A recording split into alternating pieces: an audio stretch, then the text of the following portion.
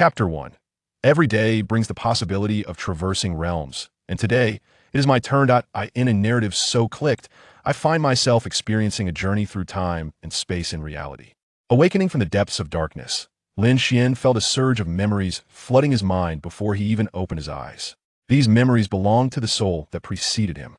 Upon merging with these recollections, Lin Xian realized that he had crossed over into another world. Gradually, he rose from the ground, finding himself amidst a primordial forest. As he surveyed the surrounding verdant trees and the distant mountains that loomed ominously with treacherous paths, Lin Xian shook his head and sighed. Alas, what a predicament! He lamented. To traverse realms is one thing, but what is this? I have been transformed into a mere child and thrust into a primitive forest. I fear that before I can even escape this mountainous wilderness and showcase my abilities in the Dragon Ball universe, I may be devoured by ferocious beasts such as dinosaurs and tigers. Lin Xian had become an 80-year-old boy, and through the memories left by his predecessor, he understood that he had arrived in the world of Dragon Ball. Dragon Ball was an anime he had cherished in his past life. Also known as Dragon Ball or Seven Dragon Balls, Akati encompasses a series of adaptations, including Dragon Ball Z, Dragon Ball Super, Dragon Ball GT, and various films. In his previous life, Lin Xian had been an ardent fan of Dragon Ball. His enthusiasm for the series rendered him acutely aware of the perils that lurked within this universe. The formidable beings in this realm could effortlessly shatter mountains and rivers with a mere gesture, causing planetary upheavals. A slight exertion of their power could obliterate entire worlds, with battles centering around the cosmos. It could be said that the martial prowess in the Dragon Ball universe reached its zenith. This world served as a stage for Scions, evil frost demons, and those endowed with unique bloodlines and abilities. Yes, one of the classic animations from the Island Nation. There's a saying from my past life. One Piece involves one death and one crew. Naruto entails one death and one village. While Dragon Ball signifies one death and one planet. Lin Xian mused quietly, if fate were to favor him, leveraging the memories of his past life to forge connections with the protagonist could offer him the chance to utilize the Earth's Dragon Balls. By making wish after wish, he could enhance his own strength. Once the Earth's Dragon Balls proved ineffective, he could ascend further by wishing upon the Namekian Dragon and ultimately seek the Super Dragon Balls, gradually climbing the ladder of power. Yet now, transformed into an 80-year-old child and situated in a perilous primordial forest, Lin Xian faced grave challenges. It is crucial to understand that the Earth in the Dragon Ball universe teems with a myriad of creatures, with dinosaurs and tigers being the most common denizens of the forest. In the cities, one could encounter beings with the heads of various animals, such as werewolves and tiger-headed individuals, all commonplace in this diverse realm. At this moment, Lin Xian could only offer silent prayers, hoping for a turn of fortune, wishing that luck would be on his side, and desperately hoping to avoid encounters with any ferocious beasts like dinosaurs or tigers. That he wished to avoid the ignominious title of one who perished before achieving any success. Otherwise, as a time traveler, meeting an untimely demise at the jaws of a creature that scarcely deserved a supporting role would be a tragic tale for the ages. As Lin Xian pondered how to escape the depths of this primordial forest, a voice suddenly resonated within his mind. Ding. System binding in progress. Ding. Attribute acquisition system activated. System? As an avid fan of novels and anime, Lin Xian was well acquainted with the concept of a system as a narrative device. System, what abilities do you possess? He inquired, mimicking characters from stories who conversed with their systems in their minds. This system is known as the attribute acquisition system. Whenever a creature with combat prowess or special abilities appears before the host can acquire the combat power or unique traits of that being through this system. Initially, Lin Xian was elated by this revelation, but then a thought crossed his mind. System, tell me, was it you who brought me to this world? Yes and no, it is somewhat related to the system. Furthermore, the system must clarify that not everyone who traverses worlds receives a system host should not be misled by the tales spun in novels. Moreover, the entities depicted in those stories pale in comparison to this system. Stop. Hearing the attribute acquisition system boast, Lin Xian quickly interjected, interrupting its self-aggrandizement. Afterward, Lin Xian gained a deeper understanding of the attribute acquisition system and reviewed his attributes page. Host, Lin Xian. Combat power, 1. Bloodline, Earthling. Super ability, none. Special abilities, none. Techniques, none. Well, a combat power of 1 hardly qualifies him as a formidable opponent. However, one should not underestimate this level. An adult on Earth, armed and in normal condition, possesses a combat power of 5, thus earning the title of a mediocre fighter. Hiss. Suddenly, Lin Xian heard a sound emanating from the treetops. A drop of foul-smelling saliva splattered onto the ground, mere steps away from him. Looking up, Lin Xian discovered a giant python coiled high above, surveying him with the predatory gaze of a hunter. Had it not been for the immense size of the tree, it would not have been able to support the python's weight. After acquiring combat power attributes 4 times in succession, Lin Xian's combat power rose to 5. Just before the giant python launched its attack, Lin Xian utilized the combat power detection feature of the attribute acquisition system to assess the creature's strength. Earth Forest Python Combat Power 6. This python's combat power surpassed that of an armed adult. Hiss. The python, sensing Lin Xian's hostility, decided to strike first. As the massive serpent descended upon him, Lin Xian clenched his fists and leapt aside, narrowly evading the python's gaping MW that moment. Lin Xian was not yet a match for the python. With a combat power of 6 against his own 5, he needed to evade rather than confront directly. However, the benevolent python inadvertently gifted him an additional 4 points of combat power, propelling him to a total of 9. That with a combat power exceeding that of his opponent by a third, he could now overpower it, an assertion rooted in the combat power theory of the Dragon Ball universe. Currently, Lin Xian possesses a combat power of 9, while the giant python bears a combat power of 6, thereby placing Lin Xian's prowess 3 points above that of the python, precisely exceeding 1/3 of its strength. Despite lacking combat experience, he is capable of effortlessly overwhelming the giant serpent. With a resounding bang, Lin Xian leaped and delivered a powerful punch to the python's head. The python hissed in pain, blood oozing from the wound, altering its vocalization. Ding. Acquired bloodline attribute. Fragment of giant python bloodline. However, Lin Xian chose not to integrate the fragment into himself. Compared to formidable races in the universe, the forest giant python on Earth is utterly inferior. He would not risk merging with its bloodline, uncertain of the potential consequences. Taking a brief moment, Lin Xian glanced at the fragment of the giant python bloodline. Giant python bloodline fragment, 110. This indicated that if Lin Xian were to collect 9 more fragments, he could merge them into a complete giant python bloodline. Subsequently, Lin Xian landed another punch on the python's head, successfully dispatching it. After neutralizing the threat, Lin Xian began to seek a way out.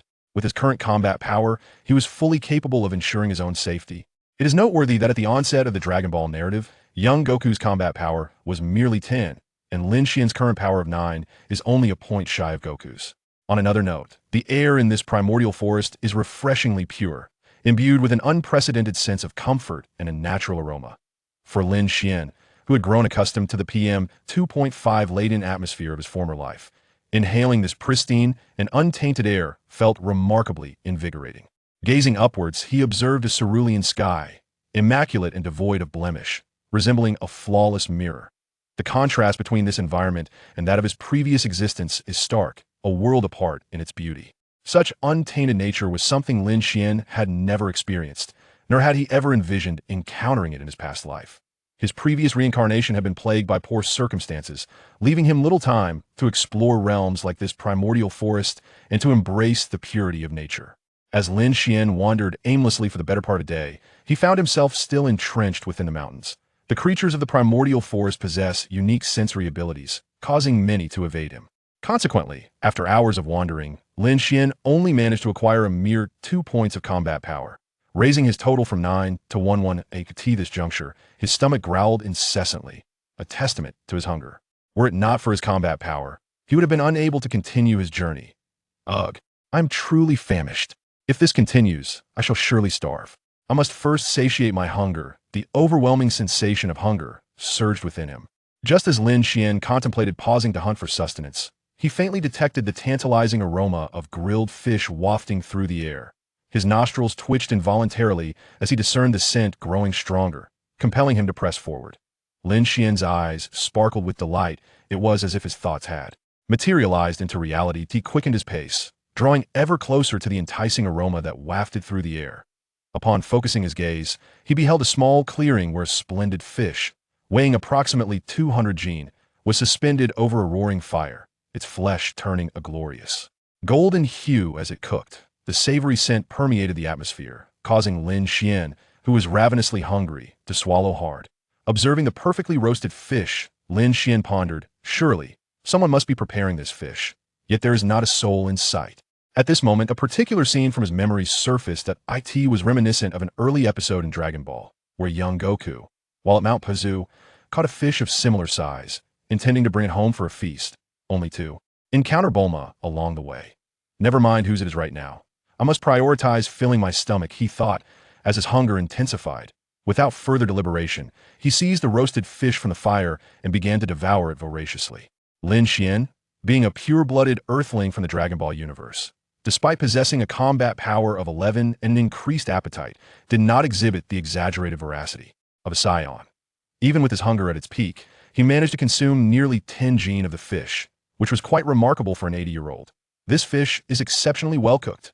Although devoid of any seasoning, the skill behind this preparation is undeniable, Lin Xian conceded, acknowledging that his culinary skills from his previous life were merely adequate and could not rival the exquisite taste of this dish. Having satisfied his hunger, Lin Xian intended to explore the surroundings to confirm his suspicions and ascertain the owner of the fish he had just consumed. However, he was abruptly interrupted by a loud shout from behind him. "How dare you, you scoundrel! You've stolen my fish!" The voice, tinged with youthful exuberance, prompted Lin Xian to turn around, revealing a young boy standing behind him, seething with anger. The boy, with a hint of baby fat, possessed a charming visage, framed by a wild, spiky hairstyle that resembled a hedgehog. He donned a deep blue outfit, adorned with a belt, and carried a red staff on his back. Notably, a brown tail, emblematic of his scion heritage, swayed behind him. At that moment, the boy glared fiercely at Lin Xian, his finger accusingly pointed, his expression unmistakably furious. Upon seeing the boy, Lin Xian's left eyelid twitched involuntarily. As a fervent Dragon Ball enthusiast, he recognized him immediately. The tail, the signature wild hair, and the staff he bore all pointed to one conclusion. This boy could only be Goku, the protagonist of Dragon Ball.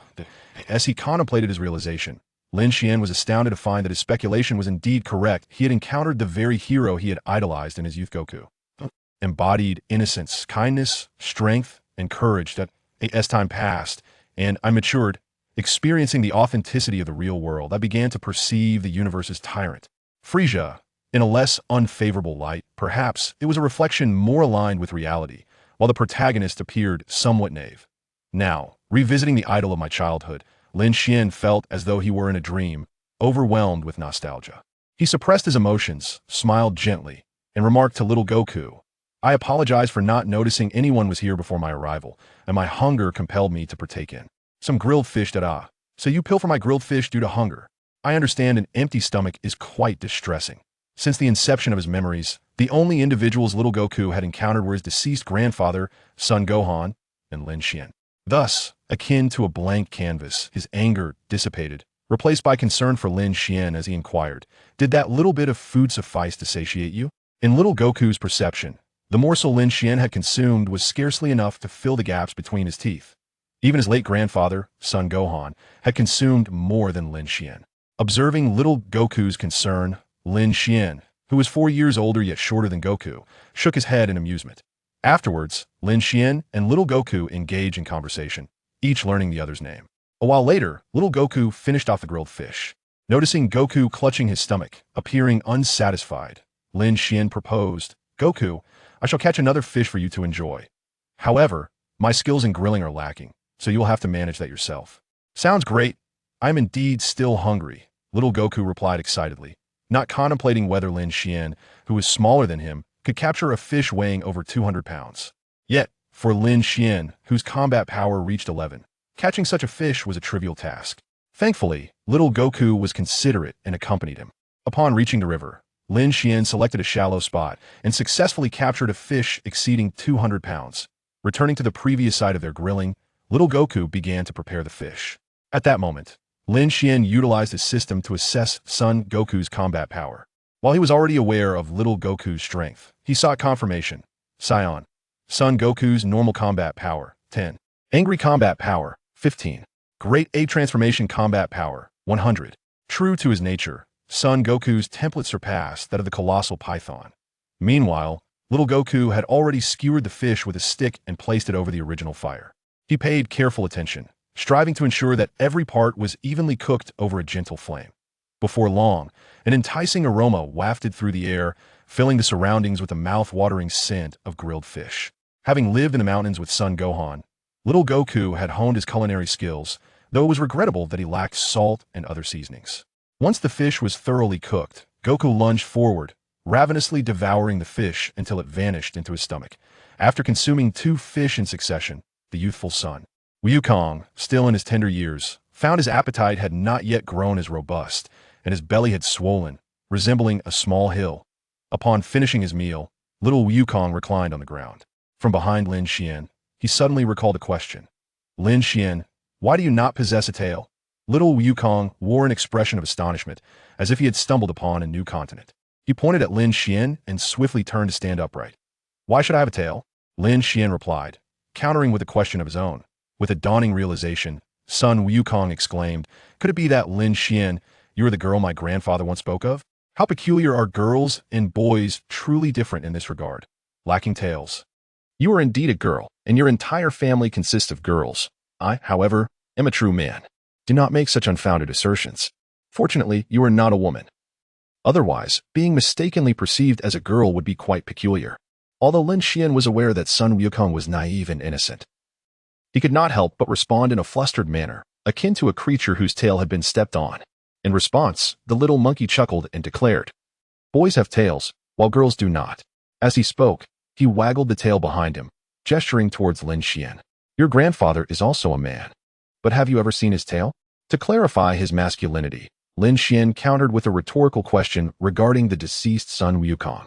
Grandpa, exclaimed the little monkey, suddenly astonished. You're right. Grandpa also has no tail. Why is that? The little monkey's tone resembled that of a child discovering a new continent. Now you remember. Your grandfather lacks a tail, which indicates that possessing a tail does not define manhood. Only certain beings, like primates, scionts, and other unique entities in the universe, can lay claim to such traits, Lin Xian stated earnestly to the little monkey. Oh, is that so? The little monkey seemed unfazed and instead grew curious about the scionts. Inquiring of Lin Xian, scionts? Who are they? You shall learn about them in due time, Lin Xian replied casually, dismissing the little monkey's question. As the sun gradually descended, the once mountainous belly of the little monkey had noticeably deflated. At that moment, while conversing with Lin Xian, the little monkey said, Lin Xian, I must return to see Grandpa. Would you accompany me? Grandpa is on the 4-star ball, isn't he? Lin Xian pondered inwardly. He had no intention of refusing the little monkey's invitation. Ever since he encountered Sun Wukong, he had no desire to leave the mountains. What a jest. Soon, Bulma would arrive, and wouldn't it be better to leave with them? On Earth in the Dragon Ball universe, he had no relatives. Even if he descended from the mountains, he would merely wander into the city, uncertain of where to settle. Very well. Lin Xian nodded and replied, I shall go as well. Following the little monkey, after a few steps, Lin Xian soon beheld a modest red brick house. This abode was exceedingly ordinary, adorned with 2 characters for fortune on its door. Though modest in size, it exudes an undeniable warmth of home. Little Wukong guided Lin Xian through the door, and what first captured Lin Xian's gaze was a yellow orb adorned with 4 stars, resting upon a purple cushion. This yellow sphere was none other than the 4-star Dragon Ball. Having traversed into this world, it was Lin Xian's inaugural encounter with a Dragon Ball, and it would be disingenuous to claim his heart remained unperturbed. However, equipped with an attribute collection system as his unique advantage, his desire for the Dragon Ball was rather subdued. As long as he continuously gathered attributes, relying on the Dragon Ball seemed unnecessary. Becoming the mightiest in this realm was well within reach. That said, reflecting on the narrative of the Dragon Ball universe, the initial wish granted upon collecting all 7 Dragon Balls felt like an utter squandering. Lin Xian felt it imperative to alter the dismal narrative. Upon glancing at little Wukong, he noticed that upon entering, the child clasped his hands in reverence and, addressing the 4-star Dragon Ball resting on a violet cushion, exclaimed, Grandpa, I have returned. As a mere inanimate object, the 4-star Dragon Ball, serving as a token for summoning the dragon, remained silent. Nevertheless, little Wukong continued unabated, recounting the meals he had partaken and the events of the day. Observing the child's soliloquy, Lin Xian chose not to interrupt him. As an ardent Dragon Ball enthusiast, Lin Xian well understood that little Wukong regarded the 4-star Dragon Ball as his grandfather. In the storyline, when Bulma attempted to retrieve the 4-star Dragon Ball, she was met with a stern rebuke from little Wukong. Only when Bulma produced another Dragon Ball did the obstinate little Wukong cease his chatter. Aware of the plot, Lin Xian certainly would not act foolishly. Thus, that evening, Lin Xian found himself residing in little Wukong's home. Following the death of Grandpa's son Wukong, Lin Xian was the first person he encountered, both being diminutive. As they lay in bed at night, little Wukong opened up like a floodgate, and Lin Xian did not find him bothersome. The following morning, while Lin Xian remained in slumber, little Wukong rose early to practice martial arts. By the time Lin Xian awoke, little Wukong was nearing the end of his training. "Lin Xian, you're awake." Little Wukong greeted him, and then suddenly recalled something. Posing the question, "Lin Xian, seeing how effortlessly you caught fish yesterday, you must be a martial artist, right?" "A martial artist?" Lin Xian shook his head, denying the assertion. "I am not a martial artist." Lin Xian did not deceive little Wukong. The distinction between combat prowess and martial artists is profound. In the realm of Dragon Ball, martial artists can be regarded as a profession. The energy known as Qi in this universe is not akin to the traditional concept of vital energy. Rather, it is a form of advanced energy. Qi exists not only within living beings, but also permeates the entirety of nature, suggesting that all existence is fundamentally composed of this energy. The cultivation system in this world is both straightforward and brutal. Relentless physical training results in a substantial increase in Qi. Engaging in physical cultivation is tantamount to refining one's Qi and nurturing the soul. In the Dragon Ball universe, when powerful beings perish and their souls traverse to the afterlife, they retain their strength entirely, experiencing no diminishment in power. This presents a paradox, as a combat power exceeding 10,000 bestows the ability to effortlessly obliterate planets. As the narrative progresses, the established hierarchy of combat power collapses. Individuals possessing combat power in the hundreds of billions are not necessarily the strongest in the universe. The scale of combat power transitions to higher units such as trillion, 10 trillion, 100 trillion, and beyond. Despite their formidable strength, these beings can merely extend their lifespans by a few years, lacking the gift of immortality, let alone eternal life. In the Dragon Ball universe, longevity is not derived from special bloodlines, but rather from divine status and unique methods, such as wishing upon Dragon Balls, among other strategies. Similar to Lin Xian's previous existence, the lifespan of Earthlings averages a century, while certain races within the cosmos, endowed with exceptional bloodlines, can live for hundreds or even thousands of years. Regarding divine ranks, Earth is home to deities like the Heavenly God, while the underworld is governed by the King of Hell. In the 4 cardinal galaxies, 4 kings preside, with the Grand King overseeing them, and above him lies the King of All. The King of All is further subdivided into various ranks, with the Grand King of All holding the highest position, alongside the God of Destruction, whose status is equivalent. These deities represent merely a fraction of the divine hierarchy within the 7th universe. The Dragon Ball universe is intricately complex, encompassing numerous parallel universes and timelines. The Earth inhabited by Lin Xian is the primary realm of the Dragon Ball universe, specifically the Earth of the 7th universe. In certain respects, the Kaioshin can be likened to a creator, possessing the authority to create new celestial bodies or providing the opportunity for such creation. Furthermore, a single planet may be partitioned into several smaller ones, thereby augmenting the number of planets.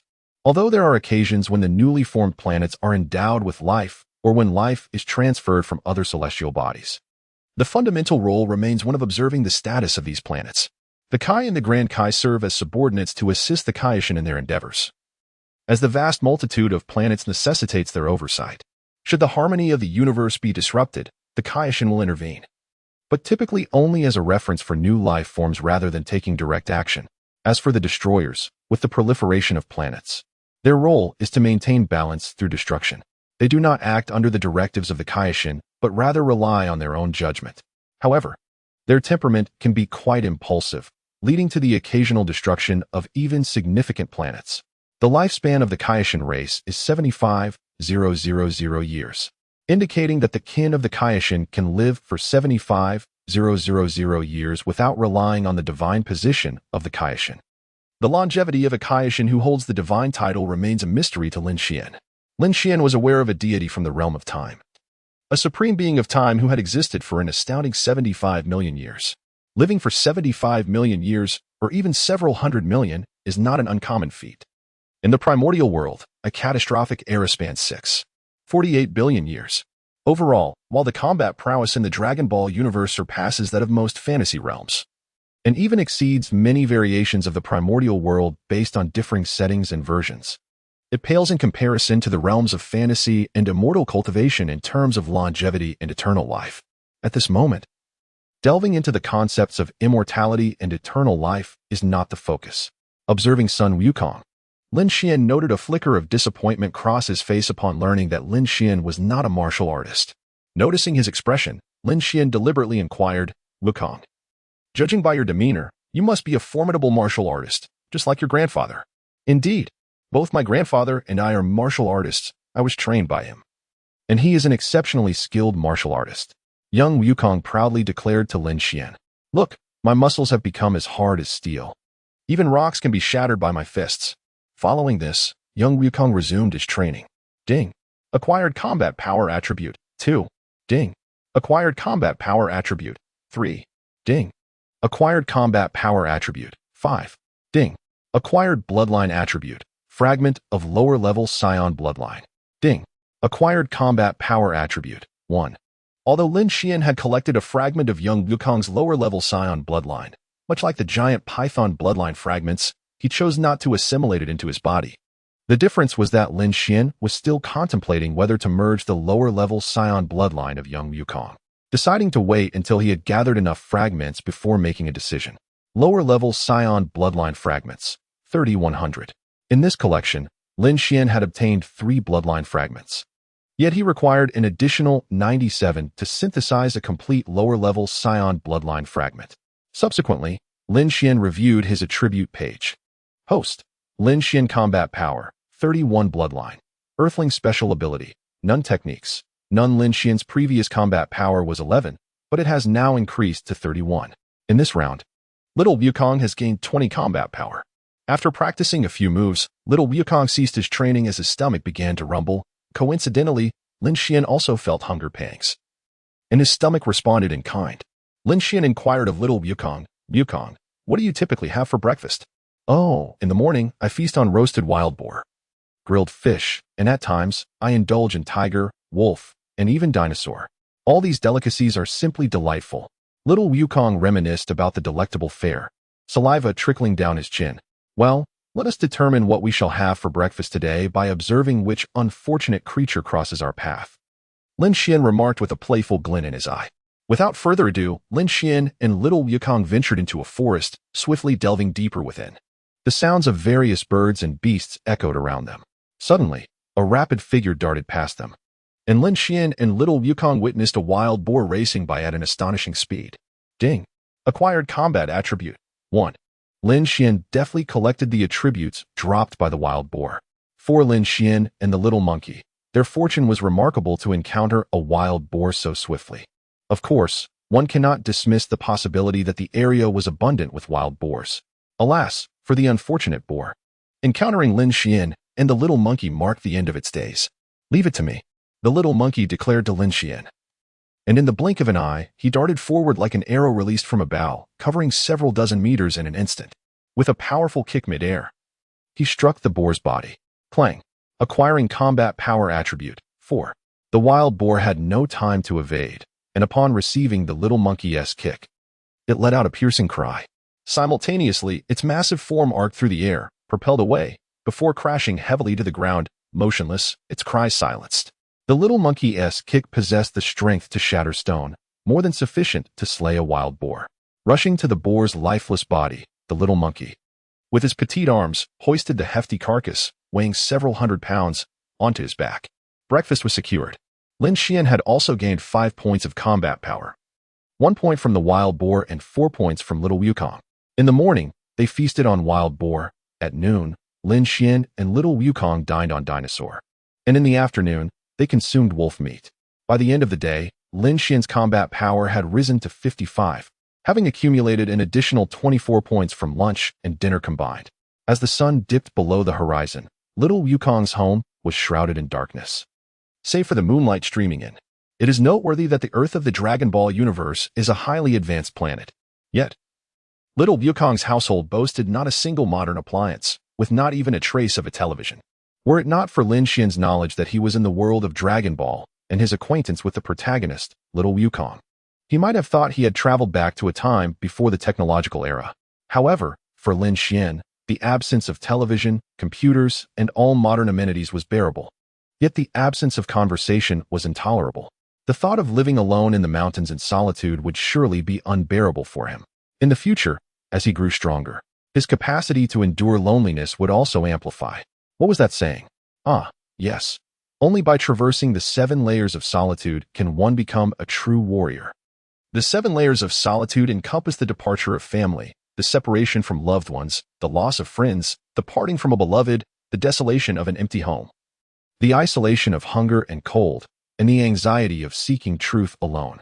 Little Wukong's ability to live alone in the mountains and accept solitude is due to his pure, unblemished nature. Few others could withstand such a fate. Reclining on his bed, Lin Xian inquired of little Wukong, "Wukong, do you not light a lamp in the evenings?" To which little Wukong replied, "I usually retire early. My grandfather taught me that going to bed early helps cultivate good spirits. Moreover, I must warn you, never venture out at night, for there are monsters lurking." Upon hearing little Wukong's words, Lin Xian mused to himself. The monsters your grandfather's son Wukong speaks of are none other than you. Lying in bed, Lin Xian found himself unable to sleep, engaging in a conversation with the system within his mind. From this interaction, he gleaned a deeper understanding of its myriad functions. The primary capability of the system indeed lies in the acquisition of attributes. However, it also possesses supplementary features, such as enhancing one's combat power to elevate bloodline rank, as well as applications in superhuman abilities, unique powers, and techniques. Among the scions, the most common categorization divides them into lower and upper ranks. Sun Wukong is classified as a lower-tier warrior, whereas the elite Nappa, hailing from a prestigious scion lineage, represents the upper echelon, having invaded Earth alongside Vegeta. Consequently, their bloodlines are categorized into lower scion bloodline and upper scion bloodline. Similarly, human bloodlines are also stratified into various levels. Host, Lin Xian combat power, 55 bloodline. Earthling, ordinary, super ability, none special ability, none technique, none as a pure-blooded Earthling. Lin Xian's bloodline is merely ordinary. Within the classification of human bloodlines, ordinary represents the lowest tier, followed by excellent, and then elite. The majority of Earthlings possess an ordinary bloodline, with those ranked as excellent being a rarity, approximately 1 in 10,000. Elite bloodlines are even scarcer, emerging at a rate of 1 in 100,000. Lin Xian aspires to elevate his bloodline from the ordinary to the exceptional, requiring a combat power of 100. Upon achieving the status of excellence, he would need to amass 1,000 combat power to further advance to the elite tier. With an attribute acquisition system in place, Lin Xian can continuously gather combat power and various attributes, liberating him from the constraints of his bloodline. The bloodline symbolizes an individual's potential and their cultivation speed. Those with higher-tier bloodlines tend to achieve greater accomplishments and cultivate at a swifter pace. In this realm, the protagonist, Sun Wukong, ascends from a lowly scion, perpetually breaking through and upgrading his bloodline. Otherwise, his son, Sun Wutian, and Vegeta's son, Trunks, could not possibly transform into super scions at such tender ages. The transformation into a super scion necessitates a specific quantity of S cells within one's body, which, when stimulated by emotional surges, can lead to a remarkable growth and subsequent metamorphosis. The next generation, endowed with S cells, finds the transformation significantly less arduous. S cells are inherited through the bloodline. Surpassing the lower and upper ordinary scion bloodlines is Vegeta's royal scion bloodline, followed by the super scion bloodline. Beyond these lie legendary scion bloodlines, the bloodline of the scion god, the ancient scion bloodline, among numerous others. In contrast, the earthling bloodlines, classified above ordinary, exceptional, and elite, are the royal and imperial tiers. The classification of earthling bloodlines is determined by the system, as formidable earthlings are exceedingly rare. If further distinctions were made, they would merely become fodder for extraterrestrial mockery. Aside from the earthlings depicted in the Dragon Ball saga, no earthling has emerged from the Z warriors capable of traversing the cosmos solely based on their combat prowess. After upgrading to the elite bloodline, the expenditure of 10,000 combat power enables one to ascend to the royal tier. Although the distinction between elite and royal may seem minimal, it is akin to an insurmountable chasm, with only a few able to cross it. Above the royal bloodline lies the imperial tier, which requires an investment of 100,000 combat power for its upgrade. Currently, Lin Xian lacks even 100 combat power. Thus, any aspirations for elevating his bloodline must be set aside for the time being. After 2 consecutive days of relentless hunting alongside young Wukong and collecting attributes that fell during Wukong's early morning training, Lin Xian's combat power has finally surpassed 100. Host: Lin Xian combat power, 128 bloodline. Earthling, ordinary, super ability, none special ability, none techniques, none. Lin Xian aimed to enhance his bloodline through his combat prowess. In an instant, his attribute page transformed. Host: Lin Xian combat power, 28 bloodline. Earthling, excellent, superpower, none special abilities, none techniques, none. Upon the elevation of his bloodline, Lin Xian sensed a profound change within his physique, as if several shackles had abruptly shattered. Over the past 2 days, Lin Xian had collected 8 fragments of bloodline. Lower-level Scion bloodline fragment, 11100. To be candid, the ability to upgrade his Earthling bloodline through combat power made Lin Xian entirely disinterested in gathering Scion bloodline fragments. Regardless of their tier, he found the prospect of being an Earthling capable of overpowering Scions quite appealing. As a fervent Dragon Ball enthusiast, Lin Xian had perused numerous fanfictions in his previous life, where protagonists either transcended into Scions or sought ways to acquire Scion blood. Unlike the protagonists in those tales, he had traversed realms, yet aspired to be distinct. Morning arrived once more. Ding. Acquired combat power attribute, 2. Ding. Acquired combat power attribute, 3. Ding. Acquired combat power attribute, 1. Ding. Acquired bloodline attribute, lower level Scion bloodline fragment. Ding. Acquired combat power attribute, 4. Ding. Acquired bloodline attribute, giant piranha bloodline fragment. Ding. Acquired special ability attribute, underwater breathing. Ding. Acquired bloodline attribute, lower level Scion bloodline fragment. After completing his martial training, Goku accompanied Lin Xian to the river where they had previously fished, intent on capturing a large fish for breakfast. This endeavor resulted in Lin Xian accumulating a total of 12 combat power points and 2 Scion bloodline fragments. The large fish, ensnared by Goku, struggled as it leapt from the water, yielding not only 2 combat power points but also a bloodline fragment. Lower-level Scion bloodline fragment, 13100. Giant piranha bloodline fragment, 110. Weighing an average of over 200 pounds, the fish belonged to the giant piranha species. Fortunately, aside from Goku, no one else inhabited the mountains, or else it would have undoubtedly become prey for the piranhas. In addition to the bloodline and combat power attributes, the giant piranha also dropped a special ability attribute, which was not a fragment, but a complete ability. It is widely known that most fish respire underwater through their internal respiratory organs, gills. These gills contain numerous filamentous structures known as gill filaments, rich in capillaries. These filaments facilitate the exchange of dissolved oxygen and water with blood across their walls. Now, Lin Xian possessed the special ability of underwater breathing. As a human, he could inhale the air and water through his pores. Host: Lin Xian combat power, 40 bloodline. Earthling, excellent, superpower, none special ability, underwater breathing techniques, none. Lin Xian. Let us hurry back to prepare the meal. I'm nearly starving. All right. Little Wukong grasped the large fish with one hand, walking alongside Lin Xian as they made their way back along the rugged mountain path. Behind them, the sound of a car engine approached, growing louder from a distance. The arrival of a vehicle in such a secluded area led Lin Xian to conjecture about Bulma's impending entrance in the unfolding narrative. Lin Xian did not anticipate Bulma's swift arrival. Indeed, a 2-seater off-road vehicle appeared along the bumpy path, coming into view for Lin Xian and little Wukong. The vehicle was not moving at a rapid pace. However, the driver was taken aback to discover that there were individuals in the mountains, inadvertently blocking the already narrow and uneven road. Moreover, her driving skills were lacking, and she failed to stop the vehicle, careening towards Lin Xian and little Wukong. Oh, fate! How truly marvelous! Lin Xian mused. As Bulma's car approached, Lin Xian and little Wukong deftly sidestepped, narrowly avoiding the collision. Meanwhile, Bulma managed to halt the vehicle just in time. Lin Xian and little Wukong were unharmed, but their breakfast, the lifeless carcass of a massive piranha, met an unfortunate fate beneath Bulma's vehicle. At that moment, Bulma, peering out from the off-road vehicle, displayed her youthful charm with her striking sky-blue hair, braided and glistening against her fair complexion, adorned in vibrant attire. However, having narrowly avoided a collision, anxiety manifested as beads of cold sweat upon her brow, prompting her to mutter in a trembling voice, "What a fright! This is terrifying." Subsequently, Bulma addressed Lin Xian and little Wukong, exclaiming, "Hey, this is exceedingly dangerous."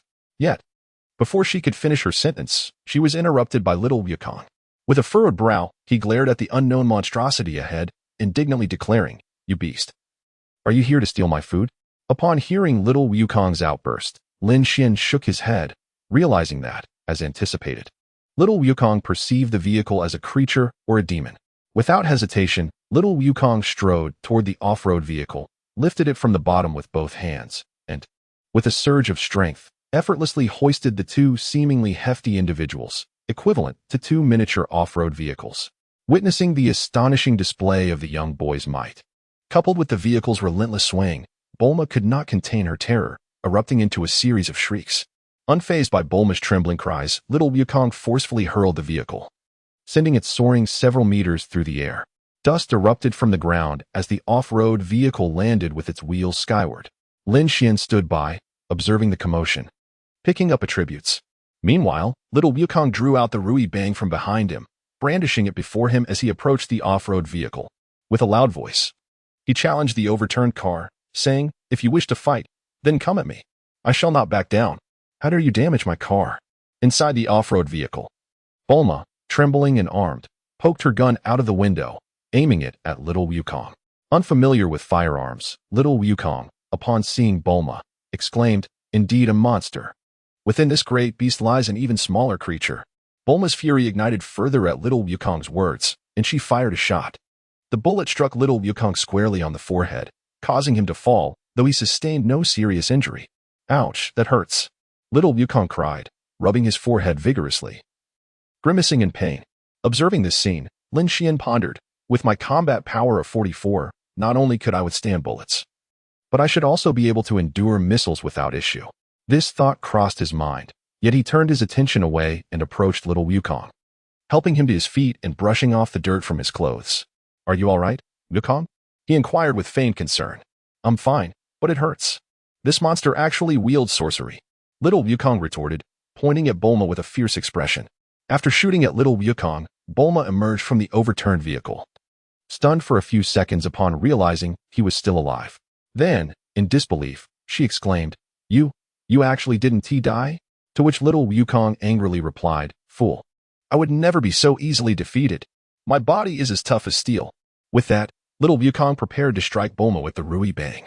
At that critical moment, Lin Xian grasped little Wukong's hand, saying, "Wukong, halt." If Lin Xian had not restrained little Wukong, the narrative might have been profoundly altered, and Bulma could have fallen victim to little Wukong's formidable strike. Why, you ask? Lin Xian, after all, is a creature intent on seizing our provisions. Observe as I prepare to subdue her.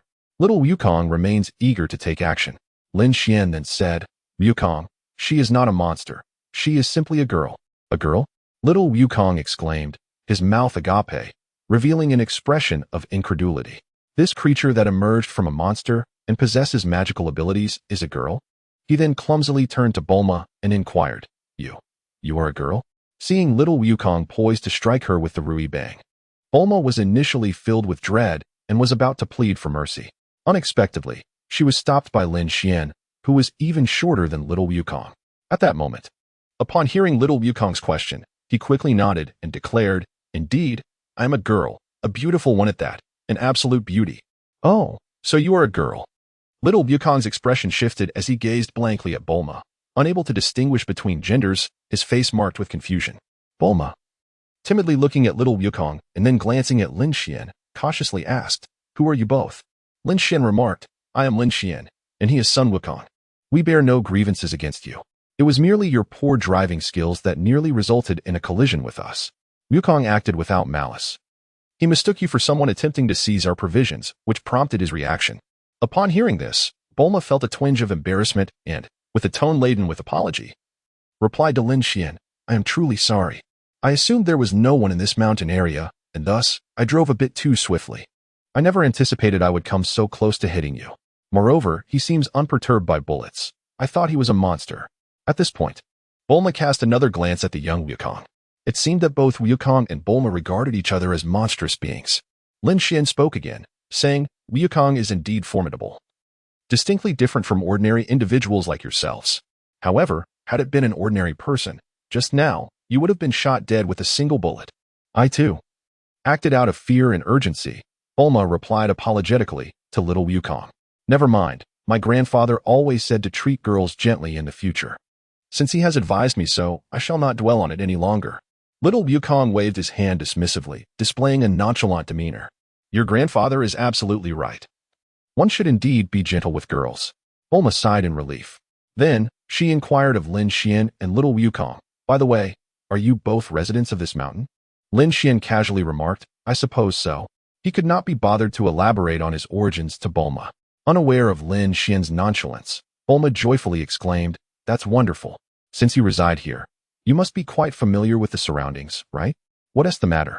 Do you have something to discuss? Lin Xian feigned curiosity. He was well aware that Bulma intended to inquire about the Dragon Balls. I would like to know, have you ever encountered such a sphere? As she spoke, Bulma retrieved a yellow orb from her pocket, cradling it in her palm and presenting it to Lin Xian and Goku. The orb in Bulma's possession was the two-star ball. Is this not my grandfather? How could it be in your hands? Goku exclaimed upon recognizing the two-star ball held by Bulma, initially identifying it as grandfather, then questioning her. Before Bulma could clarify the situation, Goku added, Wait, that is not grandfather. The one you have only has 2 stars. His wide eyes reflected a profound confusion. Observing Bulma, Goku's inquiries and musings had imparted some information to her. Radiating excitement, she gazed at Goku and asked fervently, You mentioned your grandfather has the 4-star ball.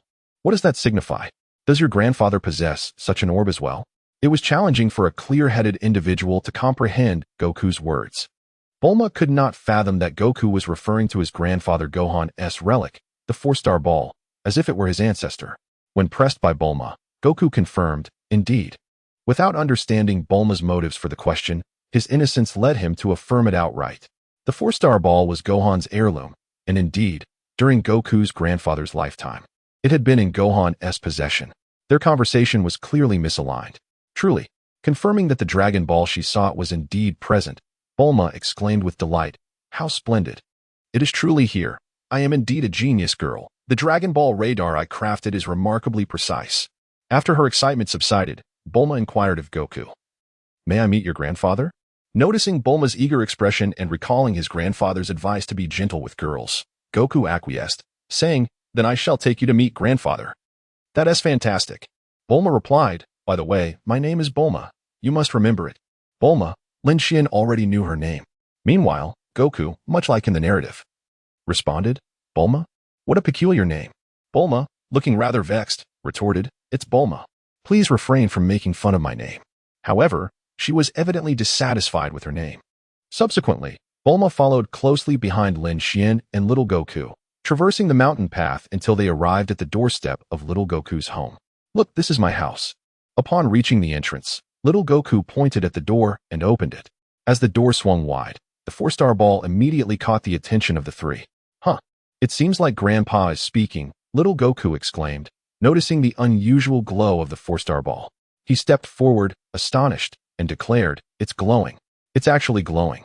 It turned out that when 2 or more Dragon Balls appeared in the same vicinity, they emitted a radiant light. This is truly a Dragon Ball. How wonderful. Upon seeing the orb before her, Bulma reached out to take it, only to be halted by Sun Wukong. Bulma, that is my grandpa. Don't touch him without permission. Besides, Lin Xian hasn't touched my grandpa yet, so you have even less right to. Upon hearing little Goku's words, Lin Xian felt a surge of emotion. Though he found little Goku's statement rather peculiar. What did he mean by Lin Xian hadn't touched his grandpa either? Grandpa? Bulma chuckled lightly. That is a Dragon Ball. How can it be your grandpa? Little Goku replied earnestly, This is my grandpa's inheritance, so it is my grandpa. As he spoke, a glimmer of nostalgia and affection illuminated his eyes. At that moment, Lin Xian interjected, Goku, although it is your grandpa's relic, wouldn't you like to know the origin of this orb? Listen to what Bulma has to say. Grateful for Lin Xian's support, Bulma cast him a thankful glance. In her heart, Lin Xian was undoubtedly a commendable child. He had just prevented the boisterous and somewhat wild little Goku from acting recklessly, and now he displayed such discernment. Unlike a typical child raised in the wilderness. Then, Bulma began to recount the history of the orbs, known as Dragon Balls. They are called Dragon Balls. I discovered this 2-star ball in my home's storage. As she spoke, She produced the two-star ball she had previously retrieved. Dragon Balls. Little Goku listened intently. Bulma continued. When I first obtained the two-star ball, I wondered what it was used for. I asked many people, but none knew. Later, after poring over numerous books and ancient texts, I learned that they are called Dragon Balls, and there are 7 in total, each containing 1 to 7 stars. This 5-star ball was a treasure I painstakingly found in the Northern Valley 10 days ago. As she spoke, Bulma produced yet another Dragon Ball. Subsequently, she revealed the greatest secret of the 7 Dragon Balls. By gathering all 7 and reciting an incantation, one could summon the eternal dragon and have their wishes granted. However, with such mere words, she believed she could coax the Navi Goku into relinquishing the 4-star ball, which was a far-fetched notion. Bulma's thoughts were transparent to Lin Xian, who understood her intentions well. Indeed, she soon invited Lin Xian and Goku to embark on a journey with her, leaving the mountains behind in search of the remaining 4 Dragon Balls. Having just witnessed Goku's formidable prowess, she recognized that with such an extraordinary little powerhouse by her side, the perils of collecting the Dragon Balls would be significantly diminished, ensuring their safety. As for Lin Xian, his ability to restrain Goku, coupled with the various strengths he had subtly displayed, indicated that even if he were not as powerful as Goku, he was certainly not far behind. Bulma believed this, yet she remained unaware that the true might lay within Lin Xian. A sly smile crept across her face as she thought, I understand now. You two are quite the precocious little devils. Noticing Lin Xian's silence, Goku hesitated, prompting Bulma to consider her next move. Observing this scene, Lin Xian swiftly intervened, preventing Bulma from, as in the original narrative, casting flirtatious glances at Goku, who was, in essence, blind to the world. Of course, this diverged from the original storyline, for here he played a crucial role. Were it not for their age difference, he would not have restrained Bulma, but rather have kicked Goku aside, choosing to endure the unfamiliar suffering alone. Goku, you should heed her words. Let us seek the Dragon Balls together. The outside world is teeming with formidable opponents. If you remain hidden away in the mountains, without engaging in combat with strong adversaries, your strength shall not see significant enhancement. Lin Xian continued. If that is the case, you will never become the world's strongest martial artist. Only through constant challenges against various formidable foes can one truly accelerate their growth and power. Lin Xian depicted the world outside with such vividness that upon hearing it, little Wukong felt a surge of excitement coursing through his veins, a fervent desire to challenge formidable adversaries and to become the mightiest martial artist in existence. Without a moment's hesitation, he declared, very well, I shall heed Lin Xian's words. Bulma, let us embark on a journey together to search for the Dragon Balls. Splendid. Welcome to the quest for the Dragon Balls. Bulma exclaimed joyfully, leaping with delight. After leaving little Wukong's home, he secured the door behind him and followed Lin Xian and Bulma. Suddenly, he inquired of Bulma, who was walking ahead, Bulma, we are unaware of the whereabouts of the remaining Dragon Balls. How shall we find them? He. This is where my brilliance shines. Bulma boasted before turning to Wukong and saying, Wukong, your question is astute. Such matters are no challenge for this genius girl. Behold, this is my Dragon Ball radar, which can detect the locations of the Dragon Balls. The 3 lights on the radar indicate their positions, with one located to the west, approximately 1,200 kilometers from here. A proud expression adorned Bulma's face as she showcased the radar she had pulled from her pocket to Lin Xian and little Wukong. Witnessing the Dragon Ball radar firsthand, Lin Xian was deeply impressed by Bulma's technological genius.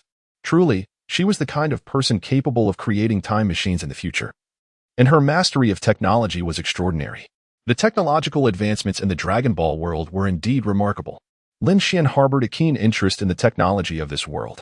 In the realm of Marvel Comics, there is a saying, the rich play with technology, while the poor rely on mutation. In the Dragon Ball universe, Lin Xian was uncertain whether those who indulged in technology were wealthy or not. What he did know was that technology could both generate wealth and obliterate planets, or even entire universes. Throughout the Dragon Ball series, both heroes and villains employed technology. Notably, nearly half of the significant antagonists in the series bore a technological label. Several villainous scientists who manipulated technology sprang to Lin Xian's mind, such as Dr. Gero, who had been frozen in the icy mountains and was fortuitously revived by his subordinates using the Dragon Balls. However, only the mind remains. Having seized the body of the so-called strongest Master Roshi, only to discover a more formidable Goku and shift his focus, ultimately being vanquished by Goku's spirit bomb. Dr. Lychee, the foremost scientist of Planet Cereal, he completed the Grudge Wave amplification device as his people were annihilated by the Psiots, preparing to escape with it before being slain by them. Subsequently, the device created his spectral warriors, initiating a vendetta against the Psiots, ultimately leading to his demise at the hands of Goku and his allies. Dr. Mio, another scientist from Planet Cereal, he is, in fact, a mutated robot created by Baby. Yet he believes himself to be Baby's creator. He was later killed by Baby and, upon receiving an invitation from Dr. Gero in Hell, manufactured a new Android 17, reopening the gates of Hell to resurrect himself, only to meet his end at the hands of Super Android 17. Dr. Gero, the most notorious villainous scientist familiar to Lin Xian, a frail old man with a white beard. He is the architect of the chaos in the Cell Saga and a scientist of the Red Ribbon Army, the father of Android 16's prototype. In his quest for vengeance against the Red Ribbon Army, he tirelessly researched and improved android technology, ultimately transforming himself into an android, specifically Android 20. After being defeated by Piccolo, he retreated to his laboratory, only to be killed by the very Android 17 he created. In Dragon Ball GT, he later becomes an accomplice of Dr. Mio. Android 21, a character introduced in the game, she claims to be a researcher employed by the Red Ribbon Army. But in truth, she is the prototype of Android 16 and the mother of Dr. Gero's son. In other words, she is Dr. Gero's wife. One cannot help but notice the stark contrast between Android 21 and her husband. She embodies elegance while he is an old man. Android 21, the second female scientist in the Dragon Ball series aside from Bulma, is an ultimate cell-fusion android surpassing Cell and possesses the ability to absorb life forms to gain energy and grow infinitely. The process of her creation is slow, continuing through a computer after Dr. Gero's demise. Among the cells used for her creation were those of Majin Buu, which are prone to uncontrollable behavior and possess a predatory instinct. Despite her gentle demeanor, Android 21 harbors a terrifying evil personality within. Pilaf, a character akin to Bulma. Pilaf is a veteran figure in Dragon Ball, observed by Lin Xian as he ages and diminishes. It can be said that Pilaf represents Goku's first true adversary in the narrative, initially gathering Dragon Balls to conquer the world. He has fought against young Goku numerous times, accompanied by his minions, Shu and Mai. During the Android Saga, the trio of Pilaf is transformed into children due to a wish granted by the dragon. Pilaf's intellect is only second to Bulma's. He not only invents and creates, but also enhances Bulma's designs, even assisting in the repair of the time machine. Throughout the Dragon Ball series, Pilaf, initially a villain, gradually undergoes a redemption arc. Having discussed the villainous scientists, one cannot overlook the heroic scientists. Dr. Senbei Norimaki, while technically not a character in Dragon Ball, he is the creator of a role from the series Dr. Slump, making a brief cameo in Dragon Ball.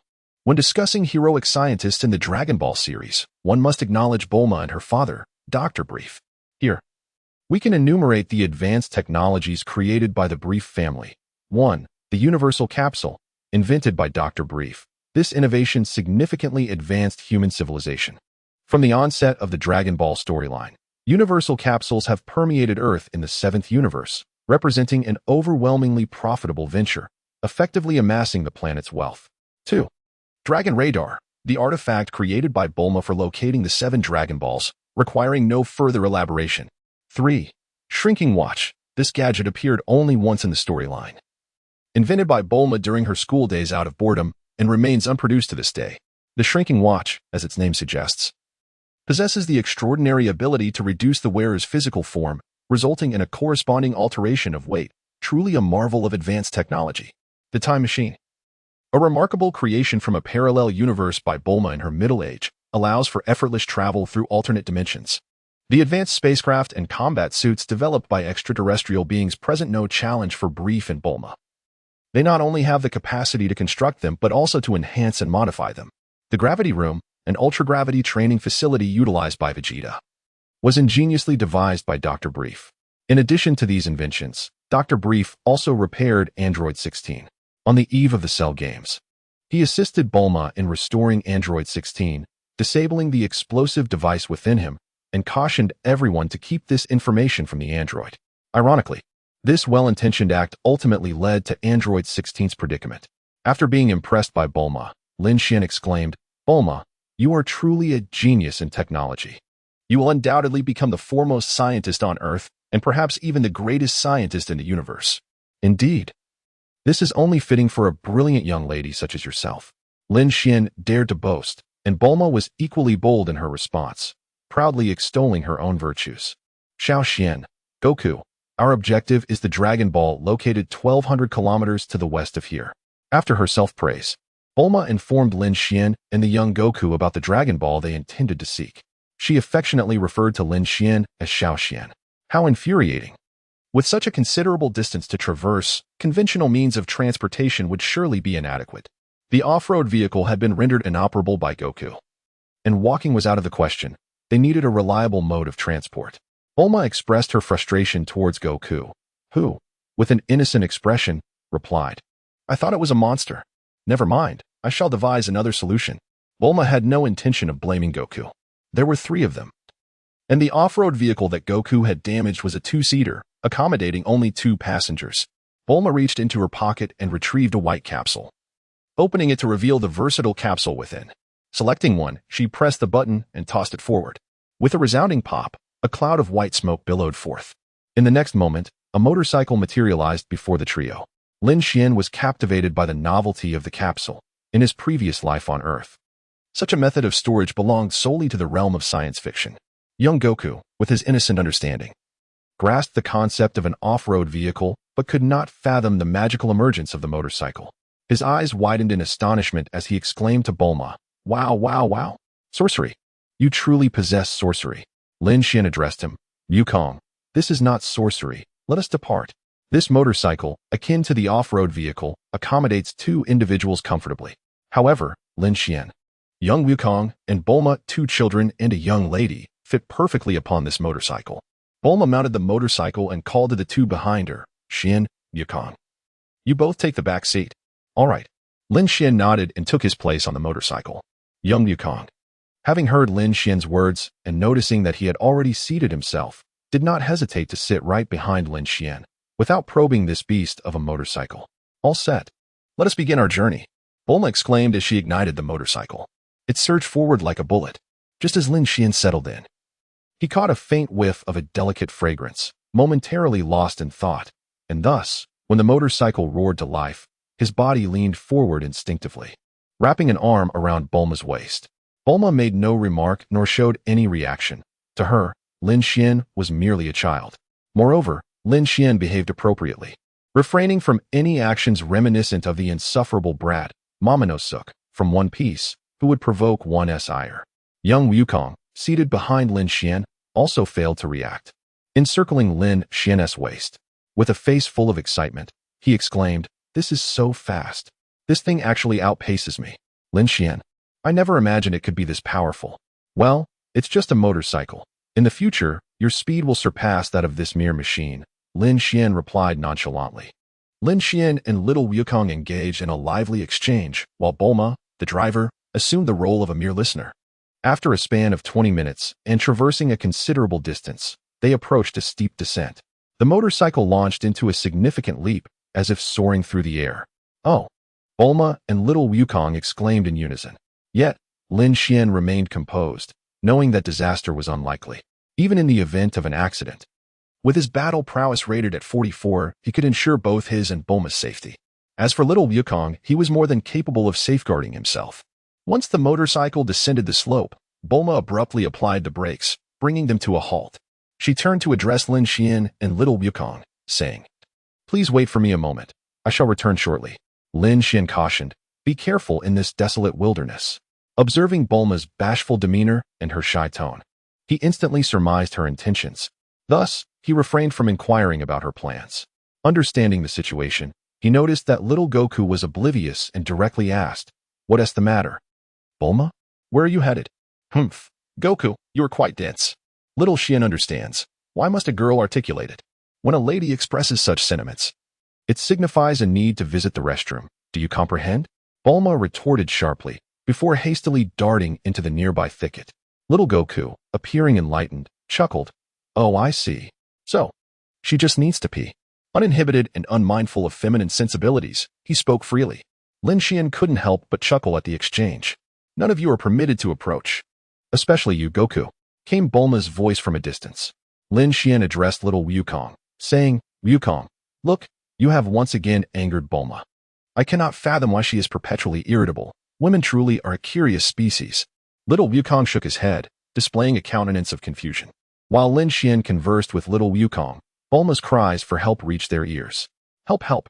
Upon hearing Bulma's desperate pleas, Lin Xian and little Wukong swiftly dashed behind the bushes.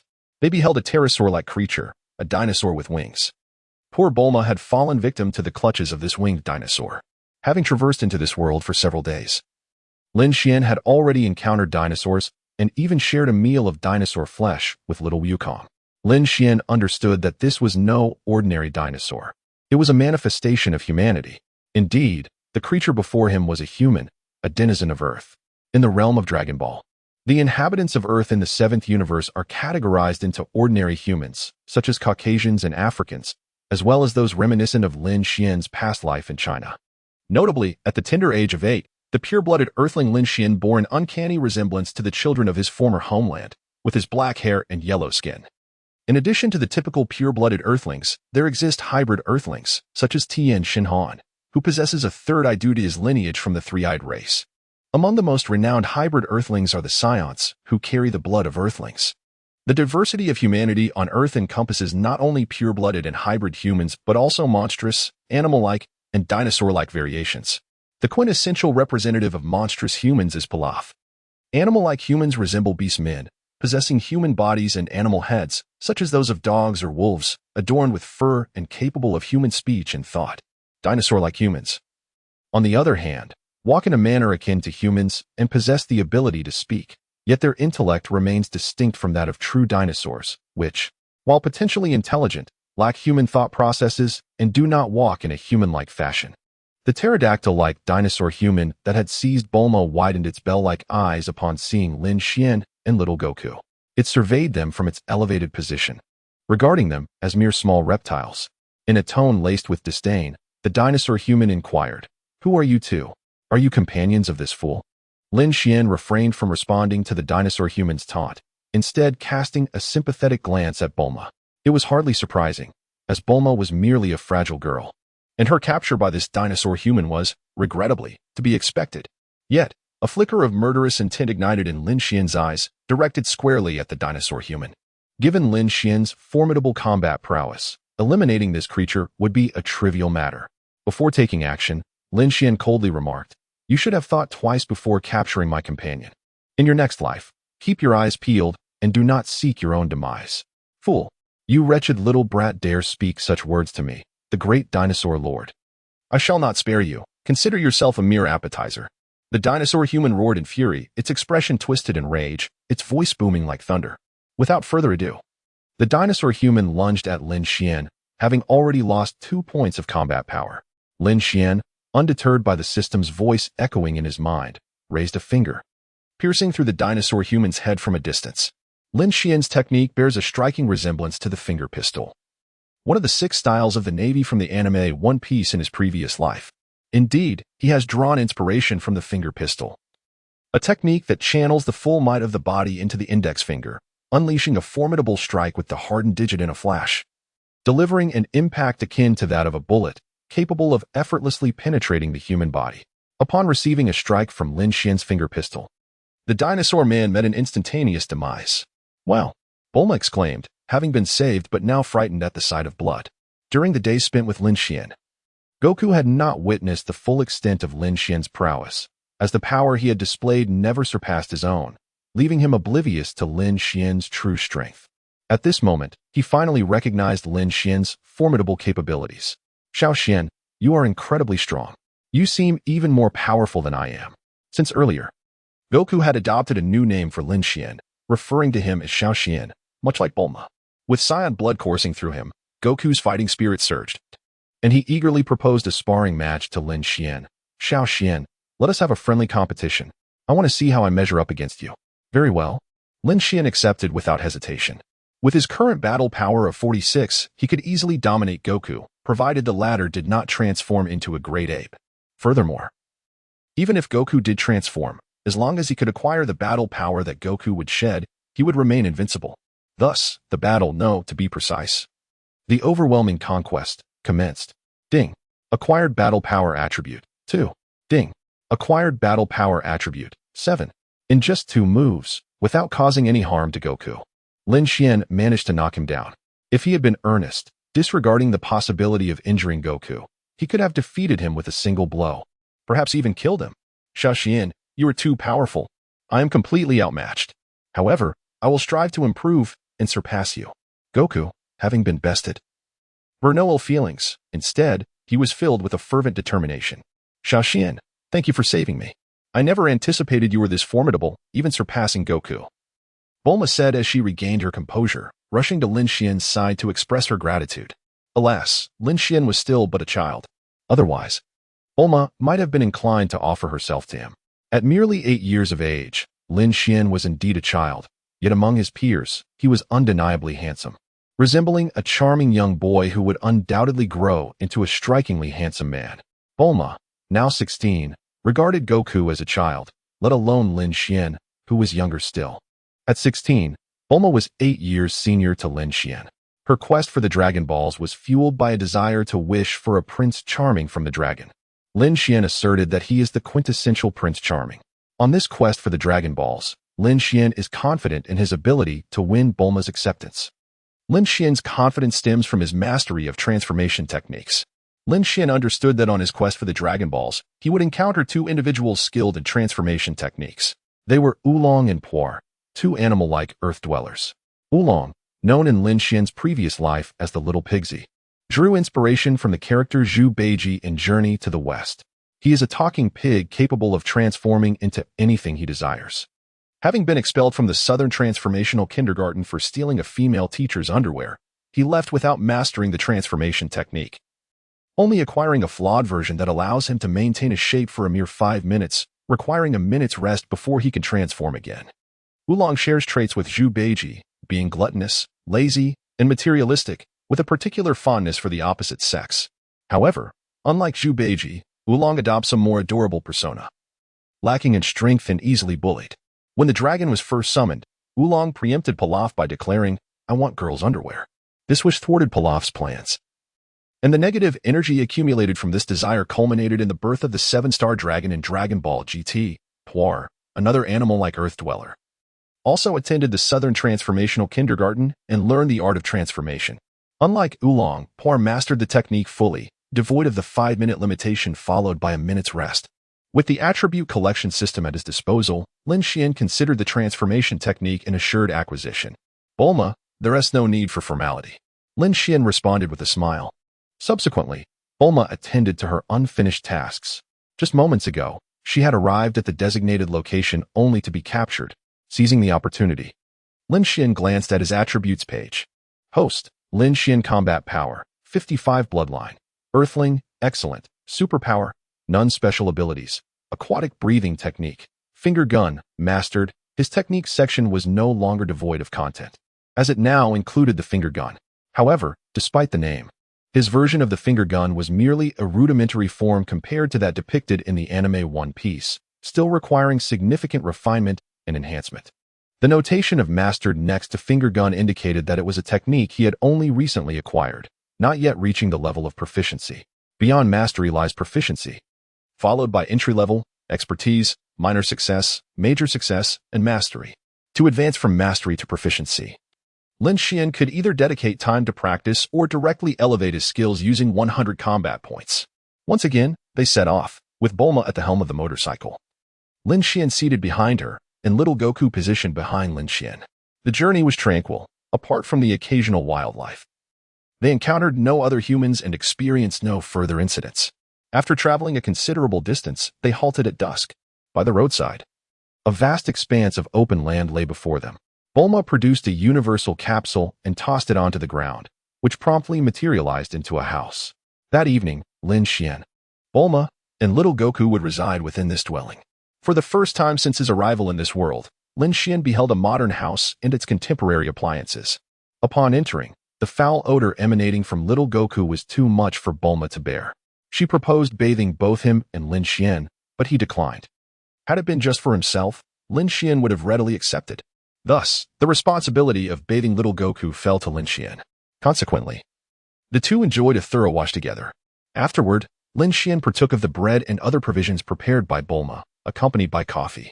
However, little Goku could not stomach these urban delicacies. He ventured out to hunt and returned with a jackal and a centipede. Fortunately, the house was well stocked with seasonings, and Lin Xian prepared the necessary condiments. Once little Goku had roasted the jackal, Lin Xian savored a portion, enjoying yet another meal. As night descended, while little Goku set up a makeshift bed to sleep, Bulma discovered that his tale was indeed real. This revelation shocked her, prompting an exclamation and an expression of disbelief. It was Lin Xian who stepped in to explain, helping Bulma to quickly regain her composure and move past the matter. While little Goku slept on the floor, Lin Xian enjoyed a more comfortable arrangement, sharing the bed with Bulma. The following day dawned anew. Little Goku rose early and, noticing that Lin Xian and Bulma were still asleep, ventured outside to practice his martial arts. Lin Xian traversed into this world with a deliberate yet unintentional desire to protect Bulma, ensuring that this predetermined partner would not be taken advantage of. Consequently, little Goku did not engage in the actions depicted in the original narrative. Upon exiting the house, while practicing martial arts outside, little Goku discovered a large boulder. With sheer strength, he lifted it and crushed it to pieces.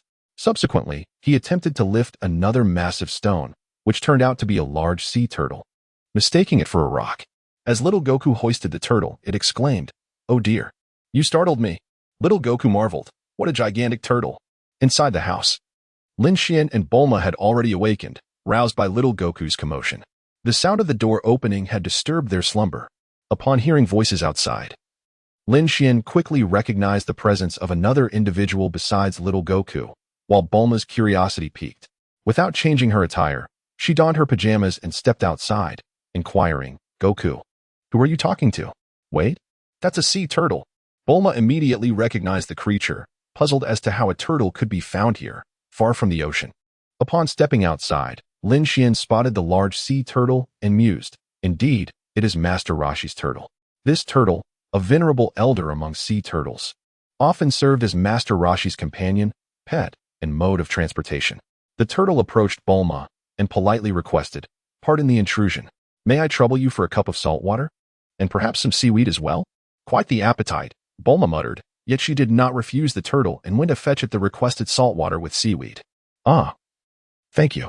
The turtle expressed its gratitude after sipping the salt water.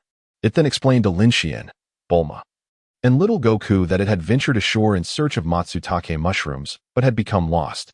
After wandering on land for nearly a year, it had failed to find its way back to the sea. After sharing its predicament, the turtle sought assistance from the trio. The kind-hearted little Goku readily agreed without a second thought. In stark contrast, Bulma was exceedingly reluctant. Having researched that the ocean was 120 kilometers away and that she had only 30 days to collect the Dragon Balls, which constituted her vacation.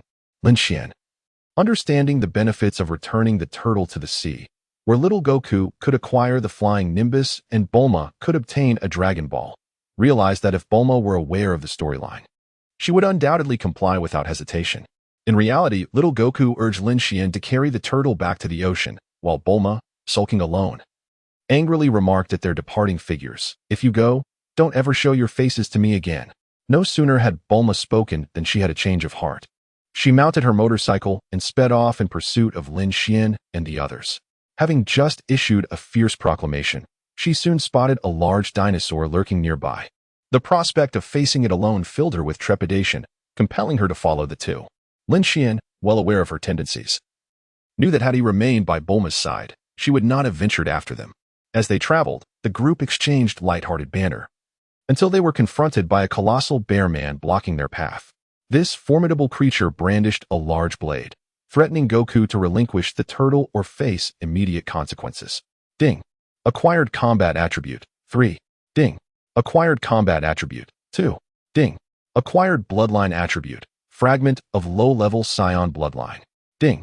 Acquired combat attribute. 1. Ding. Acquired combat attribute. 4. Ding. Acquired bloodline attribute. Fragment of giant bearman bloodline. Ding. Acquired skill attribute. Rock, paper, scissors. From the moment Goku engaged until he vanquished the giant bearman, Lin Xian amassed a total of 10 combat points, a fragment of Goku's low-level Scion bloodline, a fragment of the giant bear man's bloodline, and the skill rock, paper, scissors employed by Goku. Lin Xian's first encounter with the technique was akin to discovering the extraordinary ability to breathe underwater. He did not find mere fragments, but rather a complete martial art. The technique, called rock, paper, scissors, was an original creation of Little Wukong, integrating the gestures of the classic game. The execution began with a single-handed fist clash against an opponent, while the other hand swiftly jabbed at their eyes, followed by a powerful push to repel them. Host: Lin Xian. Combat power: 65. Bloodline: Earthling. Exceptional superpower: none. Special ability: underwater breathing techniques. Finger gun: mastered. Rock, paper, scissors: mastered. It is noteworthy that the difficulty of mastering rock, paper, scissors is nearly non-existent. With each demonstration, Lin Xian could swiftly refine his technique, achieving proficiency in a few attempts. Lower-level Scion bloodline fragments: 14. 100 giant bear bloodline fragments. 115. Lin Xian, of course, had little regard for the giant bear bloodline. However, compared to the bloodlines of the giant python and the giant piranha, the giant bear bloodline was evidently of a higher caliber, requiring 15 fragments for completion. To put it succinctly, the greater the number of fragments, the more challenging it is to gather them, signifying a more advanced bloodline. Having dealt with the unwitting giant bear, Lin Xian and his companions, including the turtle, continued their journey. As they walked, they finally beheld the vast ocean, arriving at the shoreline. The sea breeze tousled their hair, and the azure expanse of water stretched endlessly before them. This ocean is truly magnificent, Lin Xian marveled, feeling small in comparison to the boundless sea. He inhaled the unique air of the coast, standing against the wind, overwhelmed by a sense of awe. Little Wukong, experiencing the ocean for the first time, was exhilarated, bouncing with excitement. Among the trio, only Bulma displayed a lack of enthusiasm.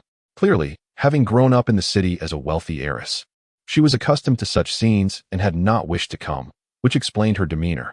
Thank you. Please wait here for a moment. I wish to repay you.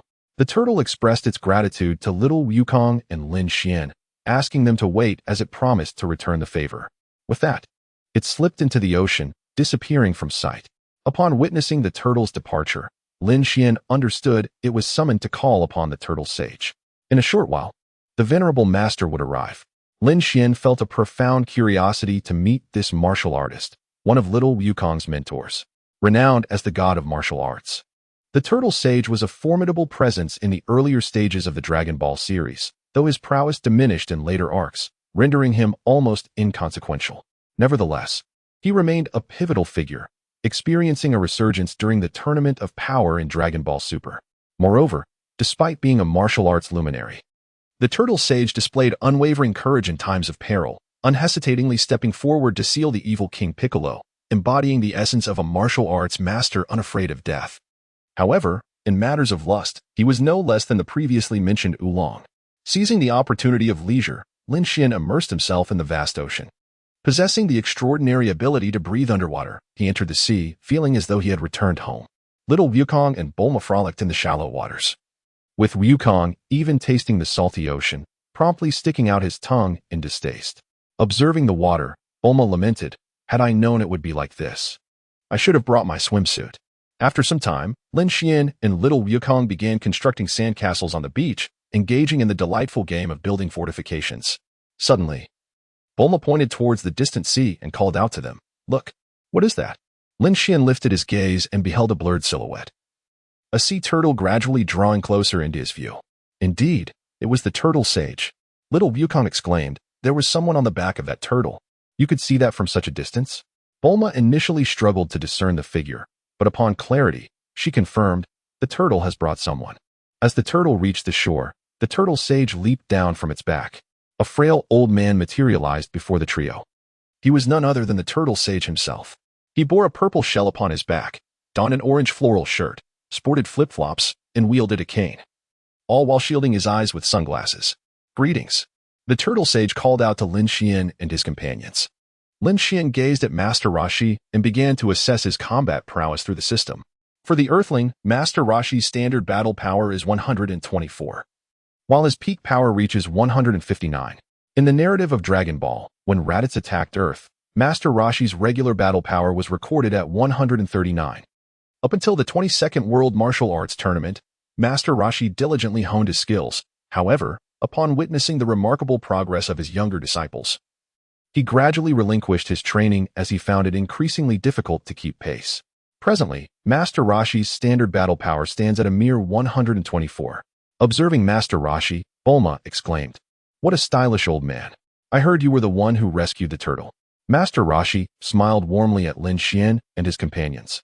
His gaze towards Bulma filled with a peculiar glimmer. "Old man, who are you?" Little Goku inquired with wide eyes. "I am called Master Roshi," he declared proudly. Then, extending his hand, he gently patted the turtle's shell and asked, "Who were your saviors?" The turtle pointed towards Lin Xian and little Goku, replying, "It is those two."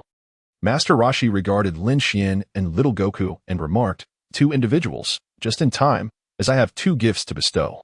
Lin Xian understood that the turtle hermit initially intended to present the immortal bird, which would have saved little Wukong from a fatal food poisoning, but later opted for the flying nimbus instead. The two gifts mentioned by the turtle hermit must refer to these two remarkable offerings. Lin Xian smiled and said, "I shall forego it. You may gift it to Wukong." As he spoke, he gestured towards the little Wukong. "Well, if that is your wish." The turtle sage, taken aback by Lin Xian's refusal of his offering, did not dwell on it for long. He turned and shouted towards the heavens, "Come forth, immortal phoenix." However, after a minute of waiting, not a single sparrow appeared in the sky, nor did any bird fly by. The sea turtle reminded the turtle sage that the immortal phoenix had perished from food poisoning, and only then did the turtle sage recollect this unfortunate fact. A palpable awkwardness enveloped the scene. The turtle sage began to feel relieved that Lin Xian had declined his gift. Then, the turtle sage called out loudly for the flying nimbus. Before long, a yellow cloud sped across the sky and floated before the turtle sage. "This is the flying nimbus. I bestow it upon you," he declared generously. Though he was magnanimous, little Wukong inquired, "Can this thing be eaten?" "This is a treasure, not food. Once you sit upon it, you may soar through the skies at your leisure," the turtle sage explained. Suddenly, the turtle sage shifted his tone, adding, "However, only those with pure hearts can ride the flying nimbus. In other words, it is for well-behaved children." With that, he leaped into the air to demonstrate. Alas, his lecherous nature led him to tumble to the ground. The turtle sage awkwardly stood up, scratching his head as a cool breeze swept by. "Ha ha ha!" Bulma erupted in laughter. She understood all too well that it was the turtle sage's impure heart that prevented him from riding the flying nimbus. Lin Xian addressed little Wukong, saying, "Wukong, give it a try." The magic cloud can only be ridden by those with a pure heart, and son Wukong, as innocent as a blank slate, was destined to claim it. "All right, I shall attempt it." Little Wukong leaped onto the soft cloud, standing firmly atop the fluffy mass. He then skillfully maneuvered the magic cloud, soaring in graceful loops. Witnessing little Wukong ascend effortlessly, Master Roshi's eyes widened, his mouth agape, and astonishment etched upon his aged visage. What a splendid child! To ride the magic cloud, one must possess a pure and simple heart. "You are truly remarkable," he praised, gazing at little Wukong with admiration, bolstered by Master Roshi's commendation. Little Wukong continued to frolic upon the cloud. Observing this, Master Roshi mused, "The magic cloud has been in my possession for so many years. Yet today it has finally found its rightful owner." As little Wukong reveled in his delight, Bulma, filled with envy, remarked, "Wukong, come down and watch me. I too am a good child and can ride it." "Bulma, it would be wise not to attempt the magic cloud. Otherwise, Lin Xian's smile may not last," he cautioned. Though he did not finish his thought. Upon hearing Lin Xian's words, Bulma instinctively fidgeted with her fingers, appearing somewhat sheepish. However, in mere moments, her demeanor shifted as she, somewhat indignant, retorted, "Xian, what do you mean? Are you suggesting I cannot ride it?" She then countered, "Xian, you are 4 years younger than Wukong. At only 8 years old, you surely cannot be a bad child who cannot mount the magic cloud?" Lin Xian inquired, "Bulma, would you dare to engage in a wager with me?" "What kind of wager?" Bulma responded, her curiosity piqued. "It concerns our ability to ride the nimbus," Lin Xian elaborated. "If you manage to ascend, I shall concede defeat and grant you a wish, anything you desire. Conversely, should I succeed while you do not, it will be you who loses and must fulfill a condition of my choosing. If we both succeed, it shall be a draw, with neither of us claiming victory." "Well," Bulma hesitated, then cautiously posed a question to Lin Xian. "You wouldn't be inclined to propose an unreasonable condition, would you?" Lin Xian, filled with righteous indignation, inquired of Bulma, "What do you take me for? Am I truly such a person?" Bulma, realizing her own overthinking, acknowledged that Lin Xian was merely an 8-year-old child, and a rather decent one at that. Even if he had made some outrageous demands, how excessive could they really be? Furthermore, she was not necessarily at a disadvantage. Although competing against this 8-year-old, she felt somewhat outmatched. The gamble he proposed did not reflect the naivety of Goku. The cunning Lin Xian, despite his youth, was unlikely to soar on the flying Nimbus. Thus, Bulma consented to the wager with Lin Xian. Master Roshi, observing the unfolding drama, anticipated an entertaining spectacle. Bulma, you go ahead and give it a try, Lin Xian said, gesturing towards the flying Nimbus. Little Goku had already descended, clearing the Nimbus for Bulma and Lin Xian to take their places. As the sea breeze caressed her hair, Bulma took a deep breath, filled with confidence, and leaped boldly into the air. In the next moment, the laughter of Goku and Master Roshi echoed around her. Bulma had failed, tumbling straight to the ground after passing through the Nimbus. Confronted with the mirth of Goku and Master Roshi, Bulma's fair complexion flushed bright crimson. Rising from the ground, she unleashed a torrent of curses at the Nimbus. Regardless, she reassured herself that it was of no consequence. It was now Lin Xian's turn, and he stepped forward. Upon seeing him approach, Bulma defiantly declared, "Humph. This wretched cloud can only be ridden by those with empty heads. As a brilliant and beautiful genius scientist, my mind is filled with knowledge, clearly disqualifying me from its standards. It seems that being both attractive and intelligent is indeed a curse." Sighing, Lin Xian leapt onto the flying Nimbus, delivering a figurative slap to Bulma's face with the undeniable reality of his success. Lin Xian is a complex individual, harboring myriad thoughts. Yet he possesses a system. This system is equipped with protective measures, ensuring that no one but Lin Xian is privy to its existence. The system's safeguards thwart any attempts at mind-reading or uncovering Lin Xian's memories. With the attribute acquisition system in place, the flying Nimbus remains oblivious to Lin Xian's true nature, allowing him to exploit this opportunity. Although Lin Xian's actions could be deemed as taking advantage or even cheating to ascend upon the Nimbus, those present remain unaware of this reality. Bulma, in particular, finds herself unceremoniously embarrassed. Goku turns to Lin Xian and remarks, "Xiao Xian, you truly are a good child." Lin Xian ascended upon the Nimbus cloud, while Bulma faced defeat, leaving Lin Xian as the victor, now entitled to propose a condition to Bulma. "You have emerged victorious, therefore. You may present your terms." Bulma conceded her loss. Lin Xian waved his hand and said, "There is no rush. I have yet to decide what conditions to propose." Although he had contemplated the terms prior to wagering with Bulma, he felt that the moment for such discussions had not yet arrived. Upon hearing Lin Xian's words, Master Roshi's eyes flickered with a hint of regret. If it were him proposing the conditions, he would certainly do so. "Well, think it over and present your terms. Just don't go overboard," Bulma remarked, suddenly noticing a necklace made of a Dragon Ball hanging around Master Roshi's neck. In simple terms, it was merely a Dragon Ball strung on a cord. The unexpected appearance of this Dragon Ball filled her with joy. She dashed in front of Master Roshi and exclaimed, "Grandpa, I saved the turtle too, so you should gift me something in return. Just give me that ball you have around your neck." "Did this girl truly save you?" Master Roshi inquired of the turtle. "Not at all." The turtle shook its head. Bulma, feeling exasperated, retorted, "How can that be? Didn't I provide you with salt water?" At that moment, little Goku also spotted the Dragon Ball hanging from Master Roshi's neck and gasped, "It's a Dragon Ball." Having consumed the elixir of immortality and lived for 3 centuries, Master Roshi had long since become wise to the significance of the Dragon Ball, recognizing its value from the expressions of Bulma and little Goku. "Do you want this?"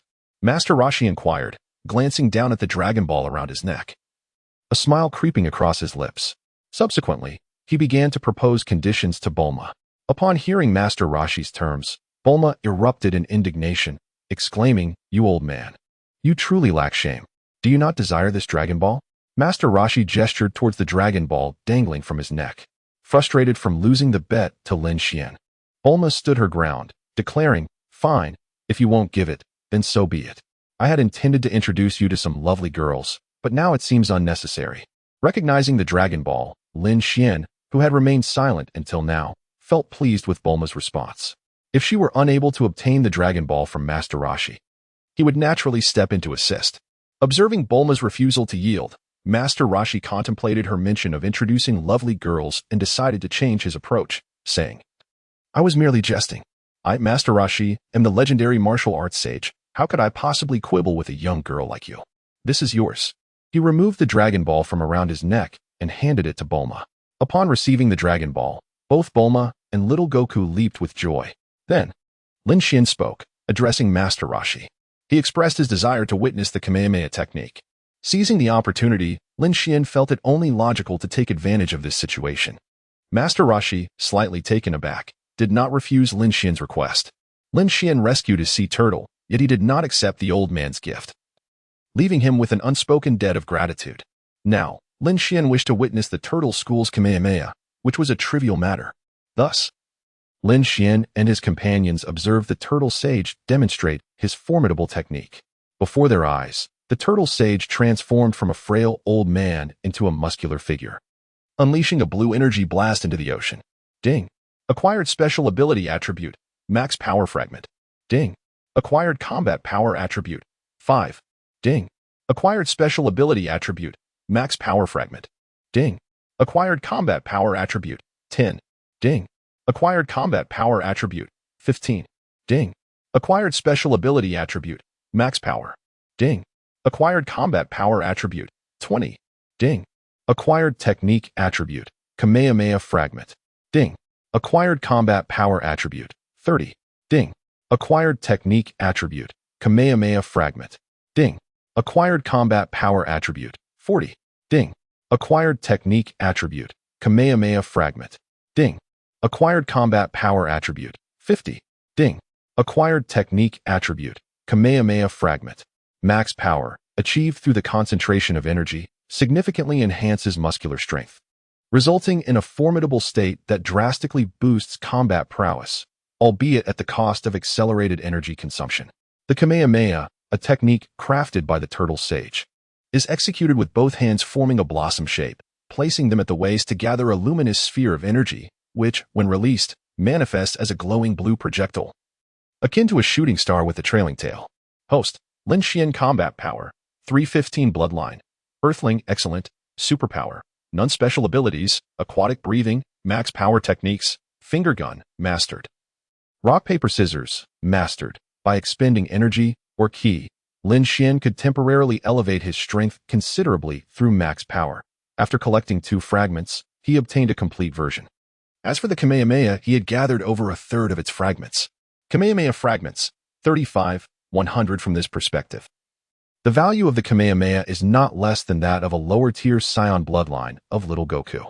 Subsequently, the turtle sage bid farewell to the group and vanished into the vast ocean. Bulma acquired the Dragon Balls, little Goku obtained the Flying Nimbus, and they all experienced the Kamehameha. Lin Xian capitalized on the opportunity, reaping substantial rewards, and the trio was filled with joy.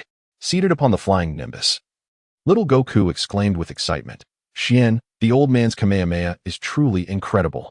Lin Xian promptly offered a bowl of chicken soup and remarked, "In the future, you will surpass him, mastering an even more formidable Kamehameha." Upon returning to their abode, the trio deliberated their forthcoming journey. The house reverted to its capsule form, and they set off once more. However, this time the situation had changed. Little Wukong soared through the skies on his Nimbus cloud, while Lin Xian remained seated on a motorcycle, allowing Bulma to drive. To be honest, although this arrangement was quite pleasant, Lin Xian couldn't help but envy little Wukong's ability to fly. More precisely, he envied the ability to ascend without external aid, relying solely on one's own strength. After all, flight is a dream cherished by humanity, and Lin Xian yearned to soar through the heavens. Despite his battle power reaching 315, he was still unfamiliar with the art of flight, let alone the mastery of aerial techniques. If he wished to fly, he would have to wait. One should not underestimate the art of flight without its mastery. Even a battle power of 31,000 would not suffice to take to the skies. In Dragon Ball Super, Master Roshi represents the 7th universe in the Tournament of Power. Yet he remains unable to fly. Time swiftly passed, and 3 days later, the trio hastened their journey.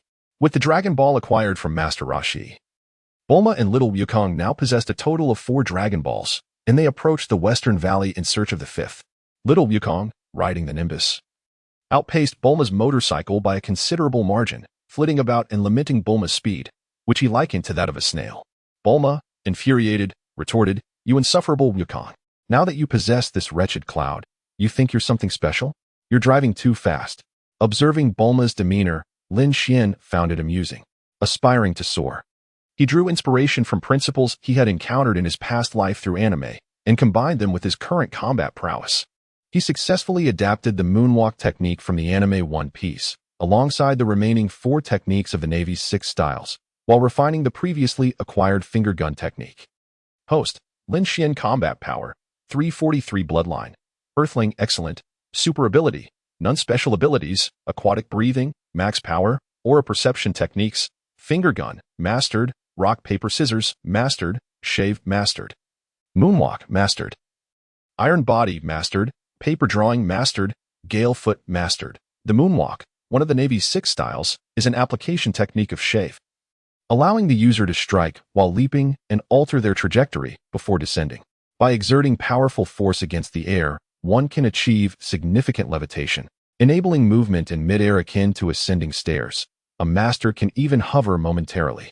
Shave, another of the 6 styles, enables the user to tread upon the ground more than 10 times within a mere 0.36 seconds, utilizing explosive speed generated from the reaction force to move rapidly. The Iron Body, one of the 6 styles, is a defensive technique that grants the user's body the hardness of iron, capable of withstanding bullets and blade attacks. The greater the user's strength, the more formidable the Iron Body becomes. However, prior to mastering it, movement is restricted while in use. Paper Drawing, a defensive skill within the 6 styles, allows the practitioner to dissipate their entire body strength to evade attacks by skillfully navigating the airflow changes caused by the opponent's movements. Gale Foot, a foot technique among the 6 styles, does not inflict damage through direct kicks but instead creates vacuum slashes with supersonic leg strikes. The Navy's 6 styles, also known as the 6 techniques of body arts, encompass shave, iron body, paper drawing, moonwalk, gale foot, and finger gun.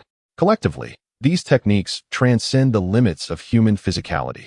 Aura perception allows one to sense the presence of others and gauge their strength. At a certain level of combat power, one can even perceive beings across several planets or throughout the cosmos. This ability is considered a distinctive trait of Earth, unlike other celestial bodies, characters within the Dragon Ball narrative, such as the Scions who pride themselves on their combat prowess, and Frisia's extraterrestrial minions, do not possess this perception. Having witnessed the storyline, Lin Xian understood that with a sufficiently elevated combat power of over 300, coupled with innate talent, one could independently master this ability. In terms of combat power, Lin Xian experienced an increase of 28 points, rising from 315 to 343. In the next instant, however, his combat power plummeted to 43, leaving him with this mere fraction. Host: Lin Xian. Combat Power 43. Bloodline. Earthling, Excellent, Super Ability, None. Special Abilities: Aquatic Breathing, Max Power, Aura Perception Techniques, Finger Gun, Mastered, Rock Paper Scissors, Mastered, Shave, Proficient, Moonwalk, Proficient, Iron Body, Proficient, Paper Drawing, Mastered, Gale Foot, Mastered. Lin Xian's mastery of the techniques of shaving, moonwalking, and manipulating iron blocks has ascended to a level of proficiency. Yet he has lost 300 points of combat power. At present, the Dragon Ball narrative has only just begun, rendering combat power somewhat insignificant. However, as the story progresses, combat power in the billions will soon be the norm, promising true excitement. Suddenly, flying high above on the Nimbus, the young Goku pointed to the 4-star Dragon Ball in his hand and exclaimed, "Bulma, look, the Dragon Ball is glowing." Upon hearing this, Bulma quickly retrieved the 3 Dragon Balls she possessed, discovering that they too were radiating light. Overjoyed, she exclaimed, "The Dragon Balls must be nearby. Let us hurry and search for them." With that, she produced the Dragon Ball radar, hoping to narrow down their search further. At that moment, Lin Xian interjected, "Bulma, Goku, there appears to be a village ahead." Upon hearing Lin Xian's words and glancing at the display of the Dragon Ball radar, Bulma conjectured that the Dragon Ball they sought was indeed located within the village. As they proceeded forward, they soon beheld a series of houses resembling a cluster of mushrooms, intertwined and scattered. Upon entering the village, Bulma consulted the Dragon Ball radar once more, noting that the blinking light on the radar indicated they were growing ever closer to the Dragon Ball, which was in the vicinity. However, the village was eerily silent, devoid of any inhabitants, piquing the curiosity of Bulma and young Goku. Furrowing her brow in confusion, Bulma remarked, "Why is it so quiet here? Is there truly no one around?" Standing atop the Nimbus, Goku surveyed the houses on either side and asserted, "There must be people here. I can sense their presence. And it feels like there are quite a few. Goku's intuition proved correct. Lin Xian suggested, let us inquire with the household to gather more information. A subtle smile adorned Lin Xian's face as he edged ever closer to mastering the art of transformation. Lin Xian and the two others turned and approached the door of a house. Little Wukong knocked loudly and shouted, but receiving no response. He struck the door with a powerful punch, creating a large hole and rendering it damaged. The door swung open, and just as little Wukong was about to enter, a shadow flickered inside. Lin Xian cautioned, Wukong, be wary of surprise attacks. Heeding Lin Xian's warning, little Wukong swiftly turned to see an axe descending upon him. Had Lin Xian not alerted him, the axe would have struck his head in the next moment. As the axe came crashing down, little Wukong nimbly retreated, raising his right hand to grasp the descending axe. With a slight exertion, the axe head shattered into fragments of iron. What are you doing, you scoundrel? Little Wukong exclaimed, his heart racing from the near miss. A balding middle-aged man stood before him, astonished and incredulous as he stared at the axe handle in his hand. Fear etched on his face. The man muttered to himself, this won't do. It truly won't do. As little Wukong, filled with indignation, prepared to confront him, the man hastily pleaded, I apologize, Oolong Daxian. Little Wukong was taken aback, while Bulma looked on in confusion. After the middle-aged man explained the misunderstanding, both little Wukong and Bulma realized it was all a mistake. Forgive me, young brother. I thought you were that Oolong fellow, the man said, embarrassment coloring his features. Had it not been for Lin Xian's warning, your blow would have surely hurt, little Wukong said, relief washing over him as he turned to Lin Xian with gratitude in his eyes. It was fortunate that Wukong opened the door. If it had been me, I would have surely met my end. Even with Lin Xian's warning, I wouldn't have reacted in time, Bulma remarked, her voice laced with relief.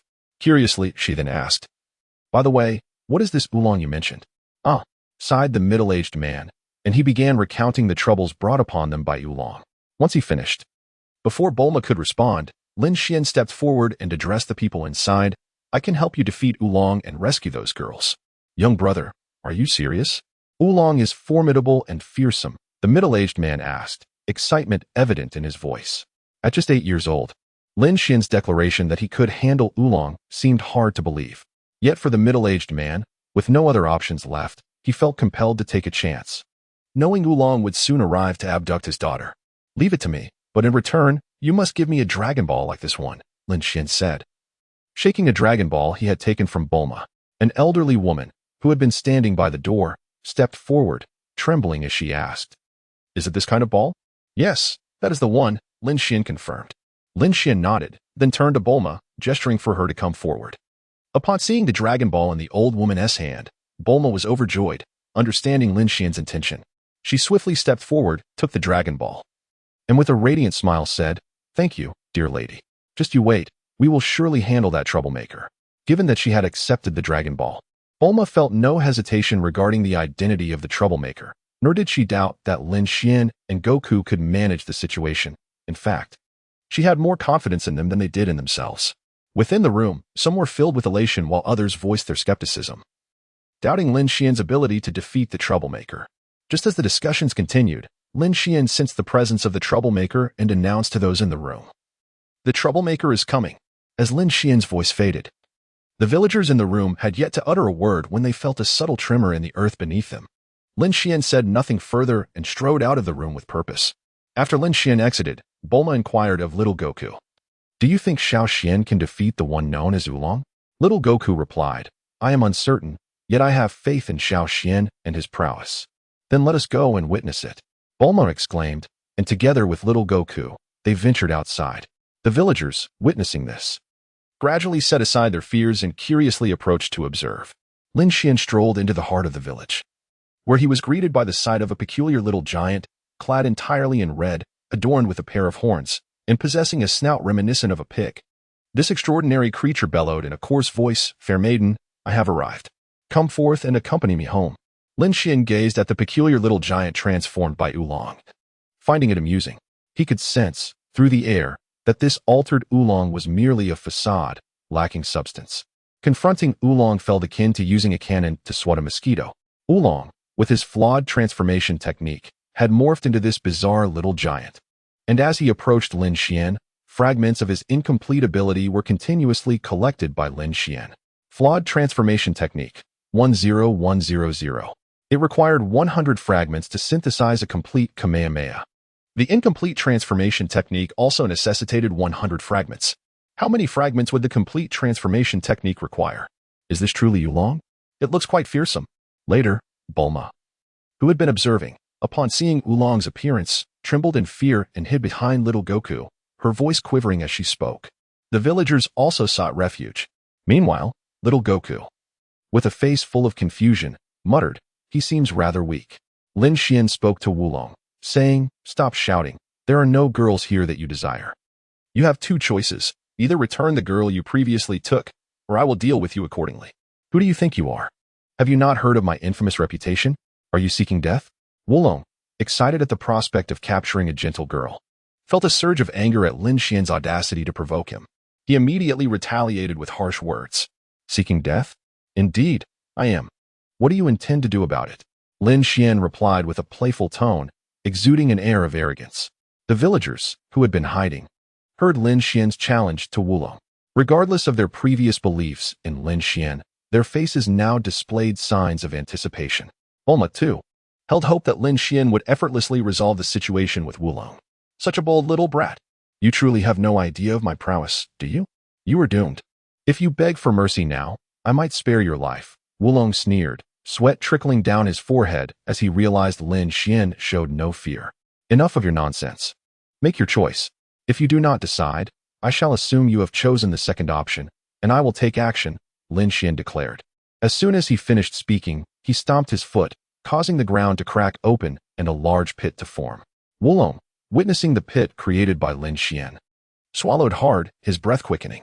He had not anticipated such strength from this child. Very well. Oolong himself was not much older, merely 9 years old. Only a year senior to Lin Xian. At that moment, he stole a glance at the clock, cursing internally. Where did this brat come from? So powerful. My time is running out. What am I to do? Oolong felt a wave of anxiety, beads of sweat forming on his brow. He saw no option but to concoct an excuse to flee.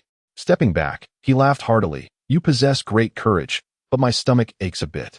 I shall return once I recover to deal with you." With that, Oolong enveloped himself in a cloud of smoke. In the next instant, a large brown bull appeared. However, as Oolong attempted to escape in his bull form, Lin Xian kicked him to the ground. "Curse it, I will fight you." Oolong cried in pain as he charged towards Lin Xian, aiming to use his formidable horns to knock him away. Ding.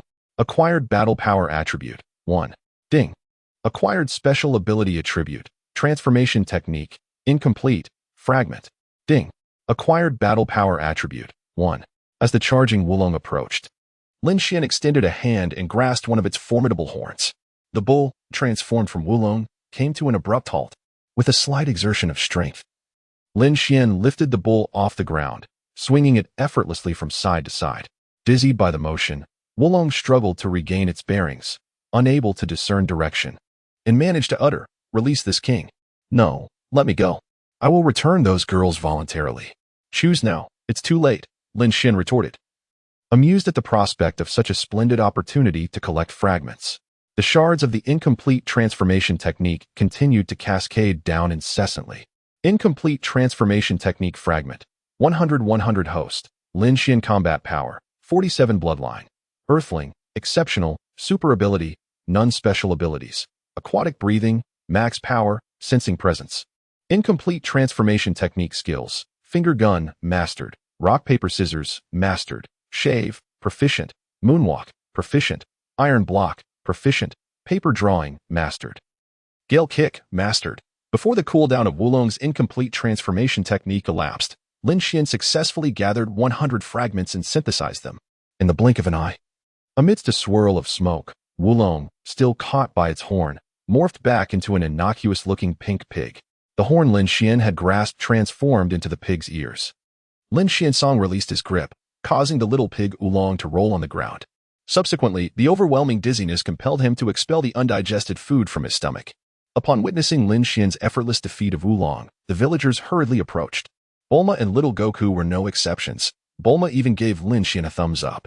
To be honest, Lin Xian had merely struck Oolong once, and he did so with great caution, carefully controlling his strength. He feared that even a slight increase in force could lead to Oolong's demise. The middle-aged, balding man who had just ambushed Goku approached Lin Xian, pointing at the pink little pig Oolong on the ground, and inquired, "Young hero, is this truly the form of Oolong?" Indeed, Lin Xian nodded and addressed the villagers. "You have all been deceived by his appearance. In truth, he possesses no combat prowess whatsoever." At this juncture, Lin Xian turned his gaze towards the balding man and continued, "If you had treated him as you did Goku, with a single axe blow, he would have been finished long ago. How surprising it is that Oolong is merely a child." Bulma pouted, recalling her earlier concerns. The balding man, filled with gratitude, remarked to Lin Xian, "Now I understand. This child has misled us greatly. Thank you ever so much." Lin Xian said calmly, "There's no need to be polite. By assisting you, we have also obtained what we desired." As a 9-year-old anthropomorphic creature, he truly embodied the essence of a child. Meanwhile, after regaining his composure, the pitiful Oolong stood up timidly, casting a fearful glance at the villagers and a hesitant look toward Lin Xian, clearly intimidated by him. Sigh. Observing his demeanor made it difficult to harbor any anger. The one expressing this sentiment was the elderly woman who had previously presented the Dragon Ball. In the eyes of this grandmother and the majority of the villagers, Oolong appeared quite appealing. Had he not committed such acts, he could have thrived in this village by virtue of his charm. Upon hearing the grandmother's words, Oolong hastily exclaimed, "I harbor no ill intentions toward the village. I never meant to harm anyone.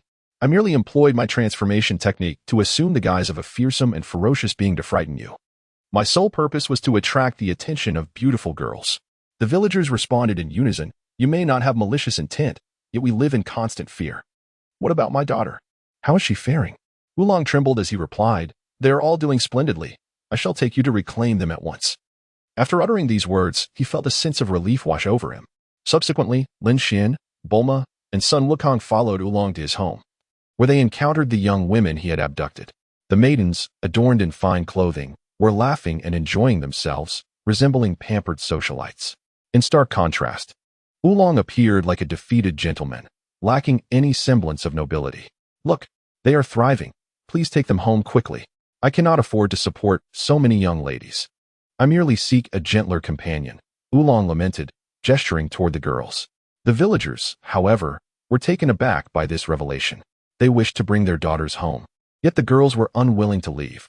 Living here, they were cared for, free from labor, adorned in exquisite attire, leisurely sipping juice in rocking chairs.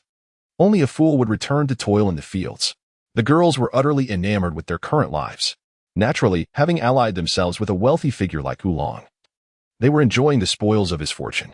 Having defeated Oolong and rescued the girls he had taken, the incident was resolved. As they departed, Lin Xian's group, consisting of Bulma, Sun Wukong, and himself, welcomed the addition of the anthropomorphic pink pig, Oolong. Enchanted by his transformation abilities, Bulma saw potential in him and invited him to join their quest for the Dragon Balls. Lin Xian had no objections to this, and naturally, little Wukong would not oppose either. Thus, the group transformed into a quartet. No, it should be 3 individuals and 1 pig. Oolong, having a history, held the lowest status within the team. He willingly took on the dirty and laborious tasks without troubling others. As they set forth once more, Lin Xian contemplated transforming into an anime heartthrob to astonish Bulma. However, he ultimately dismissed the idea, as he held no desire to mimic another S appearance. From the system, Lin Xian had gleaned knowledge of what he would look like a decade hence, and thus, he morphed into his future self. Had he known his future appearance earlier, he would have disregarded any notions of becoming an anime handsome figure, for none could compare to his future allure. As anticipated, upon witnessing Lin Xian's appearance from 10 years later, Bulma, who harbored a penchant for handsome men, immediately fell into a reverie of infatuation. With jet black hair, a height of 1.86 meters reflecting the golden ratio, bright and gentle eyes, a straight nose, fair and smooth skin, and exquisitely crafted features. The 10 years later Lin Xian was so striking that Bulma swooned at a mere glance, only to be roused by little Wukong. Upon learning that Lin Xian had transformed into his future self, Bulma began to silently calculate her options. 5 minutes passed, and Lin Xian reverted to his 8-year-old self. At this sight, Bulma, engrossed in her thoughts, felt a surge of resentment. She lamented why Lin Xian was only 8 years old instead of 18, and why she was 8 years his senior. This age gap was no trivial matter. Fortunately, with the Dragon Balls at hand, she sought to wish for a Prince Charming. And now that Prince Charming was right beside her, there was no need to consult Shenron anymore. She had devised a plan to wish for Lin Xian to age 10 years. However, this matter required Lin Xian's consent. In Bulma's mind, life spanned merely a century. And if Lin Xian were to age 10 years, it would mean a decade less of life for him. She dared not act unilaterally, fearing Lin Xian's potential discontent. Previously, she had never delved into scientific research regarding longevity or the extension of human life. Now, for the first time, Bulma found herself intrigued by such technologies. If all else failed, she could wish to be 8 years younger, aligning her age with Lin Xian's. Yet, it was premature to ponder this. The decision of whether to age Lin Xian or rejuvenate herself could be addressed once they had gathered all 7 Dragon Balls and summoned Shenron. Bulma became exceedingly attentive towards Lin Xian, who had long regarded her as his destined wife. Naturally, he welcomed her affections with open arms. However, in the eyes of Oolong, they were merely flaunting their relationship, inflicting 1,000 points of emotional damage upon him, while secretly cursing Lin Xian and Bulma for their public displays of affection. Oolong was also astonished to discover that Lin Xian possessed the transformation technique, albeit in an incomplete form, much like his own. Driven by intense curiosity, Oolong inquired, "Big brother Lin Xian, how is it that you, too, can perform the transformation technique, and in such a flawed version? Could it be that you also hail from the Southern Transformation Kindergarten? Did you perhaps get expelled before mastering it due to some misdeed? Yet, that doesn't quite add up. The Southern Transformation Kindergarten only admits anthropomorphic beings, and you are not one of them."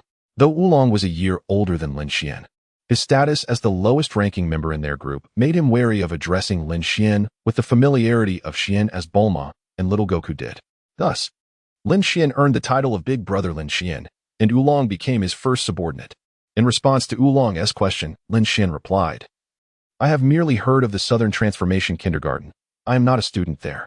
The incomplete transformation technique I employ is derived from your own. I observed your technique just once and managed to learn it effortlessly. Since yours is flawed, mine is naturally flawed as well." This revelation left Oolong questioning the very essence of his existence. He had only demonstrated the transformation technique before Lin Xian once, and yet Lin Xian had mastered it. Such prodigious talent was bewildering. He recalled his own diligent and earnest studies at the Southern Transformation Kindergarten. The most troubling aspect was that Lin Xian could grasp it after a single viewing.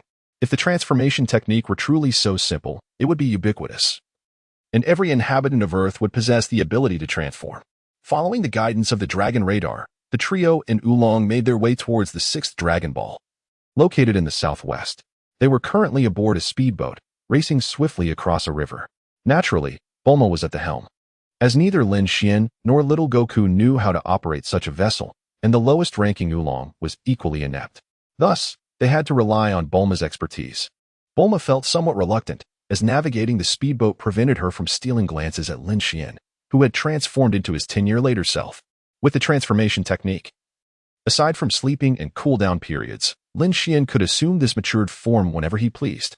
Meanwhile, little Goku, seated beside Lin Xian on the speedboat, complained, "This thing is so slow. If I were on my Nimbus, we would have arrived ages ago, and now I'm feeling a bit hungry." As he voiced his grievances, he absent-mindedly rubbed his stomach. Unfortunately, the Nimbus could not accommodate so many passengers, leaving Bulma and Oolong without a ride. Lin Xian let out a helpless smile. At the helm of the speedboat, Bulma merely pouted upon hearing his words.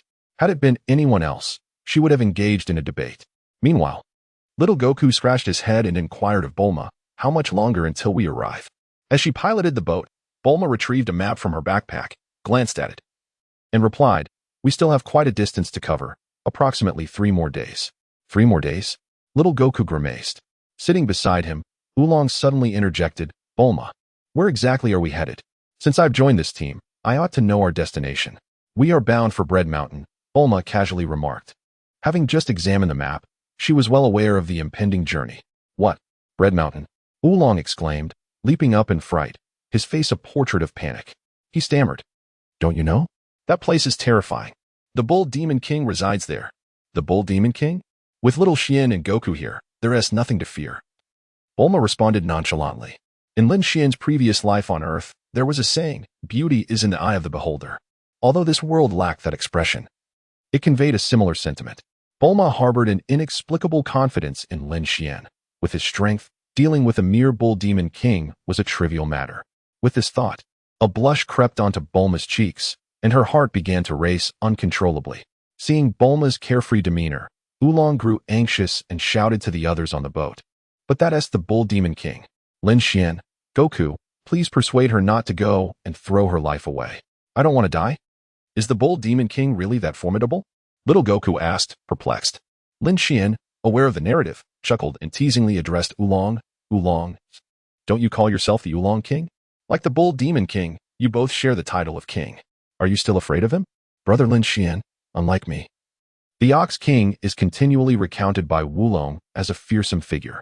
However, little Wukong remains unfazed, even intrigued, displaying an eagerness to engage, due to Lin Xian's influence. Although Oolong harbors a fear of the Ox King, he refrains from leaping off the speedboat into the river to escape as depicted in the original tale. Nonetheless, akin to the source material, Bulma has carelessly discarded the capsule box containing the universal capsules. The critical issue is that Bulma is unaware of where the capsule box has been lost, leaving her with no opportunity to retrieve it. Rewinding time slightly. The speedboat unexpectedly runs out of fuel, prompting Oolong to transform into a paddle, while little Wukong grips it, propelling the boat to the shore. Upon reaching the bank, Bulma attempts to retrieve the capsule box to select a means of transportation for their journey, only to discover that the box is missing. All of Bulma's universal capsules were contained within that box. Its loss signifies the absence of all her capsules, without exception. Despite the capsules being lost, the journey must continue. Of course, Lin Xian is aware that Oolong possesses hidden capsules acting as private reserves, including a luxurious RV capsule. Yet, he refrains from revealing this at that moment. Thus, Lin Xian carries Bulma on his back, while little Wukong opts not to use the flying Nimbus, and Oolong follows closely behind Lin Xian, commencing their trek on foot. With Lin Xian's formidable combat prowess, carrying Bulma for an entire day poses no fatigue for him, though he lacks the time to transform into his future self from 10 years later. After walking for a while, they enter a desolate desert region. Observing Lin Xian carry her effortlessly without a hint of fatigue, Bulma gains a renewed understanding of the term security. Shortly after entering the desert, both Bulma and Oolong can no longer withstand the heat. The desert is barren, with yellow sand stretching endlessly, devoid of any vegetation, and under the blazing sun. The air becomes oppressively hot. It is easy to imagine the extreme temperatures they must endure in such an environment. It's too hot. I can't take it anymore. Little Xian, let's find some shade to take a break. Bulma exclaims, parched and desperate. Indeed, brother Lin Xian, if we proceed any further, it could become fatal, Oolong quickly adds. Little Wukong and Lin Xian, both possessing remarkable strength, are hardly affected by the desert's heat, which does not even grant them the courtesy of a single bead of sweat. In light of Bulma and Oolong's pleas, they find themselves accommodating their needs. Oolong is indifferent, primarily accommodating Bulma. Lin Xian sought refuge beneath a rocky outcrop, gently placing Bulma down before addressing both her and Oolong. A bit of exercise wouldn't do you two any harm. Oolong remained silent, while the drowsy Bulma remarked. There was no need for exercise before, and with you around, there is even less need now. In response, Lin Xian merely smiled and chose not to elaborate further. Subsequently, Bulma, lying on the ground, unexpectedly drifted into a deep slumber. Lin Xian refrained from disturbing her, nor did he permit Xiao Wukong and Oolong to intrude upon her solitude. Meanwhile, an individual observed Lin Xian and his companions through a telescope, relaying to his associates that a significant catch was approaching. Xiao Wukong and Lin Xian sat nearby, with Xiao Wukong patting his stomach and exclaiming, Xiao Xian, I am quite famished. I wish to seek something to eat. To which Lin Xian responded, glancing at Oolong and jesting, Ah, indeed, there is also a pig here. If your hunger becomes unbearable, you may. Lin Xian had not finished speaking, and little Wukong had yet to utter a word when Oolong suddenly leaped up from the ground, his voice trembling as he exclaimed, Brother Lin Xian, you actually wish to eat me. Oolong pointed at Lin Xian, his indignation rendering him momentarily speechless. Ha ha, I was merely jesting. Do not take it to heart. Your few pounds of meat wouldn't even suffice for Wukong's snack. Lin Xian chuckled in response. To be honest, in Lin Xian's mind, anything that could serve as backup provisions was considered a treasured companion. He was a ship's doctor, responsible for translation, heating, combat, and even acting as a steed, the blue-nosed reindeer. As for Oolong, well, he lacked the qualifications for such a distinction. Observing the drooling little Wukong, Oolong valiantly defended his own body, declaring with righteous fervor, "Regardless of the circumstances, you must not lay a finger on me." Just then, the distant roar of a motorcycle engine echoed through the air. Aside from Bulma, who lay soundly asleep on the ground, Lin Xian, little Wukong, and Oolong, whether standing or sitting, turned their gazes toward the source of the sound. In the desert, dust swirled as the engine noise grew louder, and a hovering motorcycle came to a halt before them. From it emerged a young man accompanied by a floating, blue, animal-like humanoid. These two were Yamcha and his companion and servant, the notorious desert bandit, Puar. Yamcha was quite presentable. Beneath his flowing black hair lay a chiseled visage. Although his physique did not appear particularly robust, it exuded an undeniable sense of latent power. It was no wonder that Bulma had taken a liking to him in the original tale. However, now that he had traversed into this world and considered Bulma as his destined wife, Yamcha's prospects were dim. Should this fellow dare to covet Bulma, Lin Xian would not hesitate to send him to meet the King of Hell. As for Vegeta, if he ever dared to lay eyes on Bulma, Lin Xian would also show no mercy. As long as Lin Xian's concerns or interests remained unscathed, he could afford to be benevolent. Yet, should his interests be threatened, he would not shy away from playing the villain. Through sensing the aura, Lin Xian had a clear understanding of Yamcha's combat capabilities. Subsequently, he utilized the system to probe Yamcha's fighting power, searching for any remarkable traits. The outcome, however, left him disheartened. Earthling, Yamcha combat power, 8. Much like the giant serpent from his earlier experience, Yamcha's combat power template was exceedingly simplistic, lacking the grandeur of Master Roshi and Little Wukong's templates. Master Roshi possessed both standard and explosive combat power, while Little Wukong had standard, enraged, and great ape combat powers. Observing Yamcha's combat power stirred Lin Xian's memories. For as a Dragon Ball enthusiast, he had perused Yamcha's profile in his previous life. Due to the passage of time, compounded by the fact that few would hold the details of a supporting character in their memory, I have forgotten. In the original work, Yamcha's initial power level is recorded as 8, which rises to 177 during the Raditz Saga and reaches 1480 when the Scions invade. Thereafter, no official data regarding his power level exists. According to Android 20, also known as Dr. Gero, Yamcha's strength far exceeds the limits of Earthlings. That said, with a power level of 8, Yamcha falls short of Goku, who can easily defeat him in normal circumstances. However, at present, Goku is famished, and his fighting prowess is diminished. Should a confrontation arise between the two, the outcome remains uncertain. "Who are you?" Goku inquired sharply, fixing his gaze upon Yamcha and Puer, one hand clutching his hungry stomach while the other pointed accusingly at them. "I have a foreboding feeling," Oolong muttered under his breath. In response to Goku's inquiry, a smirk crept across Yamcha's lips, and with an air of arrogance, he declared, "Listen well, I am the notorious bandit of this desert, Yamcha. I am Puer." Puer chimed in after Yamcha's proclamation. Yamcha then addressed Lin Xian, Goku, and Oolong, stating, "You lot, if you wish to keep your lives, surrender your money and capsules. Otherwise, I assure you, you shall not see the sun rise tomorrow." Goku, bewildered, questioned Yamcha, "Why won't we see the sun tomorrow?" Yamcha replied coldly, "Because I have already slain you. The dead, of course, do not witness the dawn of a new day." At that moment, Oolong suddenly recalled something and pointed at Puer, exclaiming, "Puer, aren't you that weeping coward?" "Oolong," Puer responded, astonished, his face a mask of surprise. "Do you know him?" Yamcha inquired of Puer. With a tone laden with resentment, Puer replied, "Yes, this scoundrel, Oolong, often bullied me when we were in kindergarten in the south. Yamcha, you must take vengeance on him for me." Yamcha glanced at Oolong and reassured Puer, "Rest assured, I shall take care of him for you." Under Yamcha's gaze, Oolong felt a chilling dread seep into his core, causing his legs to weaken and sweat to bead on his brow.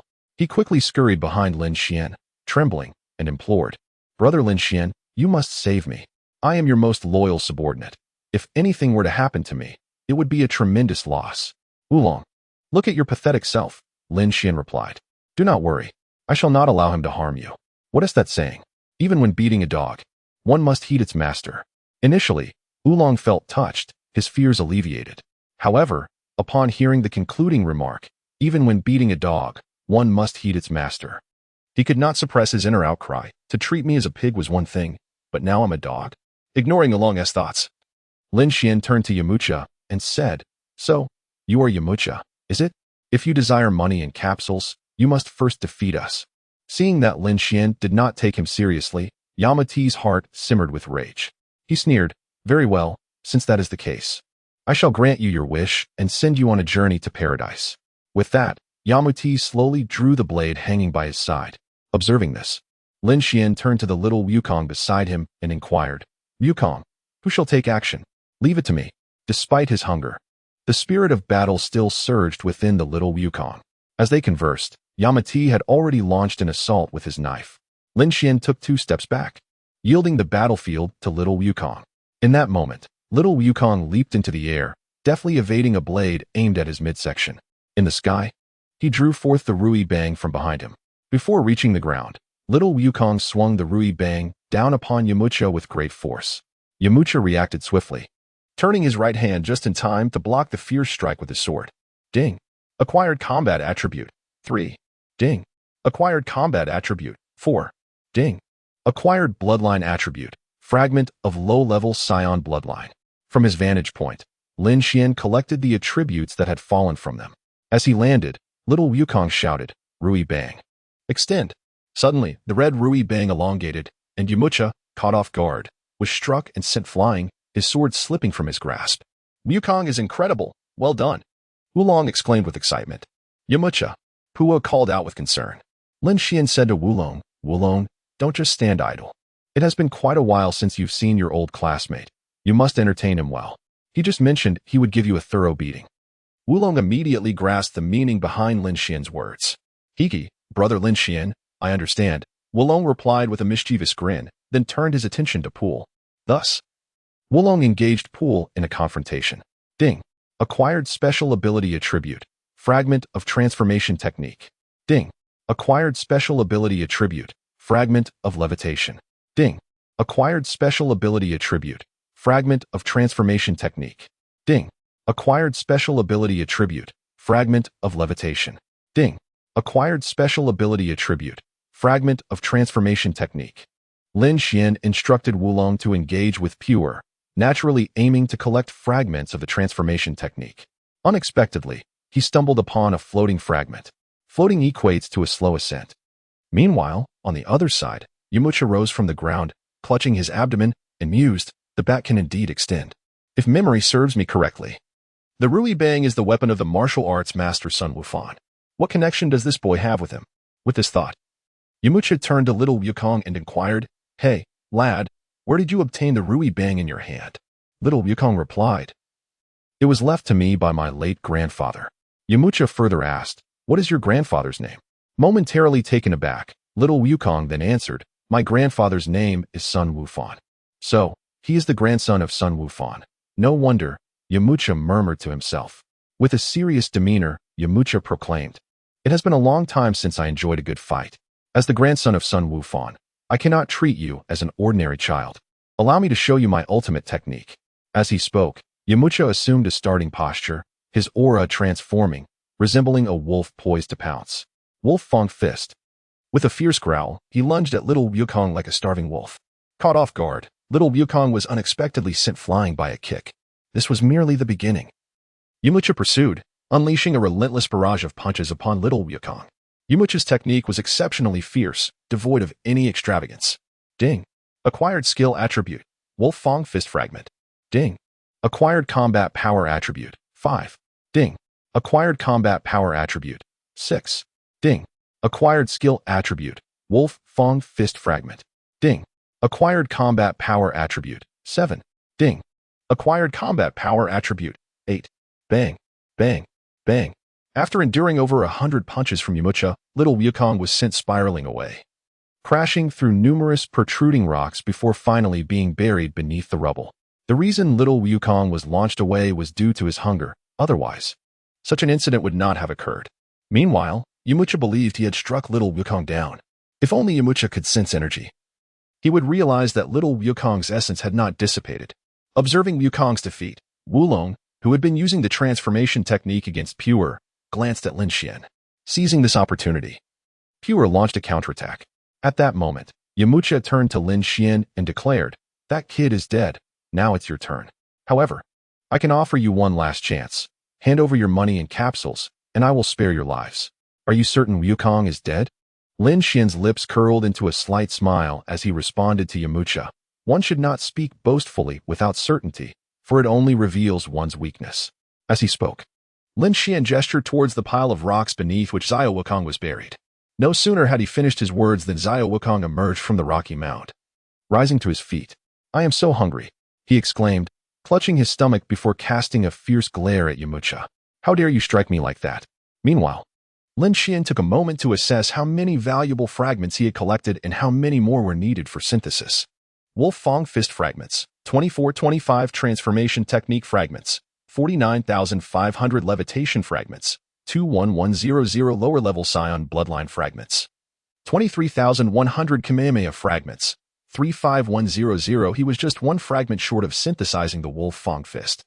The incomplete transformation technique required a mere 100 fragments for synthesis, while the complete version demanded 500.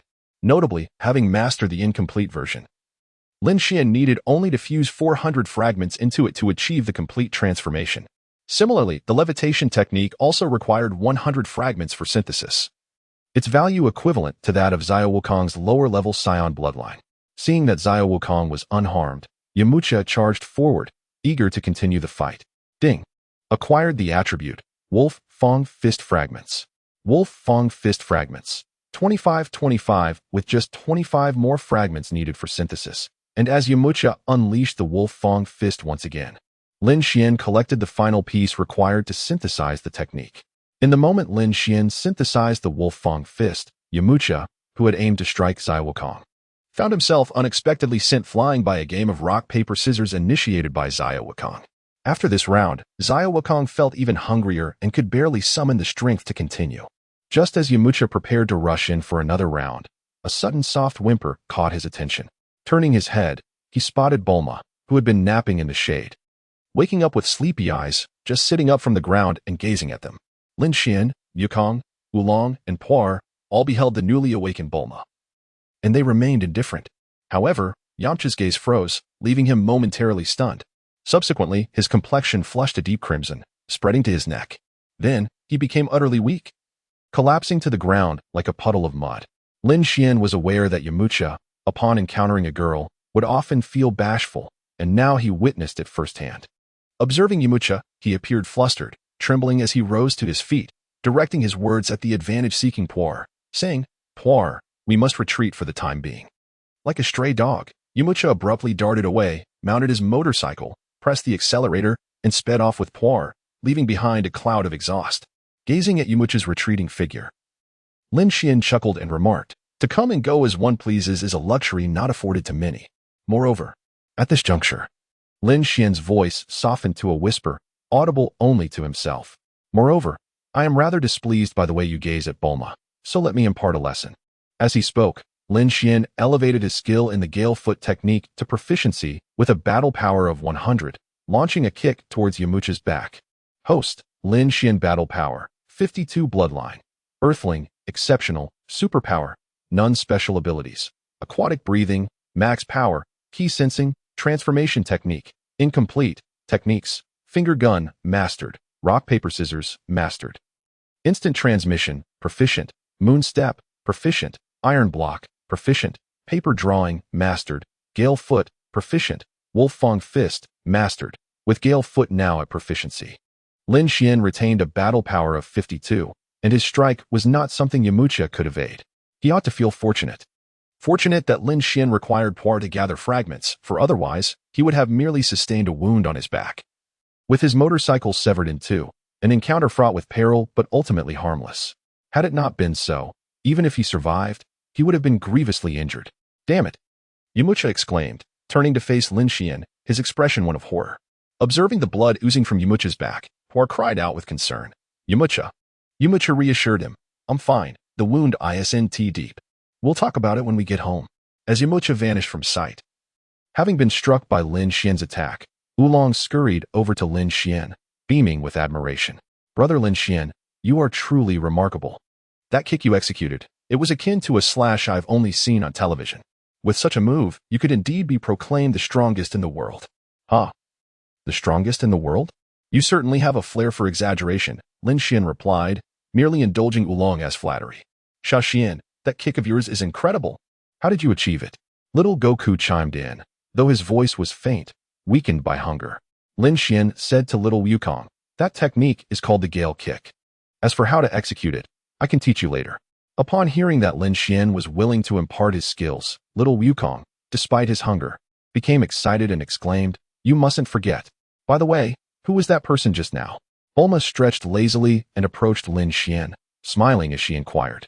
Having witnessed Lin Xian's appearance a decade into the future, she offered a slight compliment regarding Yamcha's looks, unlike in the original narrative. He is merely a petty thief. There's no need to concern yourself with him, Lin Xian replied nonchalantly.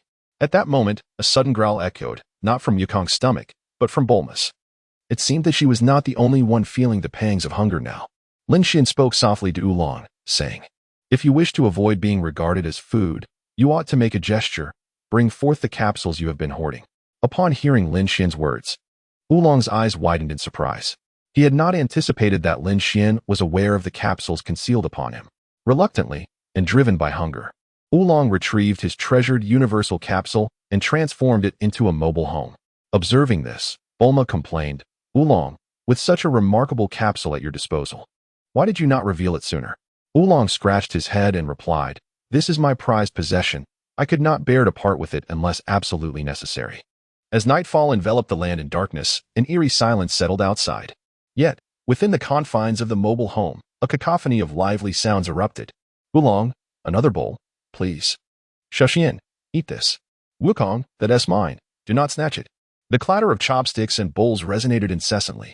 Little Wukong's appetite was insatiable, especially in his famished state. Any food that Oolong presented to the table would vanish into Wukong's belly within mere seconds. This included the dishes that Bulma served to Lin Xian, as well as the food in Lin Xian's bowl. Oolong, distressed, hastily consumed a small portion to satiate his own hunger before busily preparing more dishes, tirelessly serving food. He gazed blankly at the voraciously eating Wukong and the towering stacks of plates surrounding him. It was worth noting that the provisions within this mobile home had been accumulated over an extensive period, and in just one meal. Wukong devoured what would have lasted Oolong for half a month. Should Wukong continue this way, the supplies in the mobile home would dwindle in no time. What manner of insatiable glutton is this? Oolong lamented inwardly, then turned to Wukong, exclaiming, you truly can eat. While munching, little Wukong mumbled, because I am hungry. Lin Xian and Bulma, having satisfied their appetites, were savoring tea and coffee. Meanwhile, Yamcha and Puar, who had long since returned home, had just finished their meal. The wound on Yamcha's back had been meticulously bandaged. Now, they were plotting their return. Despite his apprehension towards Lin Xian's formidable prowess, Yamcha, as the notorious bandit of the desert, could not simply concede defeat, allowing Lin Xian and his companions to traverse the sands unchallenged. Within Oolong's mobile abode, Lin Xian reclined on the sofa. The fastidious Bulma had retreated to the bathroom for a shower. Meanwhile, Goku and Oolong were engrossed in discussions about the Dragon Balls. At that moment, Lin Xian, lying on the sofa, sensed two distinct auras drawing near the vehicle. The owners of these auras were none other than Yamcha and Oolong from earlier that day. To prevent Bulma from becoming a target of unwelcome voyeurism, Lin Xian addressed Goku, saying, Goku, those two rascals from earlier have returned. Please see them off outside. Lin Xian's voice resonated audibly, reaching the ears of Yamcha and Puar, who were nearing the RV outside. They hastily retreated and concealed themselves behind a rock. Unbeknownst to them, Lin Xian had detected their arrival. Could it be that their footsteps were too loud, alerting that child? Those two rascals are back again? Little Wukong exclaimed, leaping off the sofa. I wasn't hungry during the day, which is why I was so soundly beaten by that Yamcha. Now that I'm well fed, it's the perfect opportunity to settle the score. Upon hearing Wukong's remarks, Oolong's eyes twitched slightly, pondering, settle the score? I hope you don't go overboard. If you grow hungry again, the food stocked in the RV will inevitably be devoured by your insatiable appetite. It would be prudent for you to skip a meal or two. Oblivious to Oolong's thoughts, Wukong dashed out of the RV. In response, Oolong turned to Lin Xian, inquiring, Brother Lin Xian, is it safe for Wukong to venture out alone? Reclining languidly on the sofa, Lin Xian replied nonchalantly, It's nothing to worry about. If a fight ensues, I shall intervene. As if it were a given, he would surely step outside when a commotion arose. not to assist, but to collect attributes. Through his perceptive senses, Lin Xian was well aware of the events unfolding outside the RV. Meanwhile, outside, the oblivious little Wukong circled around, failing to spot Yamcha and Pu'er. Strange, he mused, scratching his head.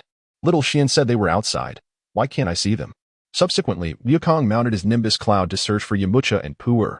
In response, Pu'er transformed into a hollow rock, with Yamcha hiding within. It was not that Yamcha feared Wukong, but rather that he was wary of Lin Xian. He dreaded that engaging Wukong might attract Lin Xian's attention.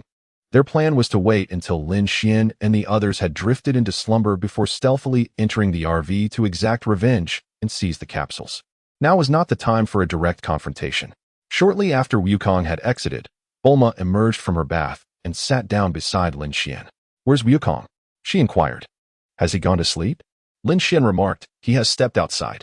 Subsequently, Lin Xian elucidated to Bulma the reason behind little Wukong's venture outdoors. While seated atop the Nimbus, little Wukong searched for a considerable time, yet he could not locate Yamcha and Pu'er, prompting his return to the caravan. Little Wukong addressed Lin Xian, saying, Xiao Xian, I did not encounter those two rascals outside. Despite my extensive search, they remain elusive. Before Lin Xian could respond, Oolong rose and stated, it is undoubtedly those two cowards, Yamcha and Pu'er, who, upon overhearing your brother Lin Xian, fled from the caravan, rendering them invisible to you. Is that so?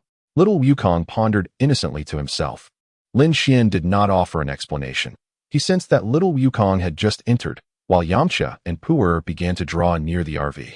At that moment, they were stealthily eavesdropping outside. Undoubtedly, they had heard Oolong's words.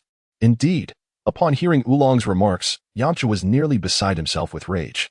He vowed internally to impart an unforgettable lesson to that swine, Oolong.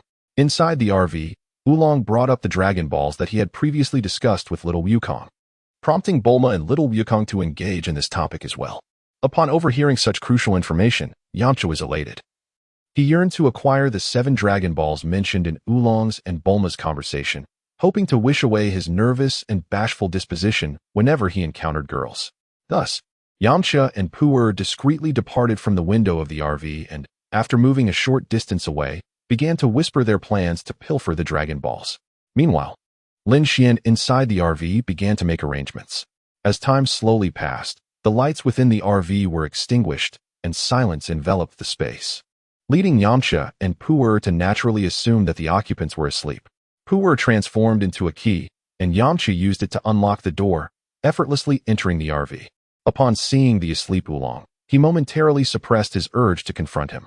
Noticing that only Oolong was present, Yamcha instinctively believed that Lin Xian, little Wukong, and Bulma were on the second floor of the RV.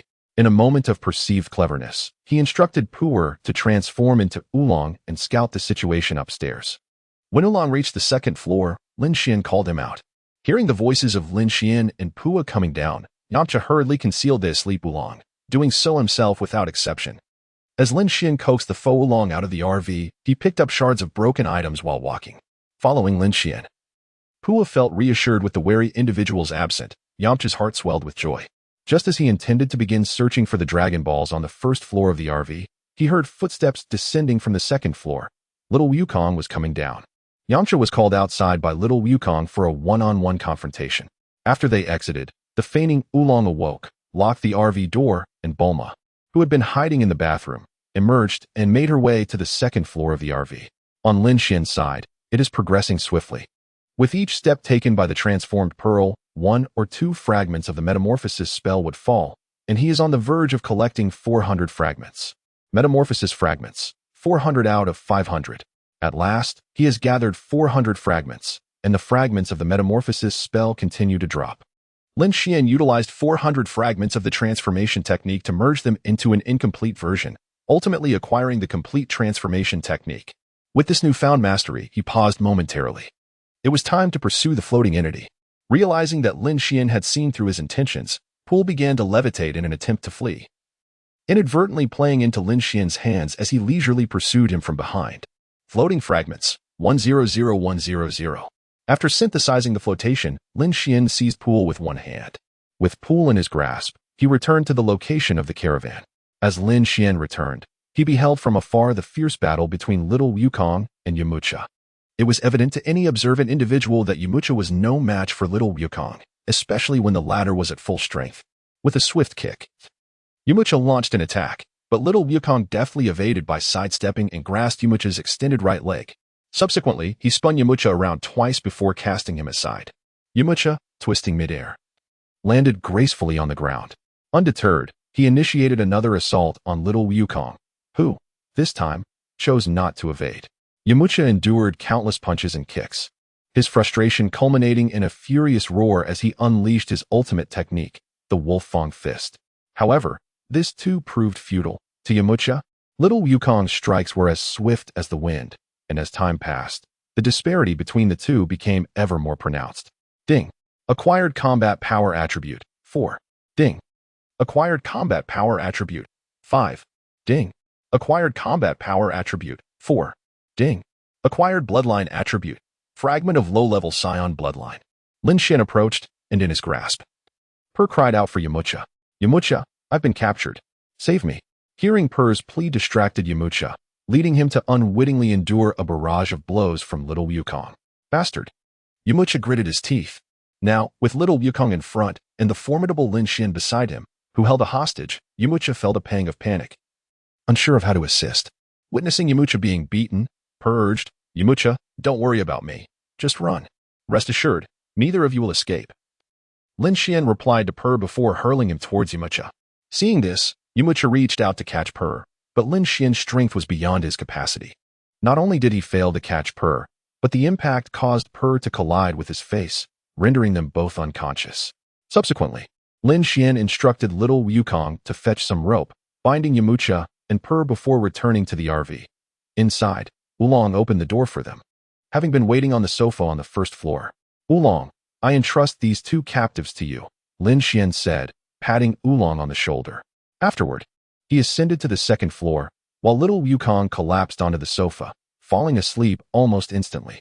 His routine was to rise early, and he had indeed stayed up later than usual.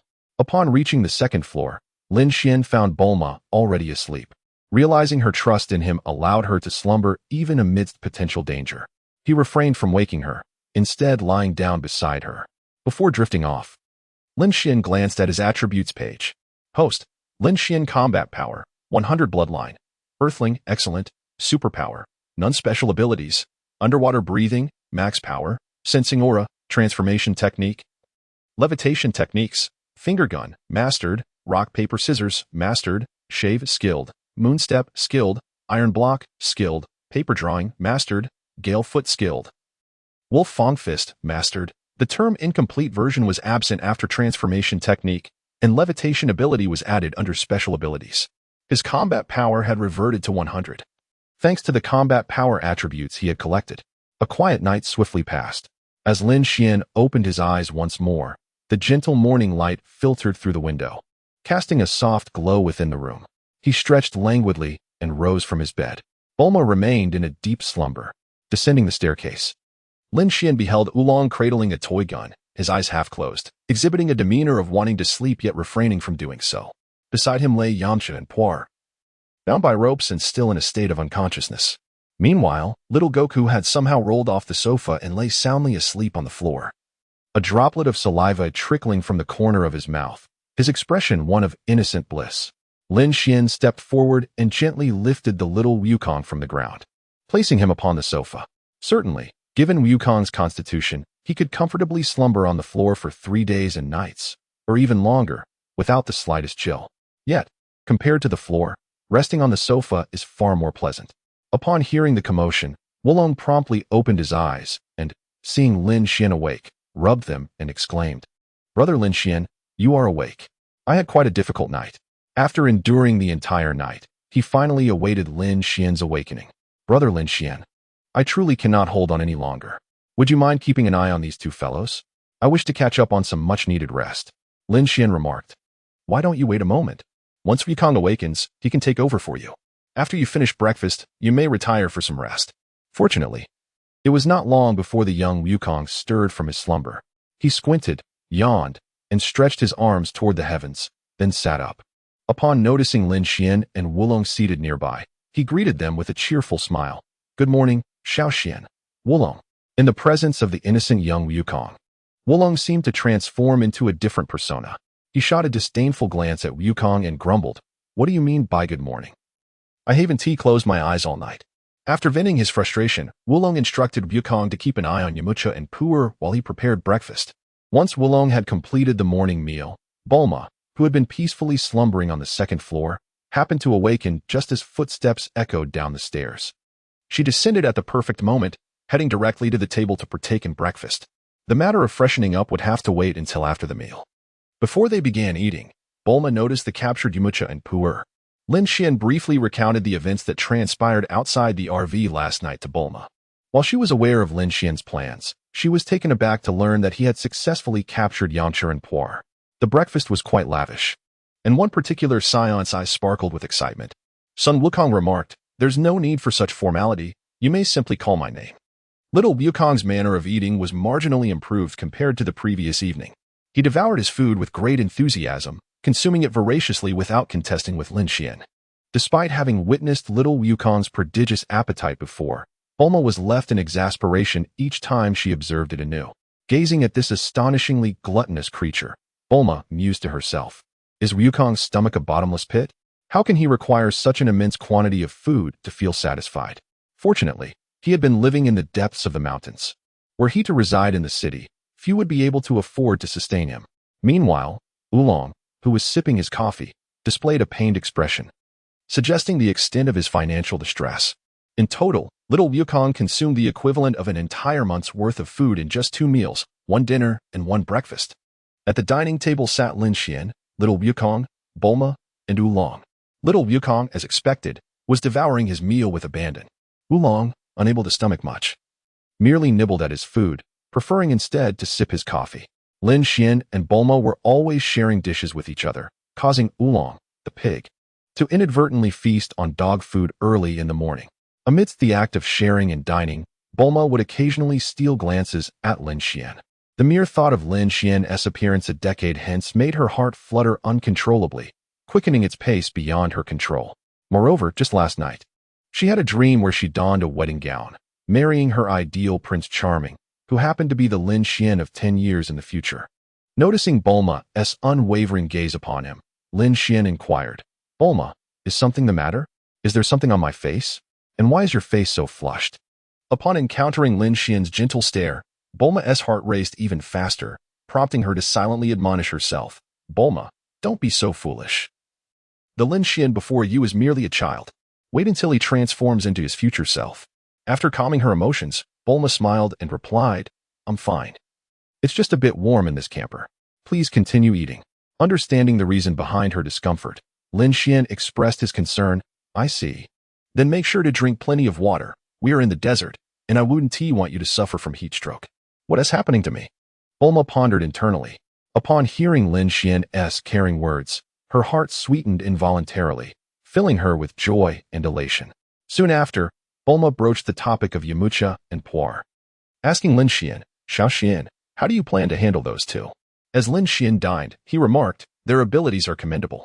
Although Yamucha's combat prowess pales in comparison to Goku's, there remains room for improvement. The shapeshifter, Pu'er, possesses transformation skills that surpass Oolong's, along with the capability of levitation. Should we harness their talents, we could enlist them both in our quest for the Dragon Balls, akin to our experience with Oolong." At this juncture, Lin Xian paused, adopting a different tone before continuing. "Conversely, we could simply eliminate them, for they are notorious bandits in this desert. Moreover, Pu'er's transformation abilities render binding them ineffective.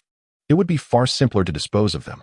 Not long after they sat down for breakfast, Yamucha and Pu'er awoke, feigning unconsciousness, fully aware that Lin Xian's words were deliberately directed at them. Indeed, upon hearing Lin Xian's comments, both Yamucha and Pu'er trembled, evidently fearful for their lives. At that moment, Oolong interjected, "Brother Lin Xian, we should indeed resolve this matter. Keeping them around would merely waste provisions. With your leadership, combined with your and Goku's strength, Bulma's intellect, and my assistance, gathering the Dragon Balls would be more than manageable. There is no need to accommodate 2 idle individuals." He continued, "It is worth noting that Bulma has lost all her multifunctional capsules, leaving me with only this cherished RV capsule. Our food supply relies entirely on what I had previously stored within the RV, and Goku consumed a month's worth of provisions in just 2 meals. The food aboard the vehicle can scarcely last a few days. Adding 2 more individuals would exacerbate our predicament. As Oolong concluded his statement, the unconscious Yamcha and Poir suddenly sprang to life. Poir retorted, "Oolong, how ruthless of you to contemplate our demise. We are classmates, after all. While I sought revenge for your past bullying, I never wished for your life." The unexpected revival of Yamcha and Poir startled Oolong, and even Bulma was taken aback. Once he regained composure, Oolong scoffed, "Humph. Had I fallen into your clutches, I would surely have met my end by now." The revived Yamcha promptly declared, "Brother Lin Xian, Poir and I are eager to serve you." Seeing Yamcha's declaration, Poir quickly echoed, "Yes, we are willing to assist you." Oolong's earlier assertion of being a supporting character had been perfectly illustrated through that exchange. Otherwise, Yamcha and Poir would not have so readily expressed their allegiance to Lin Xian. Notably, Yamcha even referred to Lin Xian as brother. It was quite amusing, considering that both he and Bulma were of the same age, merely 16, and yet he, being half Lin Xian's age, dared to address the 8-year-old as brother. His dignity had undoubtedly taken a tumble. As for Bulma, she merely rolled her eyes, indicating her disdain. Given that she had never regarded Yamcha highly, her feelings had only worsened since she had seen the future version of Lin Xian. Should others outside the RV learn that this desert bandit referred to Lin Xian as brother, his reputation would be irrevocably tarnished. Well then, from the moment the desert bandit was captured by Lin Xian, his fate was sealed. He faced either death or the prospect of joining Lin Xian's company. Indeed, Lin Xian nodded, addressing Yamcha and Bulma with approval, a wise choice. He then reassured Bulma and Oolong, stating, "You need not worry about provisions." As a notorious bandit of these sands, Yamcha undoubtedly possesses ample supplies, as well as money and the versatile capsules. In response, Bulma exclaimed, "Wow, truly, Lin Xian, your foresight is remarkable. Not only have you recruited 2 capable individuals, but you have also secured their provisions, finances, and capsules." Acknowledging Bulma's admiration and the reverent gazes directed at him, Lin Xian waved dismissively, indicating it was of no consequence. Subsequently, the caravan set in motion, with Yamcha at the wheel, heading toward his and Oolong's home. Amidst reluctant glances, he and Oolong personally loaded their supplies, money, and capsules into the vehicle. The hierarchy was as follows. Lin Xian served as the captain, Bulma as the co-captain and scientist, Son Goku as a combatant, Yamcha as both driver and fighter, Oolong as cook and servant, and Poir as scout and servant. Were a more flamboyant individual present, he might have boldly proclaimed, "The Pirate King. No, the Dragon Ball King. I shall be." Within the caravan, each member diligently fulfilled their designated roles. It seemed that Lin Xian, Bulma, and Goku had little to occupy their time, while Oolong, Yamcha, and Poir bore the brunt of the labor. Oolong, in particular, found himself in a dire predicament, as Yamcha and Poir harbored both new grudges and old grievances, subjecting him to considerable torment over the past few days. In recent days, Lin Xian has been quite occupied. Under the pretext of mentoring little Wukong and Yamcha, he diligently honed his combat prowess.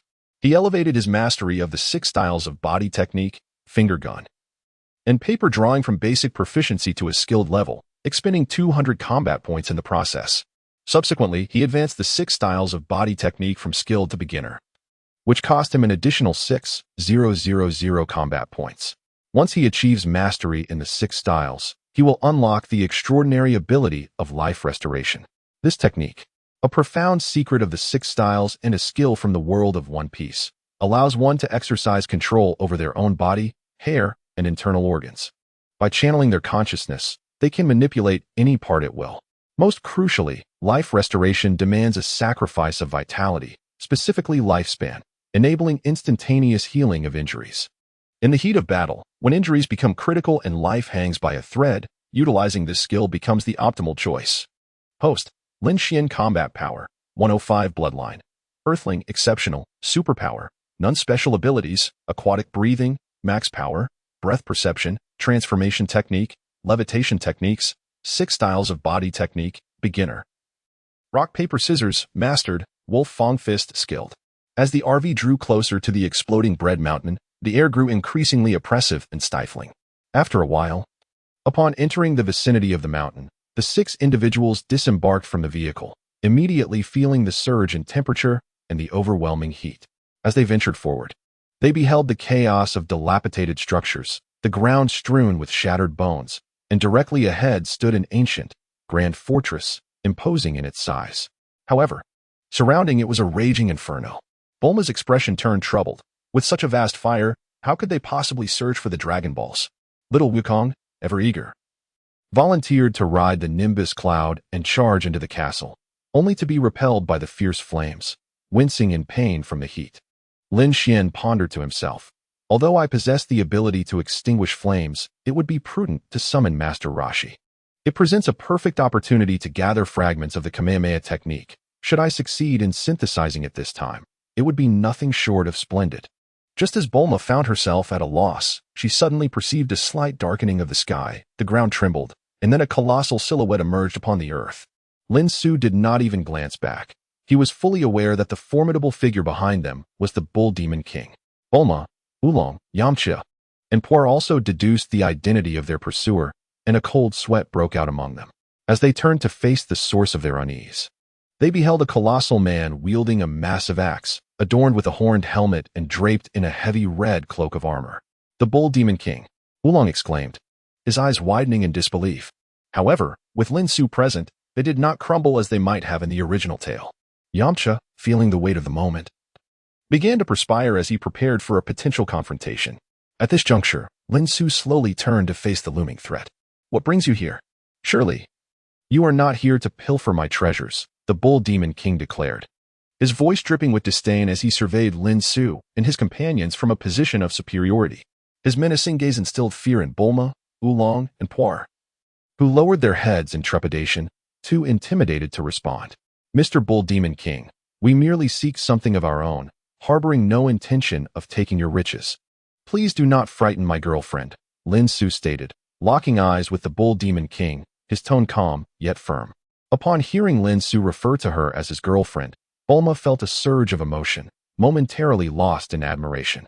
Under different circumstances, she would have playfully retorted, "Who is your girlfriend? I have yet to agree." The Earthling assessed, Bull Demon King, combat power, 32. His reputation preceded him, and as a disciple of Master Roshi, a combat power of 32 was indeed befitting his stature. However, in comparison to his senior, Master Roshi's eldest pupil and son Wukong's grandfather, Son Gohan, he paled in comparison. The Bull Demon King, skeptical of Lin Su's intentions, erupted in fury. "You lie. You are undoubtedly scheming to seize my treasures, and I shall eliminate you." With a thunderous roar, he tightened his muscular arms, swinging his axe downwards towards Lin Su. Clang.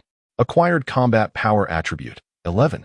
In an instant, Lin Su extended his hand, shattering the axe in the Bull Demon King's grip, then delivered a swift kick that sent him sprawling, jolting him back to reality. What Bull Demon King? He was easily subdued by a mere kick from Lin Su, Bulma remarked with pride. Oolong, filled with excitement, exclaimed, "You sent the Bull Demon King flying with a single kick. Brother Lin Su, you are extraordinary." Yamcha wiped the sweat from his brow and added, "As expected of Brother Lin Su, truly impressive." Meanwhile, Por fluttered about, chanting, "Long live Brother Lin Su! Long live Brother Lin Su!" The expelled Bull Demon King wore a look of astonishment on his face. He had not anticipated that the young Lin Xian possessed such formidable prowess. Rising to his feet, he was about to make another move to regain his dignity when he happened to catch sight of the returning son Wukong, his eyes widening in surprise. According to the original narrative, due to the connection between the Nimbus Cloud and the Rui Jingu Bang, the Bull Demon King, upon learning that Wukong was the grandson of Son Wukong's master, underwent a remarkable transformation from a fierce and fearsome figure to one of great warmth and enthusiasm. As he regarded Lin Xian and the others, any trace of hostility vanished from his gaze. Bulma, Yamcha, Oolong, and Por stood by, uncertain of what to say as they witnessed the budding rapport between Wukong and the Bull Demon King. "I truly did not expect you to be the grandson of Son Wukong's master," the Bull Demon King remarked in a gentle tone, looking at young Wukong with a kind-hearted expression, much like that of a mentor gazing upon a promising prodigy. One could imagine that the relationship between the Bull Demon King and Son Wukong's master mirrored that of Wukong and Krillin in future times. As young Wukong gazed at the Bull Demon King, the disciple of his grandfather, a sense of familiarity blossomed within him, leading to a conversation between the two. The Bull Demon King expressed his profound sorrow regarding the passing of his master, Son Wukong's grandfather, his demeanor imbued with a hint of melancholy. When the topic of Master Rashi arose, particularly upon hearing that young Wukong was aware of the old master's whereabouts, the Bull Demon King's eyes sparkled with excitement as he eagerly inquired, "Wukong, are you saying that you know where Master Wu Tian resides?" Young Wukong nodded in affirmation. Upon receiving this confirmation, the Bull Demon King promptly informed him that in order to obtain the Dragon Balls they had just discussed, they must extinguish the flames of the castle, and that the fan in Master Rashi's possession could achieve this task. Upon learning that the fan could quench the fire, young Wukong was eager to set off immediately to find Master Rashi. However, he was halted by the Bull Demon King, who revealed that he had already sent his daughter, Chi-Chi, ahead. He expressed hope that the two of them might encounter one another on the journey to locate Master Rashi. With that, young Wukong soared into the sky on his Nimbus cloud, embarking on his quest to find the revered master. Lin Xian and his companions were awaiting the return of little Goku, while Bulma instructed Oolong to fetch some cold beverages from the RV. The sweltering heat necessitated a refreshing drink. Upon little Goku's return, riding on the Nimbus, he was accompanied by a charming young girl adorned with a dart helmet. This delightful girl was none other than the daughter of the Bull Demon King. As depicted in the original narrative, little Goku encountered Chi-Chi along the way, and together they set off to seek Master Rashi. Lin Xian regarded Chi-Chi with a silent lamentation in his heart. The young Chi-Chi was once an utterly adorable little girl. Yet, who could have anticipated that upon becoming Wukong's wife, she would undergo a complete transformation, compelling Gohan to study with her fierce demeanor and insisting that Wukong seek employment to earn a living, an image that remains indelibly etched in one's memory. As soon as little Wukong returned, the crowd immediately converged around him. Everyone was eager to ascertain whether little Wukong had procured the banana fan. However, Oolong, that rascal, seemed more interested in flirting with Chi-Chi. "Pleased to make your acquaintance. I am Oolong," he declared. Ignoring Oolong's antics, the others focused their attention on little Wukong. "What? The banana fan is gone?" Upon hearing that Master Rashi's prized fan had gone missing, the Bull Demon King was left utterly disheartened. Yet, to everyone's surprise, little Wukong swiftly shifted the conversation. Upon learning that Master Rashi himself had come to extinguish the flames, he was filled with exuberance, his movements animated with joy and his eyes sparkling with anticipation. In mere moments, Master Rashi made a dazzling entrance, seated atop a perpetually spinning turtle. Slightly dazed, he rose with his cane, gazing solemnly at the flames ahead, and proclaimed with an air of a reclusive sage, "Is this the great fire of the Bread Mountain? Truly impressive." After speaking, Master Rashi turned his attention to the Bull Demon King, adopting a mentor's tone. "Bull Demon King, your reputation precedes you, while you guard treasures. You have not shied away from bloodshed, have you? Why, you are aware of this." The Bull Demon King stammered, now kneeling, "I was blinded by greed. If I can extinguish this great fire, I am willing to relinquish those treasures." Master Rashi reverted to his usual demeanor, waving dismissively, "That is quite unnecessary. Such a loss would be regrettable." Subsequently, Master Rashi feigned a cough, ahem, while gesturing for Bulma to approach. Little Wukong informed Bulma, "Bulma, the old man beckons you. He wishes to discuss something." Lin Xian was fully aware of what Master Rashi intended to confer with Bulma about. Accompanying them was Lin Xian, who took Bulma's hand, leading her alongside little Wukong to a secluded corner. Before Master Rashi could utter a word, Lin Xian interjected, "Master Rashi, Wukong is quite innocent. The terms you propose cannot hold sway over him. If you intend to use this as leverage, I must decline, for Bulma is my girlfriend." This marked Lin Xian's second declaration of ownership, reiterating that Bulma was indeed his girlfriend, the first being moments prior. Nevertheless, Bulma could not suppress her infatuation. Well aware that this was not the moment for rebuttal, Lin Xian then addressed Master Rashi, saying, "However, I shall not allow you to come here in vain. I am acquainted with two enchanting ladies who rival Bulma in beauty. Once you extinguish the flames, I shall present them before you.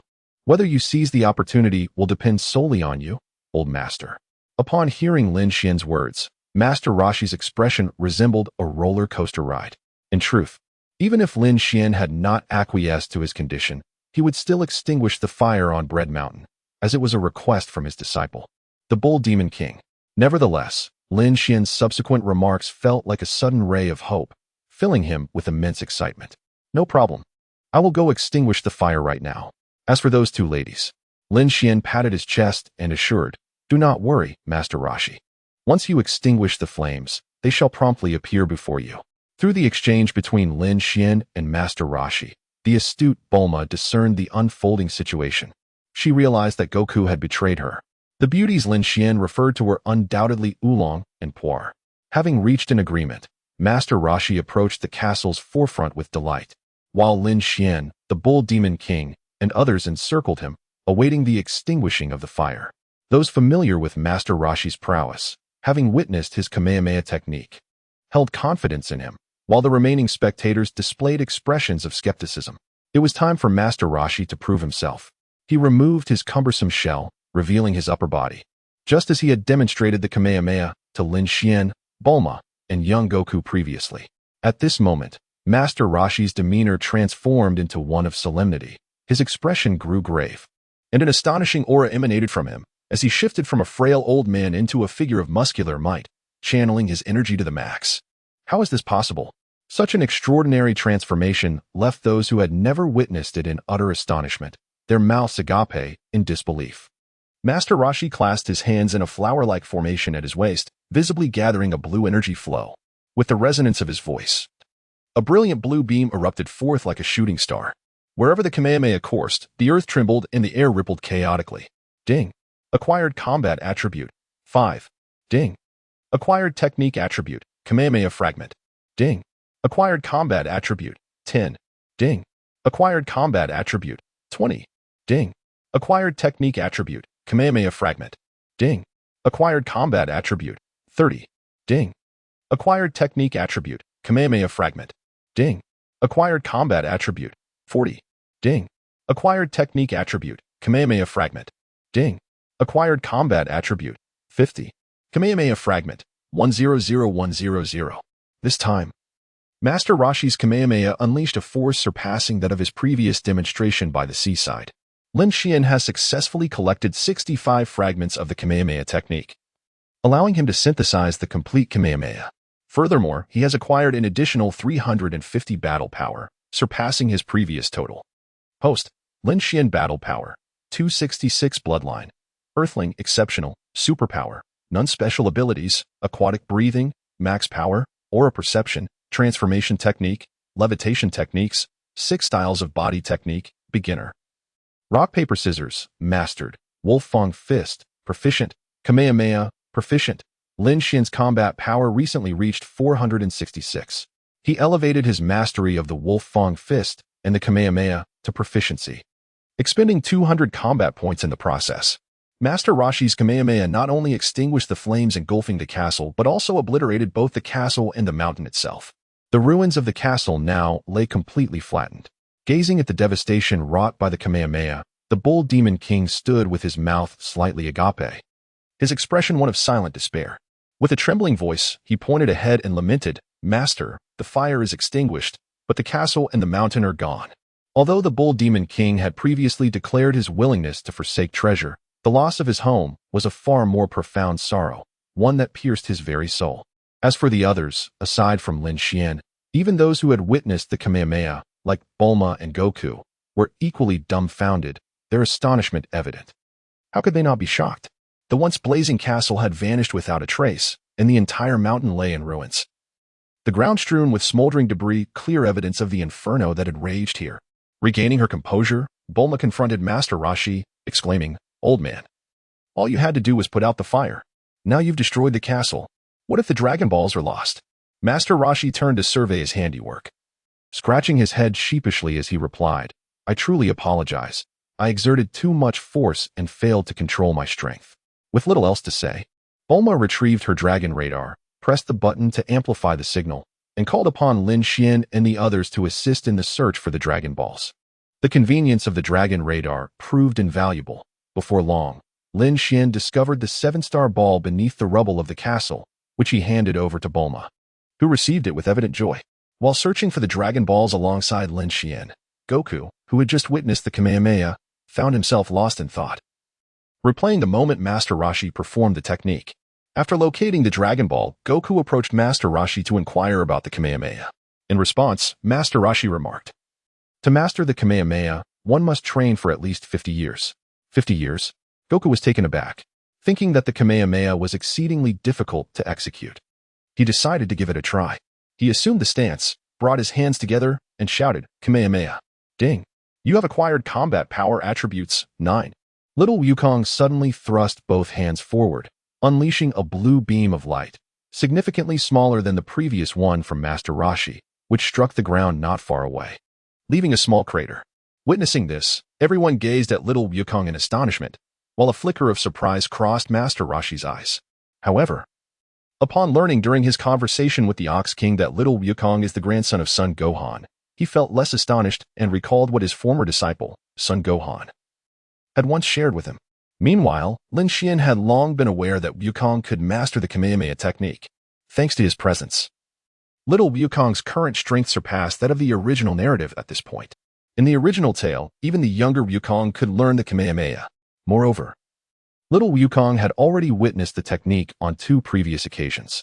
It can only be said that little Wukong is a true martial arts prodigy, which is precisely where he exceeds Lin Xian. If Lin Xian's combat prowess were comparable to that of little Wukong, or perhaps only slightly superior, he would not be able to execute the Kamehameha technique after merely witnessing it twice, given his current bloodline rank. Lin Xian approached little Wukong and praised him. Wukong, you are truly remarkable. You mastered the Kamehameha technique after merely 2 observations. Little Wukong chuckled and, with an air of excitement, replied, I never expected it either. I simply emulated the movements of Master Roshi, and to my astonishment, I succeeded. Lin Xian then said to little Wukong, Wukong, you are not the only one who has mastered the Kamehameha technique. I have learned it as well. Little Wukong, astonished, replied, Xian, you have also mastered the Kamehameha technique? Not just little Wukong, everyone was eager to know the answer to this question. Lin Xian nodded and replied, of course, I am optimistic about it. Lin Xian concentrated his energy in the palm of his hand, where a cerulean orb coalesced. With a commanding utterance of Kamehameha, a brilliant beam of azure light surged forth, striking the remnants of the once grand castle, now reduced to ruins, and creating a substantial crater with a resounding boom. Lin Xian currently possesses a combat power of 275, which is not only double that of Master Roshi but exceeds it slightly. If he were to exert his full strength, he could effortlessly unleash a technique more formidable than the Kamehameha that Master Roshi just demonstrated. Unbeknownst to everyone, Lin Xian has been modestly concealing his true capabilities. Although Lin Xian's Kamehameha cannot rival that of Master Roshi, it is nonetheless quite remarkable, surpassing little Goku by several magnitudes. Well done, Xian, beamed Bulma, Lin Xian's girlfriend, her face aglow with pride. Little Goku gazed at the enormous crater left by Lin Xian's powerful attack and remarked, impressive. The onlookers began to voice their astonishment. Master Roshi's eyes widened in surprise once more, as he realized that this young man had, like Gohan's grandson, mastered my Kamehameha. His talent is truly astonishing. Moreover, in terms of both power and control, he far exceeds Goku. Master Roshi murmured to himself before approaching Lin Xian and little Goku, commending, you both have done exceptionally well, effortlessly mastering the technique that took me decades to perfect. It was nothing, little Goku replied with a playful grin. Lin Xian remarked, old man, your Kamehameha is quite impressive. The Kamehameha signifies the bloodline of a lower-tier scion. In other words, the Kamehameha equates to a lineage of a scion of lesser status. Observing Lin Xian and little Goku, Master Roshi inquired, would you two care to visit my home? If you accompany me for a period of training, there is a significant chance you may surpass me. Upon hearing Master Roshi's words, Yamcha exclaimed, Master Mateto wishes for big brother Lin Xian and Goku to train with him. Is that truly so? Little Goku, brimming with excitement upon witnessing Master Roshi's prowess, eagerly responded, I have gathered all the Dragon Balls and will come to train with you. As for Goku, I have no concerns, but little Xian is to remain by my side. You old man, do not entertain any notions about him. Before Lin Xian could speak, Bulma had already declined Master Roshi's offer on his behalf. Contemplating Bulma's refusal, Lin Xian said, Master Roshi, allow me to ponder this. Should I decide to go, it will be alongside Goku. For martial artists, training under the martial arts deity, Master Roshi, is an opportunity that is highly coveted. Yet, for Lin Xian, the decision holds little weight. Hearing Bulma and Lin Xian's remarks, Master Roshi sighed and counseled Lin Xian, take your time to think this over, consider it carefully. In Master Roshi's eyes, Lin Xian and little Goku resembled 2 uncut gemstones.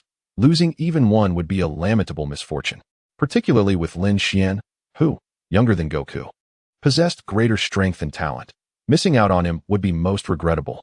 In stark contrast, had it not been for the fact that Lin Xian was his superior, Yamcha would have relished the opportunity to challenge Lin Xian, teach him a lesson for his perceived arrogance, and then take his place to train with Master Roshi. After Master Roshi extinguished the flames of the Bread Mountain, the weather turned pleasantly cool, no longer oppressive and dry, with occasional refreshing breezes wafting through. Feeling this change, the Ox King expressed his profound gratitude to Master Roshi, engaging in acts of appreciation and excitement that filled the old master with immense satisfaction. A triumphant smile spreading across his face. Simultaneously, Lin Xian fulfilled his promise. He led Oolong and Puar to a secluded spot, transforming them into the likeness of beautiful women to entertain Master Roshi. Ultimately, Master Roshi could not stem the flow of his nosebleed. However, had he known that he was gazing upon two anthropomorphic beings of the same species, he might have had quite a different reaction. With his heart content, Master Roshi bid farewell to the crowd. Meanwhile, Lin Xian and his companions prepared to depart from Bread Mountain. As little Goku was boarding the vehicle, Chi-Chi called out to him. "Goku," she said, "when I grow up, you must marry me. I will be your wife." Wife? The innocent little Wukong gazed with confusion, his face adorned with a myriad of questions, utterly unaware of the meaning behind his wife's words. Those who had entered the caravan, upon hearing the dialogue between Chi-Chi and little Wukong, peered out eagerly, not wishing to miss this captivating moment, including Lin Xian. Meanwhile, Chi-Chi fixated her large, expressive eyes on little Wukong, displaying an anxious demeanor, fearful of hearing a refusal. Seconds stretched into what felt like an eternity. The atmosphere remained hushed as Chi-Chi awaited Wukong's response, yet it never came. Lin Xian understood that Wukong was pondering the meaning of a wife. Just as Chi-Chi was about to voice her impatience, little Wukong turned to Lin Xian and inquired, "Xiao Xian, what is a wife? Is it something to eat?" Upon hearing the child's question, Lin Xian had yet to respond when Bulma, Oolong, Yamcha, and Puar erupted in laughter.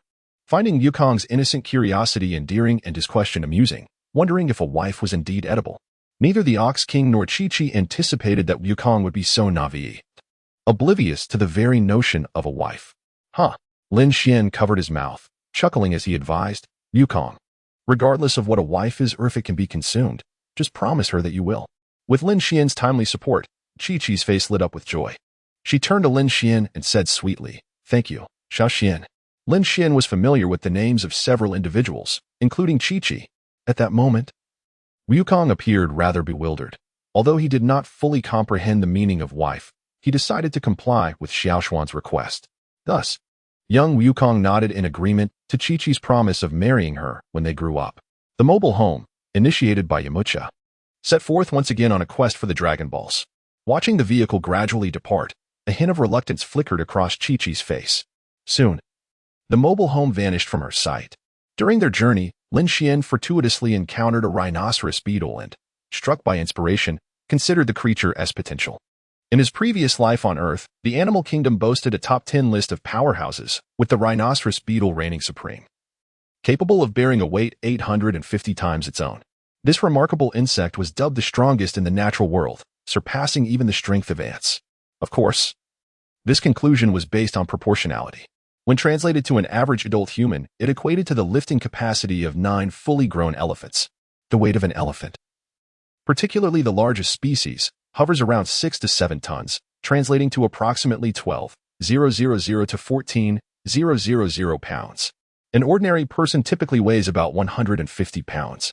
If one possessed the strength of a rhinoceros beetle, capable of lifting an object 850 times their own weight, their strength would amount to an astounding 127,500 pounds, or roughly 63,75 tons. Such power, when unleashed in the Dragon Ball universe, would be insufficient, as the mountains destroyed by Master Roshi weighed several hundred tons, with even the smallest mountains tipping the scales at thousands of tons.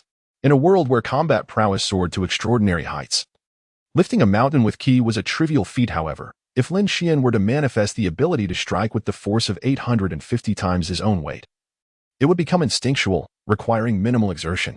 Should Lin Xian's weight someday escalate to tens of thousands, or even millions of tons, multiplying that by 850 would yield staggering power. Presently, as an 8-year-old, Lin Xian weighed a mere 60 pounds. Thus, 850 times his weight would equal 51,000 pounds, or 25. 5 tons. Ding. Acquired special ability attribute. 850-fold strength fragment. Ding. Acquired bloodline attribute. Rhinoceros beetle bloodline fragment. Ding. Acquired special ability attribute. 850-fold strength fragment. Ding. Acquired combat power attribute. 0, 1. Ding. Acquired combat power attribute. 0, 2. Ding. Acquired special ability attribute. 850-fold strength fragment. Ding. Acquired combat power attribute. 0, 2. Rhinoceros beetle bloodline fragments. 145 850-fold strength fragments. 250, 250 finding little use for the rhinoceros beetle bloodline fragment. Lin Xin merely glanced at it and set it aside. With 14 fragments collected, he was just one short of synthesizing 3 complete rhinoceros beetle bloodlines. Lin Xian not only synthesized a power of 850 times, but also expended 1,000 combat points, elevating his bloodline from excellent to elite. The combat points dropped by the unicorn beetles were predominantly meager, often ranging only from 0, 1 to 0, 2, with the occasional 0, 3. The inherent combat power of the unicorn beetle itself stood at 0, 3, yielding a surplus of combat fragments. Yet, their collective value remained modest. Lin Xian primarily accrued combat points from Yukon. Host. Lin Xian combat power. 130 bloodline. Earthling, elite. Superpower. None special abilities. Underwater breathing. Maximum power. Aura perception. Transformation technique. Levitation. 850 times strength techniques. 6 styles of body technique. Beginner. Rock, paper, scissors. Mastered. Wolf Fong fist. Proficient. Kamehameha. Proficient. Notably, after synthesizing the 850 times strength, Lin Xian could unleash a punch with that extraordinary power. By leveraging his own weight, he could augment his strength to 850 times, with the ability to adjust within the range of 1 to 850 times. As the RV approached a colossal mushroom forest, Lin Xian, seated inside, gazed at the towering fungi and remarked, "The mushrooms grow as tall as trees. This is my first encounter. The creatures of this world are truly marvelous." At the wheel, Yamucha slowed down, turned his head, and addressed Lin Xian and the others. "There's a town up ahead. Let's stop to replenish our supplies and have a meal." A settlement nestled among the gigantic mushrooms lay just ahead.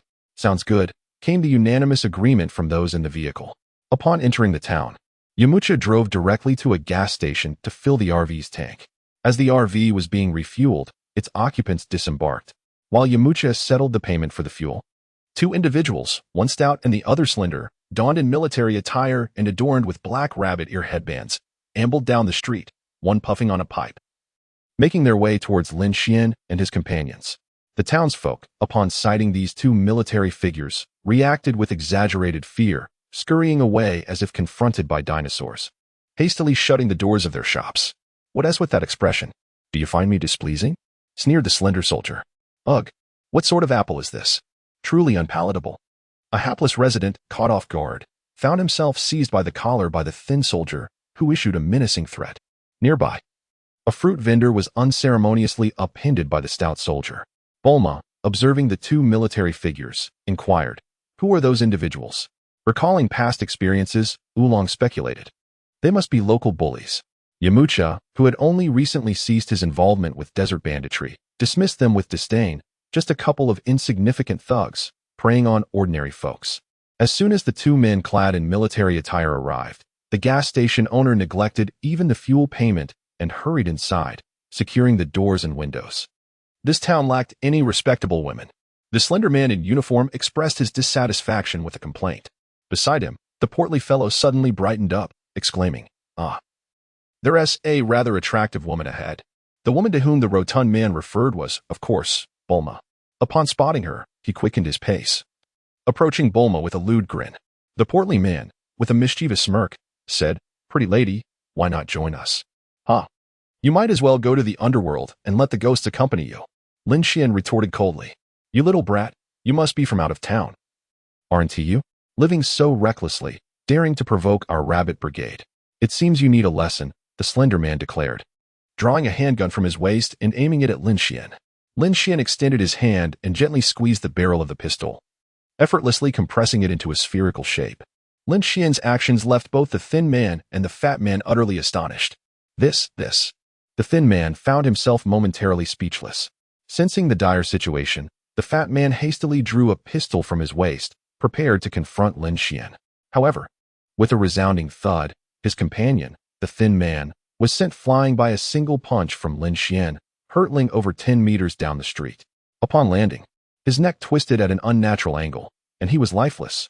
Had Lin Xian not been concerned about the excessive violence frightening Bulma, he would have obliterated the thin man with one blow. Witnessing his comrade's demise, the fat man realized the gravity of the situation and swiftly retrieved a walkie-talkie. Shouting into it, "Boss, we have encountered a formidable opponent here. Is he calling for that rabbit?" Lin Xian replied, "Perfect, I was just hoping to meet that rabbit." With that, Lin Xian delivered another punch, ending the fat man's life as well. The rabbit spoken of by Lin Xian refers to the leader of the Rabbit Corps, known as Rabbit Boss, who is the superior of the two soldiers in military attire, the stout one and the slender one, whom he had slain.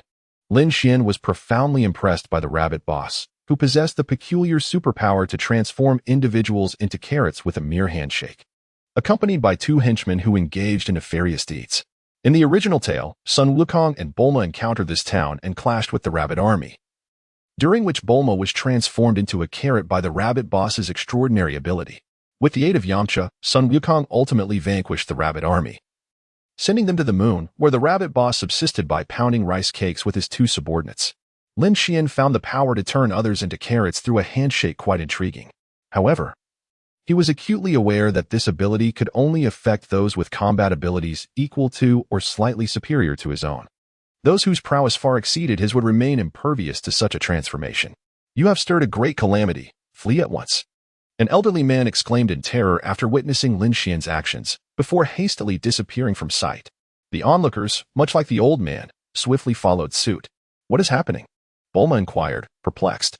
Yamcha surveyed the deserted streets and shuttered shops, remarking, "Brother Lin Xian, most of the residents have fled, yet our supplies remain unfulfilled. Not to worry. Once we deal with that rabbit, we shall continue to replenish our provisions," Lin Xian replied nonchalantly. Before long, a rabbit-shaped vehicle approached the six of them, halting before them. A rabbit, donned in sunglasses and traditional robes, with cloth shoes adorning his feet, disembarked with a serious demeanor, the character for rabbit prominently displayed on his attire. "They're all dead," the Rabbit Boss exclaimed upon glimpsing the lifeless bodies of his subordinates. With a forceful push from his right foot, he executed a series of aerial spins before landing before Lin Xian. He then extended his right hand, beaming at Lin Xian, and said, "Let us shake hands." "Shake hands." Sun Wukong, Bulma, Yamcha, Puar, and Oolong stood momentarily stunned by the Rabbit Boss's gesture. They had anticipated a fierce confrontation, yet the Rabbit Boss's unexpected friendliness was truly astonishing. Nonetheless, Yamcha felt an unsettling sense of familiarity with the Rabbit Boss. In response to the Rabbit Boss's request, Lin Xian grasped his hand. To his surprise, he did not transform into a carrot, prompting a change in the Rabbit Boss's expression. Ding. Acquired superpower attribute. Handshake to carrot fragment. Ding. Acquired combat power attribute. 1. Ding. Acquired combat power attribute. 2. The ability to transform a handshake into carrot fragments requires 300 pieces, while gathering enough fragments. Lin Xian also acquired a combat power of 290. Host, Lin Xian combat power, for 20 bloodline. Earthling, elite, superpower. Handshake transformation into carrot special abilities. Aquatic breathing, max power. Sensing aura, transformation technique, levitation, 850-fold strength techniques. 6 forms of physical arts, beginner, rock paper scissors, advanced, Wolf Fong Wind Fist, proficient. Kamehameha, proficient. The superpower of handshake transformation into carrot filled the void in Lin Xian's attributes, marking his first superpower. The rabbit leader, now devoid of value, faced Lin Xian's mockery. "What shall I do with you? Exiling you to a place from which you can never return would be cumbersome. It would be far simpler to end your life, for you are a villain of the highest order." The rabbit leader, terrified, realized his power was ineffective against Lin Xian, unable to transform him into a carrot. Nor could he escape Lin Xian's grasp. In a desperate plea for mercy, he exclaimed, "No, please don't kill me. I possess wealth. Over the years, I have amassed a fortune and can serve you." "Oh, you wish to serve me?" Lin Xian chuckled, suddenly activating his newly acquired ability, transforming the rabbit leader into a carrot. This prompted Yamcha to recall a distant memory, realizing why the rabbit leader seemed familiar. Long ago, during his exploits in the desert, he had heard tales of a town ruled by a rabbit legion, led by a humanoid rabbit possessing the ability to turn others into carrots through mere contact. At that time, he had paid little heed, for the town lay beyond his realm of influence, and he had no quarrel with the rabbit legion.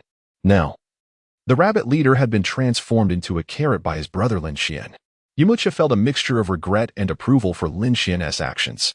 Regrettably, the rabbit leader was formidable, and his power could have provided significant assistance if Lin Xian had chosen to recruit him. As an elder, he and Pu'er would have gained an advantage in stature. However, due to the rabbit leader's ability, Lin Xian need not fear betrayal. Though a knife in the back from this scoundrel would be no small matter. What puzzled Yamcha was how Lin Xian had managed to wield the rabbit leader's power. Thus, he inquired, "Brother Lin Xian expressed that this is knowledge he acquired from the rabbit. Can superpowers be learned? Aren't they innate?" Yamcha pondered aloud, perplexed by the notion. Meanwhile, Bulma, upon discovering the formidable prowess of the rabbit leader, conceived the idea of persuading Lin Xian to recruit the rabbit leader into their ranks. Lin Xian transformed the rabbit leader into a carrot, harboring no intention of harming him. His motives were twofold: to test his superpowers and to allow the little rabbit to experience the essence of being a carrot. Upon reverting from carrot to rabbit, the rabbit leader humbly submitted to Lin Xian, thereby expanding Lin Xian's group from 6 to 7 members. The rabbit leader transitioned from the commander of the rabbit army to a mere little rabbit within the team. Subsequently, Lin Xian and his companions visited the little rabbit's abode and took away all valuables. Indeed, the little rabbit had amassed considerable wealth over the years, far surpassing that of Yamati. Lin Xian and his companions casually enjoyed a meal at the residence of the little rabbit. After finishing their meal and replenishing their supplies in the town, they departed in their RV, driven by Yamcha. With the rabbit legion no longer a threat, the townspeople erupted in jubilation. Throughout their journey, Lin Xian was greeted by the sight of colossal mushrooms, as they had yet to emerge from the mushroom forest. There are two presences, Lin Xian sensed, and recalled the narrative from his previous life. He murmured to himself, "They must be here to seize the Dragon Balls." At that moment, an unusual sound echoed from outside. Lin Xian stood up and turned toward the source of the noise, only to see a small missile hurtling toward their RV. "Enemy attack!" Yamcha shouted. Oolong and Pu'er were already in a state of panic, scurrying about inside the RV. The newly joined little rabbit, once the leader of the rabbit legion, felt a bead of cold sweat form as the missile approached. Lin Xian opened the window of the RV, leaped from the vehicle, and soared into the air, delivering a powerful kick that detonated the missile. Boom! The missile exploded midair. Simultaneously, a steel robot resembling a walking egg descended from a colossal mushroom, its mechanical arm aiming once more at the RV, launching yet another small missile. With a swift gesture, Lin Xian detonated the missile from afar. Given his combat prowess of 420, it was nearly impossible for him to hold back. If he were to relent, it would be only to the sea. The primary reason for his restraint was the inadequacy of those attempting to seize the Dragon Balls.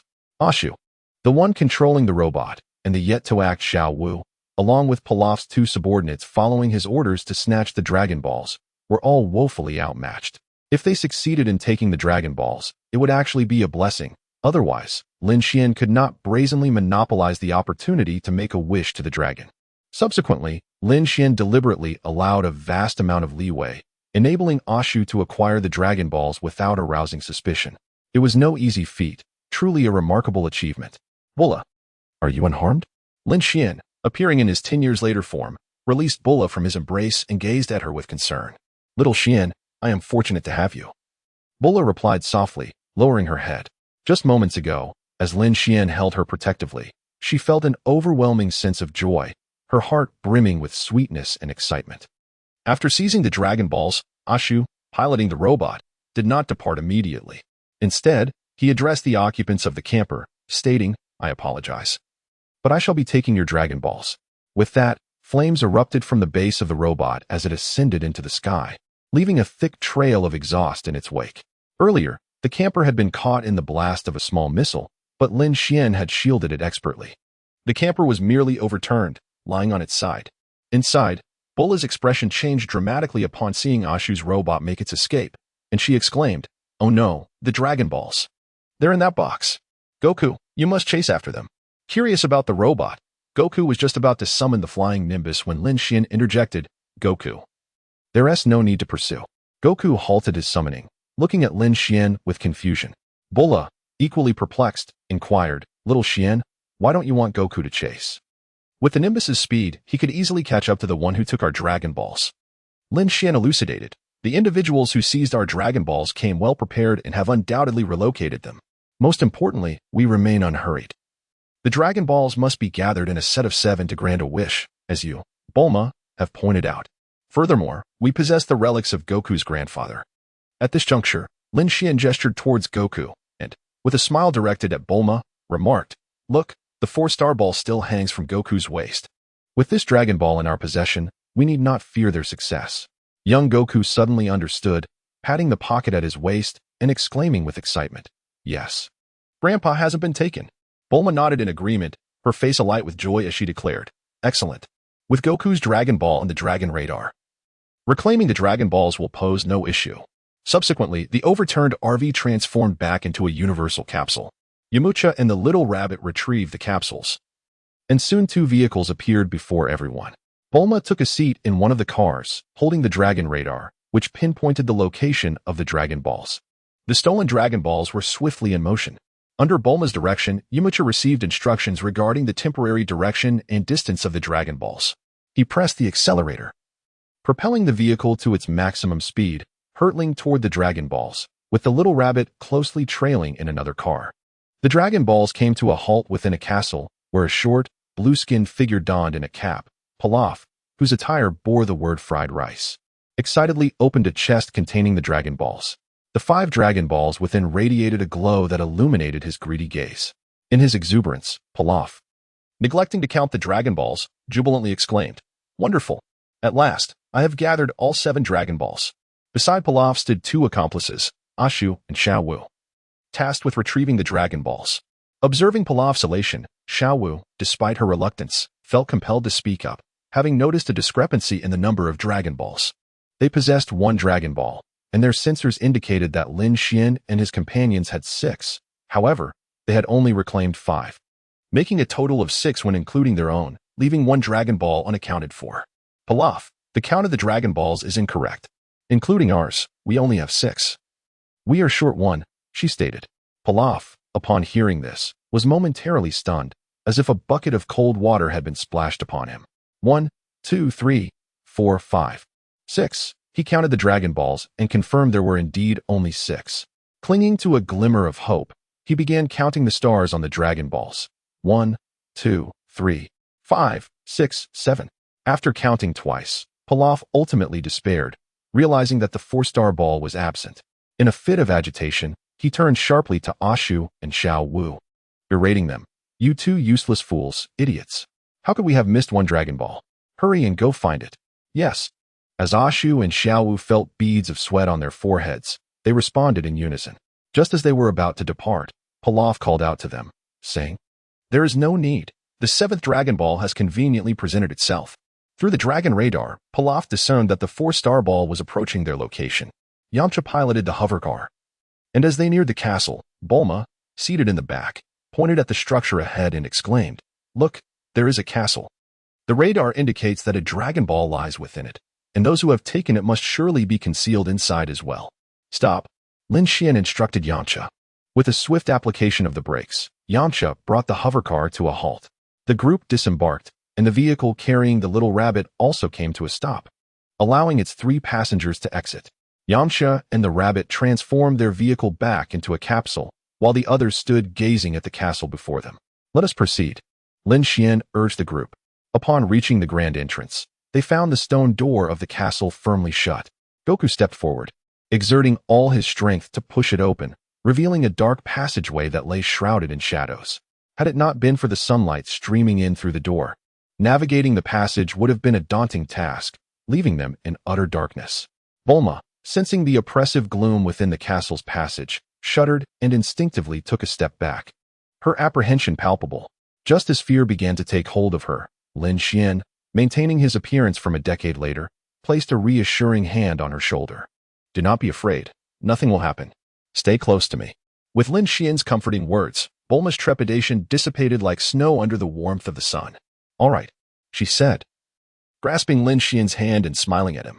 As they entered the castle, Goku and the little rabbit led the way, acting as scouts, while Lin Xian and Bulma followed closely behind. Yamcha brought up the rear, prepared to face any danger that might arise, with Puar and Oolong positioned ahead of him, and Lin Xian trailing behind Bulma. Throughout this journey, all but Lin Xian remained vigilant and alert. Lin Xian believed that the journey would pose no danger, only to encounter a stone prison mechanism waiting for them around a bend. To his surprise, the traps along the way emerged one after another. Given Lin Xian's combat prowess, these traps were hardly a challenge. However, he found himself quite taken aback. The Dragon Ball series, beginning with the meeting of Goku and Bulma in search of the Dragon Balls and concluding with the Majin Buu saga, was a manga Lin Xian had perused countless times. Naturally, his first thoughts gravitated towards the narrative of the manga. In addition to the manga, there was also the animated version, which Lin Xian, a fervent Dragon Ball enthusiast, had watched during his childhood in his previous life. The passage of time made those memories somewhat distant, and he found the animation's plot rather lackluster. He ceased to revisit it after a single viewing. Nonetheless, compared to the neighboring One Piece anime, the Dragon Ball adaptation possessed a relatively commendable storyline. At least it wasn't devoid of substance. In contrast, One Piece's animation could barely rival the vastness of the sea itself. For ordinary individuals, the traps encountered by Lin Xian and his companions could be fatal. However, the collective prowess of the seven was extraordinary, aside from Bulma, who was an average person. Both Puar and Oolong possessed transformation abilities. Their journey had been fraught with tension, yet ultimately safe. But they found themselves confined within the stone prison. This is dire. What shall we do now? Bulma lamented, surveying the unforgiving stone walls surrounding them. Meanwhile, Goku, Yamcha, and the little rabbit struck the walls with all their might. Yet, the walls were remarkably sturdy, far beyond their expectations, despite exerting their full strength. They made no progress and grew fatigued. Stop. You cannot break through that wall. Conserve your energy, Lin Xian remarked nonchalantly, his eyes glinting with a flicker of insight. Goku, Yamcha, and the little rabbit paused, collapsing onto the ground in exhaustion. Allow me, Lin Xian offered. At his words, Bulma, Yamcha, and the others brightened, recalling Lin Xian's impressive use of the Kamehameha technique on Bread Mountain. At that moment, a screen suddenly materialized on the wall's surface, revealing the face of Pilaf. Foolish mortals.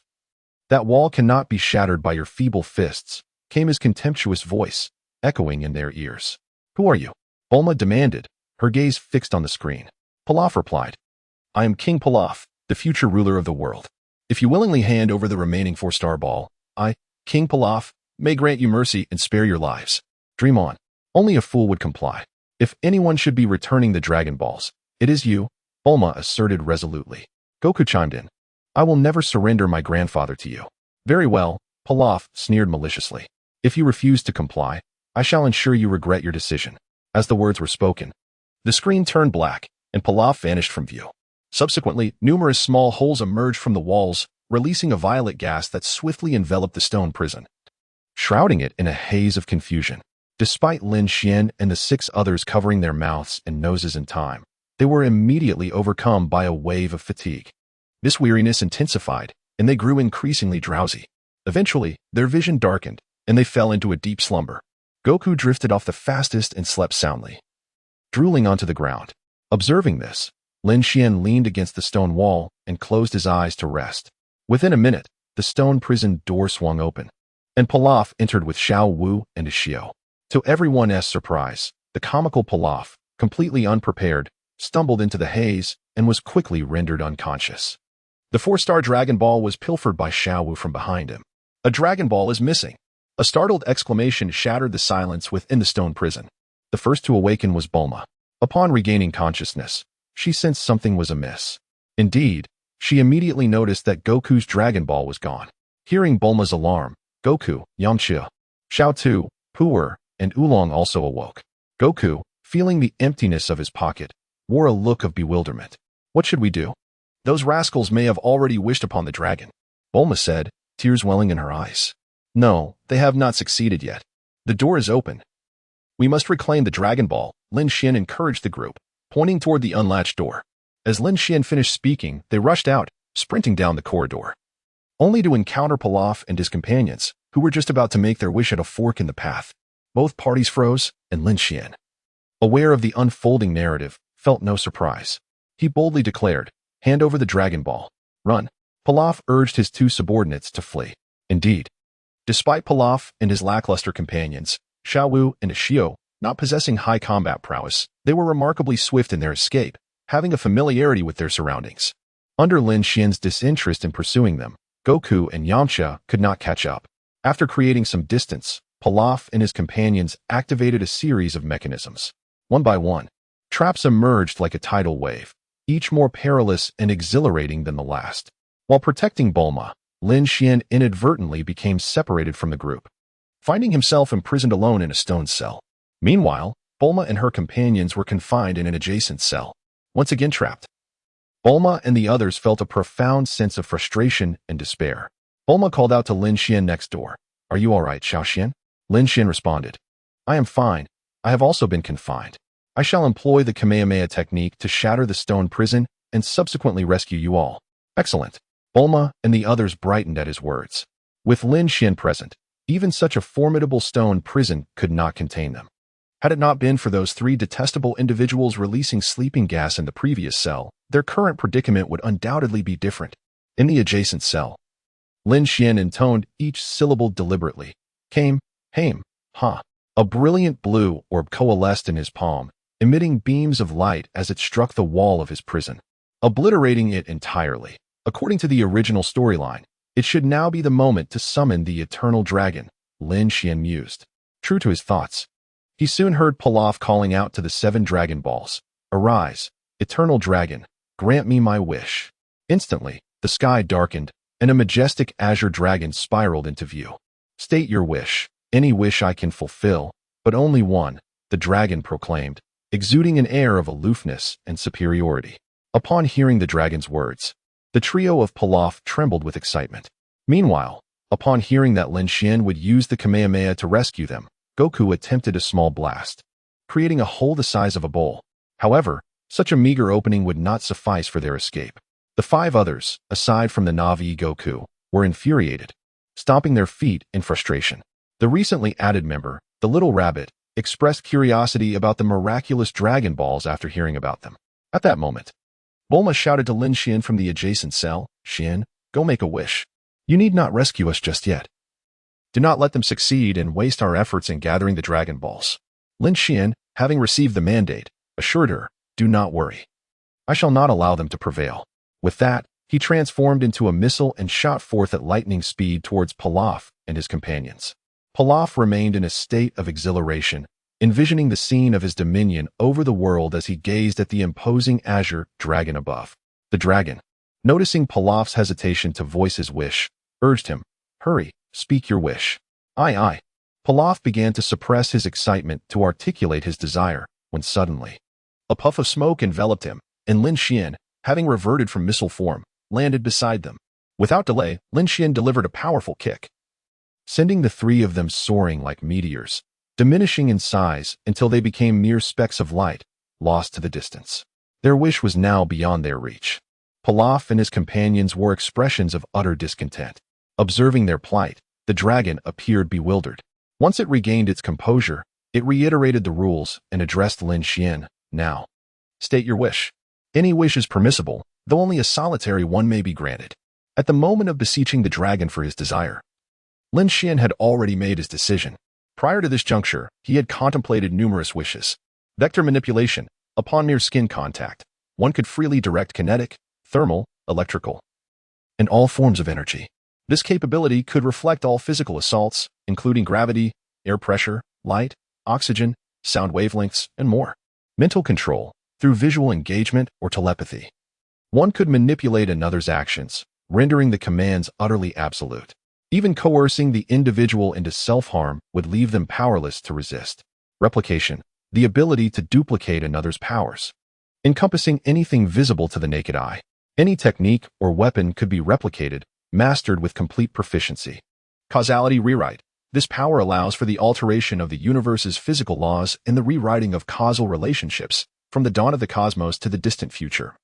All applicable laws of causation would be transformed. Complete hypnosis, the ability to dominate an opponent's senses, instilling an unwavering belief in a specific object as appearance, form, mass, texture, and even scent, as dictated by the Master's desires. Omniscience and omnipotence, the capability to foresee the future and alter it, anticipating any potential threats and obliterating them at a designated moment ahead. Elemental transformation, the capacity to render one's body into elemental form, rendering physical assaults ineffective. O dragon, my wish is to acquire the ability to simulate all elements of Earth, a power I shall call elementalization, enabling me to manipulate, create, and transform into all elements found on our planet. Lin Xian's wish was made after considerable deliberation. Aware that a wish of great magnitude could not be fulfilled by the lowly divine dragon, he meticulously filtered his desires and ultimately elevated them to elemental transformation. This transformation allows one to embody all elements of the earth, transcending the mere natural elemental transformation. The natural elements, represented by the 5 fundamental elements in Naruto, fire, earth, water, wind, and lightning, are also echoed in the natural type devil fruits of One Piece. Beyond these, there exist well-known fundamental elements and those cataloged in the periodic table of chemical elements. The fundamental elements consist of metal, wood, water, fire, and earth. The array of elements in the periodic table is vast, surpassing the combined might of natural and fundamental elements. Mercury, a chemical element commonly referred to as quicksilver, is one such example. The atmosphere is predominantly composed of nitrogen, comprising 78, with oxygen at 21, leaving a mere 1 for other elements. Natural and fundamental elements are primarily synthesized from chemical elements. Upon the realization of his wish to acquire elemental transformation, Lin Xian could effortlessly transform into mercury or air, as well as harness the powers of various natural-type devil fruits from One Piece, including the smoke, flame, sand, thunder, ice, dark, light, magma, swamp, gas, and snow fruits. What's more, with the attribute acquisition system in place, Lin Xian's combat prowess would enable him to obliterate the universe with ease. Thus, the utility of mere elemental transformation seems trivial. Consider the concept of absolute zero, a temperature that cannot exist in the universe, equivalent to minus 273.15 degrees Celsius. At this temperature, time, space, and light would be immobilized, effectively freezing the entire universe. Far from a mere fantasy, the speed of light allows one to circumnavigate the Earth 5 times in a single second. Trunks and Goten, fused into Gotenks, took several seconds to complete a few laps around the planet. This illustrates that, in the later stages, the speed of light could at least rival that of Super Saiyan 3, potentially even matching the velocity of Super Saiyan God. As for Admiral Kizaru from One Piece, who consumed the light fruit and can transform into light, he does not achieve the speed of light because his physical form becomes light while his soul, upon reaching a certain threshold, limits his speed. Forcing an increase in speed would lead to the tearing of his soul. The transformation of the soul into light falls within the realm of advanced wishes, let alone the ability to become every element on Earth. From the outset, Lin Xian harbored no such lofty aspirations. It suffices for his physical form to mimic and transform into various elements. As for his soul, with Lin Xian's increasing combat strength, his soul would also grow stronger. Thus, he need not fear the inability to withstand the speed of light. Fear not in the slightest. Trapped within the stone prison, Bulma gazed through the opening created by Goku's Kamehameha and overheard Lin Xian's wish, feeling a tinge of disappointment. She had meticulously calculated her intentions to wish for Lin Xian to age 10 years, yet she had not managed to discuss it with him. Nevertheless, Bulma swiftly adjusted her mindset. As a scientist, she found Lin Xian's wish to be exceedingly intriguing. Goku, standing nearby, inquired, "What does little Xian mean by all the elements of the earth, and what does elementalization entail? What elements exist on Earth?" The others confined within the stone prison, aside from Bulma, were oblivious, eager to explain to Goku but unsure of how to articulate it. What it means is, Bulma, the sole one capable of elucidation, began. Turning to the dragon, after Lin Xian's wish was made, it remained silent for several seconds. Finally, the dragon spoke, stating, "I can only grant you the ability to physically simulate all elements of the earth. I cannot alter your soul. That is acceptable." Lin Xian nodded in agreement. Subsequently, the dragon continued, its eyes gleaming with a crimson light, proclaiming, "Your wish has been granted. Farewell." With that, the dragon vanished, and the 7 Dragon Balls transformed into stone, scattering in 7 distinct directions. As the Dragon Balls departed, Goku, witnessing their flight, turned to Bulma and asked, "Bulma, What is happening? Bulma explained. I had not mentioned it before, but after a wish is granted, the Dragon Balls turn to stone and scatter. They will revert to their original form after a year. With an apologetic tone, she added, I should have informed you of this in advance. My apologies. Goku, astonished by the notion of waiting a year, exclaimed, What? A whole year? Although Goku was innocent, he understood that Bulma possessed a dragon radar. Even if the Dragon Balls had flown away, she could retrieve them in a short time. The transformation into stone, however, meant they could only be sought after a year. While Goku was still processing this revelation, Lin Xian emerged to rescue them. Having just acquired the ability of elementalization, how could Lin Xian refrain from experimenting? His hand morphed into stone, and he gently placed it against the wall, which had been punctured by Goku's Kamehameha. Under his control, the structure shifted, revealing a doorway. One by one, the individuals trapped within the stone prison stepped through the opening. Little Xian, let us witness elementalization in action. Indeed, brother Lin Xian, we must behold elementalization. Surrounded by Bulma and others, they gazed intently at Lin Xian's hand, now turned to stone, each eager to gain a clearer understanding of the abilities he had acquired. In response, Lin Xian obliged their curiosity. Before their eyes, he transformed entirely into stone, melding seamlessly with the castle. Subsequently, the castle underwent a remarkable metamorphosis. As its stone structure coalesced into a colossal stone giant, Lin Xian's ability to petrify resembles an evolved version of the stone fruit from One Piece. However, what the stone fruit can achieve, Lin Xian can accomplish, and what it cannot, he can also do. Presently, Lin Xian emulates the stone fruit. The stone fruit enables its wielder to assimilate any rock they come into contact with, absorbing its appearance, hardness, and other properties into their own power. Upon harnessing the strength of the rock, the wielder can transform into a colossal stone giant for offensive maneuvers. The size and attack potency of this giant are determined by the assimilated rock. Moreover, the wielder can penetrate walls through rock assimilation and merge with any contacted rocks or rock-constructed edifices, exerting forceful control over the assimilated stone artifacts. By allowing rocks to merge with their own form, the wielder can elongate their body into a rocky state or morph into stone to attack alongside the terrain. Once assimilated, even if the wielder's body is shattered, they can regenerate, albeit requiring a brief period for recovery. Furthermore, the wielder can manipulate any material that belongs to rock, even altering the landscape or the appearance of buildings. Consequently, structures or trees affixed to the rocks may indirectly be assimilated, merging with the wielder. The stone fruit is akin to a natural type fruit. However, as it belongs to the Paramecia class, the wielder does not transform into rock, they remain concealed within it. Thus, shattering or cleaving the rock that has assimilated the wielder proves futile. One must directly incapacitate the wielder controlling the rock to nullify the ability. Unlike the stone fruit, which cannot elementalize, Lin Xian's elemental ability branch, the power of petrification, surpasses it significantly. Lin Xian, even without merging with the castle, was capable of transforming into a colossal stone giant. After merging with the castle and creating several deep craters in the surrounding grassland, he reverted the castle back to its original state, meticulously repairing the damages incurred.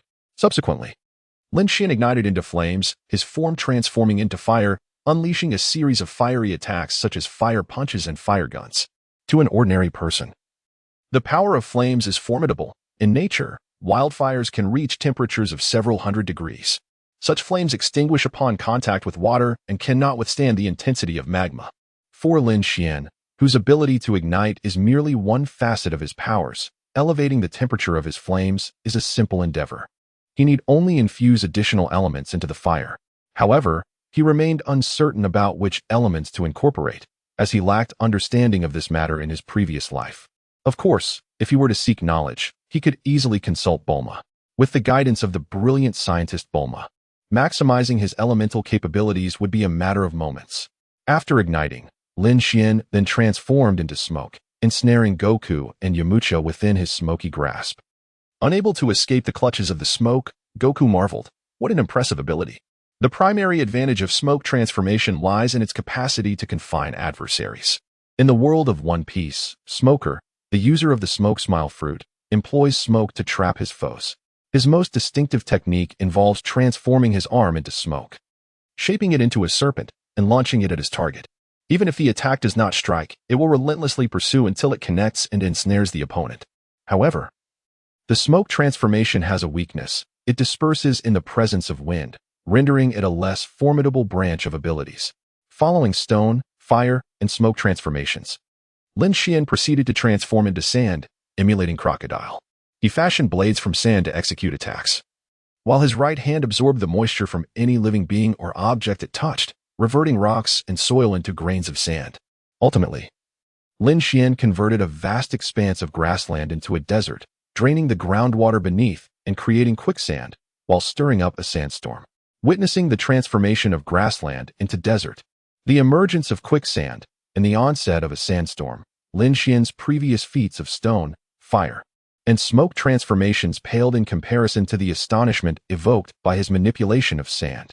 For Bulma, Yamcha, and the others, this was their first encounter with the ability to alter the natural environment through sheer human effort, without technological means, achieving a permanent transformation. In their minds, such a feat of altering nature, rather than merely destroying it, could only be accomplished by a deity. The term destruction conjures images of Master Roshi obliterating a mountain with his Kamehameha wave. Although a desert is not the most hospitable environment, it undeniably represents a form of natural habitat. Regarding his sand transformation, Lin Xian felt dissatisfaction, akin to crocodile's sand fruit. His sandy form would solidify upon contact with water, rendering him vulnerable to physical attacks. The transformation into lightning was undoubtedly superior to the stone, fire, smoke, and sand forms, existing on an entirely different dimension compared to the earlier branches of his abilities. After Lin Xian's body transformed into lightning, he gained the remarkable abilities of levitation and flight, summoning bolts from the clouds above. Moreover, through his electrified form, he could perceive the brainwaves of others, discerning their thoughts, a method akin to telepathy with an extensive range. Akin to Enel's mantra. However, Lin Xian's prowess far surpassed that of Enel, his combat strength eclipsing him by a considerable margin. Just moments ago, as he soared with his lower body transformed into lightning, Bulma marveled. Wow, Xiao Xian looks even more dashing. Each of his abilities is more formidable than the last. I must say, wishing upon the dragon for elemental powers was a stroke of genius. The thoughts of the other five varied. Yamcha and the little rabbit contemplated that if given the chance, they too would wish for the ability to elementalize. It was simply too powerful. Following his transformation into lightning, Lin Xian adeptly employed the abilities of Admiral Akiji and Kizuru, freezing and illuminating his foes in succession. The desert crafted by Lin Xian has been encased in ice, with a layer of frost blanketing the sandy terrain. Upon transforming into light, although Lin Xian cannot attain the speed of light, he is capable of soaring at remarkable velocities in the form of light. His speed allows him to deliver powerful strikes, while his body emits a brilliant flash that can temporarily blind adversaries. The compressed light particles generate lasers that result in widespread explosions. The abilities of freezing and illuminating rank among the most formidable within the myriad branches of elemental manipulation. Following these abilities, the power of darkness is also noteworthy. This darkness transformation allows his body to merge with shadows, wielding a gravitational force that draws in anything that comes into contact with the dark. It can compress and shatter objects, and with the force of gravity, it can summon individuals from a distance. By merely touching those endowed with superhuman abilities, he can render them temporarily powerless. In comparison to the dark transformation of elemental manipulation, Blackbeard's dark fruit is significantly weaker. It fears seawater and sea prism stone, cannot undergo elemental transformation, and inflicts double pain upon injury, truly making it the weakest among peers. Lin Xian's ability to transform into darkness certainly allows for elemental manifestation. Otherwise, it would not be referred to as such. When he sustains damage, the pain does not amplify as it does with the dark fruit. As for the capacity to render individuals with superpowers powerless by merely touching them, this is attributed to the gravitational pull of black holes and shadows. Those endowed with superhuman abilities, along with their powers, resemble a mobile phone and its signal. When ensnared by Lin Xian's darkness, their powers become inaccessible, akin to a signal being obstructed. Whether Lin Xian can, like the dark fruit, entirely strip others of their superpowers remains uncertain. At that moment, Lin Xian's hand enveloped in darkness seized a small rabbit. Observing this, Pu'er exclaimed, "Is brother Lin Xian going to kill him?" Before he could finish, Yamcha interrupted, asserting, "Pu'er, do not speak recklessly. Brother Lin Xian is merely testing his abilities, just as he did earlier. Goku interjected. Little Xian would never harm his companions. Seizing the opportunity, Oolong pointed at Pu'er and declared with righteous indignation, Pu'er, do not harbor malicious suspicions about Brother Lin Xian. Indeed, Bulma nodded in agreement. The small rabbit, sharing Pu'er's line of thought, trembled and pleaded, Brother Lin Xian, are you going to kill me? I truly submit to you. Please, do not take my life. Earlier, during the lightning transformation, Lin Xian had read the rabbit's brain waves and discerned that it harbored no ill intentions. Thus, he had no intention of harming it.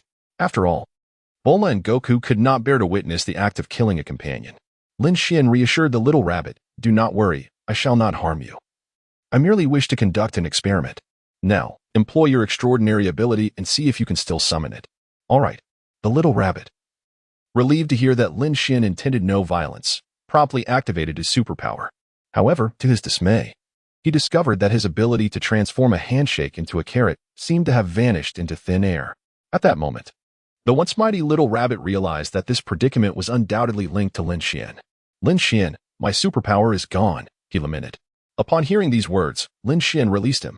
The liberated little rabbit soon found that his superpower had returned, exclaiming, I have it back.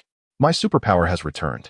Subsequently, without any prompting from Lin Xian, Bulma, the brilliant scientist observing the experiment, deduced the truth using her scientific acumen. She had previously tested the abilities of freezing and flashing, akin to those of two naval admirals. And naturally, she could not overlook the power of the remaining admiral, Akainu. Lin Xian's arm transformed into a colossal magma fist, resembling the explosive force of a volcanic eruption. Propelling his fist forward, countless volcanic projectiles struck the ground, leaving behind a multitude of magma craters. This was one of Akainu's signature moves, the Great Eruption. Subsequently, Lin Xian unleashed the canine bite of Crimson Lotus. His magma-infused arm morphed into the shape of a dog's head, extending its molten limbs to deliver a powerful blow. Finally, he executed Akainu's most formidable technique, the meteoric volcano. Before Lin Xian's traversal, One Piece had yet to reach its conclusion. As an ardent fan of Dragon Ball, he cannot claim to have been exhausted by One Piece. In Lin Xian's understanding, the meteor volcano is Akainu's most formidable technique, which was employed during the Marineford War. Whether he possesses an even more powerful move remains a mystery to Lin Xian. Lin Xian's fists, transformed into molten magma, unleashed a multitude of colossal magma punches into the sky, which then cascaded down like a meteor shower, turning the earth into a fiery sea of lava. In the realm of One Piece, the magma fruit is heralded as the most potent and destructive of all natural-type devil fruits. In Lin Xian's hands, however, its prowess appears somewhat diminished. The temperature of magma, without the addition of other elements, peaks at just over 1,300 degrees Celsius, a relatively low figure in the vast expanse of the universe. Although the original narrative depicts Goku being pierced by a laser gun and feeling the chill in the icy wilderness, alongside Vegeta clad in winter attire. Once they elevate their energy, magma proves ineffective against them. The ability to freeze time and space is formidable. The power of lightning can reach the speed of light, while the capacity for thunder can function akin to telepathy, enabling levitation and flight at velocities comparable to light. Utilizing the released electric field to move as a current within that field, thus transcending obstacles, effectively achieving instantaneous travel. The dark transformation possesses gravitational forces akin to black holes. To compare the capabilities of freezing, luminescence, lightning, and darkness with other branches would reveal many that surpass them. The swamp transformation, wherein the body becomes akin to marshland or mud, signifies that in nature, the more one struggles within a swamp, the deeper one becomes ensnared, ultimately leading to suffocation. While one cannot assert that this branch of ability is overwhelmingly powerful, it certainly holds its merit. Its most notable feature lies in its capacity for concealment. After the transformation into a swamp, Lin Xian has the ability to conceal all objects, including living beings, within his body. In addition to this swamp-like state, he can also adopt a darkened form, which allows him to hide only living entities. Both the swamp and dark forms resemble two infinitely vast storage spaces. In his gaseous form, his body transforms into gas, enabling him to manipulate various toxic gases to eliminate life forms. He can purify the gases surrounding him or compress nearby air, as well as extract oxygen from the atmosphere to extinguish flames or induce suffocation in living beings. In comparison to his smoke form, This ability is undeniably more formidable. Furthermore, through the snow-cold transformation, any part of his body can become snow-like. As Lin Xian turns into snow, flakes begin to fall from the sky.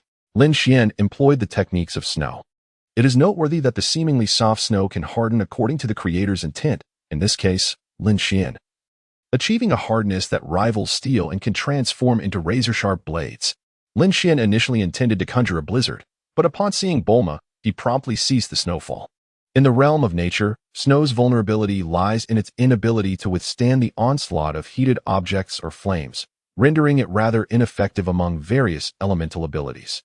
Thus far, Lin Xian had experimented with numerous powers, devastating the verdant grasslands, with the most severe consequence being a substantial patch of grassland transformed into a desert, while other areas were battered by molten lava. Now, he sought to restore the damaged landscape. Previously, Lin Xian had attempted various transformations, including petrification, pyrokinesis, vaporization, sand manipulation, electrification, cryokinesis, radiance manipulation, darkness manipulation, magma manipulation, swamp creation, gas manipulation, and snow conjuration, totaling 12 distinct abilities. Now, Lin Xian first employed terraformation, rejuvenating the lifeless. Icebound desert back into fertile land.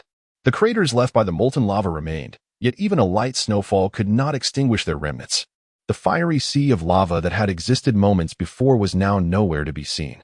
Following the terraformation, Lin Xian invoked wood manipulation. Among the myriad of possibilities with wood, the legendary Senju Hashirama's wood release stood out in Lin Xian's memory, capable of transforming into various forms for both offense and defense. From the earth, a verdant forest sprouted rapidly, creating an expanse of trees in an instant, with all offensive and defensive maneuvers controlled by the practitioner. Centered around the castle, Lin Xian established an outer and inner perimeter. The outer circle manifested as a naturally formed ring of trees, encircling the castle from a distance, while the inner circle was adorned with countless cherry blossom trees that enveloped the castle in close proximity. The colossal mushrooms that had once dotted the grassy expanse around the castle had long vanished. Within the outer forest, the ground was blanketed with lush grass, interspersed with occasional blossoms. Beneath the myriad cherry blossom trees in the inner circle, a riot of flowers flourished. Bulma marveled at the cherry blossoms blooming from all directions, exclaiming, "How beautiful!"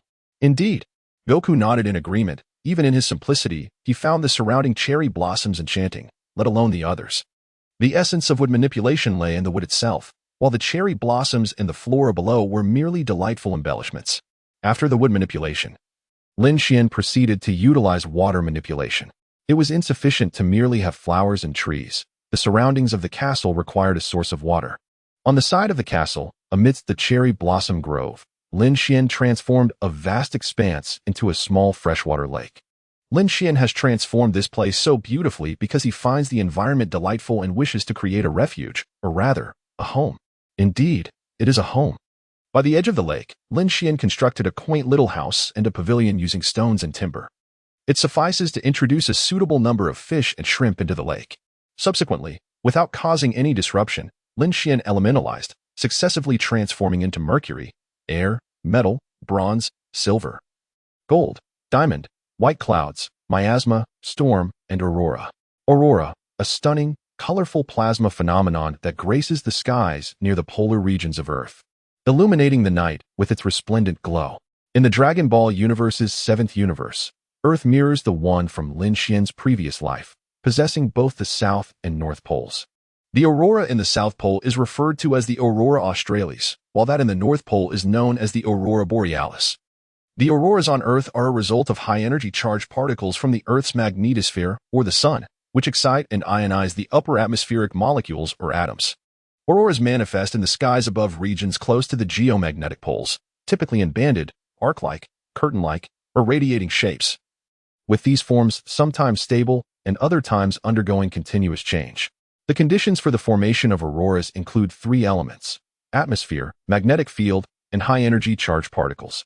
Auroras are not exclusive to Earth. Other planets within the solar system that possess magnetic fields also experience this phenomenon. Simply put, auroras are a vibrant, non-dazzling luminescence. When Lin Xian unleashed his storm, it did not conjure a grand tempest or a whirlwind. Rather, it merely stirred a gentle breeze. causing the petals of the cherry blossom trees to cascade gracefully onto the lake and the ground. Above, the sky was adorned with a splendid aurora, enhancing the beauty of the scene. At this moment, Lin Xian and Bulma, along with their companions, reclined upon the ground carpeted with cherry blossom petals, gazing up at the enchanting auroras above. As Lin Xian conversed with Bulma, he reflected upon the various branch abilities he had previously experimented with. Earlier, he had tested 12 abilities: petrification, pyrokinesis, smoke transformation, sand manipulation, electrokinesis, cryokinesis, luminescence, umbrakinesis, magma manipulation, marsh creation, gas transformation, and snow manipulation. Subsequently, he explored additional abilities, including earth transformation, wood manipulation, hydrokinesis, mercury transformation, aerokinesis, metal manipulation, bronze transformation, silver transformation, gold transformation, diamond transformation, cloud creation, miasma generation, storm summoning, and aurora manifestation, culminating in a total of 14 branch abilities. Altogether, this amounted to 26 elemental branch abilities. The manipulations of metal, wood, water, fire, and earth corresponded to the 5 elemental attributes. Furthermore, adding the abilities of cryokinesis, electrokinesis, storm summoning, luminescence, and umbrakinesis comprised the 10 principal attributes. Bronze, silver, and gold are categorized among the metallic ranks, albeit with their unique distinctions. Typically, metal manipulation refers to steel. Lin Xian could draw inspiration from the character March in the Stolen Star of September, whose ability, the Seventh Sense, is one of the 8 elements known as the art of metal manipulation. Her techniques included myriad blades of existence, unifying myriad blades, sword rain fireworks, metallic rampage, metal decomposition, and metal transformation. The 6-winged silvery white wings formed from metal that March wielded remain vividly etched in Lin Xian's memory. Additionally, Lin Xian could reference Mr. One from One Piece, also known as Das Bones, the user of the Chop Chop fruit. This fruit grants the ability to transform any part of the body into razor-sharp blades, simultaneously rendering the skin as resilient as steel. Thus, Lin Xian, with his metal manipulation, could also convert any part of his body into a steel blade. His techniques included mastery of the slash, transforming his hand into a blade to seize and cut through opponents; dust slash, reducing objects to minuscule fragments; annihilation slash, positioning his arm in a cross formation to cleave the opponent; spiral slash, converting his wrist into a blade, utilizing rapid rotation to slice through adversaries; foam daisy slash, spreading his hands to absorb an opponent's impact and then unleashing a radial slash; and dust slash speed blade, transforming his heel into a blade-like form to glide swiftly, akin to ice skates. Lin Xian's brother remarked earlier about your transformations into gold, silver, and diamond. Was it merely a whimsical notion? With a shift from bronze to silver and gold, Lin Xian transitioned merely from blue to white, and then to gold, without creating anything of substance. Lin Xian spoke with a calm demeanor. With my current prowess, I possess the ability to infinitely create gold, silver, and diamonds. However, I shall refrain from doing so and will only produce them in moderation. Otherwise, the value of gold, silver, and diamonds on Earth would plummet significantly. Xiao Xian's words resonated with Bulma, who initially concurred with Lin Xian's sentiments, then mused, Xiao Xian, your ability to create gold, diamonds, and silver without limit could soon see you surpassing my family, becoming the wealthiest individual in the world. Before Lin Xian could respond to Bulma, he overheard Puar, lounging on the flower petals, exclaiming to Yamcha, Yamcha, look how beautiful the moon is tonight. The moon? Upon hearing Puar's words, Goku instinctively gazed upward at the celestial orb. This evening marked the night of the full moon. It was a full moon, one that my grandfather never allowed me to gaze upon. I could only steal furtive glances.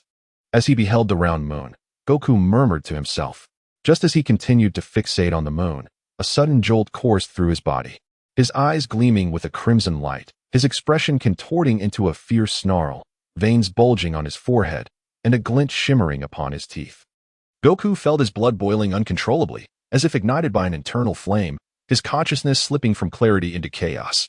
Transformed. Goku sat upright and let out a ferocious roar that reverberated through the air, echoing in all directions. The commotion he stirred caused Bulma, Yamcha, and the others to change their expressions, rising to their feet in shock as they stared at Goku. Stay back. Let me handle this. Goku has lost his reason. His power has multiplied tenfold. If you remain this close, he might harm you, Lin Xian warned those present. With Lin Xian's formidable combat prowess, even considering Goku's current state, he was undoubtedly stronger than in the original narrative. It was not merely a tenfold increase. Even a 20-fold surge could be subdued with a single strike. Lin Xian was determined not to miss this opportunity to amplify his own strength through the ensuing battle. As for the destruction that Goku might cause later, he could always repair the damage afterward. Upon hearing Lin Xian's words, Bulma, Yamcha, Oolong, Puar, and the little rabbit hastily distanced themselves from Goku. At that moment, Goku's clothing had been torn asunder, his bones expanding with audible cracks. Accompanying this transformation was Goku's primal roar.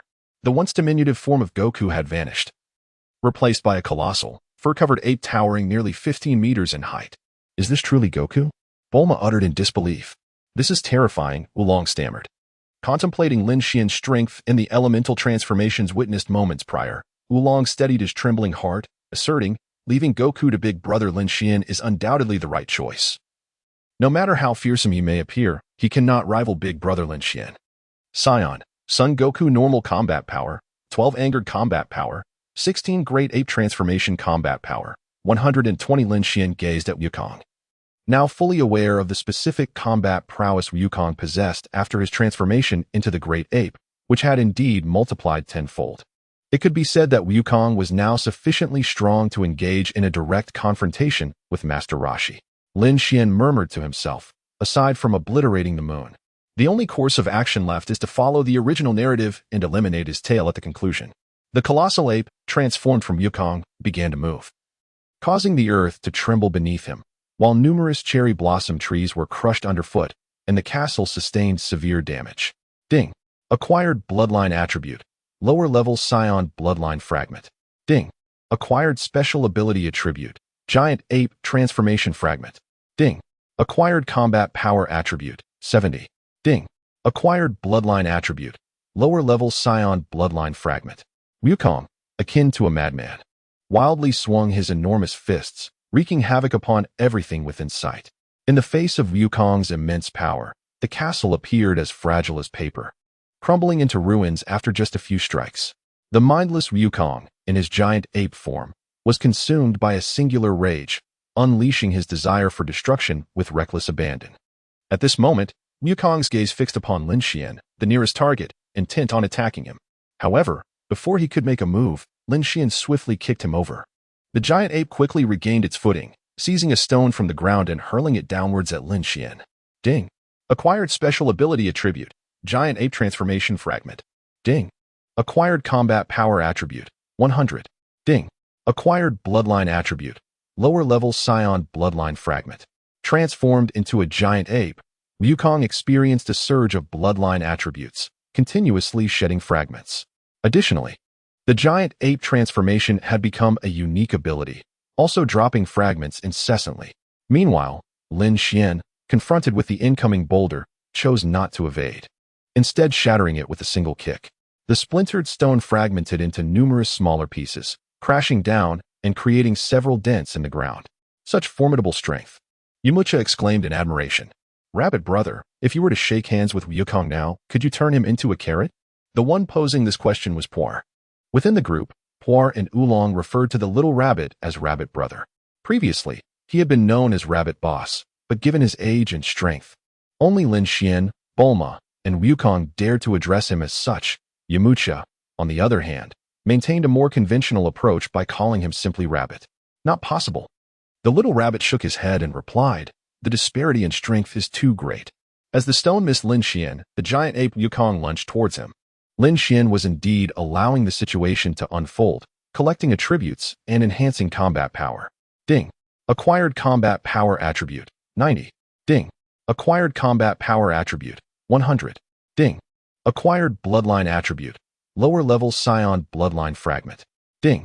Acquired combat power attribute. 110. Having sufficiently augmented his combat power, Lin Xian utilized his ability to shimmer, casting forth a circular ring that severed Goku's tail. Upon losing his tail, Goku, in his great ape form, stood momentarily in bewilderment. In the next instant, as his tail was gone, his body began to shrink gradually.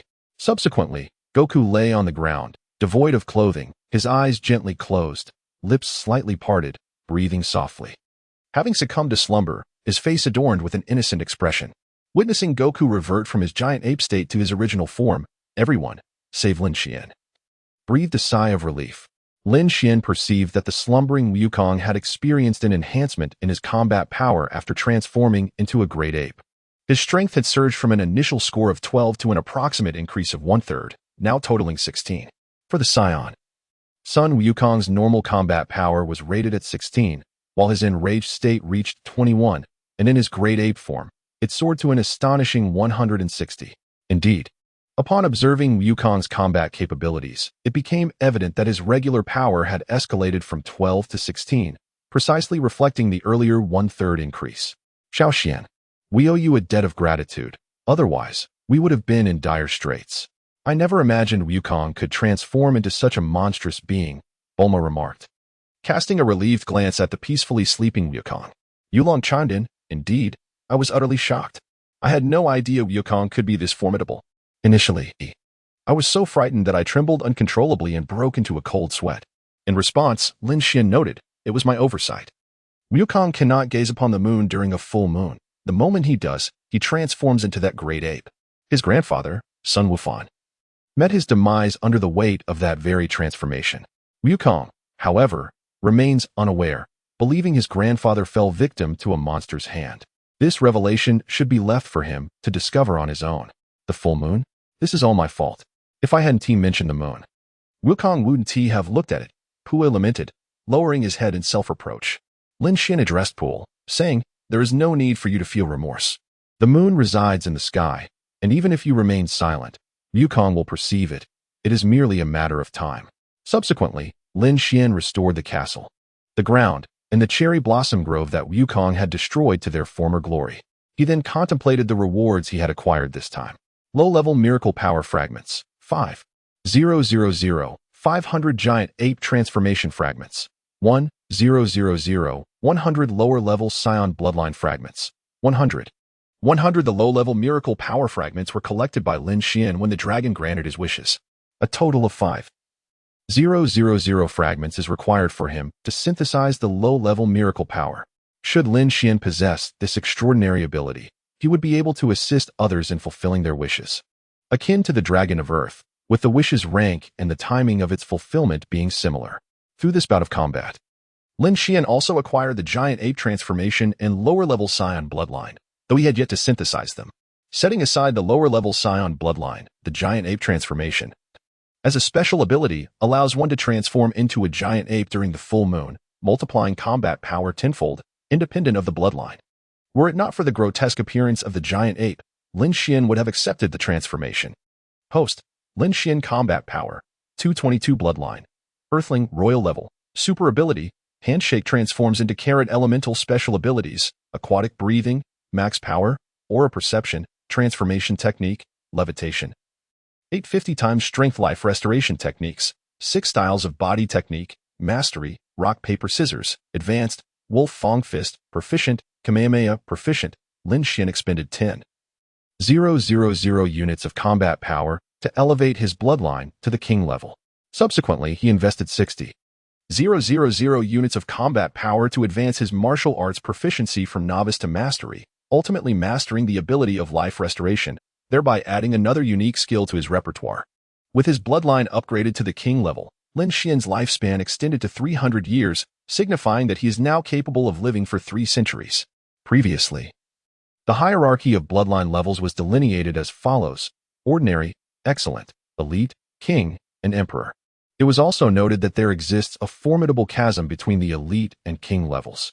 Beyond the inherent talent disparity, the most significant distinction lies in lifespan. An elite bloodline possesses a lifespan akin to that of an ordinary person. Meanwhile, bloodlines at the emperor level and above can extend lifespans up to 500 years. Above the emperor bloodline, higher-tier bloodlines include imperial, transcendental, celestial, divine, super divine, and sacred. The imperial bloodline grants a lifespan of 5,000 years, while the transcendental bloodline allows for a lifespan of 10,000 years. The celestial bloodline boasts an astonishing lifespan of 100 million years. and the divine bloodline extends to 10 billion years. The super divine bloodline offers immortality, whereas the sacred bloodline, surpassing the super divine level, embodies a concept of super immortality. Upon reaching the divine bloodline level, potential is equated with that of a destroyer god. The celestial bloodline, beneath the divine levels, harbors the strongest potential below that of the destroyer god, not to be confused with the Earth's Karen or similar entities. Conversely, the super divine bloodline transcends that of the destroyer god, bestowing its possessor with the potential to achieve greatness beyond that of the destroyer god, ultimately attaining eternal life. The sacred bloodline, positioned above the super divine tier, represents the pinnacle of human bloodlines as classified by the system. Not only does the elevation of bloodline level enhance potential, but it also catalyzes Lin Xian's personal evolution, granting him an array of abilities. For instance, upon reaching the transcendental bloodline level, he gains the capacity to survive in the vacuum of space without reliance on external forces, enduring for extended periods without sustenance. It is noteworthy that those capable of existing in the vacuum of space are invariably formidable beings or members of powerful races. In the original narrative, Lin Xian encountered a formidable race capable of surviving in the cosmos, the frost demons of Frisia's lineage, a unique and powerful species. A select few warriors, even before attaining the divine realm, exemplified by Majin Bu and Cell, could also endure in the vast universe. In contrast, the Scions and their transformations into Super Scions are unable to exist in the cosmos. The divine realm is exclusive to deities who naturally thrive in the universe. In the epic clash between gods in Dragon Ball Super, Goku, transformed into a Super Saiyan god, engaged in a fierce battle with the god of destruction, Beerus. Amidst the stars, the angel Whis from Universe 7 is even mightier than Beerus, having trained him, and like Beerus, he can survive in the vacuum of space and converse freely. After reflecting on his recent discoveries, Lin Xian's gaze fell upon Goku, who lay on the ground, unclothed and asleep. In the next moment, Lin Xian transformed into a golden figure, and with a wave of his hand, golden powder cascaded down onto Goku, swiftly morphing into a magnificent suit of golden armor. This armor, crafted from pure gold, shimmered brilliantly on Goku, reminiscent of the golden armors from the Saint Seiya series, though it could hardly be compared to those legendary garments. Oolong gazed at it with sparkling eyes, exclaiming, "How splendid!" Meanwhile, Por shared a similar sentiment, declaring, "So cool." However, Oolong's expression was tinged with avarice. "Big brother Lin Xian, please, grant me a suit of golden armor," he implored, having recently distanced himself from the desert bandits. Yamcha could no longer contain his desire, echoing Oolong's request, "I too wish for a set of golden armor." "Don't you think armor made of gold is rather gaudy?" remarked Bulma, hailing from a family of Earth's wealthiest. Yet, her subsequent words took a surprising turn, as she added, though it may seem tacky, "If it were gifted by Xiao Xian, I would cherish it dearly. After all, he is." At this moment, Bulma paused, her gaze hinting that anything Lin Xian gifted would be treasured. Seeing that everyone, including Bulma, yearned for a suit of golden armor, Lin Xian fulfilled their wishes, including himself. Everyone received a suit of golden armor, not counting the substantial amount of gold created. It is noteworthy that gold and diamonds hold significant value in the universe and are even considered a form of currency. In the martial arts tournament between the 6th and 7th universes, the god of destruction from Universe 6, Kampa, assembled 5 contestants, promising rewards of gold, diamonds, and other treasures. Beerus, the god of destruction from Universe 7, provided prizes for the participants. To be precise, it is a reward for the actor Manaka, consisting mainly of treasures adorned with gold and diamonds. 7 sets of golden armor illuminated the venue with their resplendent gleam. The weights of the golden armors varied. With Lin Xian's formidable strength, he could easily bear the weight of a mountain upon him. However, for his unarmed opponent Bulma, the golden armor was undeniably burdensome, and it would be astonishing if she were not overwhelmed by it. Bulma's golden armor, though the lightest, possessed formidable defensive capabilities. After all, it was crafted by Lin Xian, boasting a defense superior to that of ordinary gold. With the quest for the Dragon Balls concluded, it was time to make arrangements for Yamcha, Puar, Oolong, and the Little Rabbit.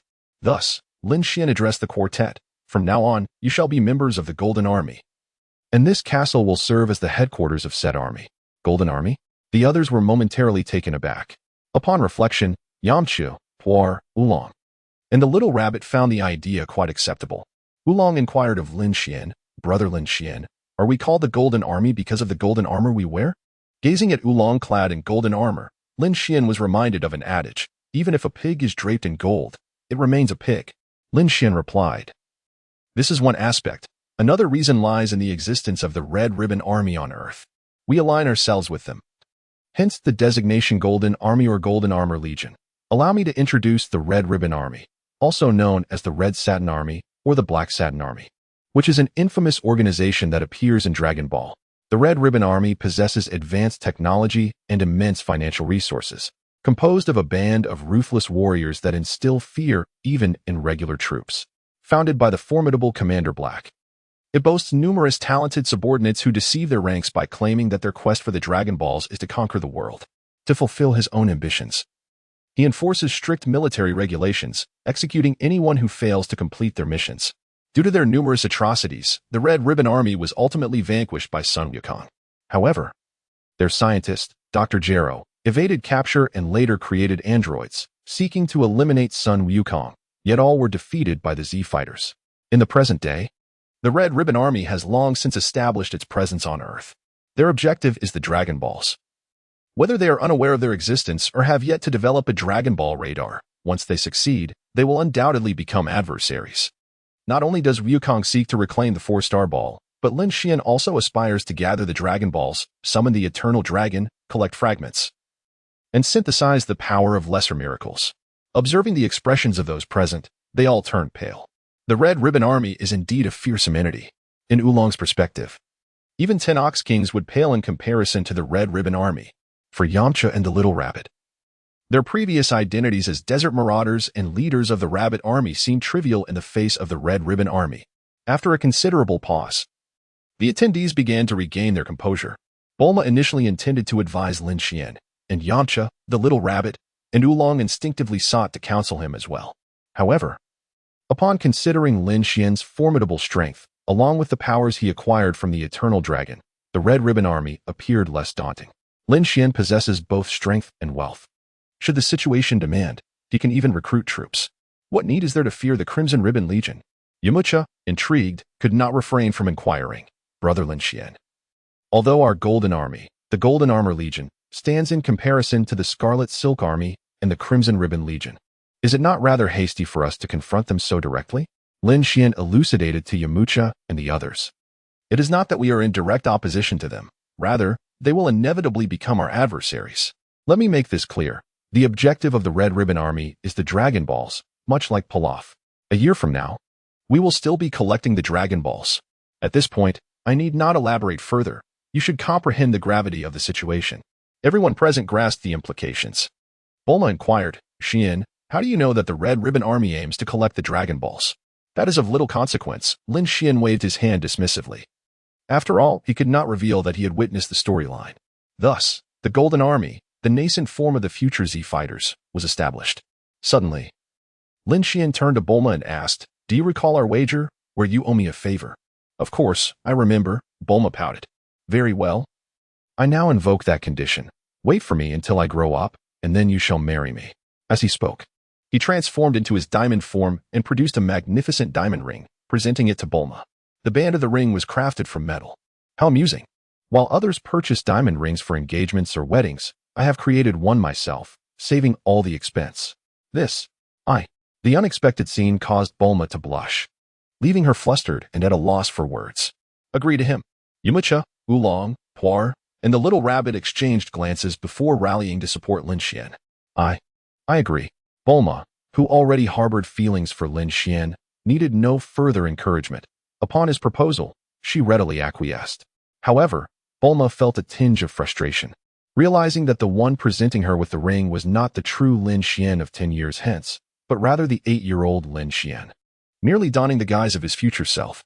Moreover, despite the presentation of the ring, he had failed to kneel, lacking any sense of romance. Though somewhat disheartened, this did not deter Bulma from swiftly extending her hand, allowing Lin Xian to place the ring upon her finger. In her heart, she resolved to let this instant slide and decided that when they were to become engaged or wed, Lin Xian must kneel and propose to her romantically, like a prince. After donning the diamond ring, Bulma retreated to a corner with Lin Xian to share whispers, leaving Goku, Yamcha, Oolong, Puar, and the little rabbit behind, all of whom were oblivious to the unfolding drama. Oolong, seeking to learn more, turned to Poir and requested, "Poir, I would like you to teach me the complete transformation technique." Poir looked taken aback. Oolong explained, "You know that my transformation skills are incomplete. I must endure a 1-minute interval after 5 minutes of transformation. With the formation of the Golden Army and the Red Ribbon Army as our foes, I fear I may not last." "Very well, I shall teach you." Pua agreed with Oolong, Yamucha, and the little rabbit, all of whom decided to devote themselves earnestly to their training. After a while, fatigue enveloped them, and upon witnessing Goku's slumbering form, they felt a shared sense of weariness, unable to suppress a yawn as the desire for rest and sleep washed over them. They lifted Goku into the castle and sought out several rooms. Before long, all succumbed to the embrace of slumber. On the following day, the sun rose from the east, heralding the dawn of a new morning. As the sky brightened with a hint of pearly white, in one room, Lin Xian and Bulma remained deep in sleep. Suddenly, a cacophony of shouts shattered the tranquility of the early morning, rousing everyone from their slumber. "Ah, my tail, where is my tail? How could it be gone?" Goku was the first to awaken, and upon discovering the peculiar absence of his tail, he immediately found himself at a loss. Though Goku possessed strength beyond that of an ordinary child, he was still but a child, his body swaying unsteadily as he stumbled and fell, repeatedly adjusting to the unfamiliar balance of being tailless. Lin Xian and others were awakened by Wukong's disturbances. Upon noticing Wukong's displeasure and hearing his inquiries about the whereabouts of his precious tail, everyone unanimously chose to divert the conversation, avoiding the topic of his transformation into a giant ape from the previous day. Wukong, with his simplistic mindset, quickly set aside thoughts beyond his quest for strength. Soon, a Na'vi smile graced his face, and he no longer dwelled on the matter of his tail. As morning dawned, Lin Xian's stomach growled with hunger. He called upon Oolong to prepare a lavish spread, and the 7 gathered around the table, engaging in conversation while enjoying breakfast. "Xian, make sure you eat well," Bulma urged as she served Lin Xian. "Oolong, your cooking is truly remarkable. No one here can rival your culinary skills. It is no wonder you were appointed as the chef by the eldest brother," Yamucha praised Oolong. Seated at a grand dining table, all 7 donned golden armor. To enhance the atmosphere, Lin Xian had transformed the dishes and utensils into golden artifacts before the meal. "This golden armor is not as comfortable as my previous attire. It feels rather constricting," Wukong grumbled while devouring the food. Oolong had just explained the concept of gold to him, though Wukong understood that gold was valuable. For someone as innocent and unconcerned about wealth as he was, comfort in clothing was paramount. The golden armor, while not particularly comfortable, was certainly not unbearable. Accustomed to the simplest of garments, Wukong felt discomfort primarily because he had slept in the golden armor the night before without anyone assisting him in removing it. It is worth noting that the golden armor was crafted by Lin Xian, designed to bolster defense without causing discomfort, as Lin Xian would not subject himself to unnecessary hardships. "Puffed, Wukong, if you were to sell this golden armor, it could fetch enough to buy dozens of the outfits you used to wear," Oolong reiterated. He jested further. "You're not even a member of the Golden Armor Legion. If you give me that armor, I could have 10 exquisite outfits made for you with the finest materials." Of course, Oolong was merely jesting. He would not dare to accept such a gift if Wukong were to offer it. However, there was truth in his words. Among the 7 present, Lin Xian was the leader and creator of the Golden Armor Legion, while Yamucha, Oolong, Bulma, and the others were members. As Lin Xian's future wife, Bulma naturally belonged to the Legion, leaving Wukong as the sole exception. In the eyes of Yamucha and the others, Lin Xian did not include Wukong in the Golden Armor Legion because once the Dragon Balls were collected, Wukong would seek Master Roshi for training. "Golden Armor Legion? What is that?" Wukong asked, puzzled. The Golden Armor Legion member explaining to Wukong is Yamcha. Wukong temporarily ceases his meal, gazing down at the golden armor adorning his body, and remarks, "I never anticipated that this uncomfortable golden armor holds such significance. Xiao Xian, I shall diligently protect this golden armor. The Crimson Ribbon Legion's objective is the Dragon Balls. I must reclaim my grandfather's legacy, the 4-star ball. Therefore, allow me to join the Golden Armor Legion." "Absolutely." Lin Xian responds with a smile. "Welcome aboard, Wukong." Bulma interjects, saying, "Now that Wukong has joined, we are all part of the same team." At that moment, Bulma, who was beside Lin Xian, tentatively inquires, "Xiao Xian, I still have school to attend and plan to return to West City after we finish eating. Would you like to accompany me?" Yamcha, Oolong, Poir, and the rabbit perked up their ears, glancing at Lin Xian, as the Golden Armor Legion was only established last night.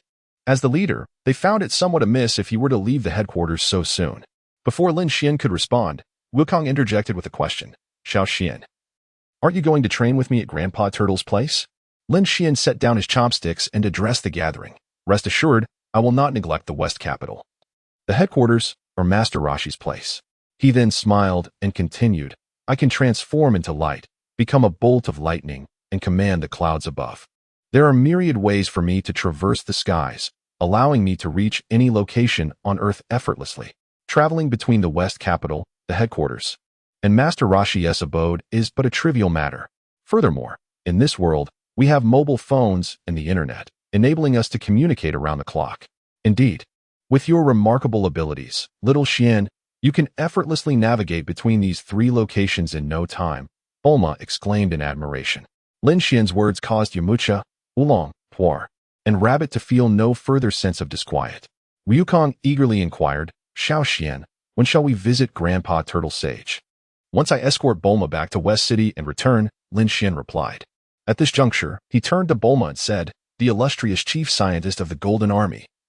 The brilliant young scientist Miss Bulma, I kindly request your assistance in crafting a foldable mobile device equipped with automatic internet connectivity, resilient against interference and destruction, to serve as a means of communication for the members of the Golden Army.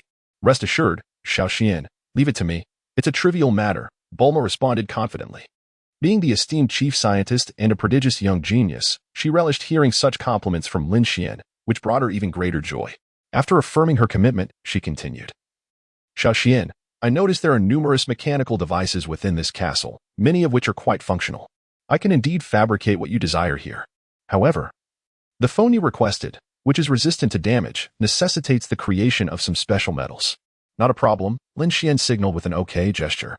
After Bulma finished her meal, she proceeded to utilize the machinery left by Pilaf in the castle to create the desired items, with Lin Xian assisting her and taking charge of producing the rare metals. Within 2 hours, Bulma had successfully crafted the items Lin Xian requested. Turning to him, she remarked, Xiao Xian, your abilities are invaluable to science. My father would undoubtedly admire you. To be precise, your elemental manipulation skills alone would incite envy among all scientists for your talent in creating rare metals.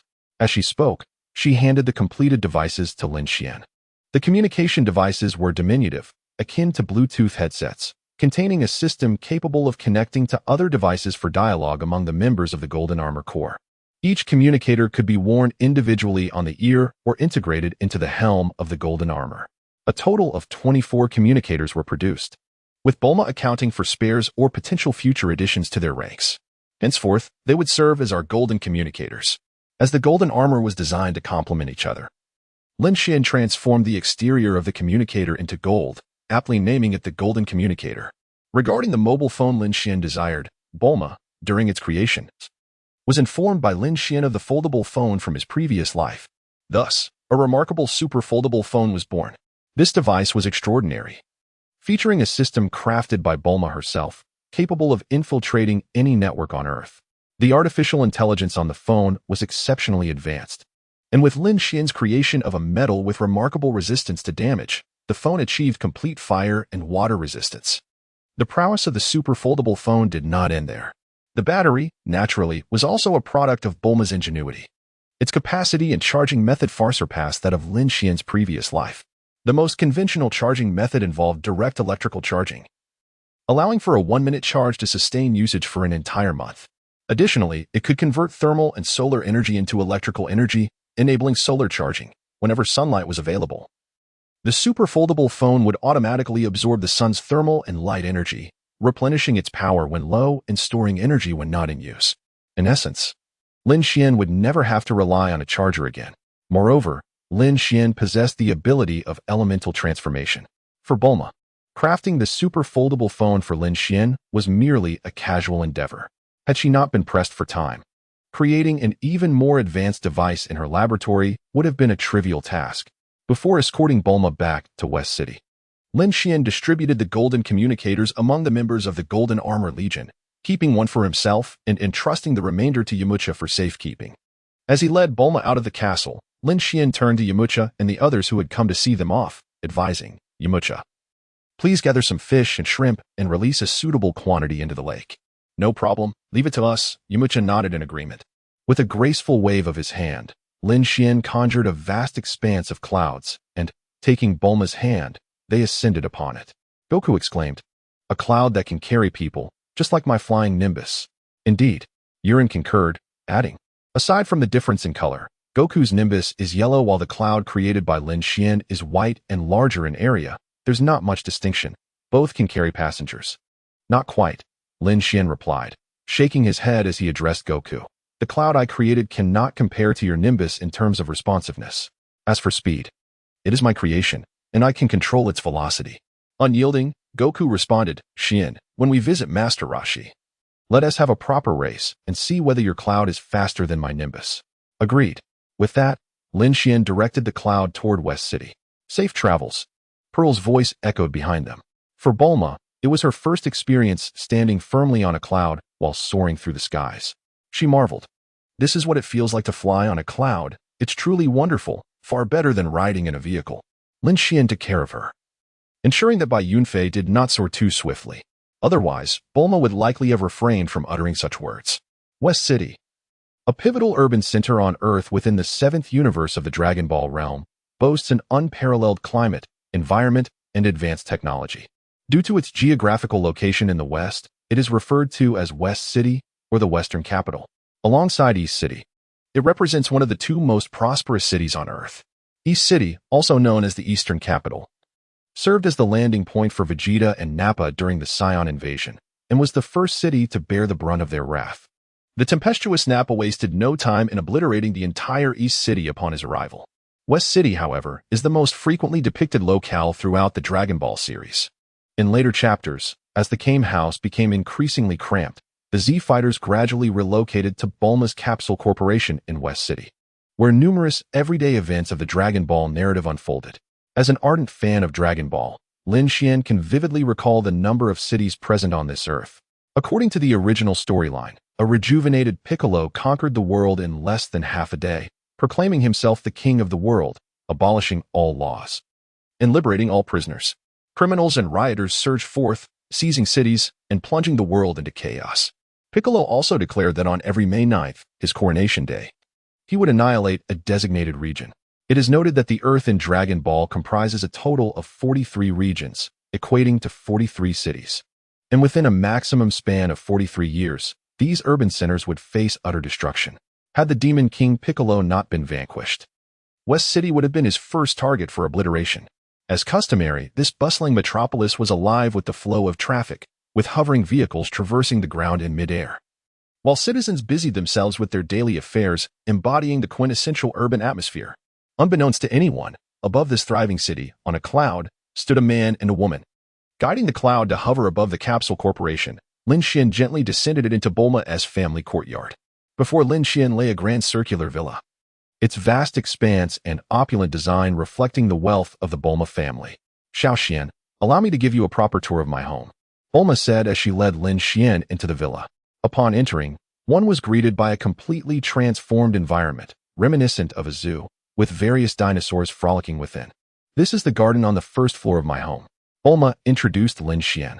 As she spoke, a caretaker robot and a spherical robot approached, greeting Bulma and welcoming her back. Subsequently, Bulma led Lin Xian to the second floor. Meanwhile, Lin Xian transformed into the appearance of an 8-year-old child. In his own words, he felt it would be inappropriate to meet Bulma's parents without revealing his true self. Bulma, I heard the robots downstairs mention your return, and your mother would love to see you. You have grown even more beautiful and brought back a charming young boy. In Bulma's room, a young woman with golden hair entered with a cheerful smile, greeting Bulma. This youthful woman was none other than Bulma's mother, Mrs. Brief. Mrs. Brief's gaze shifted between Lin Xian and Bulma, both adorned in golden armor, naturally capturing her attention. After glancing back and forth between them, she approached Lin Xian, took his small hand, and said with a smile, "Charming young man, are you Bulma's friend? You are truly adorable. Would you like a glass of grape juice? I just happen to have some, or perhaps you prefer something else. I can prepare it for you." Lin Xian said, "Auntie, there is no need for such formality. A glass of grape juice will suffice." Lin Xian, well acquainted with Bulma's mother's character from the original text, knew that any young man younger than her would be affectionately referred to as young handsome. In the original story, Goku had also received similar treatment when visiting Bulma's home. Here you are, young handsome, and if that isn't enough, there's more. Mrs. Brief cheerfully handed Lin Xian a glass of grape juice from the tray in her hands. Mother, this is Lin Xian.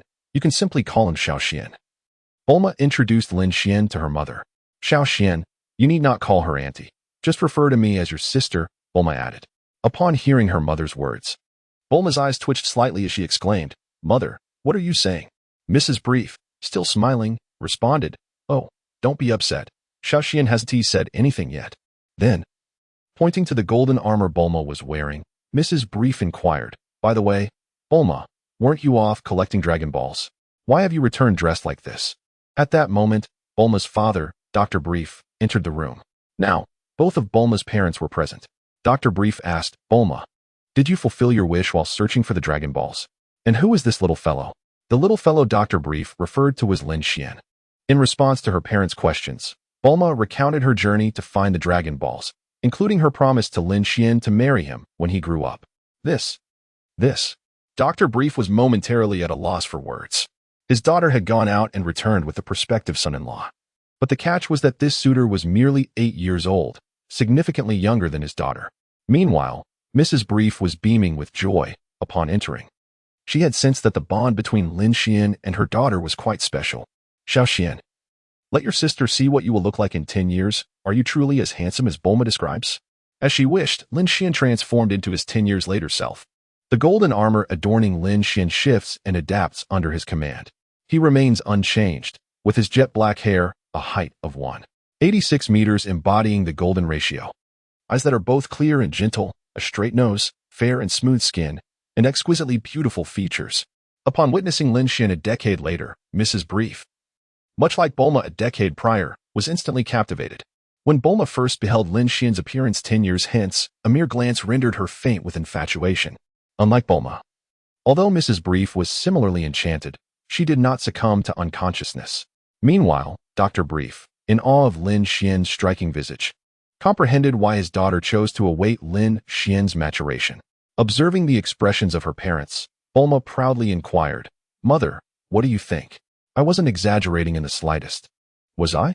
Lin Xian spoke, Mother, Father, Bulma has already agreed to marry me in the future.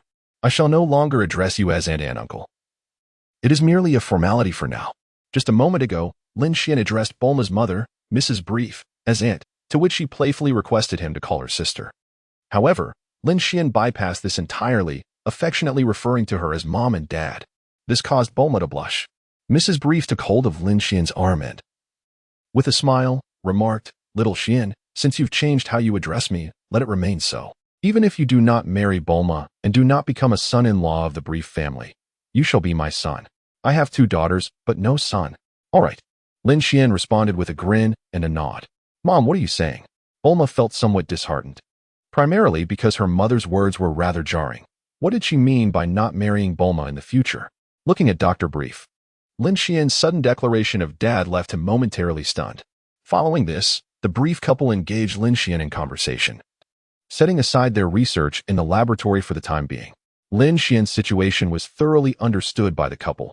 He was affluent, handsome, exceptionally intelligent, and possessed remarkable abilities. Yet he was devoid of any relatives. When the conversation shifted to the realm of science, Lin Xian, who was not a scientist and lacked expertise in this field, nonetheless presented technological ideas that were surprisingly illuminating. During this time, Lin Xian also synthesized numerous rare metals, which he presented to Dr. Brief. Dr. Brief, Bulma's father, wholeheartedly accepted Lin Xian as his prospective son-in-law. To say the least, Lin Xian's extraordinary ability of elementalization proved immensely beneficial to him. In the domain of elemental development, Dr. Brief offered guidance to Lin Xian, enabling him to synthesize decay from chemical elements, thereby granting Lin Xian the branch ability of decay. Although the dark transformation also possessed decaying attributes, it was not a specialized form of decay and could not compare with the singular potency of decay. How formidable is pure decay? It bears a resemblance to the destructive energy wielded by the god of destruction. One might assert that the decay synthesized by Lin Xian from chemical elements is a rudimentary version of destructive energy. In Lin Xian's recollections from his previous life, He had encountered an anime where decay abilities were notably powerful. The character Grimjow Jagerjax from the anime Bleach, once the king of Hueco Mundo, was particularly renowned for such capabilities. Grimjow's decay ability rendered all things susceptible to its effects, and he could even be praised for his utilization of temporal powers to induce rapid aging through decay. Whether it be Kido or Zanpakuto, everything would gradually turn to ash under the weight of his decaying powers. When the Death Sai was unleashed, Soy Fawn, the captain of the 2nd Division of the Goti 13 and the highest commander of the Secret Mobile Corps, could only flee. However, she could not escape entirely. After merely a touch of decay tainted her, its influence spread through her body like a relentless parasite. Had it not been for the timely rescue by Maeda, Soy Fawn would have met her demise. While the combat power in the Bleach anime is not insignificant, it pales in comparison to that of Dragon Ball. Even with the decay ability, Lin Xian would wield it more effectively than Grimjow. By noon, Lin Xian enjoyed a sumptuous lunch with Bulma and her parents at their home. Shortly thereafter, it was time for Lin Xian to depart. Despite the ease of future communication and his frequent visits, Bulma felt a pang of reluctance as Lin Xian prepared to leave. Lin Xian departed, transforming into a beam of light. He arrived in the West capital accompanied by Bulma, but he returned alone, naturally seeking the swiftest route. Upon reaching home, he arrived at the headquarters of the Golden Armor Legion. Upon Lin Xian's return, he imparted the 6 techniques of body arts to Yamcha for his cultivation, and then he and Goku set off back to Baozi Mountain. As they journeyed, Goku soared on his Nimbus cloud while Lin Xian guided his own white cloud, both racing to see who would arrive first. Without a doubt, Lin Xian reached Baozi Mountain ahead of Goku. Their return was prompted by Goku's desire to visit home and gather bedding and supplies to prepare for their training accommodations. Upon departing Baozi Mountain, the two stood on their respective clouds, heading towards the vast ocean, making their way directly to Master Roshi's abode. Having previously visited, Goku was familiar with the route, and Lin Xian, sensing the energy, followed suit without needing to search, soon arriving at a small island on the sea. This island was indeed diminutive. Aside from Master Roshi's humble dwelling, there was scarcely enough space for another structure. However, amidst the boundless ocean, the presence of such a quaint abode felt like a retreat from the mundane world. Xian, let us descend. This is the home of Master Roshi. Goku indicated towards the Turtle Hermit's house. As they approached to knock, they were suddenly captivated by a melodic rhythm emanating from within. The window beside the door was ajar, allowing Lin Xian and Goku to peer inside. They beheld the Turtle Hermit, adorned with his trademark shell, sitting intently on the floor, engrossed in a television broadcast of a women's aerobics program, chuckling to himself. This old man, Lin Xian chuckled. Then, exchanging a knowing glance with Goku, they leapt through the window. The Turtle Hermit remained blissfully unaware of their presence, utterly absorbed in the screen. Grandpa, Goku called out to him, but the Turtle Hermit, completely engrossed, did not hear a word. Lin Xian and Wukong approached Master Roshi, standing side by side, and simultaneously exclaimed, "Old man." Their loud call startled Master Roshi, as if he had been jolted by an electric shock. The deafening sound snapped him out of his television trance. He turned his head, glancing left and right, and upon noticing Lin Xian and Wukong, he exclaimed in astonishment, "What is going on? It's you two rascals." With a playful giggle, Wukong replied, "Grandpa, we have come here to train." Lin Xian inquired, "Old man, did you not summon us here? Are you not welcoming us? Would you prefer that we cultivate here? I have been contemplating this for quite some time." Upon hearing Lin Xian's words, Master Roshi promptly replied, "Welcome, welcome. I am delighted by your presence." After a brief pause, Master Roshi continued, "However, if you could kindly wait for a moment while I finish watching my television program." With that, he turned back to his screen, engrossed once more in the show.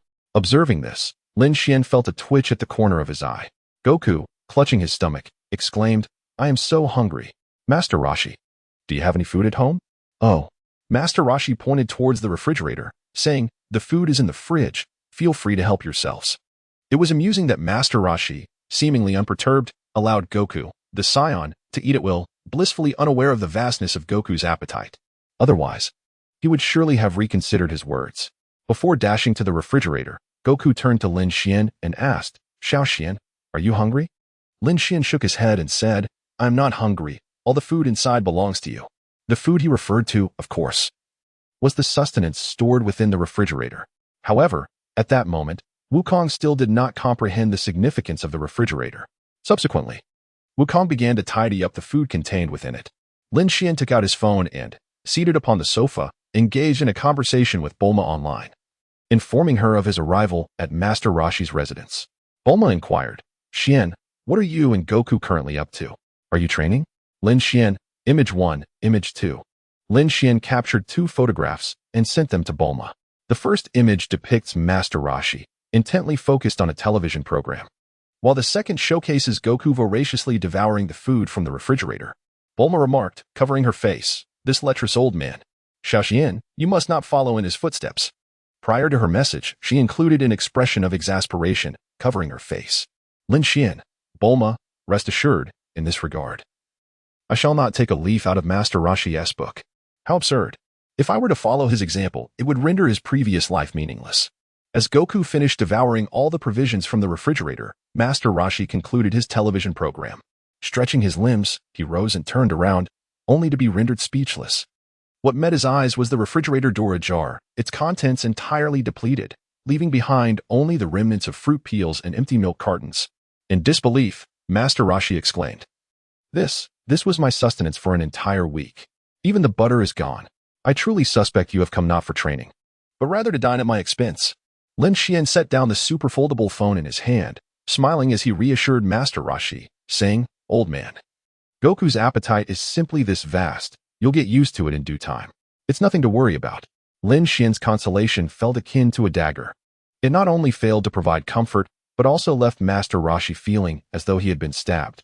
Dismissing the troubling thoughts, Master Roshi resolved not to dwell on the issue of the refrigerator being emptied. He addressed Lin Xian and Wukong, saying, I am delighted that you have come here to cultivate, but before you begin your training, I must assess your worthiness. You will need to pass my test. A test? What do you wish to evaluate us on, old man? Wukong inquired eagerly, keen to commence his training. Meanwhile, Lin Xian merely scoffed, thinking to himself, same old trick. This lecherous old man has fallen into his old habits again. Having perused the original text, Lin Xian had already surmised the nature of the impending trial. As anticipated, Master Roshi declared, You must find a beautiful girl and bring her to the Kame house, which is here. Only then will you have completed my test. He spoke these words with unwavering composure, his demeanor calm and even adopting an air of righteous authority. As if the test were for the benefit of Lin Xian and Wukong. A girl? Wukong murmured in confusion, unable to fathom why Master Roshi would impose such a challenge upon them. Lin Xian, in his mind, derisively thought, who would be the beautiful girl willing to accompany this old man to such a place? Only Lan Qi from the original story would deign to reside in a place like this. Reflecting on Lan Qi, Lin Xian could not help but sigh inwardly. In the original narrative, Master Roshi had presented the condition for accepting son Wukong and Krillin as disciples. Find a beautiful girl, which led to Lan Qi's introduction.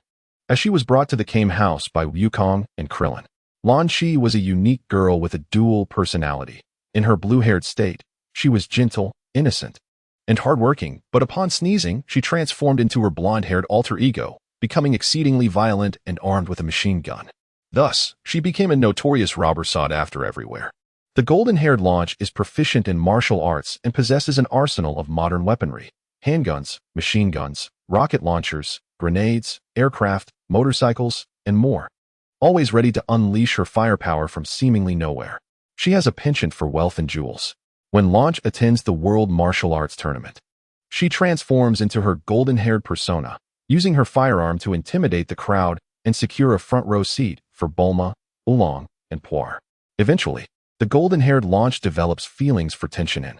After Goku vanquishes King Piccolo and peace is restored to the world, Launch departs from Master Roshi's abode to live with Tenshinhan and Kaiatsu, persuading Tenshinhan to join her in a life of crime.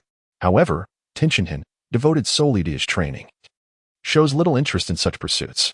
In his quest to combat the invading Scions, he and Kaiatsu ascend Korin Tower to receive divine martial arts training, and Launch subsequently disappears without a trace. It is not until the emergence of Majin Buu that Launch reappears when Goku gathers the energy of Earthlings. In this moment, Launch appears significantly older, and it becomes apparent that she is employed at a courier company. The fate of such a distinctive female character, introduced early on yet ultimately discarded, leaves many Dragon Ball fans perplexed and disheartened, including the previous incarnation of Lin Xian. The blue-haired Launch is gentle and beautiful.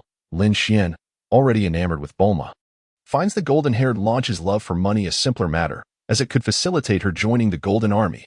Both Launches are essentially the same individual, manifesting two distinct personalities that, theoretically, cannot be separated.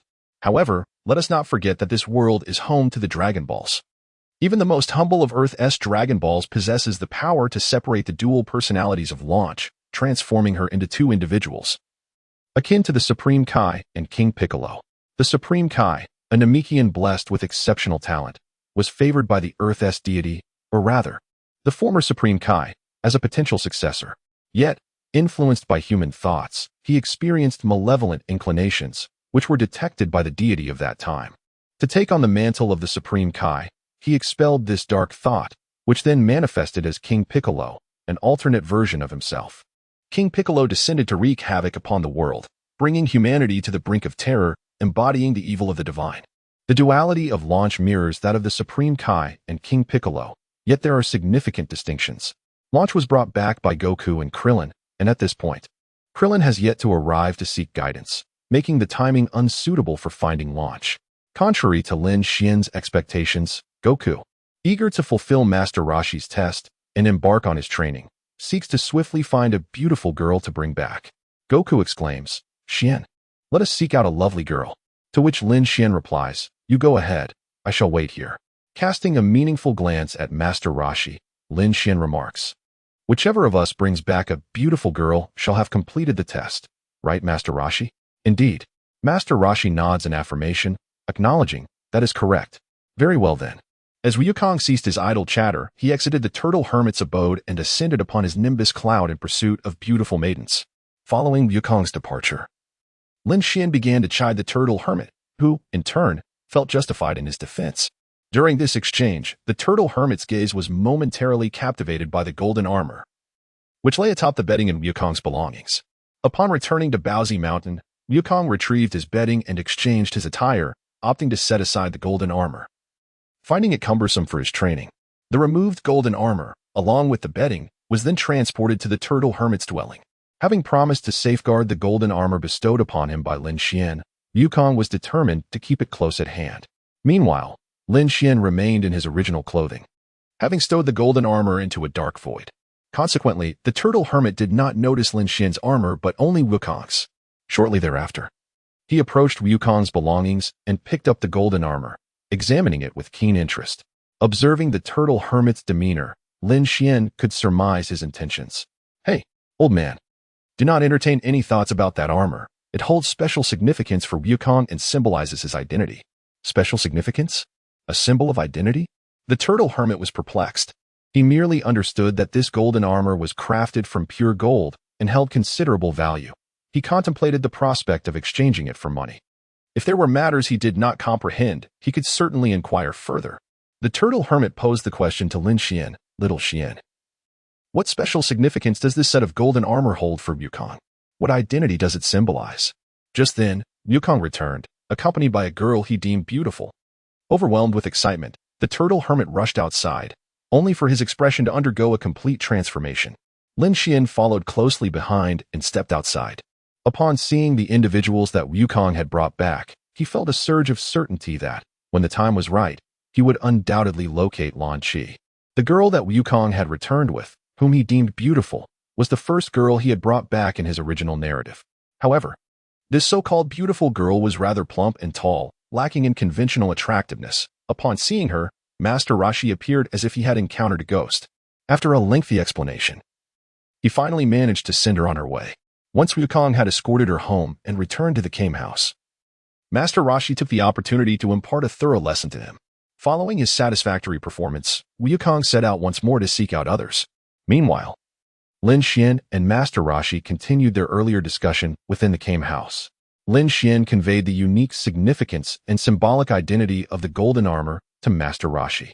"Wait, are you saying you've gathered all 7 Dragon Balls, summoned the Eternal Dragon, and wished for the ability to manipulate elements, enabling you to create gold and diamonds infinitely?" In the face of such tangible treasures, Lin Xian's mention of the Golden Legion, a military force of golden armor, which stood in contrast to the Red Ribbon Army, was overlooked by Master Roshi. Had he known, he too would have sought the Dragon Balls to fulfill his desires. With endless wealth, He could procure countless items of his liking. A myriad of thoughts coursed through Master Rashi's mind. Well, young Xian, our school's funding is quite limited, he remarked, attempting to curry favor with Lin Xian. School? Lin Xian found it rather amusing and replied, isn't there still a trial to complete? How can I be considered part of your turtle school when I have yet to finish the examination? Master Rashi waved his hand dismissively and said, I've long regarded you and Goku as my disciples. As for that trial, even if you have not completed it, you are still my students. Disciples? Lin Xian retorted. Old man, accepting me as a disciple would mean acknowledging that my strength surpasses yours. Stronger than me? Master Rashi laughed, clearly skeptical of Lin Xian's claim. However, Lin Xian no longer felt the need to be modest. Thus, he demonstrated his prowess to Master Rashi. At such a young age, you are remarkably strong. Master Rashi stuttered, his tone trembling. He then asked with a wry smile, are you even human?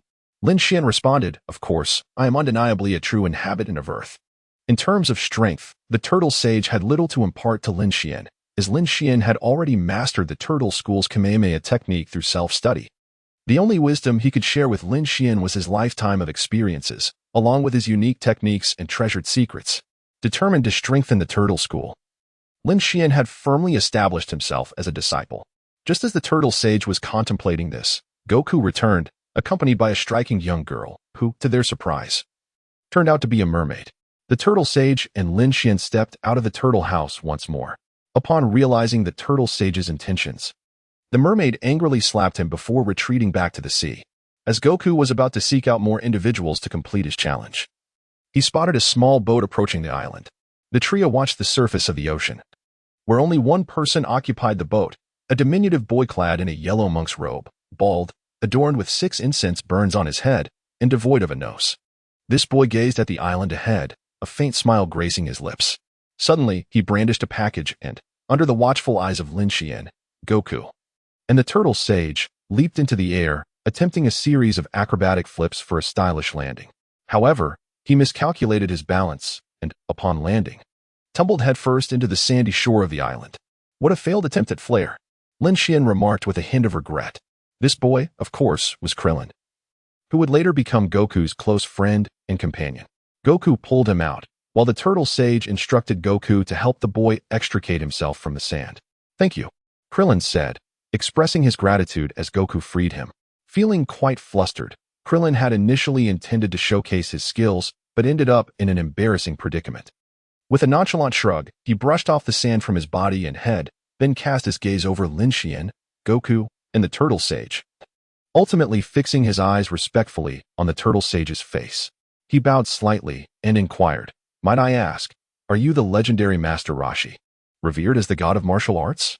The turtle sage smiled and nodded, replying, indeed, I am Master Rashi, celebrated as the god of martial arts. What brings you to me? Krillin earnestly responded, greetings, my name is Krillin. I hail from a distant land in the east, and I humbly request you to accept me as your disciple and guide me in my training. At his words, a flicker of surprise crossed the turtle sage's eyes, followed by a thoughtful stroke of his beard. It is indeed a journey to find this place, but I regret to inform you that I do not easily take on disciples. Undeterred by the turtle sage's refusal, Krillin felt no disappointment, as he had anticipated this outcome. With a mischievous glint in his eyes, he quickly retrieved a magazine from his package. With Lin Xian's playful curiosity and Goku's intrigue upon him, Krillin respectfully presented the magazine with both hands before the turtle sage, saying, this humble offering is a token of my respect. I sincerely hope you will accept it. The once stern Master Rashi glanced at the cover of the book, and instantly, a smile broke upon his face, his eyes sparkling with delight. In a flash, he snatched the magazine from Krillin's hands. Subsequently, he rapidly turned the pages, his eyes glinting with an ever-increasing intensity, akin to those of a cunning thief. Lin Xian cast a glance at Krillin, pondering to himself, just like in the original tale, Krillin is truly dedicated to impressing his master, having familiarized himself with the old man's preferences prior to their meeting. While the old man was engrossed in his reading, Krillin turned to Lin Xian and Wukong, inquiring, by the way, who are you two? Are you disciples of Master Wutian? Indeed. Wukong nodded and then introduced himself. I am Sun Wukong, and this is Lin Xian. Upon learning that Lin Xian and Wukong were disciples of Master Rashi, Krillin approached the old man's ear and whispered a few words to win his favor. Cough cough. Master Rashi set down his magazine, clearing his throat, and addressed Krillin. You are quite impressive. However, to become my disciple, you must fetch a young lady for me. As it happens, Lin Xian and Wukong have yet to complete their trials, so you shall accompany Wukong on this quest. Once you have succeeded, I shall guide your training. Although Lin Xian had not completed his trial either, Master Rashi did not require him to seek a young lady, thus granting Lin Xian a special privilege. Nevertheless, Lin Xian insisted, this time, I shall join them. Very well then. Master Rashi, taken aback by Lin Xian's determination, instructed Krillin and Wukong, I will await your return here. Krillin, you may ride on Wukong's flying Nimbus. Flying Nimbus? Krillin was uncertain of what that entailed. Once Wukong summoned the Nimbus and explained it to him, Krillin attempted to leap onto it, but, with ill intentions, he fell flat to the ground. Master Rashi questioned Krillin. The inability to mount the Nimbus suggests a lack of purity and spirit. You have come here to cultivate. Do you harbor ulterior motives? Krillin protested. How could that be? I simply wish to grow stronger and earn the admiration of young ladies. Ah, I see. Master Rashi replied. Relieved, that indeed reveals the impurity of your intentions. However, rather than scolding Krillin or expelling him, Master Rashi found himself favoring Krillin even more. For his aspirations were undeniably relatable. Unable to ride the flying Nimbus, Krillin resorted to the white cloud conjured by Lin Xian. Observing the cloud Lin Xian had created, both Lin Xian and Krillin perched upon it, while Master Rashi marveled. Such elemental manipulation is truly impressive and convenient. Two clouds appeared, one large white cloud and a smaller yellow one. Lin Xian and Krillin settled on the white cloud, while Wukong rode upon the yellow cloud. The flying Nimbus, as they ascended into the sky in search of a suitable target. They truly soared into the heavens. How exhilarating! Krillin exclaimed, unable to contain his excitement. Lin Xian jestingly remarked, would you care to experience a fall from such great heights? Are you joking? Krillin's face turned a ghastly shade of green. If you prefer not to, then henceforth, you shall be my little brother, addressing me as brother Lin Xian. As he spoke, Lin Xian began to spin the white cloud. Oh! Krillin, frightened out of his wits, cried out, Brother Lin Xian, I am your little brother. With Krillin's exclamation, the white cloud ceased its rotation and reverted to its normal flying mode. The white cloud and the somersault cloud soared through the sky, eventually arriving at an exceedingly desolate rocky expanse. While one would typically venture toward populous areas, Goku chose the opposite path, flying further away from civilization. According to the original narrative, under such circumstances, a serendipitous encounter with Lan Chi was nothing short of destiny, an inevitability that could not be thwarted. Lin Xian had been attuned to the subtle energies around him. Upon arriving in this area, he detected 5 faint human presences. By analyzing their positions, he discerned that one among them was being pursued. This individual, relentlessly dodging and weaving, sought to evade the 4 assailants behind her. Given the location and the 5 distinct energies, Lin Xian surmised that the person being chased was Lan Chi. Thus, shortly after entering the rocky terrain, with the guidance of his Nimbus cloud, he soared towards the source of the 5 energies. Indeed, I was correct. I found her. Even from a considerable distance, Lin Xian, utilizing his lightning transformation, confirmed that Lan Chi was ahead. Help! Someone, please. The crystalline sound of Lan Chi's plea reached him, melodious and tender. Look below. The girl we are searching for is right there. She is calling for help. Lin Xian pointed downwards at Lan Chi, addressing Wukong on the Nimbus and Krillin behind him. Well, she is truly a girl, and it seems she is surrounded by villains. Krillin exclaimed in shock as he peered down. Wukong inquired, should we not go to her rescue? Following their gaze, they observed 2 men and 1 woman below. The 2 men, clad in uniforms, brandished firearms directed at the girl seated before them. What? Were there not 5 presences? Where are the other 2? The scenario unfolded. The previous Lan Chi was the golden-haired version, and of the 4 pursuing her, 2 had already been dealt with, leaving just these 2 adversaries.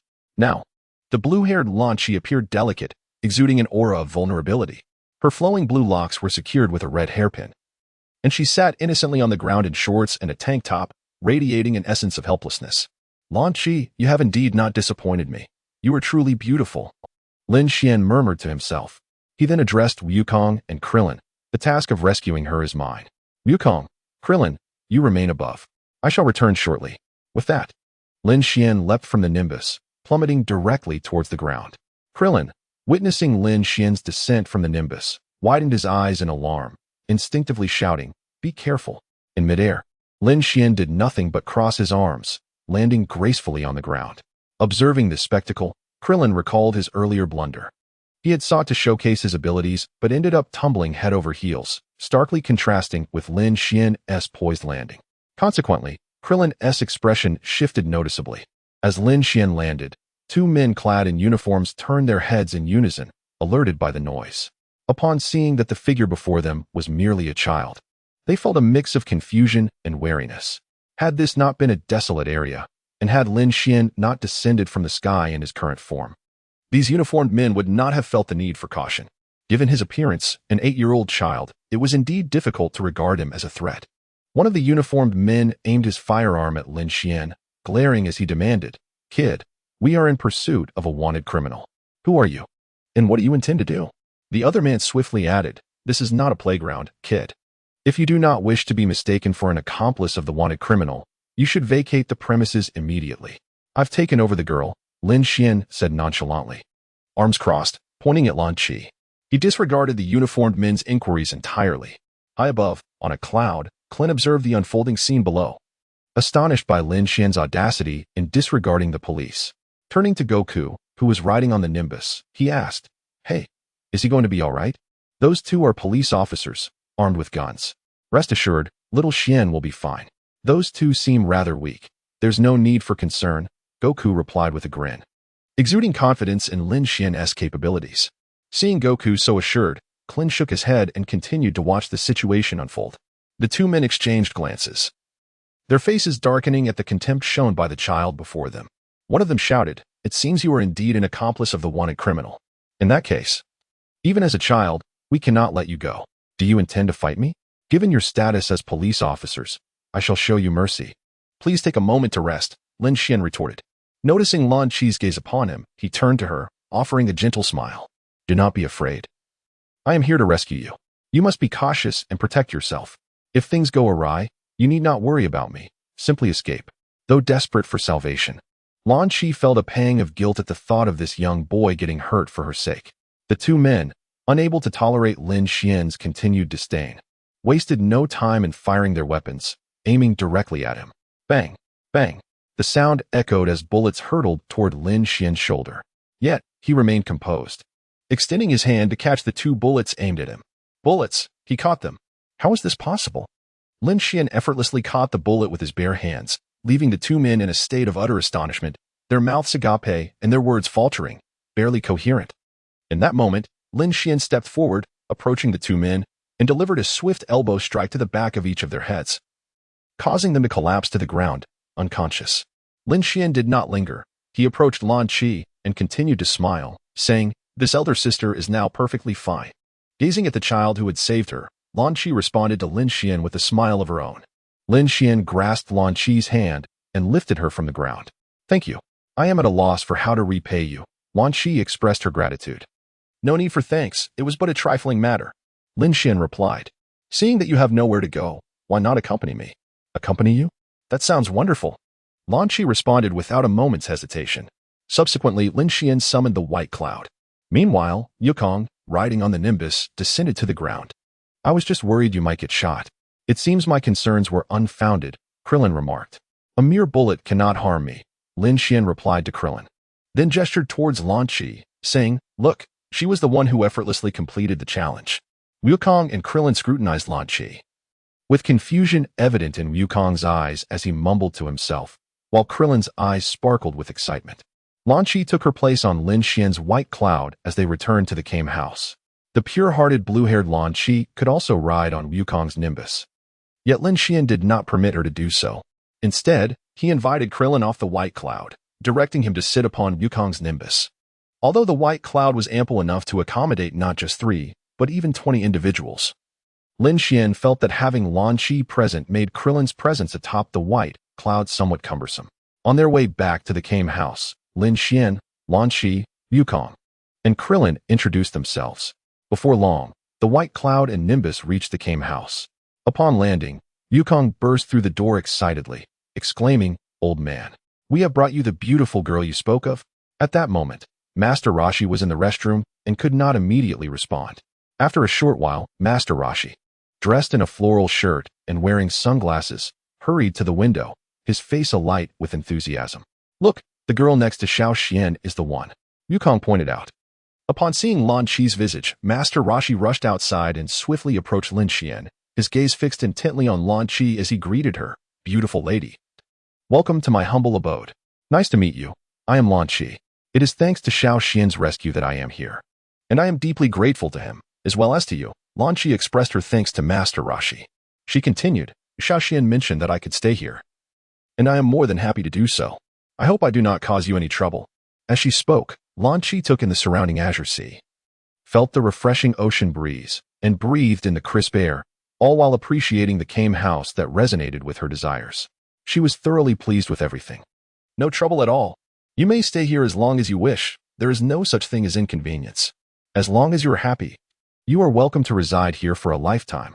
Before Lan Qi, Master Rashi endeavored to maintain the demeanor befitting a martial arts master. However, upon Lan Qi's enthusiastic suggestion to reside there, Master Rashi could not contain himself, breaking into a lively dance reminiscent of a child who has just received a new toy.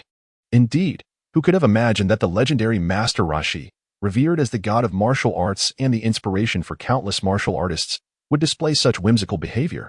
Lin Xian and Krillin, long aware of Master Rashi's character, were not taken aback, and the innocent Goku was similarly unfazed.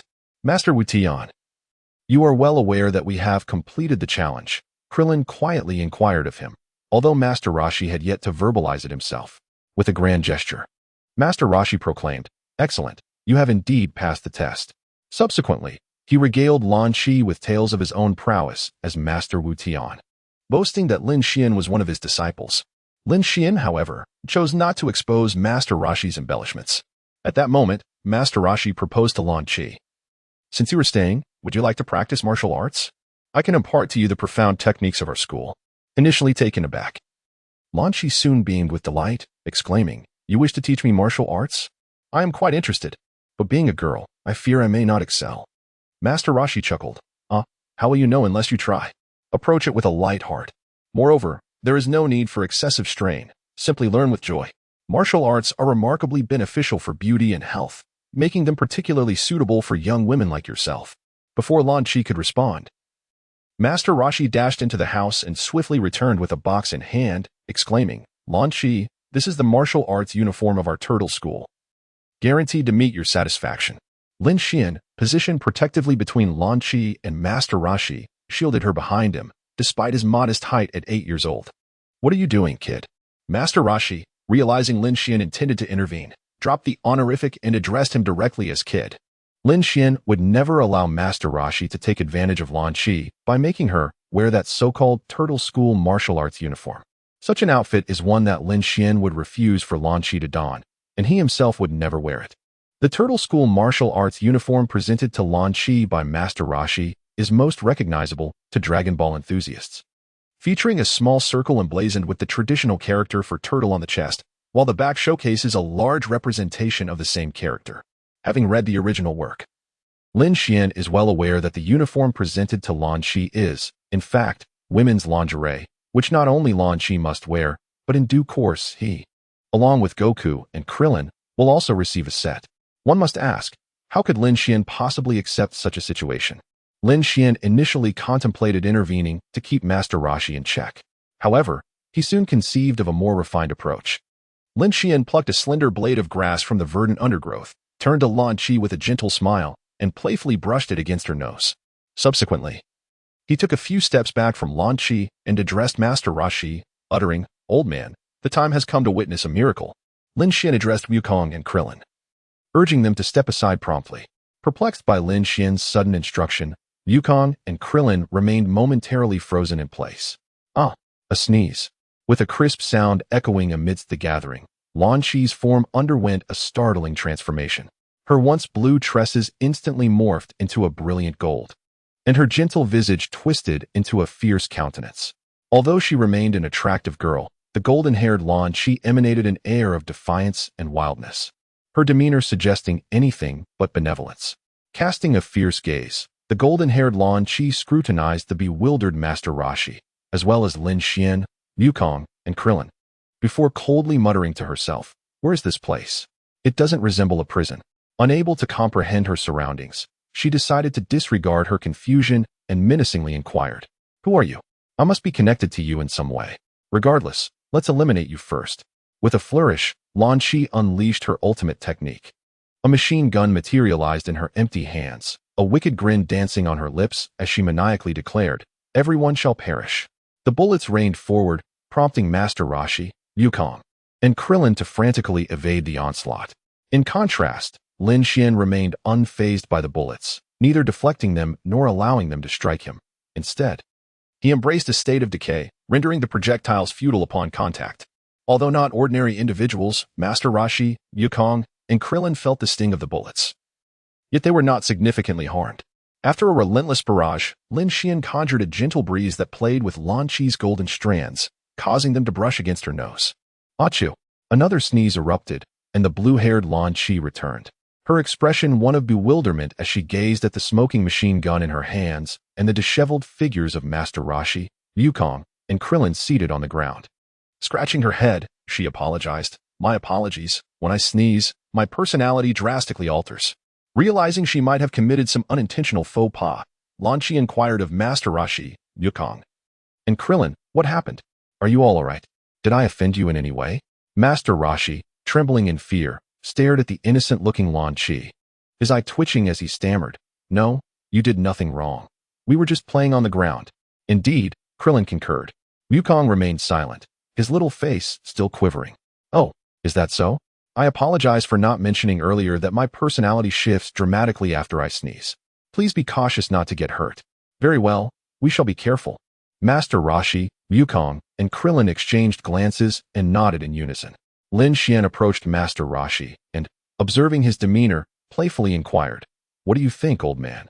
Did you see that?" Master Roshi stood up from the ground, adjusted his disheveled attire, and replied with a serious expression, "Xian, thanks to you. If Lan Chi had suddenly changed her temperament, we would have been utterly unprepared. Come now, old man, you're being overly dramatic. Lan Chi's gun can't kill us, so there's no need to fear," Lin Xian remarked with a hint of amusement. Master Roshi cast a glance at Lin Xian and thought to himself, "Of course you don't care, being able to elementalize and feel no pain. While Lan Chi's gun may not be lethal, the impact on us is indeed painful." With her now volatile personality, she unleashed a barrage with a submachine gun. If she wields something more formidable next time, Goku and Krillin, especially Krillin, could find themselves in grave danger. Understanding Lan Chi's other personality trait, Master Roshi, Goku, and Krillin became increasingly cautious, wary of her unpredictable outbursts. To them, Lan Chi resembled a ticking time bomb, ready to explode at any moment, making their time together rather exhilarating. Due to Lan Chi's unstable demeanor, Master Roshi's plan to teach her martial arts was effectively dashed. Lan Chi felt a twinge of regret over this, but it soon faded from her mind. As dusk fell, Master Roshi finally prepared to impart martial arts skills. However, the island was too small, prompting him to transform the Kame house into a capsule and relocate with Lin Xian, Lan Chi, Goku, and Krillin to a nearby, larger island. Master Roshi produced a capsule that transformed into a boat. Everyone boarded the vessel, except for Lin Xian, who remained on the shore. Lin Xian being transformed into ice, crafting a bicycle entirely made of ice. Lin Xian aspired to emulate Admiral Aokiji, endowed with the ability to freeze. With the vast ocean before him, it would be a pity to neglect the opportunity to ride a bicycle upon its surface. Such a unique skill should not go untested. The bicycle serves as Aokiji's mode of transport, and as a user of the ice fruit, he would first create a path of ice upon the water, essentially a bicycle lane. Riding along this icy route, he would traverse the sea. This method of travel would undoubtedly captivate the hearts of those pirate enthusiasts. However, Lin Xian found himself perplexed as to why Aokiji did not conjure a bicycle from ice itself, thereby eliminating the risk of losing it. As a wielder of the ice fruit, Aokiji would surely have no qualms about the chill. Thus, Master Roshi and his companions set sail, while Lin Xian rode an ice-crafted bicycle towards a nearby island. Witnessing Lin Xian's extraordinary mode of transportation, Krillin, seated in the boat alongside, exclaimed with brightened eyes, "What an impressive ability! Riding a bicycle on the ocean is so cool." Indeed, Goku chimed in, nodding in agreement with Krillin's sentiments. Meanwhile, Launch, seated at the front, expressed her regret, saying it's a shame that the ice bicycle is too cold and lacks the comfort of a normal bicycle. Otherwise, I too would love to experience the sensation of cycling across the sea while enjoying the breathtaking views.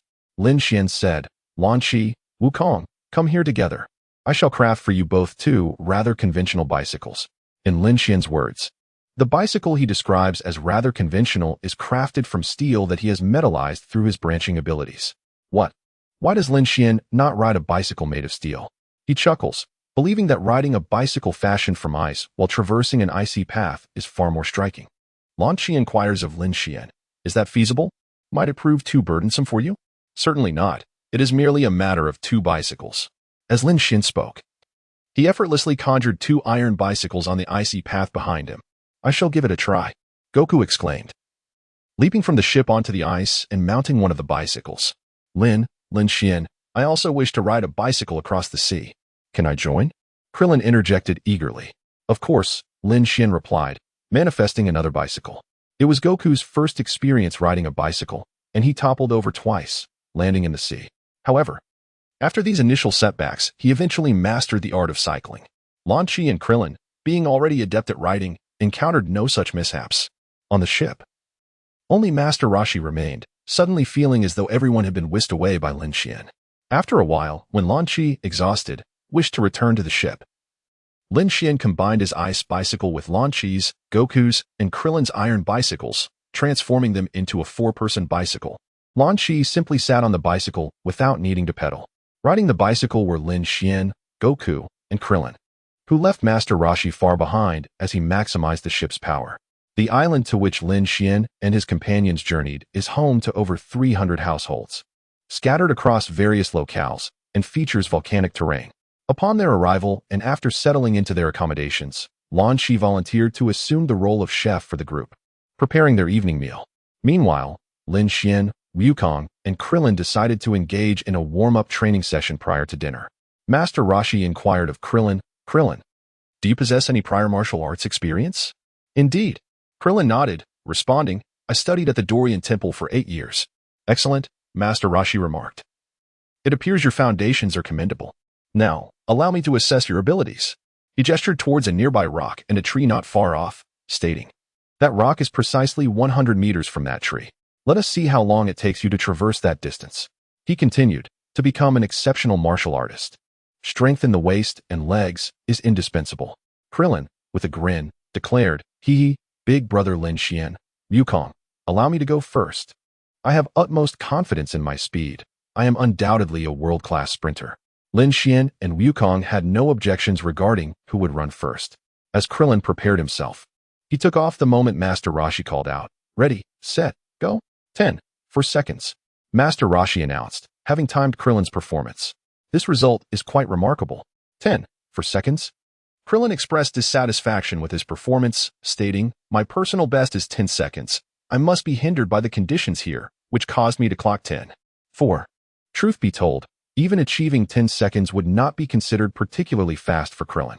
Lin Xian recalled that in his previous life on Earth, the fastest 100-meter record was approximately 9:58 seconds. It is worth noting that an ordinary person could achieve a time of 9:58 seconds. Krillin, however, is no ordinary individual. Having read the original text, Lin Xian knew that prior to his training with Master Roshi, Krillin possessed the strength to fell a saber-toothed tiger with a single punch. His ability to travel vast distances to seek out Master Roshi attested to his considerable prowess. Yet, his speed was disappointingly lackluster, failing to reflect his true capabilities. Lin Xian now understood why Master Roshi sought to measure speed. It was also important to consider that Krillin was still a child, a small stature that could not be compared to that of an adult. In his previous life, Lin Xian was the fastest runner, having set a record of 9:58 seconds as an adult. At this moment, Wukong turned to Lin Xian and inquired, Little Xian, will you run next, or shall I? Lin Xian replied, you go ahead. I'll take the last turn. On your marks, go. With the words of Master Roshi, Wukong dashed forward. Exactly 11 seconds. Master Roshi commented on Wukong's performance, stating, an 11-second time is commendable, yet it does not surpass Krillin's speed. Oh dear. Krillin, in a haughty tone, remarked, though Wukong may not be as fast as I am, he still performed admirably. Wukong, sitting on the ground, asked Master Roshi, Grandpa. May I change my shoes and run again? Before Master Roshi could respond, Krillin interjected, Wukong, are you suggesting that your shoes hindered your speed? Just so you know, my shoes are not specifically designed for running either, but mine are coming apart. Wukong exclaimed, lifting his foot to show Master Roshi and Krillin the worn-out shoes. These shoes were ones he had worn from his home in the Bun Mountain, and their condition was quite disheartening. Subsequently, Wukong donned a new pair of shoes and ran once more. 8 seconds, Master Roshi announced, revealing Wukong's latest time. Given that Wukong's combat power had surpassed that of the original narrative, this 8-second mark also exceeded his previous time of 5 seconds in the story. Wukong turned to Krillin and asked, how about that? Is this time considered fast? Krillin, his earlier arrogance vanished, was now sweating profusely and with a wry smile. He questioned Wukong, how did you train for this? Finally, it was Lin Xian's turn to take the stage. On your marks, go? As Master Roshi's voice faded, Lin Xian surged forth like a bolt of lightning, racing past the 100 meters before Master Roshi could even press the button to record the time. By the time Master Roshi reacted and pressed the button, the stopwatch displayed a time of 1:98 seconds. 1:98 seconds, Master Roshi stammered, his expression contorting as he reported the recorded time. Krillin stood frozen, astonished by the remarkable feat. How cunning. Little Xian utilized his elemental transformation ability, Wukong, having witnessed Lin Xian's electrifying form, was now convinced of his cheating. Unaware of Lin Xian's elemental transformation, Krillin turned to Wukong and asked, Wukong, what is this elemental transformation ability? Wukong patiently explained, it's like this. Little Xian, please run once more. This time, do not employ your elemental transformation. Master Roshi instructed Lin Xian to try again. Very well, Lin Xian agreed, eager to discover how fast he could run without elemental enhancement. 3 seconds. The Turtle Sage announced Lin Xian's second score. Initially, he intended to showcase his speed in a 100-meter dash for Goku and Krillin. However, upon witnessing Lin Xian's achievement, he promptly dismissed this idea. If he were to run slower than Lin Xian in front of them, his image as their master would undoubtedly shatter. Aware of this, the Turtle Sage decided against running. After completing the running test, he felt parched and asked Krillin to fetch him a can of beer. Meanwhile, Lan Chi, who was cooking at home, accidentally sneezed and transformed into blonde Lan Chi. With a kitchen knife in hand, she chased after Krillin, in his desperate bid to escape. Krillin broke his own record. Soon after, blonde Lan Chi sneezed again and returned to her original self. After this chaotic episode, the Turtle Sage addressed Lin Xian, Goku, and Krillin. Night is approaching, and a delectable dinner awaits us upon our return. We shall commence our formal training tomorrow, but before dinner, we will conduct another test. Goku, intrigued, inquired, what kind of test?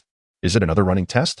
No, it is a different test, replied the Turtle Sage, as he picked up a stone and inscribed the character for turtle upon it with a pin before casting it aside. He then declared to the trio, whosoever among you finds the stone I inscribed and brings it to me shall dine tonight. The remaining 2 shall go without supper and merely observe. As soon as the Turtle Sage finished speaking, Goku and Krillin dashed off in search of the stone, while Lin Xian remained rooted in place. Lin Xian addressed the Turtle Sage, saying, Old man, if you wish to prevent Goku and Krillin from dining, you need not resort to such tactics. There is no necessity for you to subject me to the same test. The ultimate possession of the stone will undoubtedly fall into my hands. The Turtle Sage, feigning obstinacy, replied, Oh, that is not a certainty. In truth, the Turtle Sage was aware that as long as Lin Xian remained passive, if either Goku or Krillin were to discover the stone, it would surely be snatched away by Lin Xian, unless they were to fail in their search entirely. My lord, the narrative of Doraemon has been fully extrapolated and organized, ready for dissemination at any moment, spoke the artificial intelligence from Lin Xian's superfoldable phone. Earlier that afternoon, Lin Xian had relayed the storyline of Doraemon to the AI on his device. This AI was remarkably powerful, with merely a handful of plot points and associated gadgets. It had managed to extrapolate the entirety of the Doraemon series, categorizing it into episodes. What? Lin Xian has resurrected the anime Doraemon from his past life with the intention of establishing a film company on Earth within the Dragon Ball universe? No, that was far from the case. Bulma's family was the wealthiest in the world, and Lin Xian had the ability to create infinite diamonds and gold, rendering the establishment of a film enterprise unnecessary for financial gain. The gadgets within Doraemon, along with the character himself, were products of advanced technology. Lin Xian's endeavor to bring forth the Doraemon anime was primarily for the benefit of Brief and Bulma, to encourage them in the creation of the gadgets depicted within the series and to see how many they could produce. Upon hearing the AI statement, Lin Xian first opened his phone to review the extrapolated and organized plot. It mirrored the storyline he had once seen in his previous life. At the beginning of the narrative, the protagonist, Nobita, opened his desk one day, and a robot cat suddenly sprang forth from the drawer. This was none other than Doraemon. He had been sent from the 22nd century by Nobita's descendants with the purpose of assisting him in resolving his insurmountable dilemmas while fulfilling his wishes to the best of his ability. Notably, the gadgets featured in the plot were described in detail. The Anywhere door, as long as one envisions the destination in their mind. Opening this door allows the user to reach any place they desire. However, it is bound by spatial limitations and temporal constraints. It cannot traverse through time. And destinations not inscribed on the map of the Anywhere door are unreachable, as are the depths of the ocean. The Anywhere door can access any space within a 10 light-year radius centered around Earth. The time cloth, it resembles an ordinary tablecloth, adorned with clock patterns of varying sizes, featuring two distinct sides. When an object is covered from the front, the passage of time for the concealed object accelerates, revealing a state of the future. Conversely, when covered from the back, the time of the obscured object regresses, showcasing a state of the past. The Anywhere door is classified as a spatial device, while the time wrap is categorized as a temporal device. Among the two, it is most likely that Bulma and her father, Dr. Brief, would have conceived the Anywhere door. However, within the realm of the anime Doraemon, the time-traveling device, the time machine, is more feasibly manufactured by Bulma. In the original narrative, the time machine created by Bulma can instantaneously reach parallel timelines upon activation. The time machine in Doraemon differs in that it incorporates a journey through a time tunnel. The time machine functions to traverse both time and space. Upon usage, one initially enters the time tunnel through an entrance, subsequently piloting the machine to the specified time and location. The plot of Doraemon mentions the components that constitute the time machine. Force field generator harnesses the power of magnets to create a force field, thus generating the propulsion needed for the time machine. Seating, designed for a single occupant, it accommodates only one seat. For additional passengers, they must stand behind the seat. Limited to the flying carpet model. Energy box stores the energy required for time travel, with one located on each side of the time machine. Engine, the M-bias propeller engine invented in the 22nd century for time travel, varying in craftsmanship based on model and price. Drifting craft, a small vessel constructed from special alloy materials to navigate through the time flow in four-dimensional space. In addition to Doraemon's time machine, significant mention is made of his sister Dorami's time machine, the Tulip. Seating, designed for multiple users. Time selector, allows selection of the desired time point. Emergency towing feature, capable of towing other time machines. Solar panels, shaped like the leaves atop a tulip, they harness light to power the machine. Advanced engine, achieves speeds 23 times that of the basic flying type. Curved space stabilization axis, prevents encounters with temporal turbulence. Time flow movement plate, protects against collisions within time streams. Space-time distortion control device, restores normalcy when entering areas of hypertemporal distortion. Cockpit, non-open type, situated within the tulip. On par with the Anywhere door, time wrap, and time machine, there exist numerous other devices of even greater complexity, governed by distinct rules. The woodcutter S-spring, by casting an item into the spring, the water goddess will produce a similar yet superior item, inquiring if it was the one you lost. Truthfulness will reward you with the superior item, while deceit yields nothing. Timer, capable of pausing time. Time television, resembling a television.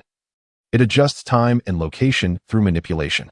It can manifest any object from the past or future across any time and space, even projecting them into three-dimensional images. The scheduled diary. Its exterior resembles that of an ordinary diary, yet its marvel lies in the fact that anything inscribed within its pages will materialize into reality. The lie elixir.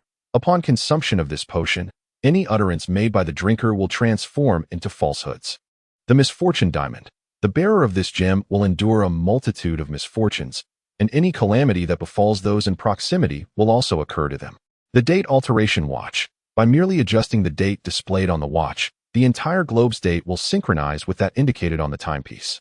The four-dimensional space bag, also known as the four-dimensional pocket or the magic bag, leads directly to another realm, capable of accommodating an infinite number of items. The confidential pen. When the writer desires for a particular individual to see their words, Only that person and the writer themselves will perceive the inscription. The foresight antenna, placed atop one's head, while it cannot foretell future events, it will instinctively prompt certain actions to avert unforeseen dangers. The restoration ray. This beam can revert shattered objects to their original state. However, caution is advised against indiscriminately directing it at various items, as it may revert finished products back into raw materials. It is not to be employed for resurrecting the dead, as such an act contravenes the laws of nature and invites retribution. The if telephone booth. By articulating one's envisioned fantasy world into the phone, a parallel space can be conjured according to one's specifications. Once the wish is fulfilled, the telephone booth will ring. If it malfunctions, one cannot transition from the parallel realm back to the tangible world. After the ringing, the wish shall manifest within a span of 0 to 12 hours. Should one choose to rescind their wish, they will return to their original space. The internal structure of the telephone booth, from top to bottom, comprises parallel space detection wiring, dimensional memory activation device, spatial movement engine, spatial control mechanism, energy storage unit, dialer, parallel computer, receiver, and handrail. Understanding these components can enhance the likelihood of creating an if telephone booth.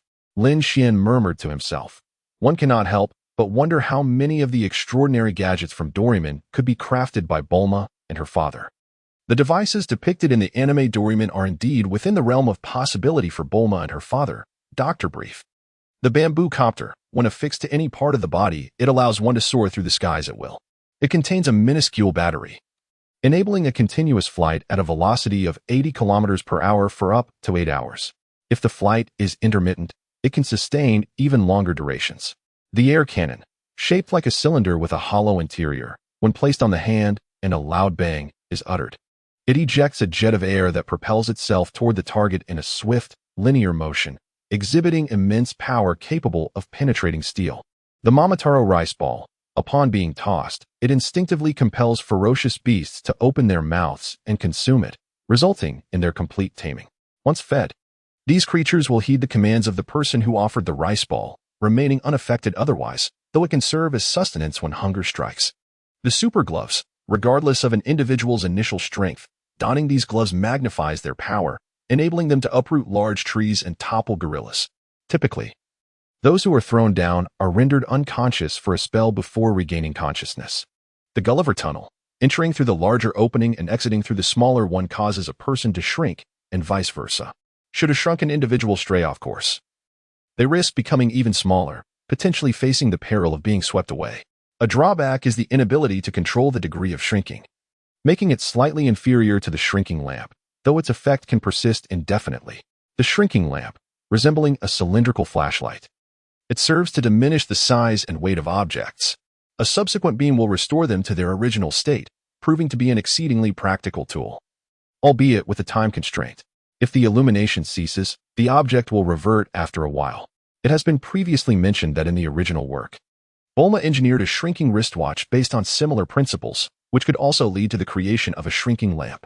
As for its counterpart, the enlarging lamp, the challenge of its manufacture exceeds that of the shrinking lamp, though not by a significant margin. The enlarging lamp, appearing like a flashlight, it is used to amplify the size and weight of objects, reverting them to their original form with another flash, making it a very useful device. The difficulty lies in the amplification of both size and weight. In addition to the elite gadgets that have a chance of being created, the tools that can be produced with certainty are numerous, and it is highly likely that Bulma and her father could fabricate the remaining devices.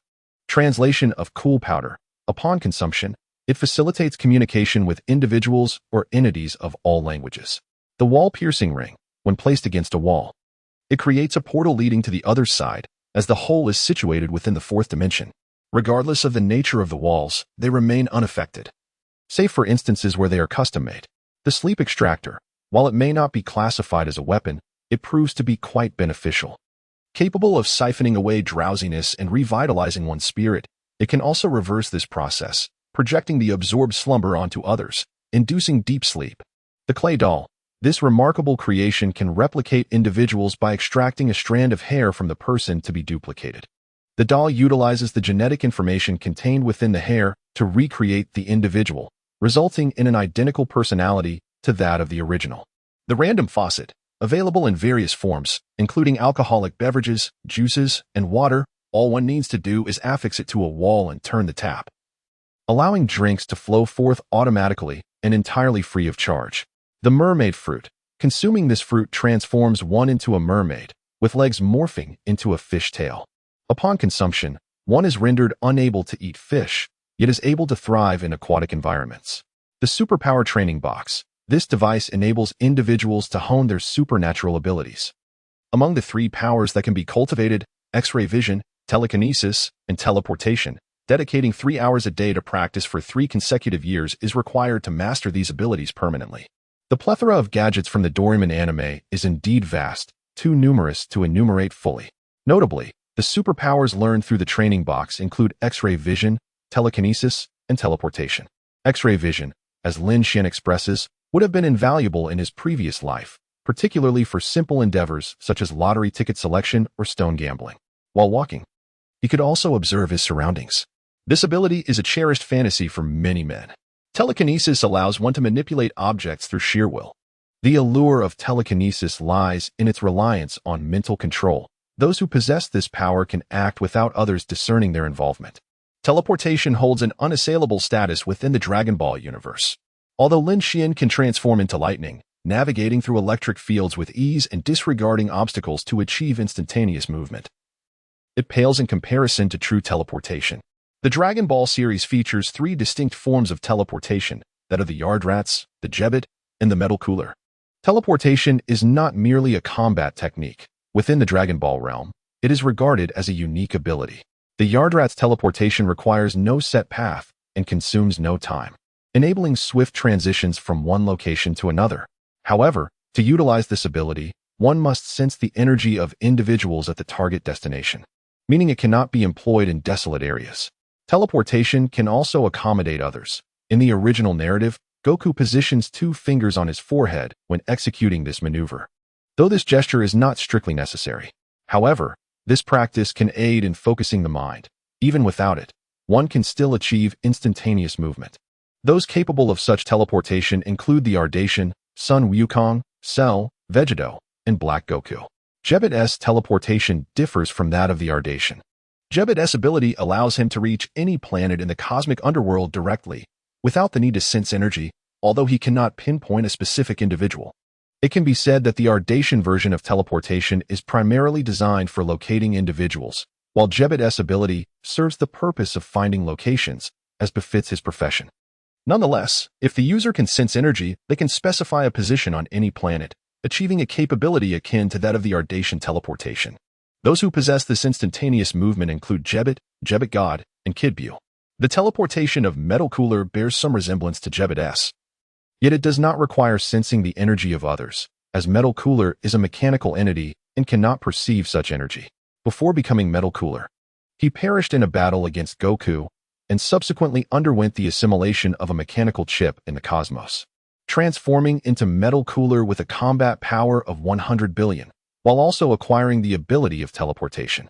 This form of teleportation is a unique program inherent to Metal Cooler and cannot be learned. Thus, aside from Metal Cooler, no one else can utilize this version of teleportation. The only ones who might learn it are robots. The teleportation that can be learned from the Super Training Box differs from the 3 types found in the Dragon Ball universe. This version allows one to transport oneself, others, or objects anywhere based solely on their thoughts, representing the pinnacle of instantaneous movement. When considering the 3 types of teleportation in the Dragon Ball universe, alongside the teleportation in the anime Doraemon and Lin Xian's lightning-like teleportation, we now recognize 5 distinct forms of teleportation. In comparison to these tools, the robot Doraemon should be somewhat more troublesome for the Brief and Bulma duo than the Bamboo Copter. The data on Doraemon has been mentioned in the anime. Types of Doraemon robots include those designed to care for infants. Height, weight, and measurements are also noted. Height, elevated. Power, 129. 3 horsepower. The strength of an adult is approximately 0.5 horsepower. Jumping height when encountering a mouse. Escape speed when encountering a mouse. Quality, substandard. Infrared vision, capable of seeing in darkness. Powerful nose. Olfactory sensitivity is 200 times that of humans, currently malfunctioning. Gigantic mouth, capable of accommodating a large facial basin. Radar whiskers. capable of detecting distant objects, currently malfunctioning. Summoning Bell has malfunctioned, now repurposed as a camera. Atomic Reactor, capable of converting ingested items into atomic energy. Sticky Hands, capable of adhering to many objects. Flat Feet, originally able to walk silently, this function has now been lost. Tail, serves as the activation switch. Pulling it outward halts all activity, gently swaying when feeling discontent.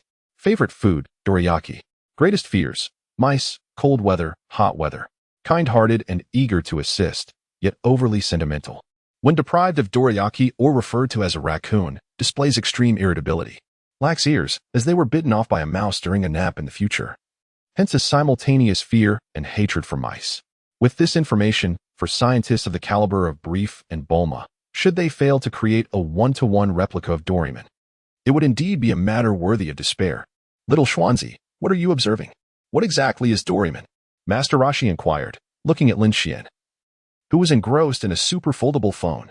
As he asked, Master Roshi could not help but approach to take a closer look. Observing his expression, he seemed to recall his own hobbies. However, upon viewing the animation on the super foldable screen, disappointment washed over his face. In response, Master Roshi remarked, "Indeed, children are merely children, captivated only by trivial matters. It lacks any substance." Lin Xian refrained from discussing trivial matters with Master Roshi and, with a serious demeanor, addressed him. "Remember, from now on, you may call me Xiao Xian, little rascal, or Lin Xian. Just refrain from calling me Xiao Xuanzi. That name, at first glance, is rather unpleasant." "Kiki." Master Roshi chuckled and replied, "I've called you both Xiao Xian and little rascal, but combined, the name Xiao Xuanzi has a certain charm." Lin Xian turned back, glaring at Master Roshi. Sensing the intensity of his gaze, the old master quickly added, "As your teacher, I am quite easygoing. Since you dislike the name Xiao Xuanzi, I shall call you Xiao Xian, provided you do not provoke my ire." Ignoring Master Roshi, Lin Xian addressed the artificial intelligence of his super foldable phone, saying, "Skynet, please send all episodes of the Doraemon anime to Bulma." Skynet was the name Lin Xian had bestowed upon this artificial intelligence. In his previous life, Lin Xian had encountered a film featuring an artificial intelligence known as Skynet. Among all the names of artificial intelligences that Lin Xian was familiar with, Skynet resonated with an unparalleled grandeur and allure. In West City, at the headquarters of the Universal Capsule Company, Bulma received the anime Doraemon that Lin Xian had sent her. After grasping Lin Xian's intentions, she swiftly familiarized herself with the overarching narrative of the series through her computer. Subsequently, she was profoundly astonished. The gadgets depicted in Doraemon represented a realm of technological fantasy for her and her father, Dr. Brief. Even if they harbored aspirations of creating such devices, it would take them many years to bring those ideas to fruition. Bulma mused to herself, "Xian, you truly have a knack for presenting us with challenges. In the next 10, 20 years, or perhaps even longer, my father and I will have our hands full." However, she noted that the gadgets within the Doraemon anime were not merely figments of imagination. She recognized that the objects she had seen were grounded in scientific principles. Following this line of thought, Bulma sought out her father, Dr. Brief. Similar to Bulma, Dr. Brief first acquainted himself with the plot of Doraemon, after which he exclaimed that Lin Xian was a genius. They then proceeded to meticulously watch the entirety of Doraemon, which comprised over 2,000 episodes. Meanwhile, Lin Xian had welcomed Krillin back, who was holding a stone inscribed with the character for turtle. Upon presenting it to Master Roshi, the old master glanced at the stone and, as if it were a weighty object, struck Krillin on the head with it. Master Roshi remarked, "You little rascal. You think you can fool me? It'll be another 800 years before you succeed. I am not so dim-witted that I cannot recognize my own handwriting." Rewind a bit, and we find that Krillin had devised a cunning scheme, picking up a similarly sized stone nearby. He borrowed a pen from a local household and imitated Master Roshi's handwriting to inscribe the character for turtle on the stone, intending to pass it off as one thrown by Master Roshi. "My apologies, Master Roshi, I will fetch it immediately," Krillin said as he scurried away, his demeanor markedly sheepish. Lin Xian picked up the stone that Master Roshi had hurled at Krillin, a faint smile gracing his lips as an idea took root in his mind. Krillin dashed into the woods, only to encounter a saber-toothed tiger head-on, which he swiftly dispatched with a punch. Shortly thereafter, a colossal dinosaur passed by, compelling him to seek refuge. Once the dinosaur had moved on, Krillin intended to resume his search for the stone when he heard Goku's voice. following the sound. He approached Goku, who was holding the stone, and gleefully exclaimed, "Haha, now we can have dinner." Upon arriving, Krillin remarked, "You truly found it." Goku replied, "It was easy to locate because of the old man's scent." Having grown up in the mountains, Goku possessed a remarkable sense of smell, which guided him to the stone's location in the woods. "Goku, let me see it so I can help confirm if it's the right stone," Krillin thought mischievously. Unbeknownst to Goku, whose intentions were innocent, he handed the stone to Krillin. Seizing the moment, Krillin turned and fled with the stone. It was only then that Goku realized his stone had been snatched away. "Old man, do you see this stone in my hand? Is it the one you threw?" Lin Xian inquired, holding a golden stone inscribed with the character for turtle as he addressed Master Roshi. In Lin Xian's hand lay a golden stone, the very one that Krillin had used to deceive Master Roshi moments earlier. The transformation of this stone into gold was a result of Lin Xian's abilities, which he had employed to transmute it into gold. Cunning little rascal, Master Roshi mused inwardly, having seen through Lin Xian's ploy. However, Lin Xian's scheme was glaringly obvious. Had it not been for Master Roshi's consideration of his own status as a mentor, he would have readily admitted that the golden stone in Lin Xian's possession was indeed the one he had cast aside, and would have reclaimed it without hesitation. Noticing Master Roshi's silence, Lin Xian lamented, "Very well. It appears this stone is not the one you discarded, old man. I shall simply wait patiently. After all, victory is assured. There is no rush to hasten the inevitable. Little Xian, that stone is indeed the one I threw earlier. You have triumphed in this test," Master Roshi declared, abruptly snatching the golden stone from Lin Xian's grasp. Just moments before, he had stubbornly asserted that Lin Xian might not win. But upon realizing the certainty of Lin Xian's victory, he executed a graceful turnaround, conceding the test and acknowledging the stone's true identity. Yet, unbeknownst to Master Roshi, the golden stone in his possession, while appearing to be genuine gold, was, in fact, not true gold at all. It was a substance known as water gold, which dissolves completely upon contact with water, leaving no trace behind. Lin Xian famously declared that it was to prevent gold from losing its value. Meanwhile, Krillin and Goku remained unaware that Lin Xian had already emerged victorious.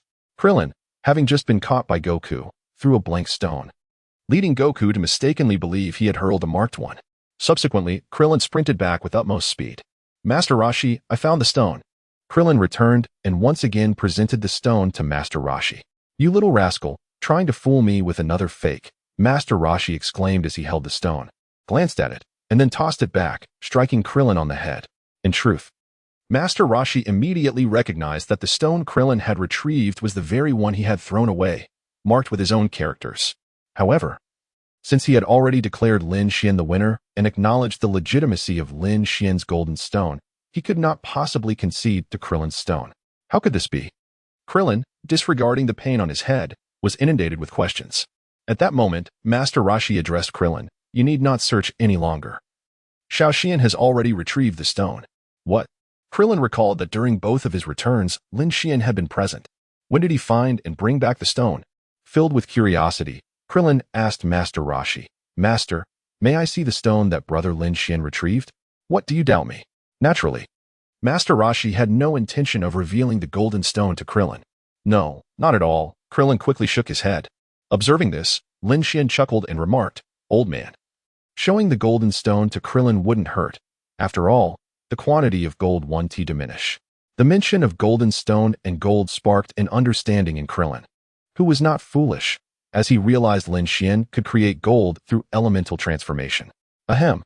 Master Roshi cleared his throat to ease the awkwardness, then quietly admonished Lin Xian, "Kid, be quiet." As for Krillin, he could only accept the situation. Shortly thereafter, Goku returned and, upon learning that Lin Xian had won the test, assumed that Lin Xian had snatched the stone from Krillin. During dinner, Lin Xian and Master Roshi dined at the table while Goku, Krillin, and Lan Chi watched from the side. Goku and Krillin were eagerly salivating, while Lan Chi was indeed hungry. However, Lin Xian had discreetly informed her not to eat dinner, promising to take her out for a late-night snack. In the original story, it was Krillin, Master Roshi, and Lan Chi who had dinner that night, resulting in the culinary mishap where Lan Chi failed to properly prepare the pufferfish, leading to food poisoning for the three of them, leaving them bedridden the next day, and only able to train on the third day. Lin Xian did not allow Lan Chi to join the table for dinner, as he wished to prevent her from falling ill. Lin Xian was unperturbed by the prospect of poisoning, with his bloodline ascended to the royal level. The mere toxin of a pufferfish posed no threat to him. This is one of the advantages of an upgraded bloodline. As he savored the pufferfish delicacies and sipped a modest drink, Master Rashi praised, "Lan Qi, your culinary skills are truly remarkable. Are you certain you do not wish to partake?" "No, thank you," Lan Qi replied, shaking her head. She cast a glance at Lin Xian and added, "I am on a diet, so I will abstain." Lan Qi refrained from betraying Lin Xian. "With a figure as splendid as yours, there is no need for dieting. Nonetheless, I understand that women often have a desire to maintain their beauty. Do as you wish." Master Rashi did not dwell on the matter. After dinner, having indulged a bit too much in drink, Master Rashi swayed slightly before collapsing onto the sofa in slumber. Lin Xian addressed Lan Qi, little Wukong, and Krillin, saying, "Let us go. I shall take you for a late-night snack." Upon hearing the prospect of food, Wukong and Krillin exchanged excited glances. However, in the next moment, Wukong hesitated. With an air of conflict, he voiced his concerns. "Is this truly acceptable? The old man forbade us from having dinner, and if we sneak off to eat," he paused. "But we are not having dinner. We are indulging in a late-night snack." Krillin interjected, displaying his cleverness. "Wukong, there is no need for such inner turmoil. We are not defying Master Wu Tian's orders. A late-night snack is not the same as dinner. Should Master Wu Tian learn of our excursion for a late-night snack, he might even commend our ingenuity." Had Master Rashi been sober and heard Krillin's words, he would undoubtedly have retorted, "Commend you? Nonsense." Thus, Lin Xian and the trio exited the Kame house and sought a restaurant on the island for their late-night repast. Along the way, Lin Xian explained to Lan Qi the rationale behind the dinner prohibition and recounted his immunity to toxins. Aware of the poisonous nature of pufferfish, Krillin felt fortunate to have skipped dinner. Otherwise, he might have succumbed to food poisoning. At the restaurant, prior to the arrival of their dishes, Lan Qi expressed her concern, saying, "Xian, are you certain that Master Wu Tian is truly unharmed?" Despite Lin Xian's reassurances that the intoxicated Master Rashi was in no grave danger and would recover swiftly, her worries persisted unabated. Lin Xian waved his hand and remarked, "It's fine. Given the old gentleman's constitution, he will recover from the poisonous pufferfish within a day. There's no need to worry about him." Krillin concurred, "Indeed, Master Wu Tian is a luminary in the martial arts realm. If he could be easily felled by poison, he would not be revered as the god of martial arts. Indeed, the old man is formidable. Consuming a bit of toxic meat should pose no issue," Wukong agreed. What a sight, 3 devoted disciples. One is aware of the pufferfish's toxicity yet remains silent, while the other 2 know their master has been poisoned yet do not suggest administering an antidote or seeking medical assistance. Furthermore, this late-night meal saw the small restaurant's offerings entirely consumed, primarily due to Wukong's hearty appetite, with Krillin also indulging considerably, and Lan Qi finishing a substantial bowl of rice. In contrast, Lin Xian, having recently dined, barely touched this meal. The expenses for this feast were to be borne by young Master Lin.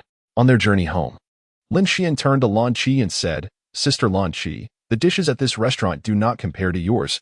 I much prefer your cooking." "Is that so?" Lan Qi was pleased by Lin Xian's compliment, smiling as she replied, "Thank you, Xiao Xian, for your kind words. I will certainly be more careful in the future to avoid any incidents like today's poisonous food, and I will cook for you every day." The following day, Master Rashi fell ill, granting Lin Xian, Wukong, and Krillin a day off. At that moment, Lin Xian was seated under the sun. Bathed in sunlight, inspiration suddenly struck him. He yearned to absorb the solar energy radiating onto the earth around him. It had been previously stated that all things in nature possess qi, even those composed of qi, including the sun itself. With his royal bloodline, Lin Xian, leveraging his innate potential, took an hour to develop the ability to absorb solar energy through the act of breathing. This technique could be termed a breathing method, with some inspiration drawn from Demon Slayer. As a fervent fan of Dragon Ball, Lin Xian had also indulged in Bleach, Naruto, and Doraemon, along with the ongoing saga of One Piece, though his exposure to other anime was limited.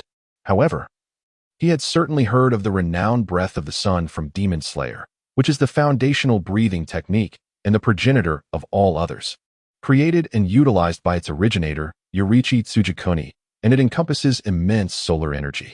Lin Xian does not possess a profound understanding of the sun breathing technique from Demon Slayer. His version of sun breathing is merely a method of harnessing solar energy through breath to enhance his strength. This technique allows one to grow stronger with each breath. akin to a cheat in a game. By absorbing the sun's energy, one's internal vitality carries the essence of the sun, enabling resilience against the cold, adaptation to heat, and the potential for longevity, effortlessly achieving a lifespan of a century. Additionally, this energy can coalesce into golden flames that symbolize the sun. Humans on Earth who master sun breathing can spend 2 to 3 hours daily under the sun, absorbing its energy, which could yield at least a 1-point increase in combat power annually. While a 1-point enhancement may seem modest, for Earthlings armed with firearms possessing a combat power of merely 5 points, an annual increment of 1 point is significant. In Lin Xian's previous life on Earth, possessing 10 points of combat power would allow one to shatter records in the 100-meter dash effortlessly, take down a tiger or a giant python with a single strike. And bullets would feel as if they were striking a steel plate, truly a superhuman feat. However, Lin Xian has no intention of widely disseminating the knowledge of sun breathing. The sun, after all, has a finite lifespan. Its energy is not boundless. In the vast cosmos, the number of suns is innumerable. Yet within the solar system that encompasses Earth, there exists but this singular sun. Should its energy be excessively consumed, it could hasten its decline, leading to the planet's demise. In such a scenario, Earth would be left with no choice but to wander into another solar system unless artificial suns were created. Sun breathing is not solely a technique for Earthlings. It can be cultivated by any cosmic beings living under the sun.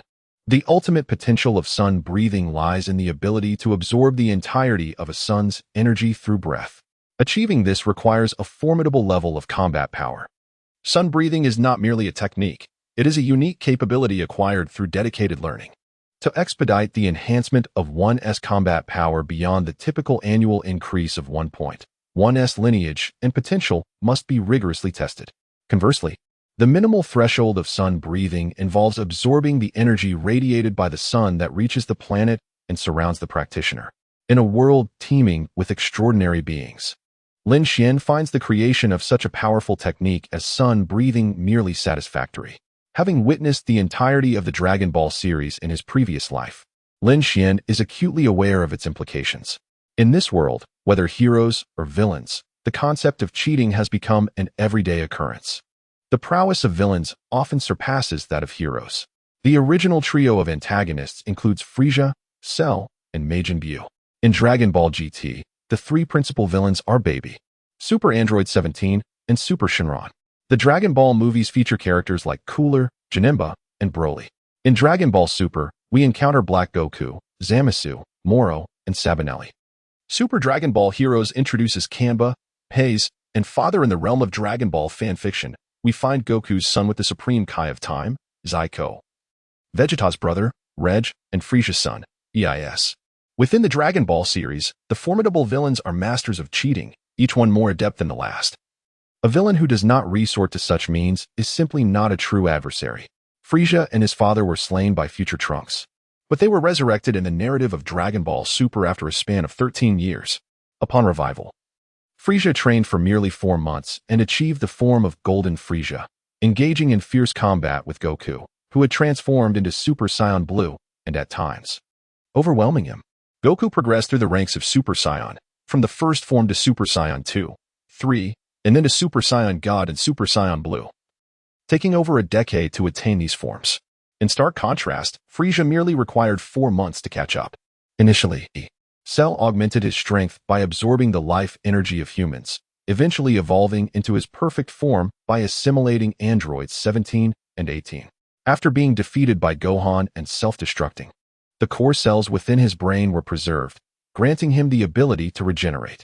Possessing Scion cells, his combat prowess significantly increased after sustaining severe damage, allowing him to match Gohan's power and even learn instant transmission from Goku. However, among the formidable villains, Cell's abilities do not rank among the highest. Majin Buu possesses extraordinary regenerative capabilities. As long as a single cell remains, he can swiftly restore himself to full form, albeit at the cost of stamina. The original Kid Buu boasts infinite stamina, only rendered incapable of regeneration when completely obliterated by a powerful attack or when his recovery ability cannot keep pace with the damage sustained. Additionally, Majin Buu has the capacity to absorb others. Any part of his being can envelop an individual, drawing them into his body, resulting in various transformations. Upon absorption, He not only gains his opponent's strength and intellect, but also their techniques. Moro wields magical powers that enable him to manipulate objects at a distance, converting the life force of planets into offensive capabilities. He can siphon the abilities of all life forms on a planet, transforming them into his own, and is capable of devouring entire planets, achieving boundless strength while sensing all forms of life energy. Sabanelli, a synthetic life form and subordinate of Moro, possesses a unique ability to replicate the powers of others through a process lasting 30 minutes, which involves copying abilities directly from their necks. During this period, he possesses the ability to entirely acquire the skills of others, even replicating their strength. Moro and Zamasu, the antagonists featured in the Dragon Ball Super manga, exemplify this concept. Zamasu's immortality and Black Goku's embodiment of Goku culminate in the formidable fusion known as Fused Zamasu, pushing the boundaries of power to the extreme. In the animated version, the infinite Zamasu takes on a gaseous form due to his immortality after being cleaved in half by future Trunks. He manifests as a mist that envelopes the entirety of the seventh universe, becoming a being akin to a divine will or cosmic consciousness, whose immense power even influences parallel dimensions. In the manga, the corporeal infinite Zamasu consists of numerous identical beings, rather than mere clones. Since Black Goku and future Zamasu are essentially the same entity, their cells have completely merged post-fusion. Therefore, rather than disintegrating, fused Zamasu is capable of infinite reproduction through division, with each incarnation possessing strength equivalent to the original fused Zamasu. In both the animated and manga adaptations, fused Zamasu proves to be a formidable challenge, even for Goku, the protagonist, compelling him to summon the Omni King. Ultimately, fused Zamasu, along with the 12 universes of that parallel dimension, is eradicated by the Omni King. Conversely, the virtuous characters in Dragon Ball Super, such as Master Roshi, Krillin, and Android 17, have also acquired remarkable abilities. Androids 17 and 18, powerful beings modified from humans, possess an infinite energy source due to their perpetual energy reactors, resulting in slow cellular aging and a reduced need for sustenance, although hydration is still necessary. Following their redemption arc, they enhance their strength through training within the Dragon Ball Super narrative. In comparison to the formidable powers of the antagonists, the Breath of the Sun technique, while significantly boosting combat capabilities, entails rigorous conditions and thus ranks lower in potency. However, among all those with extraordinary abilities, Lin Xian, armed with a system and foreknowledge of the plot, wields the most formidable advantage. In his previous life, Lin Xian harbored a notion. What if one could amalgamate the boundless energy of artificial beings, the infinite stamina of Kid Buu, the immortality of Zamasu, the magical prowess of Moro, and the replication abilities of Saban's? Furthermore, if one could incorporate the extraordinary bloodlines of Scions and Frost demons, alongside the erasure capabilities of the Omni King, the powers of angels, and the destructive energy of gods of destruction, such a convergence would be formidable. With the attribute acquisition system at his disposal, Lin Xian was fully capable of realizing this ambition from before his crossing. However, he opted to forego the bloodlines, choosing instead to enhance his own lineage, even eschewing the addition of a permanent energy core within him. Upon encountering an artificial being endowed with infinite energy, he could circumvent the need for a permanent energy core by collecting fragments of the attribute representing infinite energy, thereby bestowing upon himself the ability to harness boundless energy. The Breath of the Sun was merely the beginning. From that moment forth, Lin Xian embarked upon the path of creating extraordinary abilities. Lin Xian aspires to cultivate a unique ability that allows one to grow stronger through acquired knowledge and sustenance, significantly enhancing combat prowess. He seeks a power that surpasses the Breath of the Sun, yet is less demanding than its rigorous discipline. What Lin Xian could conceive was the saint thief of the 8 extraordinary techniques, the 6 treasuries. The 6 treasuries refer to the 6 internal organs of the human body, whose functions encompass the digestion of food, the absorption of nutrients, and the excretion of waste. To put it simply, this ability allows the 6 organs to instantaneously absorb the essence of food and transform it into energy, thereby invigorating the body, preserving youthful appearance, granting immortality, and enabling the secretion of a powerful gastric fluid capable of corroding objects. This ability undoubtedly possesses a low threshold with limitless potential. Food embodies life itself. Beings such as the frozen demon Frisia, the android cell, and the Majin Buu are all living organisms. If one were to be resolute, the possibilities are vast. However, with Lin Xian's current royal bloodline talent, he is far from creating such an extraordinary capability. The notions of effortlessly gaining strength through consumption, instantaneously absorbing the essence of food, and achieving immortality are realms beyond his current grasp, to be pursued only when his bloodline evolves and his talents suffice. Rising from his meditative pose under the sun, Lin Xian had already experimented with the breath of the sun. With his bloodline, potential, and combat prowess, he could increase his combat strength by 1 point in a single day, which is no small feat. Subsequently, Lin Xian declared, "First, I shall visit Bulma's house, and then return home to share the breath of the sun with Yamcha and Oolong." Lin Xian had just visited Bulma's house yesterday, and now he was heading back there again from Kame House, much like a boarding student returning home. Upon seeing Lin Xian preparing to leave, Goku rushed over and inquired, "Xian, where are you off to?" "I'm going to Bulma's place, and then I'll return to check on Yamcha and the others," Lin Xian replied. He then added, "By the way, I promised to teach you the Galefoot technique.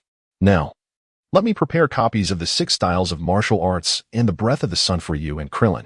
With that, Lin Xian turned and walked towards Kame House. Goku, filled with enthusiasm upon hearing Lin Xian's words, followed closely behind. Inside Kame House, Lin Xian connected his super folding phone to the printer and produced several copies of the training manuals for the 6 styles of martial arts and the breath of the sun. "Goku, here are 4 manuals, 2 for you and 2 for Krillin. If you come across any unfamiliar characters, feel free to ask Krillin, Launch, or the old man. You can also wait until I return," Lin Xian said as he handed Goku 2 copies of the manuals. "All right." Goku nodded eagerly and replied, "I understand, Xian. You can count on me." The training manuals for the 6 styles of martial arts and the breath of the sun resembled the martial arts tomes from Lin Xian's previous life. Filled with both text and illustrations, Lin Xian was concerned that Wukong might be illiterate and might not comprehend the images. At that moment, Krillin entered and overheard Lin Xian's words addressed to Wukong, inquiring, "Big brother, what did you ask Wukong to give me? See for yourself." Lin Xian vanished in a flash of lightning. Wow, Krillin was no ordinary person.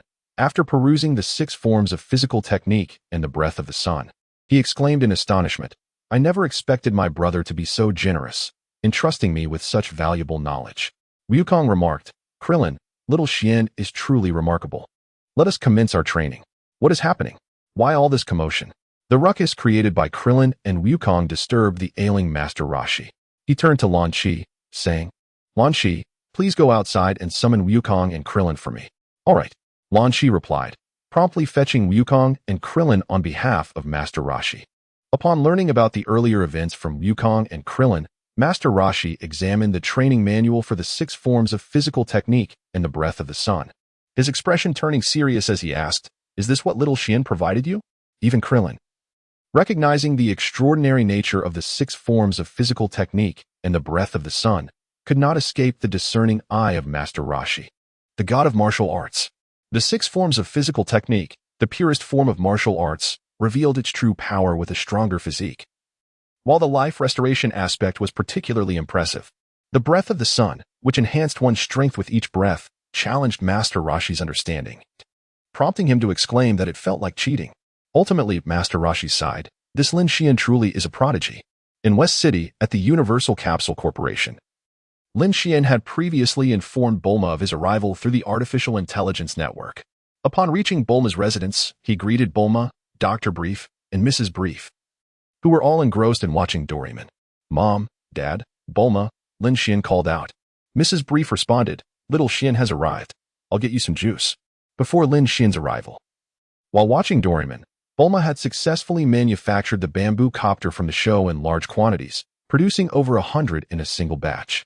It had only been a short time, less than a day, just half a day, in fact. Holding a bamboo copter, Bulma said to Lin Xian, "Little Xian, I tested the bamboo copter when it was produced, and it works perfectly, identical to the one in Doraemon. Give me a little more time, and I can create a version with even better battery efficiency to extend its flight duration." Lin Xian praised, "Remarkable. You have crafted an item so swiftly. What is there to it? Simply don the bamboo dragonfly upon your head, and as the propeller begins to spin, a counter-gravity field will manifest around your body. At that moment, the force of Earth's gravity will be suspended, allowing one to ascend effortlessly. Just by envisioning the direction and velocity of flight, the brain waves will transmit commands to the computer, adjusting the propeller's rotation accordingly. As the speed of the propeller alters, so too will the countergravity field, granting one the freedom to soar. Understanding this principle, if one were still unable to fabricate it, would it not tarnish my reputation as a brilliant young scientist? Half of what Bulma articulated stemmed from her knowledge of the storyline of Doraemon. With merely partial comprehension of the bamboo dragonfly's mechanics, Bulma was able to immediately conceive the remaining principles. Dr. Brief remarked, "Ah, Xiaoxian, your timing is impeccable. Bulma and I are preparing to create an air cannon. In the world of Doraemon, the air cannon is merely a toy for children and holds little value. We aim to amplify its power, and your elemental ability to transform air will be instrumental in our experiments." "Not a problem," Lin Xian responded, intrigued by the upgraded air cannon. "Xiaoxian here? This is watermelon juice." Mrs. Brief entered with a glass of juice, handing it to Lin Xian, and then turned to her husband, complaining, "Honestly, I was hoping to have Xiaoxian accompany me for a shopping trip." It was evident she had overheard Dr. Brief's words. "Mom, if we go shopping, Xiaoxian will accompany me." Bulma interjected somewhat reluctantly. "Bulma, are you feeling a touch envious?" Mrs. Brief inquired with a smile. Lin Xian, displaying a keen sense of propriety, refrained from engaging in the ongoing discussion. Dr. Brief, on the other hand, shook his head in resignation. 3 hours later, with Lin Xian's involvement, the upgraded air cannon was successfully crafted by Dr. Brief and his daughter Bulma. This air cannon appeared formidable. Lin Xian murmured to himself that should Master Rashi be struck by it, the consequences would be significant. The enhanced version of the air cannon boasted a power far exceeding that of its comic counterpart. After testing its might, Lin Xian concluded that any individual with a combat power below 200, unless endowed with unique abilities or superpowers, would either be gravely injured or perish from a direct hit by the upgraded air cannon. The capability of this air cannon to contend with those possessing combat power under 200 was already noteworthy. In the original narrative, King Piccolo had a combat power of 230 before using the Dragon Balls to regain his youth, and 260 thereafter, should the air cannon prove even more potent. It could easily dispatch King Piccolo with a single shot. Observing the experimental results, as a vast, desolate mountain lay flattened by the air cannon, Dr. Brief gravely remarked, "I did not anticipate the upgraded air cannon's power to be this immense. It has surpassed my expectations." At this moment, Dr. Brief had yet to experience the events surrounding King Piccolo or the Saiyans. He had never witnessed a mere wave of a hand obliterating a city nor the catastrophic destruction of a planet, and thus, having previously deemed the air cannon's power to be minor, he now found it astonishingly formidable. Indeed, considering that an adult on Earth possesses a combat power of merely 5. The disparity between that and the air cannon's capacity to bypass those under 200 is more exaggerated than using a cannon to swat a mosquito. Lin Xian addressed Brief, saying, "Father, we shall not require the air cannon just yet. Let it be sealed within the Universal Capsule Company for the time being." "Agreed," Brief responded, adding, "It is indeed prudent to store this destructive air cannon at the Universal Capsule Company." As the founder of the Universal Capsule and the wealthiest individual on this planet, Brief remained a shrewd businessman. The mass production of the bamboo dragonflies had unveiled a promising market opportunity. The inhabitants of Earth harbored a collective dream of flight. Despite the existence of hover cars and magnetic levitation trains, these contraptions bore little resemblance to the enchanting bamboo dragonflies that could be worn upon one's head, representing an entirely different concept. Upon completing their experiments and returning to the Universal Capsule Company, Brief began deliberating the sale of the bamboo dragonflies. Bulma, observing the conversation, remarked on the immense value of the anime Doraemon, suggesting it could be widely promoted. Without a moment's hesitation, Lin Xian concurred. He was indifferent to whether the bamboo dragonflies were sold or not. After all, exceptional scientists existed beyond just Brief and Bulma. The inventions from Doraemon, including the bamboo dragonfly, could inspire others to create remarkable tools. Lin Xian was eager to witness such innovations. Subsequently, Brief discussed the division of profits. But Lin Xian expressed his disinterest in any share. Once he married Bulma, the Universal Capsule Company would rightfully belong to him, rendering any profit-sharing unnecessary. No way. Bulma disagreed vehemently at the notion of Lin Xian claiming all profits. "Little Xian, if it were not for your creation of Doraemon, the bamboo dragonflies would never have come into existence, let alone be sold."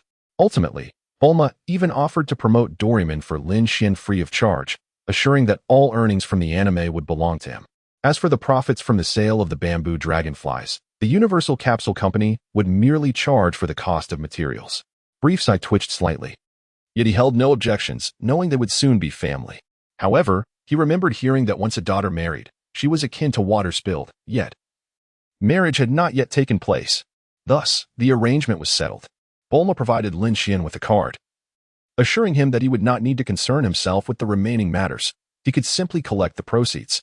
Before departing from the Universal Capsule Company, Lin Xian gifted Bulma a portion of the sun-breathing technique, explaining its abilities. Upon hearing that this technique could enhance strength and prolong life, Bulma promptly accepted it, eager to find a time to experiment with it. Afterward, Lin Xian returned home to the headquarters of the Golden Army, where he presented the sun-breathing technique to Yamcha, Oolong, and others, along with several bamboo dragonflies acquired from Bulma. Yamcha and Oolong were intrigued by Lin Xian's quick return, prompting Yamcha to inquire, "Brother, how did your time with Master Roshi go?" Understanding Yamcha's implication, Lin Xian chuckled and replied, "The old turtle hermit has fallen ill." Upon hearing that Master Roshi had suffered from pufferfish poisoning, Yamcha and Oolong were immediately struck by the unreliability of the old man. This sentiment was particularly strong in Yamcha, as the esteemed title of martial arts god weighed heavily in his perception. Little did they know, alas, as Lin Xian returned to the Kame house, the sun had already set. He arrived just in time to see Lan Qi finishing dinner. Upon noticing Lin Xian's return, Lan Qi joyfully exclaimed, "Xiao Xian is back. Quickly wash your hands and prepare to eat." Just last night, they had agreed that she would cook for him every day. Today, Lin Xian had missed out on her lunch, which left her feeling somewhat disheartened. "Sister Lan Qi, let me assist you in serving the dishes." After washing his hands, Lin Xian went to assist Lan Qi in serving the dishes. During the meal, Wukong and Krillin sat beside Lin Xian, engaging him in conversation. Once dinner was concluded, Master Roshi summoned Lin Xian for a discussion regarding the 6 forms of martial arts and the breath of the sun, expressing his desire to learn.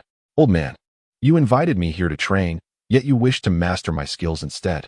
Perhaps it would be more fitting for you to be my disciple. I shall take on the role of your master."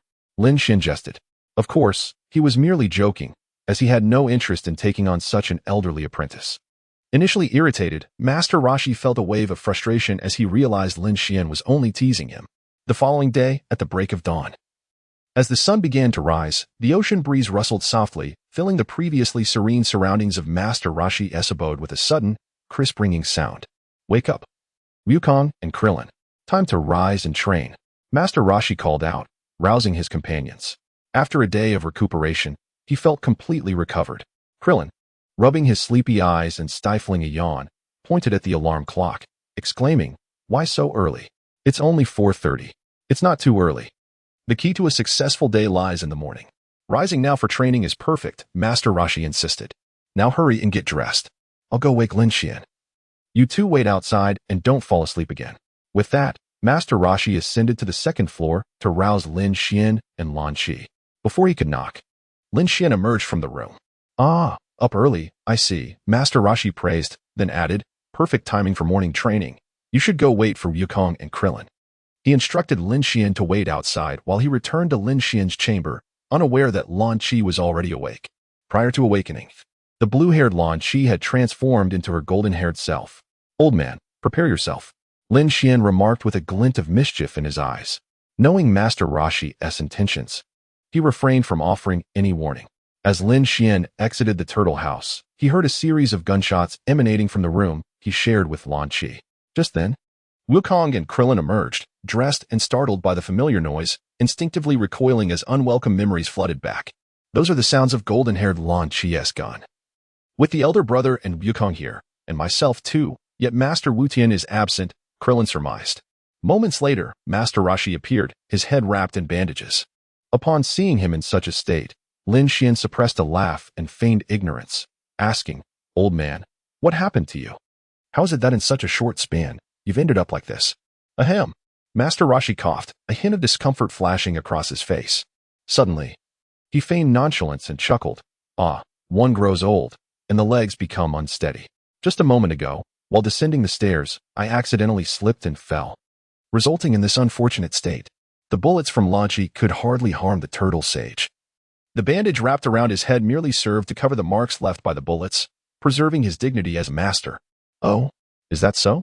However, It seems that this is not merely a fall, Lin Xian inquired with a deliberately curious tone. What kind of gaze is that? When I say I fell, I fell. Am I not aware of my own circumstances? The turtle sage, eager to change the subject, continued, enough of this. Let us discuss the matters of cultivation. Lin Xian, fully aware that the turtle sage was attempting to divert attention from his embarrassment, responded, since that is the case, I shall refrain from further questioning. Elder, do take care while descending the stairs in the future. Do not injure yourself again. The turtle sage shot Lin Xian an exasperated glance, unimpressed by the feigned concern. Beside them, Clin struggled to suppress his laughter, his expression contorting in amusement. Only the Na'vi Wukong believed that the turtle sage had indeed suffered a fall. With hands clasped behind his back, the turtle sage addressed the aligned trio of Lin Xian, Wukong, and Clin, stating, "We are about to commence the training of the turtle school martial arts. First, let me elucidate what martial arts truly entails.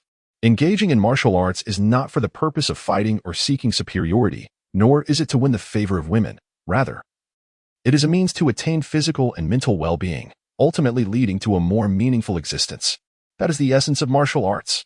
However, for those nefarious individuals who abuse power to bully others, you must teach them a severe lesson."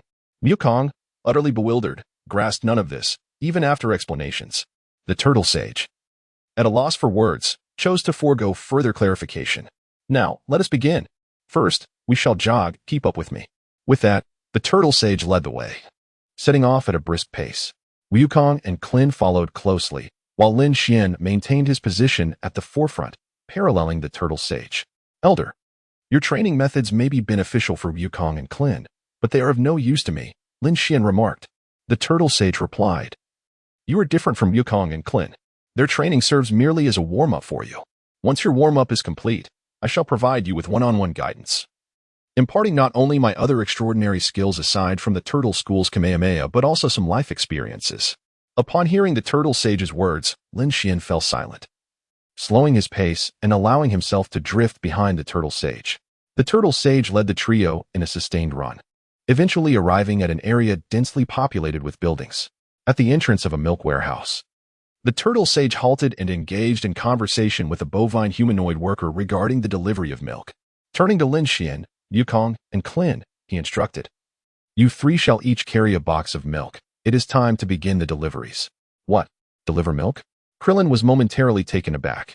Master Roshi explained, "This is an excellent method of training." Once Lin Xian and the others retrieved the milk, they proceeded to leap forward under Master Roshi's guidance. It must be said that for ordinary individuals, this was indeed a formidable challenge. Not to mention the weight of the milk itself, the act of jumping added further strain, consuming more energy than merely running. After leaping for 2 kilometers under Master Roshi's direction, they began to run in a curved path. Upon reaching the foot of a mountain, they faced the ascent of its steps. During this climb, Krillin fell significantly behind, and even Goku struggled to keep pace, leaving only Master Roshi and Lin Xian seemingly unaffected. Although Krillin grumbled slightly, he gritted his teeth and persevered with all his might. Gasping for breath, Goku inquired, "Grandpa, can we use the flying nimbus to help?" Master Roshi exhaled a puff of smoke and retorted, "Would that still be considered training?" In the next moment, Master Roshi reminisced, how I long for those days. Back when Son Gohan and the Ox King delivered milk too." "Really? My grandpa did that as well?" Goku's eyes sparkled with renewed energy, momentarily alleviating his fatigue. As Krillin finally reached the top of the steps, Master Roshi addressed him, "You've made it at last. We've been waiting for you." After Krillin delivered the milk, a monk emerged and said to Lin Xian and the others, "Thank you for your kindness." "Hey," Goku rudely greeted, only to be reprimanded by Master Roshi's cane for his lack of manners. The monk recognized Master Roshi and greeted him, "Are you training disciples again? It's been a while." "Master Mateto." "Indeed. It has been too long," Master Roshi replied in agreement. "You still look as lively as ever. How are your 3 esteemed disciples faring?" The monk inquired about Lin Xian and his companions. Master Roshi responded, "They have only just begun their training, but they possess tremendous potential. With diligent practice, they could participate in the tournament in 8 months. "Oh," the monk paused, recalling what Master Roshi had mentioned about the tournament, exclaiming, "The World Martial Arts Tournament." "Ah," Krillin gasped in disbelief, asking, "The World Martial Arts Tournament? What is that?" Goku questioned, equally perplexed. Lin Xian explained, The World Martial Arts Tournament gathers all the martial arts masters from this realm, determining the world's foremost champion through competition. The world's foremost champion? Wukong exclaimed, leaping with excitement. Krillin, equally thrilled, inquired of Master Roshi, "Can we participate in the World Martial Arts Tournament?" "Certainly, as long as you do not become complacent. You can absolutely compete," Master Roshi replied, primarily addressing Wukong and Krillin. As for Lin Xian, regardless of his efforts, he was destined to claim victory in the tournament 8 months hence, simply by his participation. The monk chuckled from the side, saying, "I shall await the delightful news." Observing the enthusiasm of Wukong and Krillin, Master Roshi shifted his tone, cautioning, "However, do not set your sights solely on becoming the champion. This is no trivial endeavor. Your primary goal should be to participate in the tournament, and rigorous training is essential." Yet, Master Roshi's words barely registered with Wukong and Krillin, who remained lost in their excitement, murmuring to themselves, "Now let us continue delivering milk," Master Roshi urged, leading Lin Xian and the others onward. As they trudged along, the monk encouraged them, "Keep it up." Subsequently, Master Roshi guided Lin Xian and the others across a narrow log bridge descending the mountain, traversed treacherous quicksand that would ensnare the unwary, and forded a river where one could be swept over a waterfall if they lagged behind, all while being pursued by a dinosaur, unable to retaliate. Thus concluded their day's training in milk delivery. Wukong and Krillin collapsed onto the ground, exhausted. Listen closely, for in the 8 months leading up to the World Martial Arts Tournament, you are to deliver milk every day. This is merely the morning training. Now we shall commence the morning exercises. Upon hearing Master Roshi's words, Krillin gasped, "Heavens!" Although Lin Xian deemed such training to be of little utility, he found it rather amusing. As an ardent admirer of Dragon Ball, he held vivid memories of the training undergone by Goku and Krillin. In fact, in his previous life, Lin Xian had even contemplated a regimen akin to that of Master Roshi's for Goku and Krillin. He mused that if anyone could endure a single day of such training, they would surely be regarded as extraordinary, not to mention fleeing from dinosaurs. Master Roshi's regime included swimming races against sharks and enduring the torment of bee stings while bound to a tree. Merely surviving these 2 challenges would have, in Lin Xian's past life, qualified one for the title of a deity. Morning training commenced. Master Roshi pointed towards a nearby field and addressed Lin Xian and the others. "Today's morning training consists of plowing the fields." Plowing the fields? What?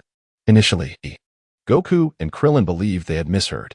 Only Lin Xian appeared unfazed, inwardly reflecting, as expected.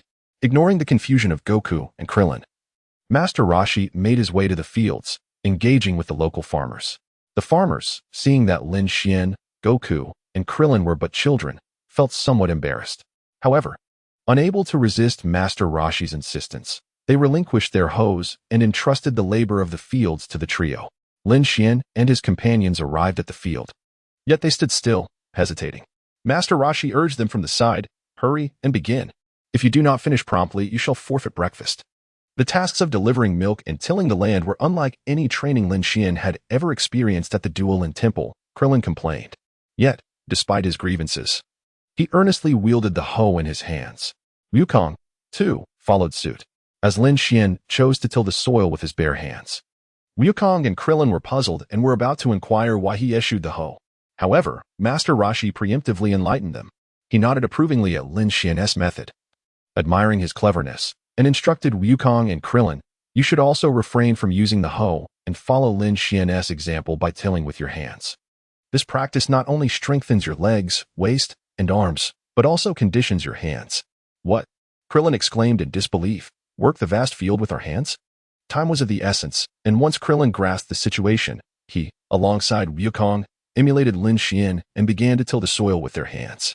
Lin Xian often finds fragments of combat attributes and bloodlines dropped by Wukong and Krillin. He can also hear the system's notification sounds in his mind, just as he could before. Lin Xian, feeling somewhat exasperated, instructed the system to temporarily silence the notification sounds. The combat prowess and bloodline fragments he had acquired remained unintegrated and unsynthesized within him. Klin, an elite-level earthling, possessed a bloodline of inferior rank to Lin Xian's, thus rendering synthesis unnecessary.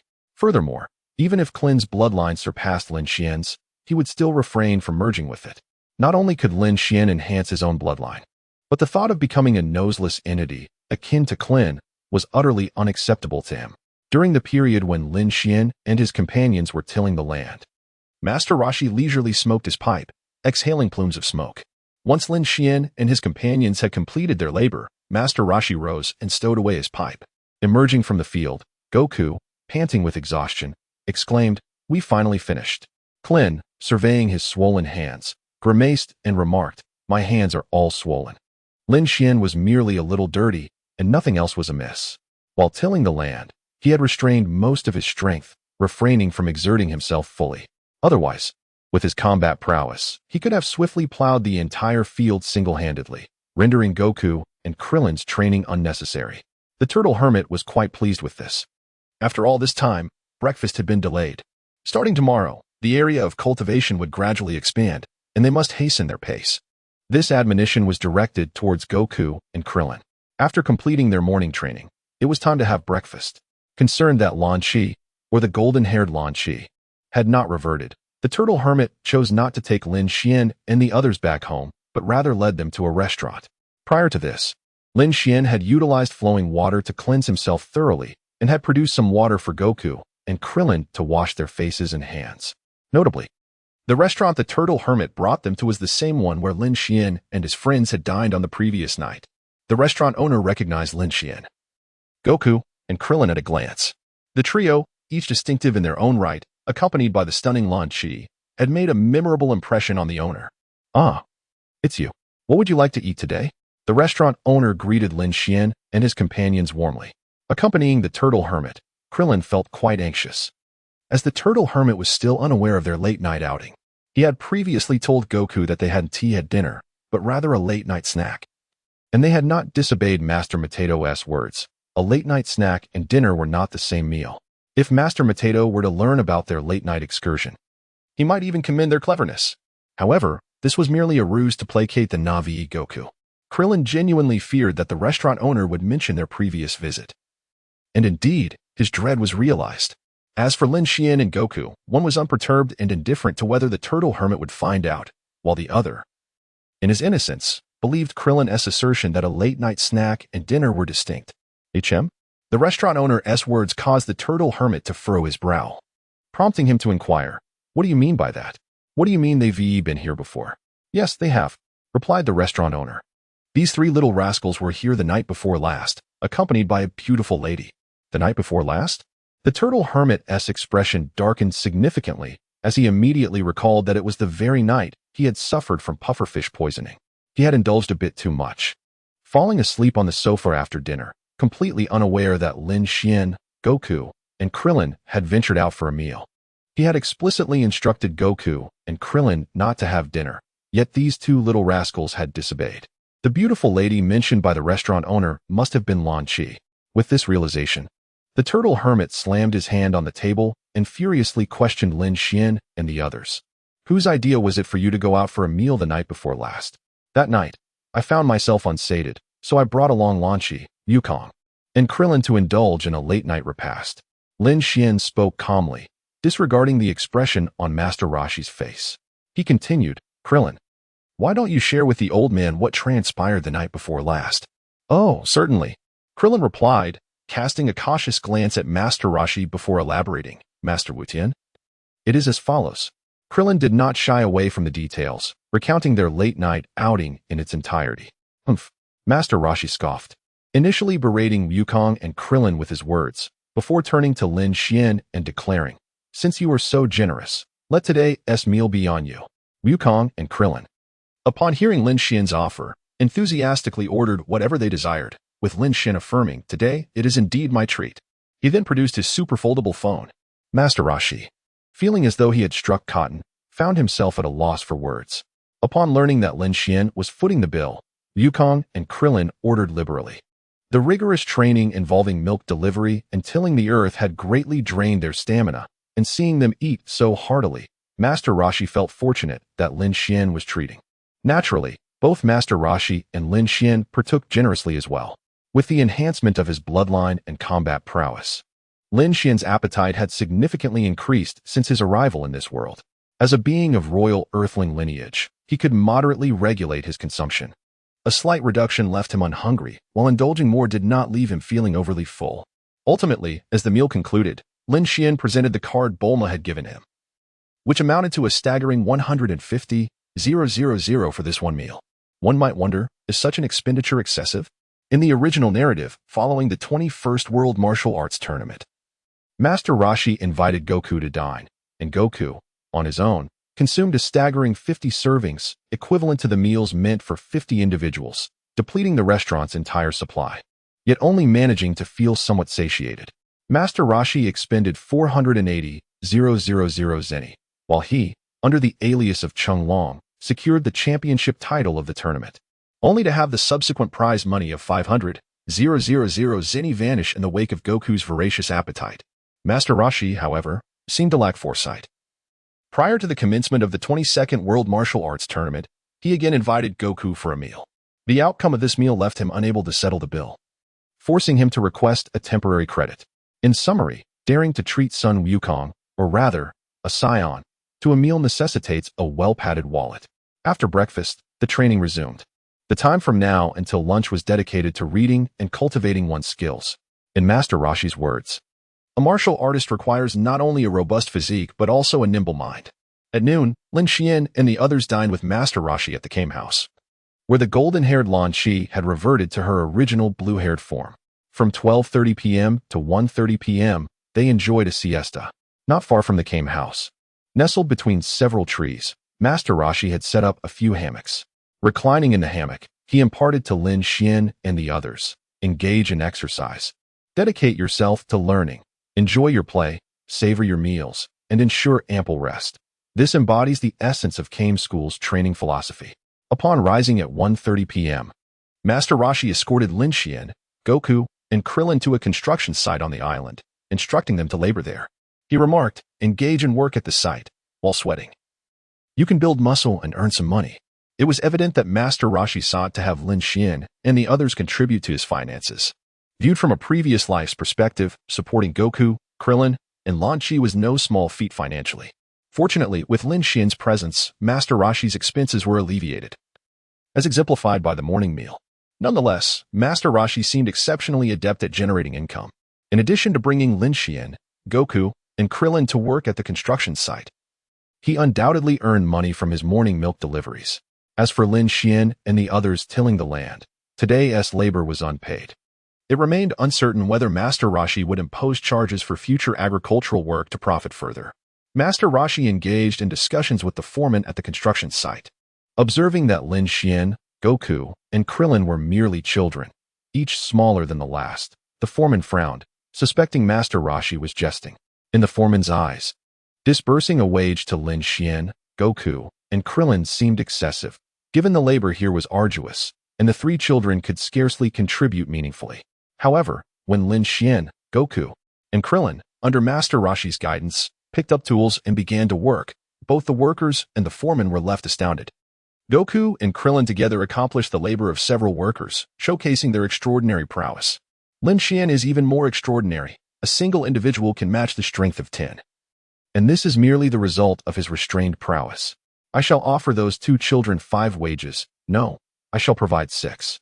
The foreman first pointed at Wukong and Krillin and then directed his finger towards Lin Xian, stating, I will grant that child 7 wages.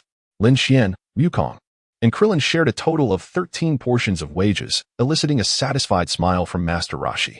Meanwhile, the contractor reveled in his good fortune, as the trio had saved him several portions of pay. Upon concluding their training at the construction site, Master Roshi led Lin Xian, Wukong, and Krillin to the edge of a tranquil lake for their next exercise. Pointing at the expanse of waters before them, he declared, after breaking a sweat, it is time to swim. Krillin, cradling his head, exclaimed, Ah, is it not over yet?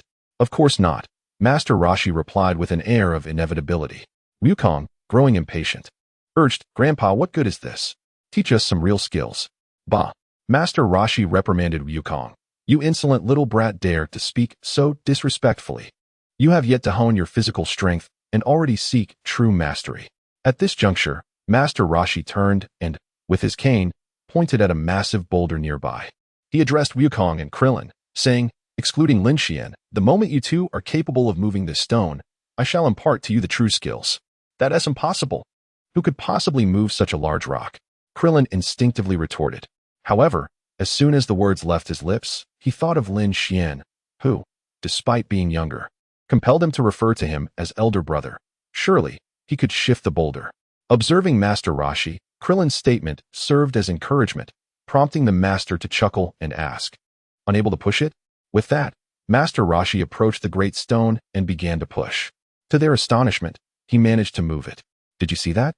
Master Roshi paused and addressed Wukong and Krillin. As long as you dedicate yourselves to daily practice, one day you too shall achieve such feats. Lin Xian was once again excluded by Master Roshi, for he understood that while he could push the stone, Lin Xian could certainly do it even better. Krillin listened attentively to Master Roshi's words, while Goku rushed ahead to give the stone a push himself. Observing this, Master Roshi admonished Goku, "Do you not understand? Without diligent training, such feats are unattainable." However, no sooner had he spoken than Goku successfully pushed the large stone, even further than Master Roshi had. Krillin and Master Roshi watched in astonishment, their eyes nearly popping out. "Well done, Goku. You pushed it farther than the old man. It seems you are on the path to surpass him," Lin Xian praised, chuckling as he glanced at Master Roshi. In that moment, Master Roshi felt a wave of embarrassment wash over him. Then, Master Roshi quickly regained his composure. "Haha, I was mistaken. I could not even distinguish between sizes. Anyone could push such a small stone. What I meant was this one," he said, indicating a much larger boulder. Gazing at the enormous rock that could aptly be described as a mountain, Goku and Krillin exclaimed, "Is this really a rock? It's practically a mountain." Subsequently, Goku attempted to push the boulder, but it remained immovable. Leaning against it, he remarked, "Well, I really can't budge it now." Master Roshi instructed, "Of course. For your training is insufficient. I shall give it a try," Lin Xian declared, suppressing his strength to match that of Master Roshi, allowing the master to sense his power. Then, before the astonished eyes of Master Roshi, Krillin, and Goku, Lin Xian swiftly pushed the boulder. Following this, he exerted his strength and lifted the rock. It is crucial to note that pushing and lifting are two entirely different concepts, worlds apart. Little Xian remains incredibly formidable, Goku marveled. Krillin chimed in, "Indeed. Impressive, big brother. How did I perform, old man?" Lin Xian asked with a semblance of modesty. "Not bad," Master Roshi replied stiffly, nodding. "Can you also push? No, lift this boulder." "Master Roshi?" Krillin inquired. "Of course," Master Roshi said, somewhat hesitantly, but in front of his disciples, he had to maintain his facade. Unaware of Master Roshi's unease, Krillin urged, "Master Roshi, why not give this boulder a push and then lift it so we can see?" "Enough of this foolishness. I have no time to indulge you. Let us continue with our training." Master Roshi skillfully diverted the topic. For their swimming exercise, Master Roshi instructed Lin Xian and the others to swim across the vast lake and back, completing 10 laps. For Lin Xian, who possessed the unique ability to breathe underwater and had elemental powers related to water, swimming felt as natural as returning home. Upon Master Roshi's command, the three jumped into the lake and swiftly made their way to the opposite shore. As they swam to the center of the lake, the once tranquil surface began to churn, rippling with a cacophony of overlapping waves. Suddenly, a colossal shark fin emerged from beneath the water, slicing through the surface with remarkable speed, heading straight towards Lin Xian and his companions. "It's a shark. There are sharks in the lake," Klin exclaimed in alarm. Upon witnessing the shark, Wukong and Klin were taken aback, their expressions shifting drastically as they exerted every ounce of strength to swim desperately, evading the relentless pursuit of the massive predator. Lin Xian was unafraid of the great shark, yet he understood its purpose, prompting him to hasten his pace as he swam through the lake. Upon reaching the opposite shore, Lin Xian and his companions turned back to swim again. As the three returned, the massive shark immediately opened its gaping maw, attempting to snap at them, but it missed, continuing its relentless pursuit. Thus, Lin Xian and his friends engaged in a back-and-forth chase with the shark. Ultimately, after completing 10 rounds of this aquatic endeavor, they emerged from the lake.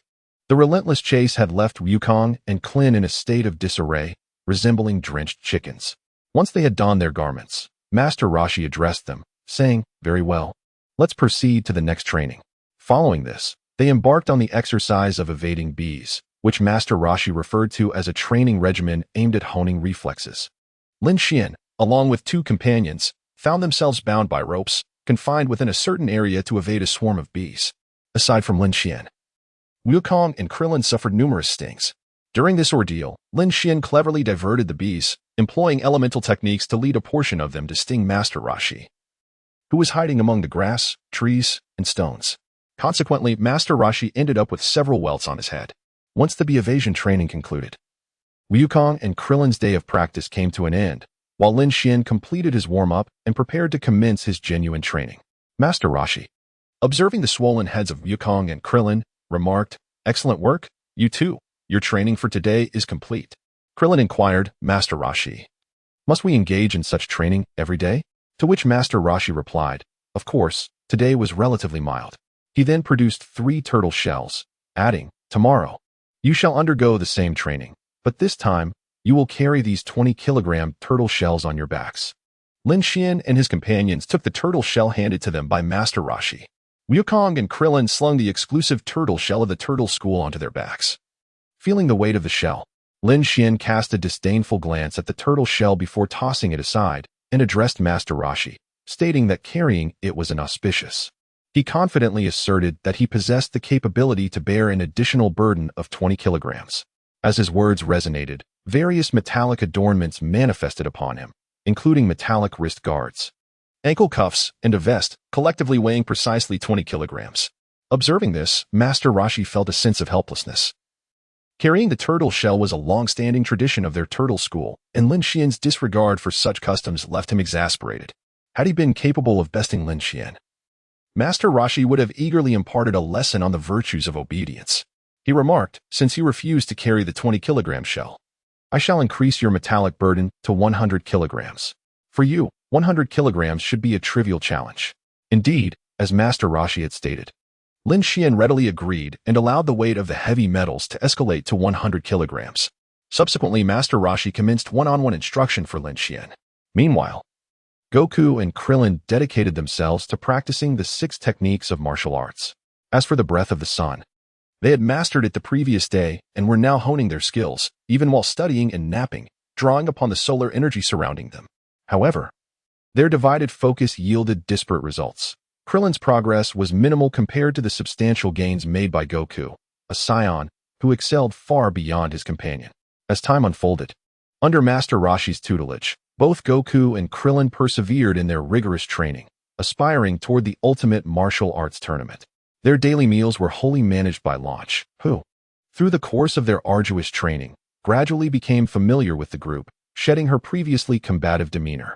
7 months passed in this manner, with merely 1 month remaining until the commencement of the 21st World Martial Arts Tournament.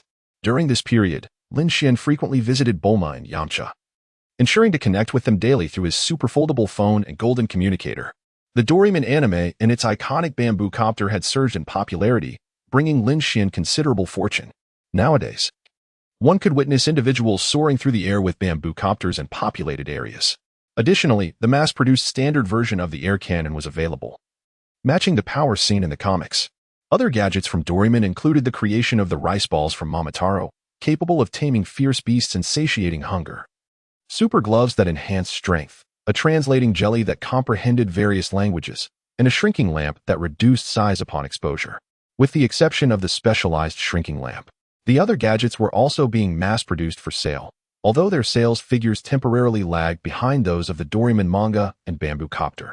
However, the sales figures are undeniably staggering, accompanied by an incessant stream of positive reviews, indicating a remarkable surge in popularity.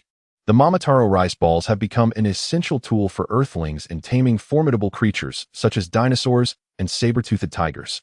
Priced affordably, they serve as a convenient snack to satiate hunger, making them an indispensable item for any outing. Additionally, the translated Liangfin has transformed into a means for Earthlings to communicate with their beloved pets, also serving as a quick bite to alleviate hunger, thus ensuring its place as a must-have item for excursions.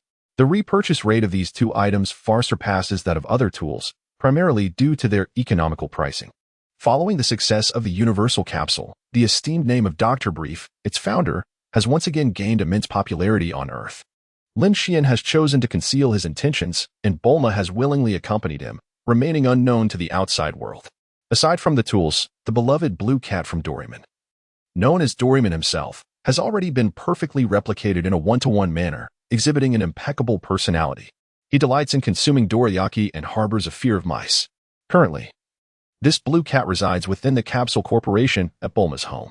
As for the mass production of robots resembling him, akin to the yellow, ear-bearing characters depicted in the anime, that endeavor has yet to be placed on the agenda. In any case, the blue cat, Doraemon, remains a singular entity.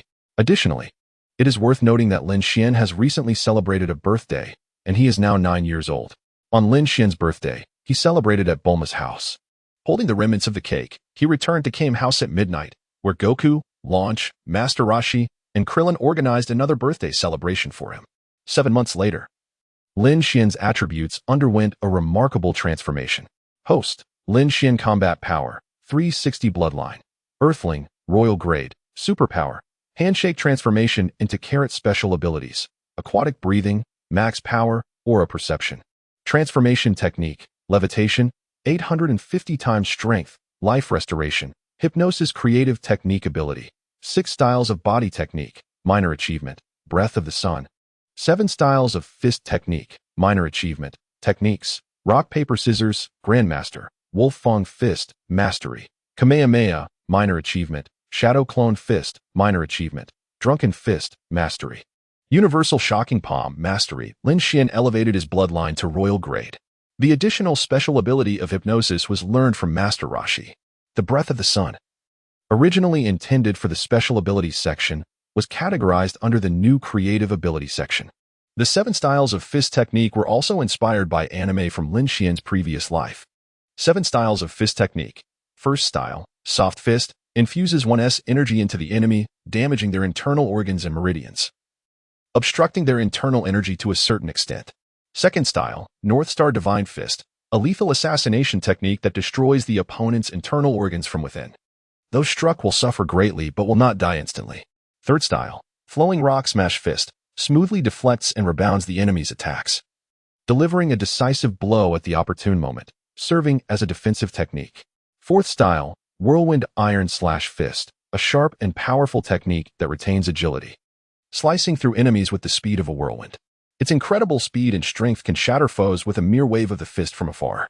Fifth style, Pegasus Meteor Fist, a technique capable of delivering hundreds of punches per second at supersonic speed, each punch possessing the force equivalent to a million-ton meteor impact.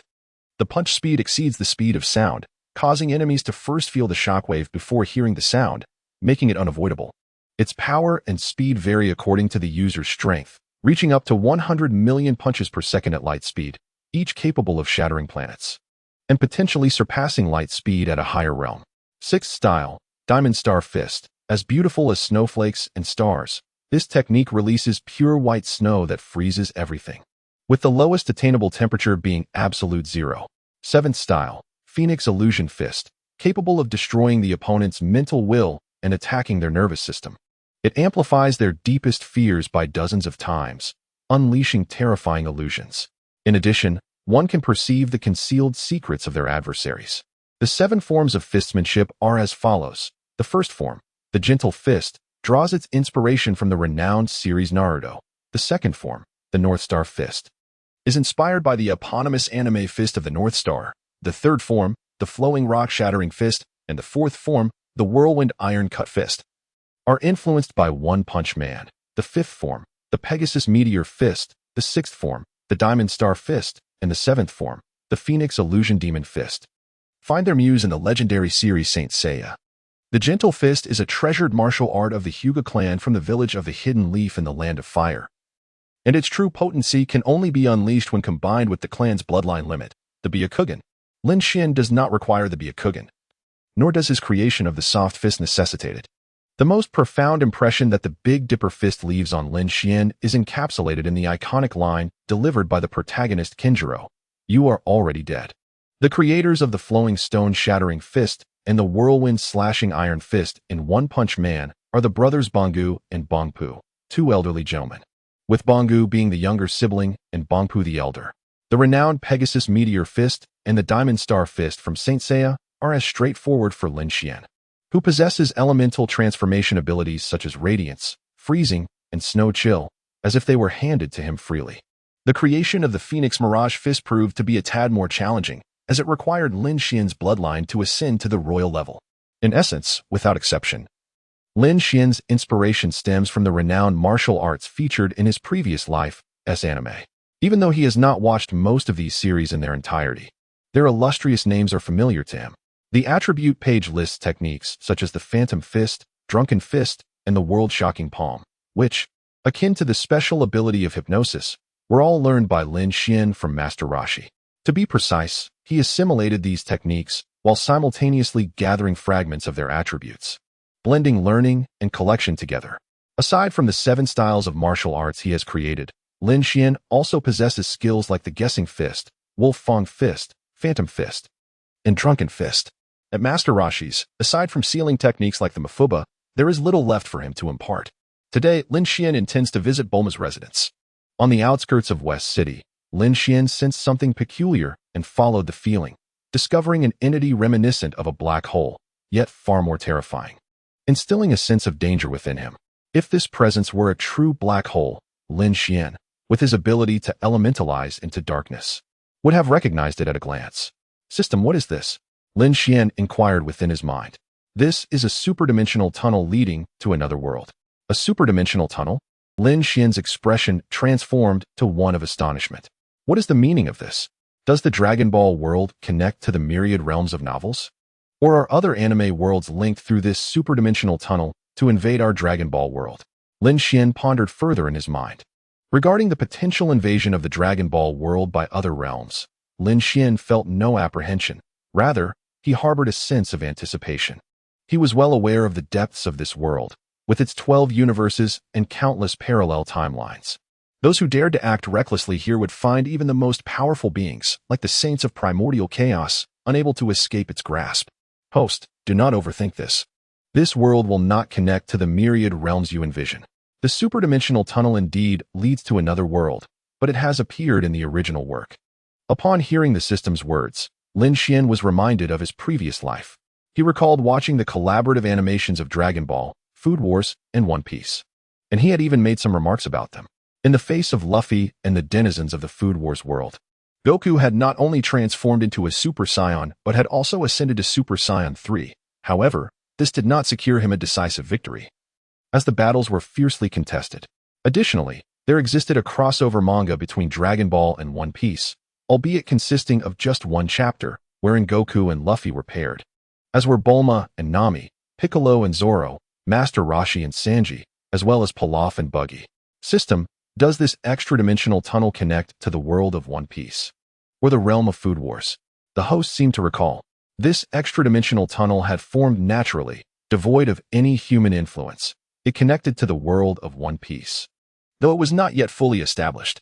Shortly, the tunnel would fade, and once it fully formed, it would manifest randomly. One Piece, Lin Xian pondered, his brow furrowed. He had no desire to traverse the myriad worlds, let alone the world of One Piece. The Dragon Ball universe was vast, encompassing 12 distinct universes, with Earth situated within the solar system of the 7th universe. Within this cosmos, particularly in the Milky Way, Earth was akin to a mere speck of dust in a desert, insignificant to the extreme. The solar systems in the universe typically contain 200 to 300 celestial bodies, with some systems housing even more. A single galaxy could encompass over 100 billion planets, and the number of galaxies within a universe was unfathomable. The universe itself was expanding at a pace beyond human comprehension. Every day, countless stars were born, while others perished.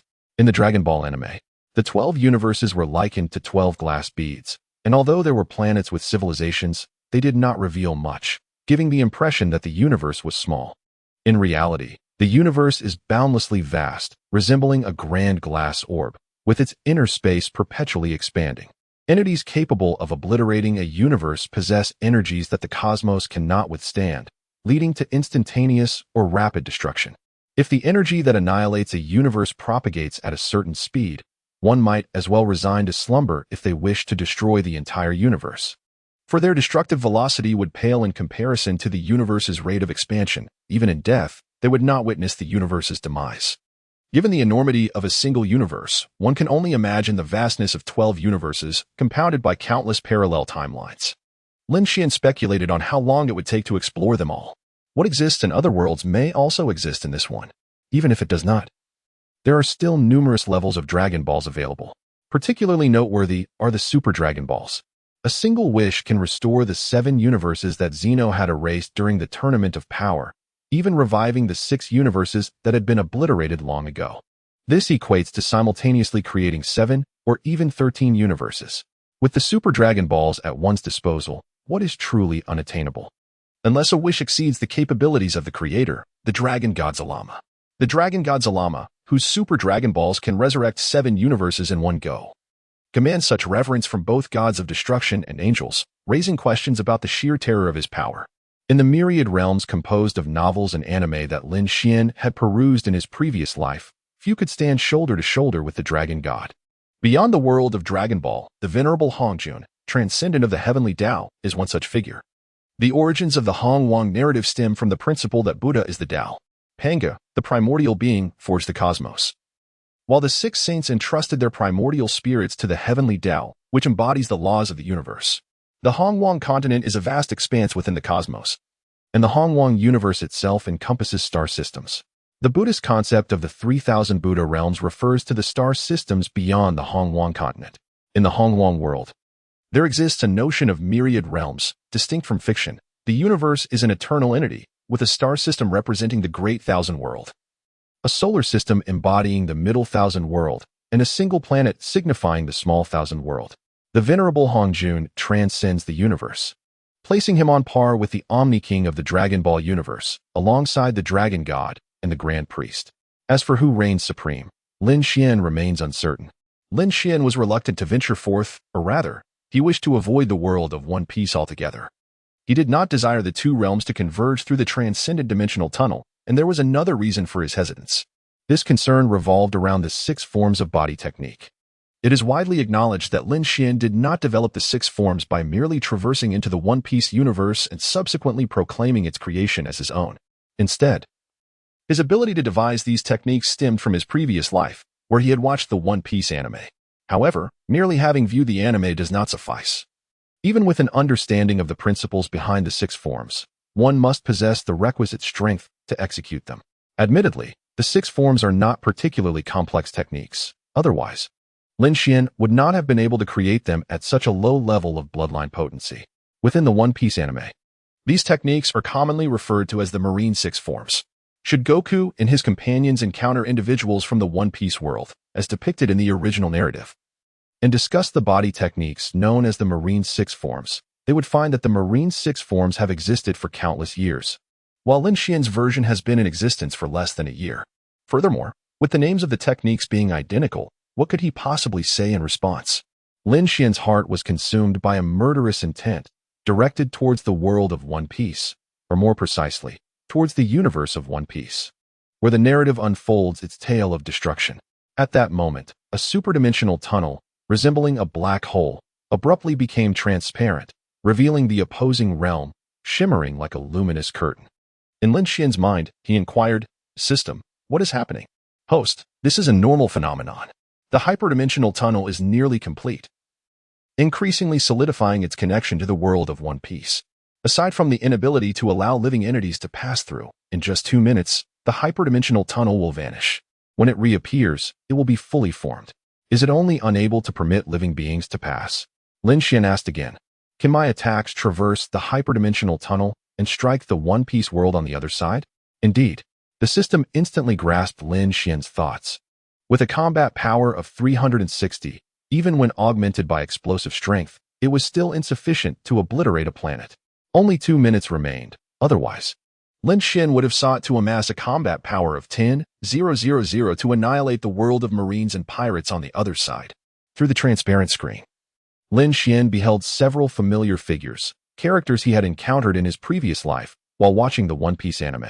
The world of One Piece, the very planet around which the anime's plot revolves, was currently embroiled in a fierce battle. 38 years prior to the beginning of the storyline, the Rocks pirates reigned as the most formidable pirate crew, led by Captain Rocks D. Zebek, a tyrant of the seas. This era was known as the Age of Rocks, during which the Rocks pirates boasted an illustrious lineup, including Whitebeard, Shiki the Lion, Big Mom, Kaido, Wang Ji, Axehand Morgan, and Captain John, all renowned pirates destined for greatness. Who were members of Rocks' crew? Possessing immense power and a loyal crew, the maritime overlord sought more than mere dominion over the seas. He aspired to conquer the world, aiming to overturn the rule of the celestial dragons and become the new sovereign of the realm. Rox launched an assault on the celestial dragons, invading God Valley, abducting them, and plundering their treasures and devil fruits. He posed a grave threat to the celestial dragons' hegemony, becoming a thorn in their side as one of the D lineage. Utilizing his formidable strength and vast resources, Rox challenged the celestial dragons, whose interests and reputation were jeopardized, leaving them no choice but to intervene and prevent his rise. Nearly all high-ranking forces of the Marines were mobilized. In their efforts to confront the Rox pirates, they were joined by the Roger pirates, led by the future pirate king, Roger. The battle unfolding at that moment was the God Valley incident, where Roger and Garp united to combat Rox. The Marines' elite forces, including Sengoku and Zifa, alongside Roger's crew members Rayleigh, Spack Jabba, and Douglas Bullet, engaged the high-tier members of the Rox pirates, such as Whitebeard, Shiki, and Big Mom. Garp, the strongest in the Marines, faced a foe whose power surpassed even his own. Alone, Garp could not possibly triumph over Rox, however, with Roger by his side. The dynamics shifted entirely. The Navy and pirates are natural adversaries, and their unexpected alliance caught even Rox off guard.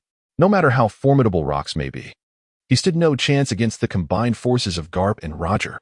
After nearly a day of battle, Rox found himself increasingly at a disadvantage, his crew failing to come to his aid.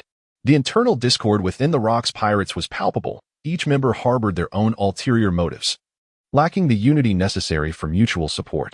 Their allegiance to Rox was merely a temporary arrangement, motivated by the lure of treasure, devoid of trust among comrades.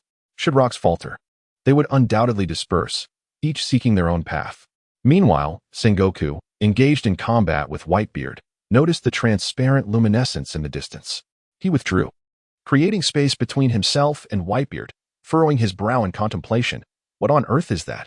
Not only Sengoku, but all formidable beings present simultaneously became aware of the now translucent interdimensional tunnel. Lin Xian was able to perceive them through the dimensional tunnel, and they, in turn, could see Lin Xian as well. The sight of the 8 or 9-year-old Lin Xian piqued their interest. The Golden Lion, with a tone of confusion and speculation, remarked, "Who is that little brat? It seems he can see us too. Is that transparent entity a manifestation of his fruitability? Is he using his powers to spy on our fierce battle?" The terrain made it evident to even the least perceptive that Lin Xian's location was entirely distinct from their own in the Valley of the Gods. Humph. Kaido let out a cold snort. Even before consuming the fish fruit in its azure dragon form, he found himself at a disadvantage in his fierce clash with Barrett. Upon hearing the Golden Lion's conjecture, he directed his ire towards Lin Xian, threatening, "If I ever cross paths with that little brat, I swear I shall reduce him to a mere puddle of flesh with a single punch." Zifa, Sengoku, take a look at the city behind the child. The speaker is a crane, still quite youthful. The attention of the inhabitants of the One Piece world is first drawn to Lin Xian, then to the terrain surrounding him, and finally to the west capital behind him, a city replete with soaring skyscrapers, hovering vehicles, and individuals adorned with bamboo propellers, exuding an aura of science fiction. In Lin Xian's previous life on Earth, West Capital would merely have existed as a figment of imagination, not rooted in reality. Let alone in a world where the Navy and pirates reign supreme, a planet temporarily dubbed the Sailing Star. Although the Sailing Star boasts a number of scientists, only Vegapunk and a select few others have produced groundbreaking inventions. The average technology of the Sailing Star lags considerably behind that of Lin Xian's Earth, and when compared to the world of Dragon Ball, the disparity is even more pronounced. Were Vegapunk to witness this fantastical city of West Capital, he would undoubtedly express his astonishment. To be fair, as a genius scientist in the original narrative of One Piece, had Frankie, a member of the protagonist crew, not surpassed him due to the protagonist's halo, Vegapunk would undoubtedly be recognized as the foremost scientist in the Sailing Star, unmatched by any peer. He would even hold a significant place in the Earth of the Dragon Ball universe. In the original work, Vegapunk was born on the island of Mechanism in the Grand Line, the future kingdom of Balchemia. In his early years, he invented semi-mechanization for animals in his homeland and constructed large heating furnaces to improve the living conditions of the islanders. Though he was forced to halt his projects due to lack of technology and funding, after becoming a government scientist, he raised the Western Dragon as a pet in Punk Hazard, a synthetic creature of his own design. His experiments on human gigantification led to the discovery of bloodline factors, the creation of the first artificial devil fruit, and the development of a protective suit against toxins, all born from his ingenuity. He is the sole individual to have thoroughly comprehended the nature of devil fruits, excelling in both devil fruit and mechanical engineering, a true scientific prodigy. Vegapunk elucidated the conditions required for the transmission of devil fruit abilities and devised a method utilizing sea stone to enable Navy ships to traverse windless zones, thereby granting the Navy the freedom to navigate to other seas. Among the 7 warlords, Bartholomew Kuma was fashioned after him as a living weapon template, which later evolved into a complete form, while he also mass-produced human weapons known as pacifistas for the Navy. The modified Bartholomew Kuma is merely a low-spec version of an artificial human under a different name. The great battle abruptly ceased, aside from Garp, Roger, and Rox, the Navy. Roger's pirates, and Rock's pirates all returned to their comrades. What is this city? Why do I have no recollection of it? I have traversed many bustling and vibrant places in this world. Could it possibly be the abode of the divine? Wang Ji articulated these thoughts. Silver Axe scoffed, divine? Like the celestial dragons? What does it matter where it is? I have set my sights on that city. I shall conquer it and plunder its treasures. The speaker of these words is Captain John, his eyes gleaming with avarice. Upon hearing his proclamation, the crew of the Rock's pirates revealed their avaricious nature. Ha! That city belongs to me. The Golden Lion brazenly declared his sovereignty over the western capital. I wonder if the desserts in that city are delectable? Are there any men who meet my standards? Young, handsome, and slender, thought the alluring Jimom, contemplating both desserts and those worthy of fathering her children. Observing the inhabitants of that city soaring through the air aboard their advanced modes of transportation, it was evident that it was a technologically sophisticated metropolis. Conquering it would pose no challenge. The speaker was Kaido. Although Kaido lacked scientific knowledge, he had witnessed the marvels of science. Naturally, others were not Na'vi either. They too had encountered scientific wonders and understood immediately. Whitebeard remained silent, a foreboding sense gnawing at him. The young crane inquired, Sengoku, Zifa, do you know which nation the city behind that child belongs to? I do not know. Neither do I. I have never seen it. Sengoku and Zifa shook their heads. Carp, Roger, and Rox engaged in their own conversation. Through the interdimensional tunnel, Lin Xian listened intently, able to hear every word they uttered, including Kaido's threat to flatten him into a pancake.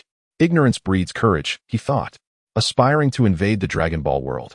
Lin Xian had already discerned their combat capabilities through their exchanges. The scenario of Goku transforming into a Super Saiyan and battling Luffy in the collaborative animation of Dragon Ball, One Piece, and Gourmet was a fantasy that would not materialize in this reality. The combined might of Rox, Carp, Roger, Golden Lion, Whitebeard, and Sengoku, when translated into combat power, would be effortlessly overwhelmed by King Piccolo. Presently, King Piccolo had yet to emerge, yet Earth was home to deities, along with Master Roshi, Master Crane, and others. The Dragon Ball world was indeed a realm of hidden talents. Any attempt from the One Piece world to invade this Earth would surely meet with dire consequences. Fools, pitifully weak, oblivious to the impending doom, and still daring to speak arrogantly, Lin Xian coldly remarked as he began to gather energy for the Kamehameha. On the opposing side, within the One Piece world, the observation Haki could not perceive Lin Xian through the interdimensional tunnel, nor could Roger's crew, the Navy, or the formidable subordinates of Rox anticipate the dreadfulness of the Kamehameha that was soon to be bestowed upon them. The observation Haki in the One Piece world could keenly sense the presence of their adversaries. Once this power is enhanced, one can perceive the location and number of enemies beyond sight, as well as predict the actions they will undertake in the next moment. The observation Haki is deeply intertwined with the mind. It requires a state of calm to ensure its effective utilization.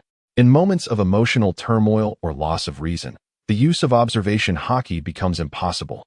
This formidable ability encompasses various functions: sensing attacks, anticipating an opponent's next move, gauging the strength of living beings, perceiving their emotions and thoughts, and detecting the location and number of objects beyond one's field of vision.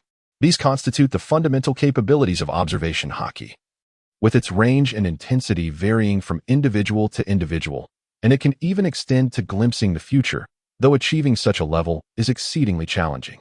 In the world of One Piece, the observation Haki is somewhat akin to the key sensing in the Dragon Ball universe. However, it falls short in that it necessitates a calm demeanor for effective use. Yet, It surpasses key sensing by allowing practitioners to cultivate abilities such as foreseeing the future, telepathy, and assessing character, and it can also be regarded as an extension of skill, boasting superior fundamental functions compared to key sensing. Although the observation haki may seem obsolete, none among the formidable entities of this world, such as the Rocks Pirates, the Roger Pirates, or the Navy, regard Lin Xian and the West behind him as particularly formidable. They merely attribute their prowess to advanced technology. Damn brat, how dare he label us as weak, especially when calamity is upon him. Such audacity is truly infuriating. Look, that little rascal dares to strike at us. Haha, how terrifying. If he can attack us, does that imply we can reach him as well? Amidst the cacophony of voices, they braced themselves for the Kamehameha wave. At the moment when Lin Xian's Kamehameha traversed the interdimensional tunnel, Rox and his companions felt the overwhelming energy of the attack, their faces turning pale with fear. How is this possible? Is this some kind of joke? Am I dreaming? A mere child can unleash such a devastating attack. Run, Rox. Roger, Carp, Whitebeard, and the others were certain that if they were struck by this wave of light, their demise would be excruciating. The thought of escape echoed in their minds, yet they wondered if they could outrun the Kamehameha. With a thunderous boom, a mushroom cloud erupted, obliterating the island of God Valley. Enormous waves surged across the sea, sending shockwaves through the latter half of the New World and the Grand Line, creating a rift in the Red Line. The vast majority of the maritime realm in the world of One Piece was affected to varying degrees. Through the interdimensional tunnel, Lin Xian murmured, "The ants of the lower realm are truly resilient." To his astonishment, many inhabitants of the One Piece world had survived his Kamehameha. More than 10 in fact. Their vitality resembled that depicted in the anime. As long as their heads remained intact and their hearts unscathed, they could recover over time. Figures like Wang Ji, Silver Axe, and Captain John had perished, with their Captain Rox suffering the most gruesome fate after being directly struck by the Kamehameha. Only Whitebeard, Shiki, Kaido, and Big Mom from the Rocks Pirates had survived. The fate of the Roger Pirates was even grimmer. Apart from Roger, Rayleigh, and Barrett, none escaped unscathed. The third in command, Jabba, who was to become the future Pirate King's left-hand man, also met his end. On the Marine side, only Carp, Zephyr, Sengoku, and Tsuru remained alive. Just before the explosion of the Kamehameha, Sengoku had transformed into his Buddha form to shield Tsuru alongside Black Arm Zephyr, leaving Tsuru severely injured but alive. As 2 minutes elapsed, the interdimensional tunnel vanished, rendering it impossible for Lin Xian to make another move.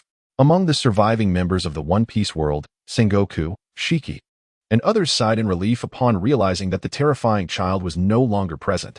In later years, this day would be referred to as a day of astonishing upheaval. Yet, those who truly understood what transpired at God Valley were exceedingly few. In time, the Navy's scientists, particularly Vegapunk, speculated that the interdimensional tunnel was a passage to another world, coupled with Lin Xian's intentional reference to the upper realm. His identity and the city they had glimpsed became increasingly apparent. Sengoku, Carp, Zephyr, and Tsuru came to realize that Lin Xian hailed from another world, and that the ultramodern city was indeed from that realm. If such a child possessed such extraordinary power, how formidable must the adults of that other world be? At that time, the Grand Marshal of Shanghai, Zhanghua, fervently wished that the portal to another realm would never resurface. However, prior to that, in a bid to uphold a semblance of dignity, Lin Xian's appearance was depicted through the accounts of the 4 warriors of Zhanghua and subsequently printed on a wanted poster. The poster bore no name, only the illustrated visage, accompanied by a bounty of 500 million and a statement declaring Lin Xian's grievous transgressions. Lin Xian unleashed the Turtle School's Kamehameha, affecting a significant portion of the planet. If this were to be disclosed to the outside world, the bounty would undoubtedly start at a minimum of 10 billion. Upon arriving at Bulma's residence, Lin Xian was greeted first by the rotund and jovial Doryman, who was engrossed in watching television while savoring a dorayaki. "Xiao Xian, you've come," exclaimed the blue feline with warmth and enthusiasm. Doryman, deeply appreciative of Lin Xian, acknowledged that without Lin Xian's influence, he would not have come into existence. As time passed, several days went by. In contrast to merely discovering fragments of the void technique, Lin Xian, blessed with a royal lineage, had successfully devised his own method of flight. Host, Lin Xian Combat Power, 400 Bloodline.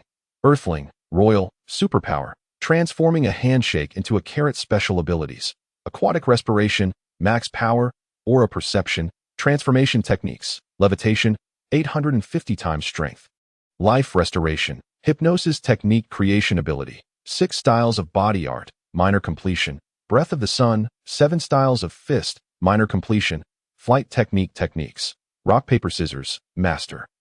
Wolf Fong fist, minor completion, Kamehameha, major completion, afterimage fist, minor completion, drunken fist, expert, universal astonishing palm, minor completion. Among the techniques created, flight technique was newly added. Categorized under abilities. This method of flight was akin to the void technique, yet swifter, similar to the flight capabilities of the formidable Piccolo. A short while later, Goku dashed back to the Kame house, exuberantly calling out to Master Roshi, who was inside, "Grandpa, come here for a moment. Xiao Xian, you should join us too." Goku then seized Master Roshi's hand and raced outside, with Lin Xian trailing behind. The destination was a lakeside where Goku and Krillin awaited, eager to demonstrate to Master Roshi that they too could move the colossal boulder. Initially puzzled, Master Roshi inquired, "Goku, what is the purpose of this visit?" "Grandpa, look at that rock."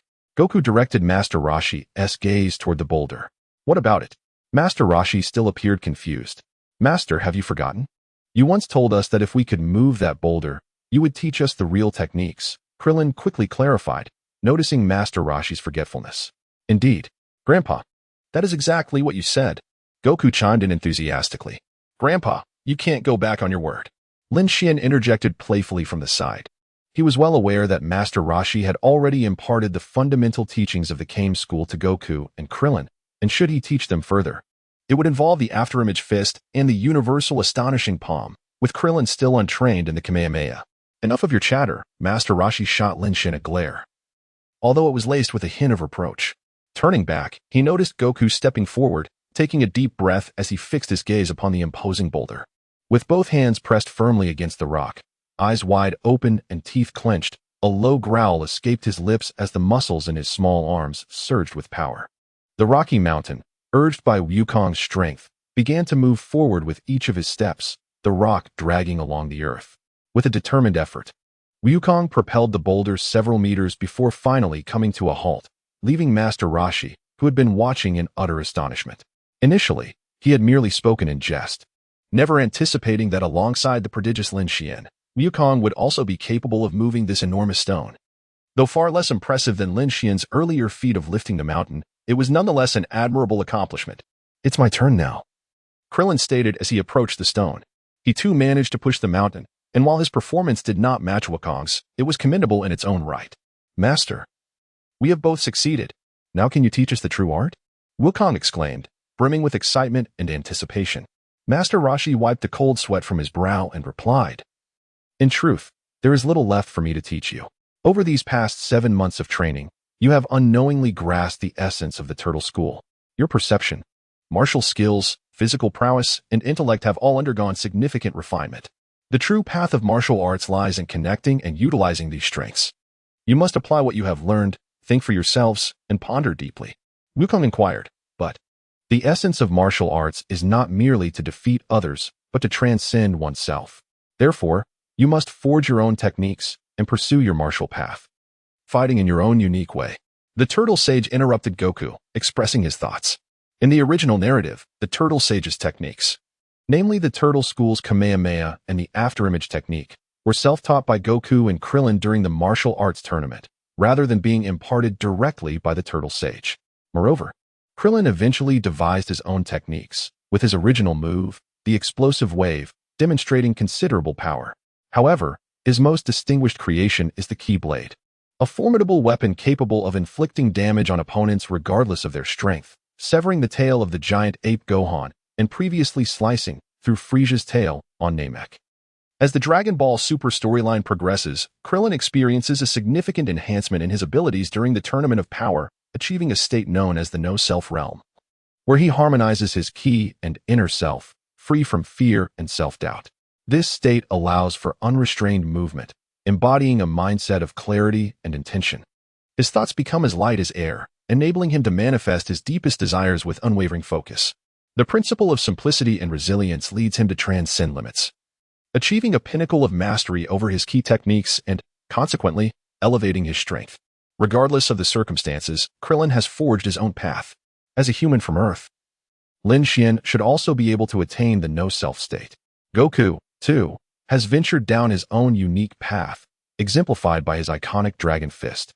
In addition to the Dragon Fist, prior to the commencement of the 21st Martial Arts Tournament in the original work, Goku created the Frenzied Fist to counter the Drunken Fist of the Turtle School, moving erratically like a wild dog, leaping and striking opportunistically.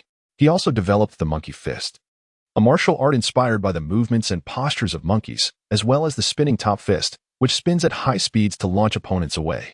Subsequently, the Turtle Sage presented Goku and Krillin with 2 turtle shells weighing 40 kilograms each. With a smile, he remarked, "In the days to come, you shall carry these 40-kilogram shells and continue your training." Thus, Goku and Krillin intensified their training regimen while bearing the additional weight. Time flew by swiftly, and before long, the Grand Martial Arts Tournament was upon them. On the eve of the tournament, the group at the Turtle House prepared to set off for South City. At that moment, the Turtle Sage donned a formal attire, complete with a suit and a black hat, resembling a distinguished gentleman. He addressed Goku and Krillin, saying, "Over the past 8 months, your bodies have been forged through rigorous training, reaching an extraordinary peak. Your strength, stamina, and speed have far surpassed your previous capabilities. Now, you may remove the turtle shells." Elated, Krillin exclaimed, "That's wonderful. Finally, we can be free of them." Without the burden of the turtle shell, Lin Xian had already shed his metallic weights. Following the Turtle Sage's instructions, Goku and Krillin removed their shells, instantly feeling a lightness akin to that of a feather, buoyed by a refreshing sense of freedom. Goku declared, "What a relief," to which Krillin readily agreed. Indeed, a sense of lightness enveloped them, accompanied by an exhilarating desire to soar. Goku and Krillin sensed their profound transformation, their faces illuminated with joy. Master Roshi addressed them, saying, "You too should take a vigorous leap to awaken your bodies and harness your newfound strength, and observe the fruits of your 8 months of diligent training." Upon hearing Master Roshi's words, Goku and Krillin leaped simultaneously, resembling super springs as their bodies effortlessly detached from the ground and ascended into the sky. Meanwhile, Lan Chi produced a tailored suit for adults and handed it to Lin Xian, saying, "Here you go, little Xian, this is crafted by my own hands." Just like those for Goku and Krillin, Lin Xian frequently transforms into his adult self, 10 years hence, a phenomenon that has long ceased to astonish the inhabitants of the Turtle Hermit's abode. He was fitted for a suit, tailored specifically for his 10-year-later physique, with a hat crafted by Lan Chi herself. "Thank you, Sister Lan Chi. I shall cherish this suit," Lin Xian remarked with a smile as he accepted the elegant attire. Subsequently, he entered the Turtle Hermit's residence, shed his current garments, and assumed the appearance of 9 years hence, before donning the suit and hat gifted by Lan Chi. Outside, Lan Chi presented 2 small suits to Wukong and Krillin, who swiftly adorned themselves in the attire. Clad in their diminutive suits and hats, they appeared somewhat peculiar, yet undeniably charming. Lin Xian emerged from the Kame house, gazing at Goku, Krillin, and Lan Chi, who nodded and remarked, "It fits splendidly." The Turtle Hermit beckoned everyone, stating, "It is getting late. We must depart." With that, he transformed the Kame house into a capsule, just as he had done during their previous move. Unlike the original tale, it was not the Turtle Hermit who escorted Goku and Krillin to the southern capital for the World Martial Arts Tournament, while Lan Chi remained behind to take care of the house. Instead, all of them, including Lan Chi, ventured to the southern capital together. Their mode of transport was not the cloud conjured by Lin Xian, but rather a car driven by the Turtle Hermit to the airport, where they boarded a flight to the southern capital. At the headquarters of the Golden Army, Lin Xian's residents, Yamcha, Oolong, and Po remained, with the rabbit staying behind to guard the house, while the other 3 took a flying vehicle to the southern capital. A few months prior, they had all intended to go, but the return of the Pilaf trio had served as a stark reminder that leaving the house unattended was unwise. In the western capital, Bulma and her companion, the Blue Cat Doraemon, also embarked on their journey to the southern capital. It was Goku's inaugural flight on a commercial airplane, and he was utterly fascinated, peering left and right with wide-eyed curiosity. Meanwhile, the old Turtle Hermit, upon spotting a charming flight attendant, became quite restless. The flight stretched from daylight to night before finally arriving in the southern capital. Lin Xian passed the time with the super foldable phone while accompanying Lan Chi. During this interval, Lan Chi inadvertently sneezed, transforming into the blonde version of herself. Upon noticing the multitude of passengers aboard the aircraft, a primal urge to hijack surged within her.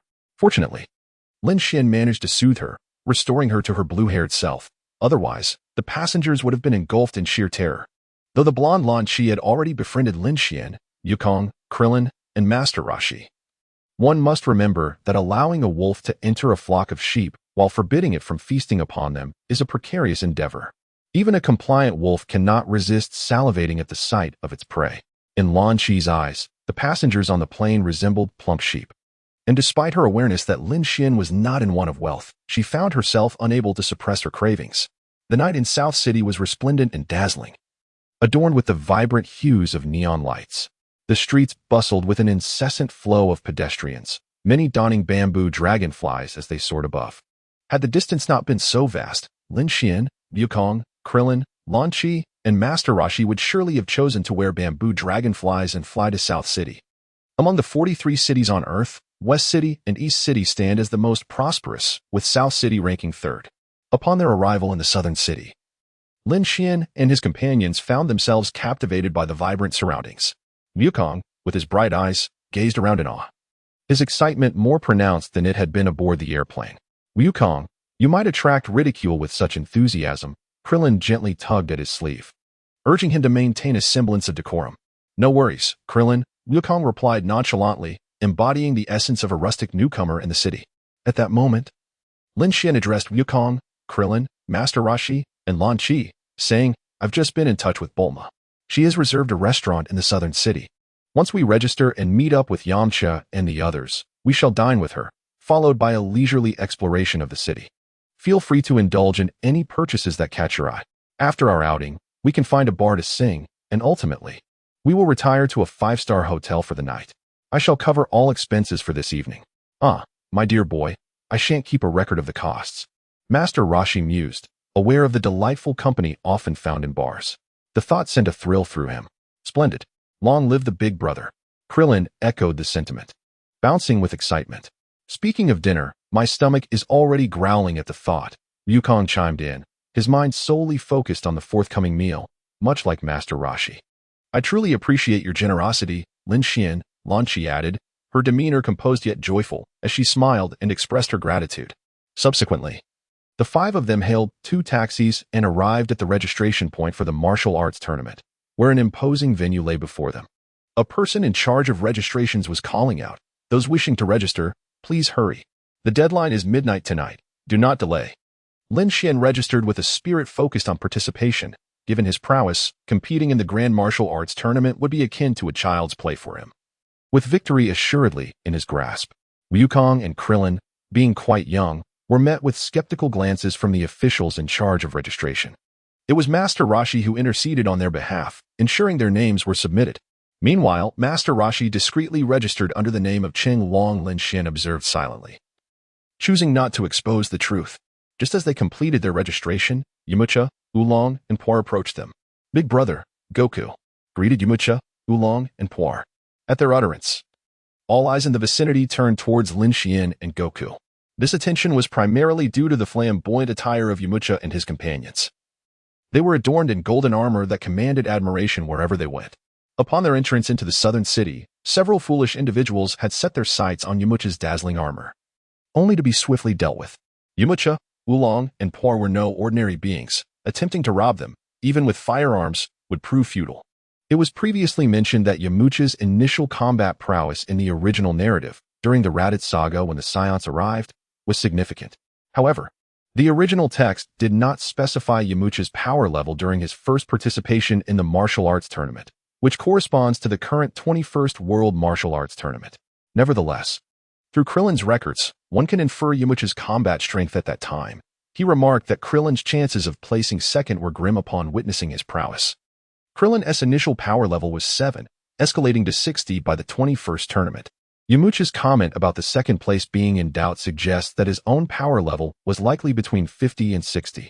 At present, both Yamcha and Krillin possess abilities that vastly exceed their counterparts from the original timeline. Lin Xian observed their combat prowess with great interest. The Scion, Son Goku, exhibited a base power level of 135, escalating to 200 when enraged, and achieving a formidable 1350 in his Great Ape form. The Earthling, Master Rashi, maintained a base power level of 135, with an explosive potential of 170. Another Earthling, Krillin, displayed a power level of 120, while Yamcha also held a power level of 120. The anthropomorphic Earthlings, Oolong and Puer, showcased power levels of 55 and 48 respectively. Although Goku's tail had been severed by Lin Xian and had yet to regrow, thus preventing him from transforming into a great ape, it was still noteworthy, as Goku's tail would eventually regenerate. Compared to the original narrative, Goku's power level had increased by 15 during this period, and Master Roshi's power level had also seen a significant enhancement, both maintaining equal base power levels, which was quite intriguing. Equally fascinating was the fact that Krillin and Yamcha's power levels were also identical, having doubled from the original storyline. Krillin's power level was nearing that of his strength during the previous martial arts tournament, where it was recorded at 130. Oolong and Puo had also evolved into remarkable fighters, far surpassing ordinary humans. Their power levels had risen to such heights, in part due to the influence of the sun's breath technique. "Let us register first and then proceed to dine," Lin Xian suggested to Yamcha. "All right." Yamcha nodded. Before heading to register, he glanced at Goku and remarked, "Goku, it has been 8 months since we last met. Why are you so silent upon seeing me?" "Yamcha, is that really you? What happened to your hair? Had it not been for Oolong and Puo accompanying you, and your greeting while donned in golden armor, I would scarcely recognize you. Why have you altered your appearance so?" Goku inquired, circling around to inspect Yamcha. Puer interjected, "Upon our arrival in South City, some girls mocked Yamcha's hairstyle for being outdated, prompting him to seek a barber and shorten his hair. He spent considerable time selecting a preferred short style, which is why we arrived to register after you." "Indeed. That's the case." Yamcha chuckled, scratching his head. "I must say, I preferred your long hair. It seems a pity you cut it," Lin Xian remarked, shaking his head at Yamcha's new hairstyle. "Is that so? Perhaps I shall grow it out again," Yamcha replied with a wry smile before proceeding to register. Oolong and Puo opted not to participate in the World Martial Arts Tournament. After Yamcha completed his registration, Lin Xian introduced the group. "Allow me to present to you. This is Krillin, who trained alongside Goku under Master Roshi. The lovely and gentle lady beside him is Launch, whom I have mentioned to you on numerous occasions. Krillin, Launch. These are Yamcha, Oolong, and Puer, members of my Golden Armor Legion, whom I have also referenced multiple times." After Lin Xian's introduction, Krillin promptly greeted everyone politely, saying, "Nice to meet you all. My name is Krillin." Lan Shi smiled and responded, "Hello, I am Lan Shi." "Oh, hello, I am Yamcha. I am Puer. I am Oolong." After exchanging pleasantries, the group engaged in a brief conversation to truly get acquainted. Subsequently, Lin Xian led them to find Bulma. Meanwhile, Bulma and the chubby blue cat had arrived in South City. Given the current popularity of Doraemon, the moment the blue cat was spotted, a throng of admirers quickly surrounded him, most seeking autographs or even requesting Doraemon to accompany them home. Upon reaching the restaurant Bulma had reserved, Lin Xian made further introductions, allowing those who had only heard of each other to genuinely meet for the first time. "Little Doraemon, I finally get to see the real you," Lan Shi said as she sat beside the blue cat, leaving him pleasantly astonished. The meal cost Lin Xian a staggering 5.88 million. Afterward, they explored South City, where Lin Xian footed a bill nearing 100 million. Goku, who had already eaten his fill, spent the least. Their next destination was a bar, where Master Roshi, Krillin, Oolong, and Yamcha reveled in merriment. When it came time to settle the bill, Lin Xian spent 9.8 million. Under normal circumstances, even with drinks and snacks, such extravagance would be unnecessary, yet this old rascal, Master Roshi, had a knack for pushing the limits. Finally, they retired to a hotel, even in a 5-star establishment. The cost was surprisingly low at 4 million for a 2-night stay, far less than their dining expenses. It was not that the hotel was inexpensive or the meals exorbitantly priced. Rather, Lin Xian had simply brought along too many gluttons. That night, the total expenditure reached an astounding 120 million. The following day, before dawn's first light, Lin Xian and his companions rose early. After freshening up and enjoying breakfast provided by the hotel, they set off towards the venue of the martial arts tournament. The arena was already teeming with spectators. Anticipation etched on nearly every face, all eager to witness the greatest martial arts event in the world. A staff member stood at the entrance, holding a loudspeaker, announcing, "Attention! The preliminary matches are about to commence. Contestants, please proceed to the dojo." Before heading to the dojo, Master Roshi produced the martial arts uniforms he had prepared, stating, Your suits are rather inconvenient. I had these specially tailored for you. The Turtle School martial arts uniforms. They look splendid, don't they? With pride. Master Rashi handed out the uniforms to Lin Xian, Goku, and Krillin. The orange uniforms featured a circular emblem emblazoned with the character for turtle, marking Goku's signature attire from that moment forward. Both Goku and Krillin joyfully accepted their uniforms and eagerly changed, while Lin Xian received an adult-sized uniform but chose not to wear it. Lin Xian, enveloped in darkness, tucked his attire into a black hole and addressed Master Rashi, stating, "There's no need for a change. This suit suits me splendidly, and I am quite fond of it. Moreover, at this martial arts tournament, none can rival me. Wearing this suit is merely a concession to them." Indeed, Lin Xian's suit exuded charm, far surpassing any martial arts uniform. Bulma first lauded Lin Xian's suit while disparaging the one provided by Master Rashi, further asserting, "What Lin Xian says holds true, given his strength. He has no need to don your martial arts attire." Unbeknownst to Bulma, the suit Lin Xian wore was meticulously crafted by Launch. Otherwise, regardless of its elegance, it would not have garnered her admiration. "Bulma, do you also find Lin Xian's suit appealing? It is a creation of my own hands," Launch declared as she approached Lin Xian to adjust his suit. Upon hearing that the suit was handcrafted by Launch and witnessing her tenderly arranging it, Bulma felt a sense of discomfort. Having sensed something amiss upon meeting Launch the previous night, she realized that her rival had even encroached upon her territory. "Thank you, Launch, for crafting this suit for Lin Xian, my fiancé." Bulma feigned magnanimity while linking her arm with Lin Xian's. Launch responded to Bulma with a gentle tone. "Ah, is this the essence of a woman-esque rivalry?" The chubby blue creature observed with trepidation the silent skirmish between Bulma and Launch. Others, including Goku, Puar, Krillin, Master Rashi, Oolong, and Yamcha, along with even the robotic creature, gazed enviously at Lin Xian. As the preliminary rounds drew near, Bulma, Launch, Oolong, Puar, and Doraemon, not being competitors, could not enter the arena to witness the preliminaries and had to remain behind, awaiting the quarterfinals. That's all right. When Lin Xian takes the stage, he'll effortlessly dispatch his opponent and demolish the arena walls, allowing us to behold the preliminaries, Bulma assured. Before proceeding to the arena, Master Rashi pulled Lin Xian aside and confided, "Lin Xian, you are undoubtedly aware that I registered for the World Martial Arts Tournament under the name of Chang Long. I wish to clarify that my participation is not for the glory of being the best, nor for the prize money, but to impart to Goku and Krillin the understanding that there are greater powers beyond our realm, to reveal to them the existence of formidable warriors outside the Turtle School." Lin Xian interrupted Master Rashi, saying, "Old man, there's no need for further discussion. We shall address it when the time comes." Lin Xian, Wukong, Krillin, and Yamcha ventured to the martial arts arena. Concurrently, Master Rashi also vanished from sight. Within the arena, the competitors displayed palpable excitement, eagerly anticipating their turn. Prior to the drawing of lots for group assignments, a representative of the World Martial Arts Tournament ascended the platform and addressed the audience with great fervor, delivering an extensive speech.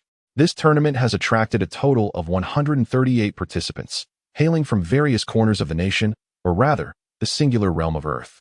Ultimately, only 8 contenders will emerge from the preliminary rounds, leading to the finals, semifinals, and ultimately, the Grand Championship.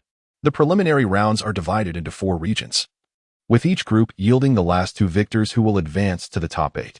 The competition rules stipulate that 2 participants engage in one-on-one duels on the stage. Being knocked out of the ring or losing consciousness signifies defeat. However, lethal measures and weaponry are strictly forbidden, and each match is confined to a mere minute. If no victor emerges within that time frame, the referee will render the decision. Upon concluding the explanation of the rules, the officials departed the platform, and the contestants commenced the drawing of lots. Lin Xian and his companions experienced fortuitous luck. Even those placed in the same region would not face each other, alleviating the anxiety of Krillin and Yamcha. Let us proceed to our respective regions. We shall reconvene after the preliminaries. Lin Xian called out to Wukong, Krillin, and Yamcha, glancing at Master Rashi disguised as Chang Long before parting ways. Wukong and the others nodded in agreement, clutching their respective lots as they made their way toward their assigned regions. Wukong and Krillin found themselves in Group 3, with one leading and the other following, ensuring they would not clash in the preliminary rounds. Lin Xian was assigned to a group. Upon his arrival in the first area, he found that combatants were already engaged in a fierce duel on the arena. The fighters exchanged blows with remarkable intensity. A multitude of spectators stood below, each possessing either a robust physique, a fierce countenance, or the visage of a master. They observed the battle on the stage, some displaying expressions of astonishment, others exuding disdain, while a few reveled in schadenfreude. The arrival of Lin Xian went unnoticed by the competitors. However, Lin Xian, having merely cast a glance at the two contestants on stage, quickly lost interest. In his eyes, their strength, speed, and techniques were utterly inadequate. The only noteworthy aspect was that one of the competitors was losing attributes while engaging in combat. Lin Xian collected a considerable amount of combat power, just as he had done during his training under Master Rashi, accumulating power without integrating it into himself. In the fourth match, Lin Xian drew the number 7. The bouts proceeded swiftly. The first, second, and third matches transpired in a mere 3 minutes. Following this, it was Lin Xian's turn to compete. The referees stood atop the arena, calling out loudly, "Contestants number 7 and 8, please take the stage." Lin Xian quietly leaped onto the arena. 2 seconds later, a towering werewolf, standing over 2 meters tall, ascended the stage, confronting Lin Xian. This werewolf possessed a physique that was extraordinarily muscular, with a prominent scar marking his right eye. However, his vision remained intact, lending a somewhat menacing aspect to his gaze. Lin Xian stood in stark contrast to the werewolf before him. Kid, encountering me is your misfortune, with your frail frame. A single punch from me could leave you utterly disoriented. Surrender now, and spare yourself the agony of my strike." The werewolf loomed over Lin Xian, his face a mask of disdain. "My heavens, it's Bloodslaughter, the Wolf King. That lad will be in dire straits if he does not concede." One of the spectators exclaimed. "What? Bloodslaughter, the Wolf King? Isn't he the one who nearly broke into the top 8 in the last Grand Martial Arts tournament? Nearly broke into the top 8? If it weren't for Bloodslaughter's misfortune in the second round, where he was injured by an equally matched opponent, his strength would certainly have secured him a place in the finals. Alas, that young man is truly unfortunate, facing Bloodslaughter in the first round. I hope he concedes, or he will be severely beaten." Indeed, in the previous Grand Martial Arts tournament, only 2 contestants had not been crippled by Bloodslaughter. One was the opponent who had matched him in the second round, and the other was the one who ultimately defeated Bloodslaughter. Every other contestant who crossed paths with him met with ruin, the most unfortunate among them left unable to walk for the rest of his life. The spectator spoke with a tremor in his voice, laden with fear of the Wolf King Bloodslaughter. Ha ha ha. The werewolf, known as Bloodslaughter, reveled in the comments from the crowd, a triumphant grin spreading across his face. Humph. Lin Xian, unfazed by the spectators' remarks, merely snorted dismissively at the werewolf dubbed Bloodslaughter. "What a so-called Wolf King. Your strength is not even comparable to that of a mere dog. Perhaps a more fitting title for you would be Dog King." The creature referred to by Lin Xian is the beastly humanoid, Bloodkill. "You scoundrel, how dare you speak like that? I shall make you wish you were never born." Upon hearing Lin Xian's words, Bloodkill perceived it as an affront, his teeth clenched in fury. Were it not for the prohibition against killing in the Grand Martial Arts tournament, he would have relished the opportunity to slay Lin Xian on the spot. With a powerful punch aimed at Lin Xian, a fierce gust of wind accompanied his attack. The spectators below turned their gazes towards Lin Xian, believing that if Bloodkill's fist connected, it would surely shatter at least 8 or 10 of his bones and cause severe internal harm. No one dared to believe that Lin Xian could withstand such a blow. Yet, as the fist approached, Lin Xian merely extended a single finger, effortlessly blocking the strike. Bloodkill's expression shifted to one of utter astonishment, his eyes widening in disbelief. It was merely a finger that thwarted his punch, preventing any further advance. As Bloodkill attempted to retract his hand, he found that the finger pressing against his fist had bent slightly, resulting in several of his own bones being fractured, causing him to cry out in agony. The crowd gasped at the spectacle, disbelief etched on their faces. In that moment, Bloodkill swung with his other hand, aiming to strike Lin Xian fiercely. However, before the punch could land, Lin Xian delivered a swift kick, stating, "Go do something meaningful." Bloodkill was propelled backward, crashing into the wall of the arena with such force that it crumbled under the impact.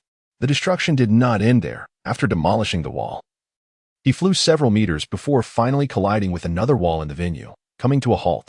At that moment, Bloodkill, the werewolf, was embedded within the wall, only to be extricated by the tournament staff. He should consider himself fortunate for not succumbing to Lin Xian's kick. As the crowd witnessed the entire wall's collapse, they hurried to gather around, including Bulma and her companions. The competitors below stared at Lin Xian, momentarily lost in awe. Incredible. Truly remarkable. I have never encountered someone so formidable, they exclaimed. Is this even human? To have kicked the Wolf King Bloodkill from the arena to the wall of the venue, what immense power. Amidst their astonishment, the referee wiped the sweat from his brow and announced loudly from the stage, contestant number 8 has fallen outside the arena and is unconscious. Contestant no. 7 is the victor. Thus, Lin Xian advanced through the first round of the preliminary matches. Lin Xian descended from the competition stage under the watchful gaze of his fellow competitors, while the contest continued unabated. However, the participants occasionally cast furtive glances at Lin Xian, hoping fervently to avoid facing him in the arena. As the subsequent matches unfolded, Lin Xian emerged victorious with ease. In one particular encounter, upon his entrance, his opponent promptly conceded defeat. Lin Xian has advanced to the top 8, being the first in his group to complete the preliminary rounds. Meanwhile, the competitions in the other 3 groups are gradually nearing their conclusion. Lin Xian did not venture into the realms of Yukong, Krillin, and Yamcha, but instead made his way to Bulma and her companions. This preliminary round is remarkably swift, especially your group. Bulma remarked as she produced a bottle of beverage and said, Here, this is a drink I specially purchased for you. Lan Qi, unwilling to be outdone, extended her ice cream to Lin Xian, exclaiming, Xian, this ice cream was just bought for you. It hasn't tea melted yet. The blue rotund figure was momentarily taken aback by Bulma's drink and Lan Qi's ice cream. Although he hadn't paid for them, he had indeed made the purchase, and women, well, what can one say? Oolong and Puar were equally astonished. They had funded the treats yet stood there empty-handed while watching the competition, feeling as though something was amiss. Their elder brother Lin Xian, along with Yamcha, Yukong, and Krillin, was competing, and soon the match would conclude, allowing them to distribute the beverages and ice cream among the participants. With 138 competitors engaged in head-to-head duels, each match lasting a mere minute and divided into 4 concurrent zones, the preliminary rounds were bound to conclude swiftly. It was no wonder Bulma expressed that the preliminaries would finish quickly. The ice cream she had purchased moments ago remained intact and unmelted. As for Bulma, her ladyship demeanor was well known to them. However, the blue-haired Lan Qi, who was perceived as a gentle and lovely young lady by Oolong and Puar, had surprisingly adopted a similar boldness. What is this? Why were Oolong and Puar the ones financing the treats, clad in golden armor and standing there so ostentatiously, drawing attention? Who else would be spending money if not them? It is worth noting that Yamcha, also participating in the golden armor competition, left most competitors with the impression that the gold of his armor was merely a facade, painted rather than genuine. His participation in the golden armor was tantamount to cheating, as the armor undoubtedly conferred an advantage in defense. This matter, of course, drew the attention of the judges overseeing Yamcha's group. For the World Martial Arts Tournament strictly prohibited the use of weapons, and armor was categorized as such. Reluctantly, Yamcha had to remove his armor. Returning to Lin Xian, he had exerted no physical energy during the preliminary rounds. Possessing the ability of solar breathing and elemental transformation, he felt neither thirst nor heat. Nevertheless, since the offerings came from Bulma and Lan Qi, he graciously accepted them. Lin Xian accepted the beverage and ice cream, alternating between sips of the drink and bites of the dessert, ensuring neither was neglected. After finishing the drink and the ice cream, Lin Xian engaged in conversation with Bulma and Lan Qi while observing the preliminary matches in other regions. Yamcha's final opponent in the preliminaries was also a werewolf. Among the anthropomorphic beings, werewolves, tiger people, and bear people possess inherent combat advantages. The werewolf derisively mocked Yamcha, attempting to showcase his wolf-fang fist, only to be swiftly defeated by Yamcha's singular punch. Goku and Krillin shone brightly in the preliminaries. Despite their tender age, both were diminutive yet managed to triumph over older, stronger, and more renowned competitors, their performances astonishing even Lin Xian.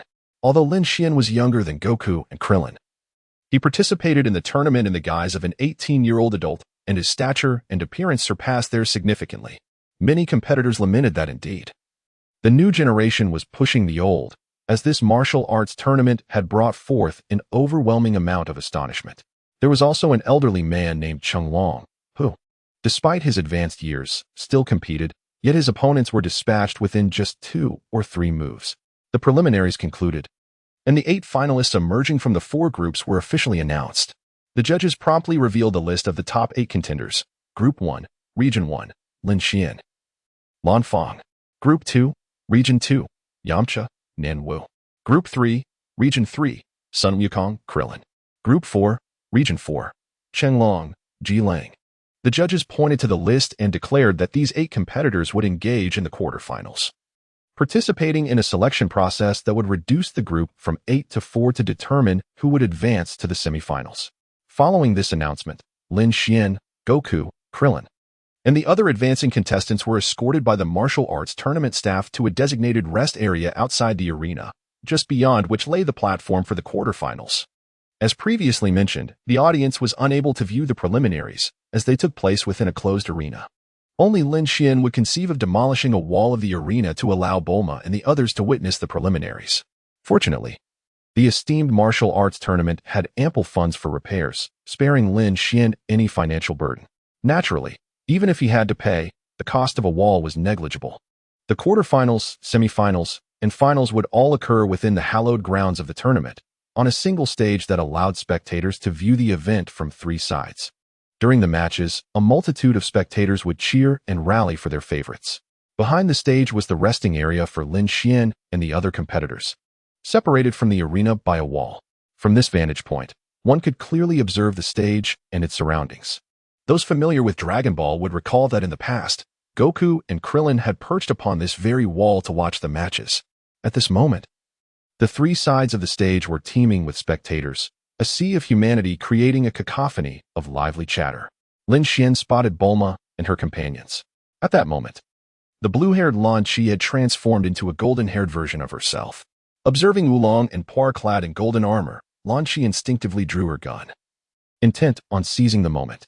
However, before she could pull the trigger, Oolong and Puar swiftly subdued her, realizing the gravity of the situation under Bulma's guidance. Golden-haired Lan Chi fired her weapon into the air, startling the spectators nearby, who scattered in all directions. This allowed Bulma and her group to secure a prime viewing spot.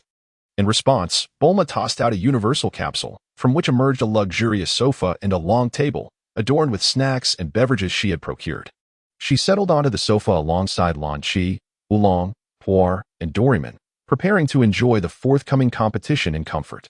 This display left the audience attending the martial arts tournament, as well as the competitors and staff, utterly astonished.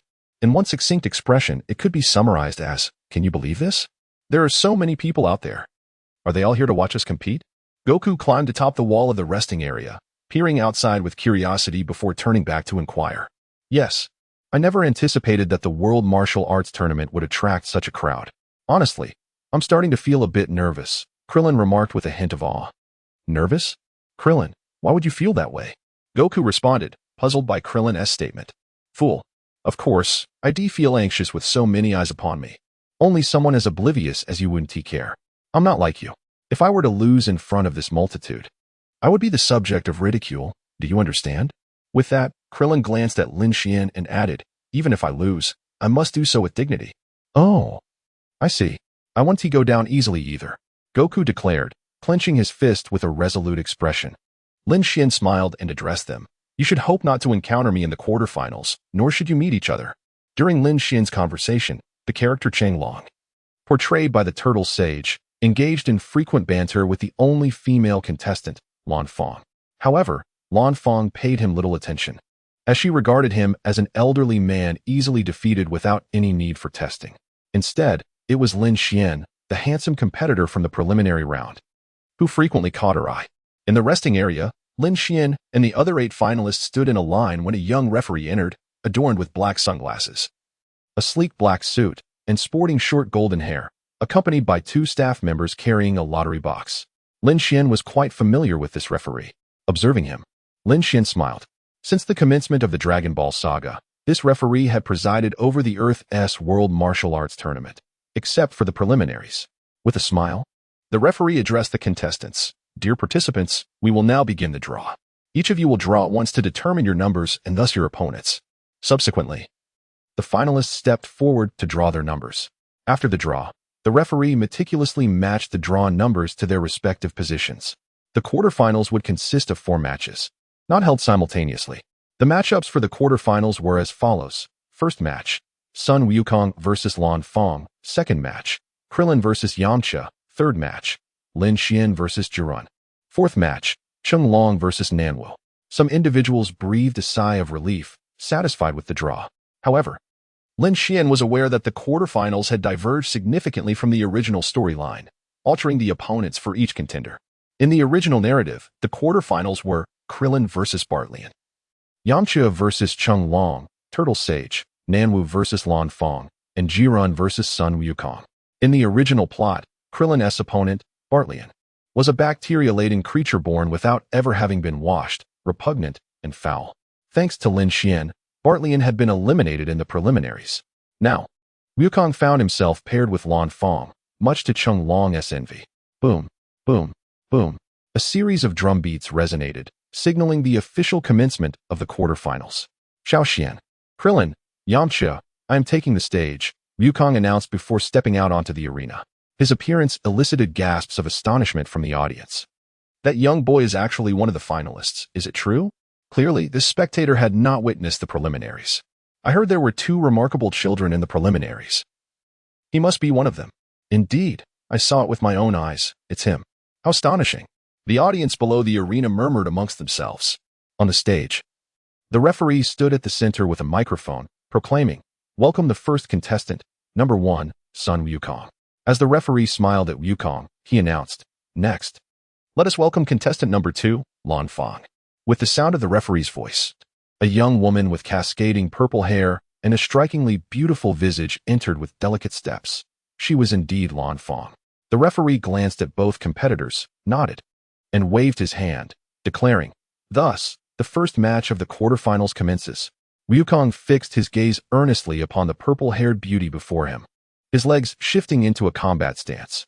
Just as he prepared to strike, he noticed Lan Fong lightly touching her lips with her fingertip, giggling softly as she swayed her waist, and sweetly remarked, "Little one, if you concede, your sister will give you a kiss." With a complexion as rosy as a peach blossom, her eyes sparkled with warmth. In the resting area behind, Cheng Long, Klin, and Yamcha gazed at Wukong with envy. Particularly Cheng Long, who impersonated Master Roshi, was consumed by jealousy. Were it not for his lingering sense of reason and the absence of familiarity with Earth from Lin Xian's previous life, he might have rushed onto the stage to tell Wukong, "Wukong, step aside. Allow me to handle this. The waters here are deep, and you cannot navigate them. Leave it to me. I can manage it." On the stage, Wukong was momentarily taken aback, his expression one of confusion as he inquired, "You mentioned a kiss. What does that mean? Is it a technique?" Lan Fong was momentarily stunned by Wukong's innocent inquiry. She had never encountered someone so naive. Without offering an explanation, an unexpected glint of determination sparkled in her eyes. "What a splendid opportunity!" she exclaimed, dashing toward Wukong and launching a swift kick aimed at his neck. Caught off guard, Wukong was struck decisively. Seizing the moment, Lan Fong unleashed a flurry of alternating punches that pounded relentlessly against Wukong's chest.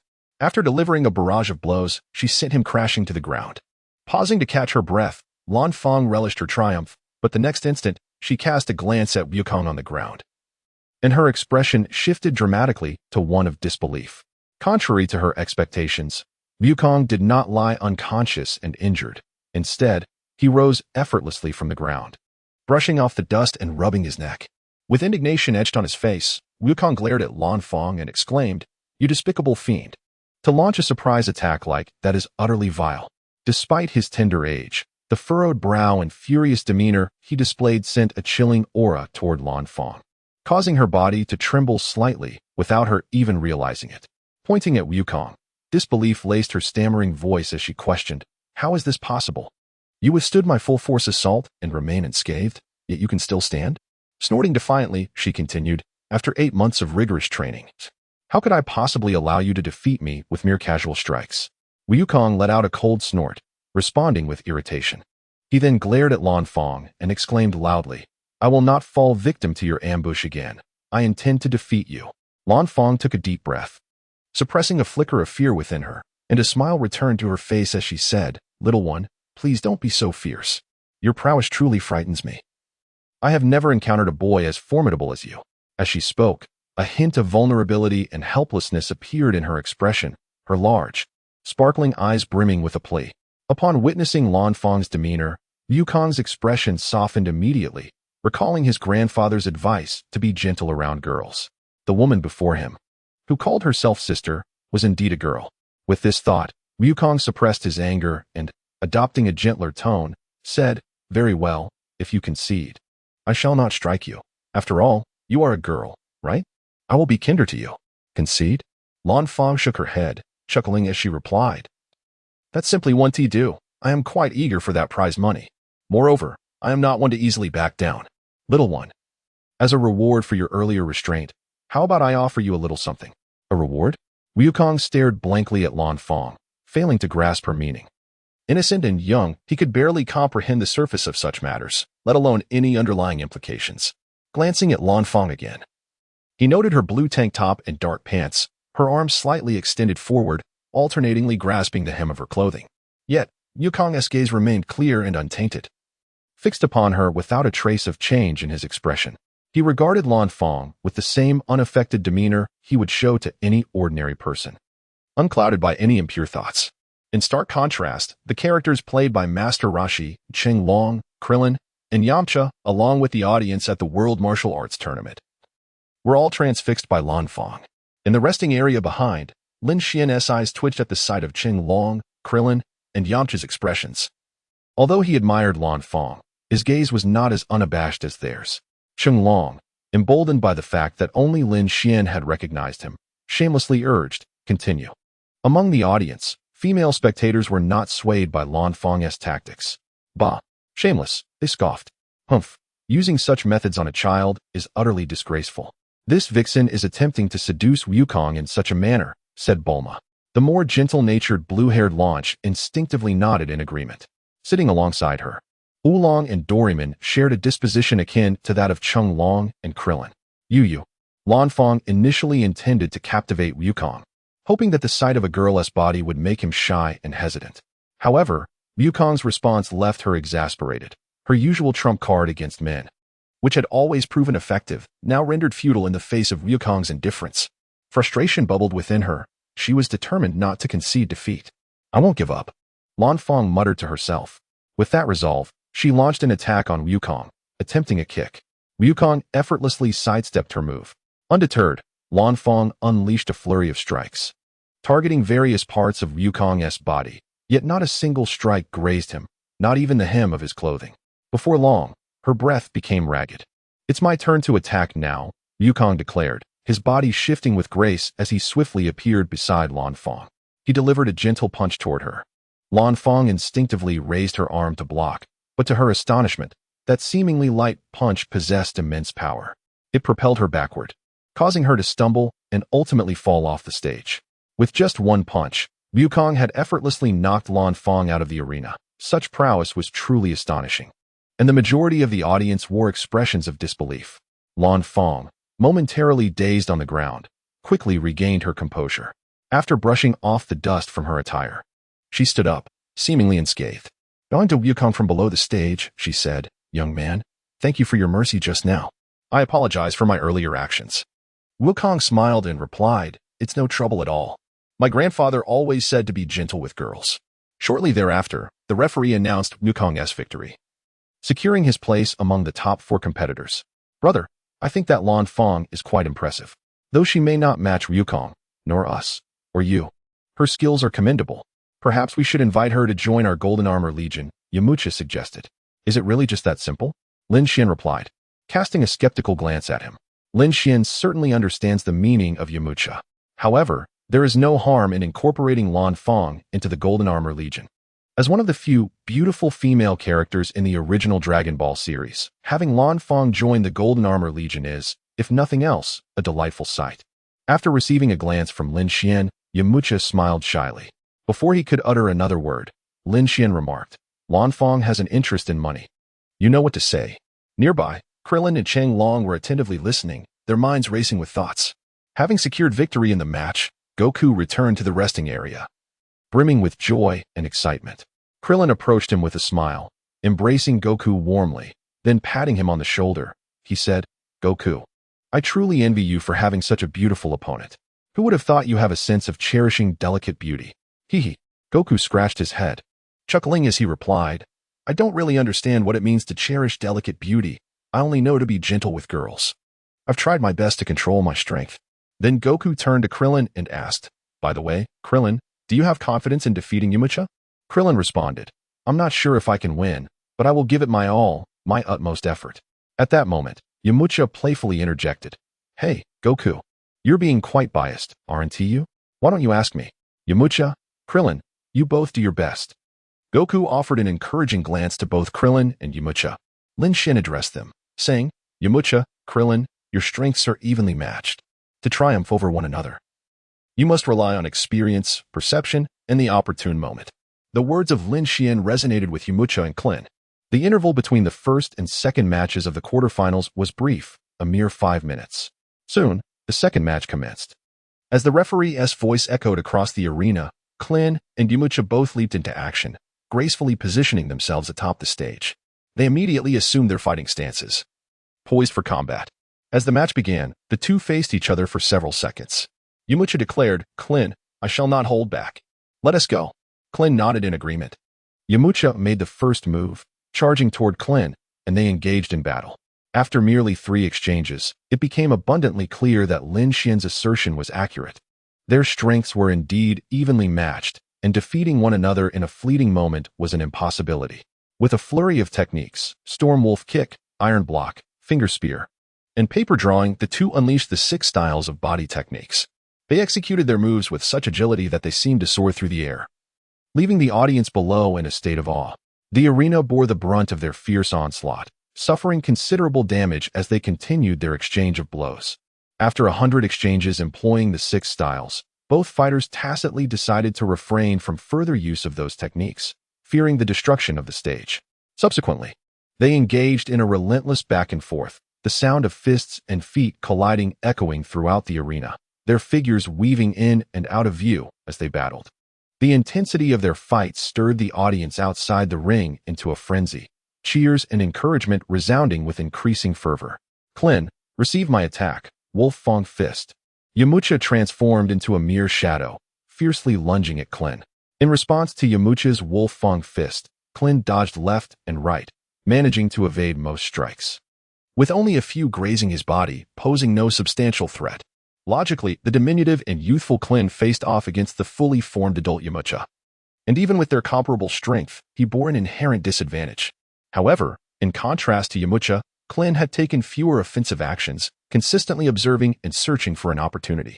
Yamcha, too, was on the hunt for an opening, but for him, attacking was tantamount to defending. He sought chances to best Klin amidst his advances, while Klin leaned more towards a primal form of defense. At this moment, Yamcha's Wolf Fang Fist began to lose its earlier ferocity, revealing a hint of sluggishness, which Klin astutely seized upon. A spark ignited in Klin's eyes as he laughed heartily. What a splendid opportunity! As Krillin commenced his counterattack, Yamcha's right fist was intercepted, while Krillin's other hand landed a blow to Yamcha's abdomen, causing him to stagger slightly. Seizing the opportunity, Krillin executed a sweeping kick, sending Yamcha tumbling out of the ring, denying him the chance to employ his technique, the Wolf Fang Fist. At this moment, the outcome of the match was unmistakably clear. Thunderous applause erupted from the audience. Cheers resounded continuously, with many chanting Krillin's name. The spectators were swept up in a wave of exhilaration. It was no surprise, for such a display of combat was a rarity in their eyes. Indeed, he is the strongest earthling, Lin Xian mused inwardly. He pondered whether, had Tien Shinhan been present, his comparable strength to Krillin's would have altered the outcome. Among Krillin, Tien Shinhan, Yamcha, and Kairatsu, Krillin was officially recognized as the most formidable earthling, albeit humorously referred to as the noseless one due to his lack of a nose. Tien, the diligent warrior with a lineage linked to the three-eyed beings, had never ceased his training from his debut to the end, yet he never managed to surpass Krillin in strength. Lin Xian had expressed regret upon witnessing this in the original narrative. In the Dragon Ball series, Goku is inspired by the legendary figure Sun Wukong, while Oolong is based on Zhu Beiji, Yamcha on Sha Wujing, and Tien on Erling Shun. It is indeed unfortunate that Tien did not rise to prominence. In the original story, as a Z fighter, Tien missed numerous opportunities to enhance his power. Even the elder Namekian and the old Kai could unlock potential. The situation on Namek was dire, as he had already perished, his soul training in the other world, leaving him unable to reach out. As for the old Kai, Being a close friend of the protagonist and a guardian of Earth and the universe, he would have developed Tien's potential out of respect for Goku. Tien also missed the chance to train in the hyperbolic time chamber, which could have significantly boosted his strength. When the formidable androids emerged, Goku suggested entering the chamber for training. At that time, Tien felt that his presence would merely occupy a spot and waste time, leading him to forego the opportunity to train in the chamber. It is noteworthy that the hyperbolic time chamber not only allows for accelerated training compared to the outside world, but also cultivates one's mental fortitude, making a year spent within equate to 3 years of external training.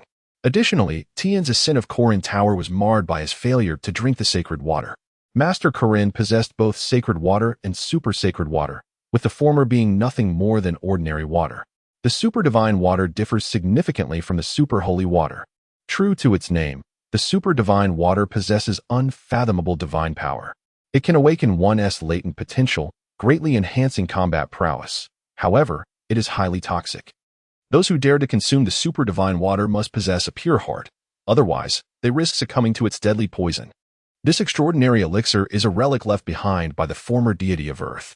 For humans to harness its potential, they must first withstand its toxicity. Nonetheless, the super divine water indeed has the capacity to unlock human potential. When Goku first ingested the super divine water, he endured immense suffering for a considerable time. Prior to Goku, 14 individuals had also partaken of it, yet none survived. Their demise was not due to impure hearts, but rather a lack of inherent potential within them. Had they harbored impure thoughts, Master Karen would never have permitted them to drink it. That would have been a sheer waste. If Tien Shinhan were willing to take the risk, he might uncover his latent abilities and reveal another version of himself. At that time, Tien had undergone a profound transformation, dedicating himself solely to martial arts, devoid of interest in women, and his heart had become remarkably pure.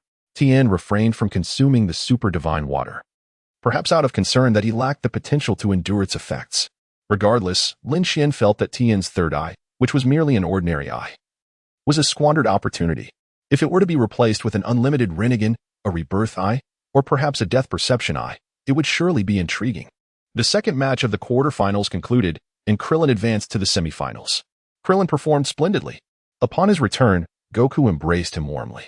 Krillin, brimming with pride, exclaimed, "Of course. Just look at who I train with." Goku did not neglect Yamcha either, offering words of encouragement. "Yamcha, you were defeated by Krillin this time, but keep striving. Aim to conquer him next time." "Yes." Lin Xian nodded in agreement, adding, "Goku is right, Yamcha. Strive to defeat Krillin next time." Inspired by Goku's and Lin Xian's words, Yamcha addressed Krillin. "Krillin, you are truly formidable, having trained under Master Mateto. I accept my defeat this time, but I will continue to hone my skills. Don't fall behind. I look forward to a fierce battle when we meet again." "Absolutely," Krillin replied. "I'm ready whenever you are." The third match of the quarterfinals commenced, and it was Lin Xian's turn to step into the arena. Now entering the stage, contestant number 5, Lin Xian, and contestant number 6, Jiren. The referee on the platform announced their names into the microphone. As his words echoed, Lin Xian confidently strode onto the stage.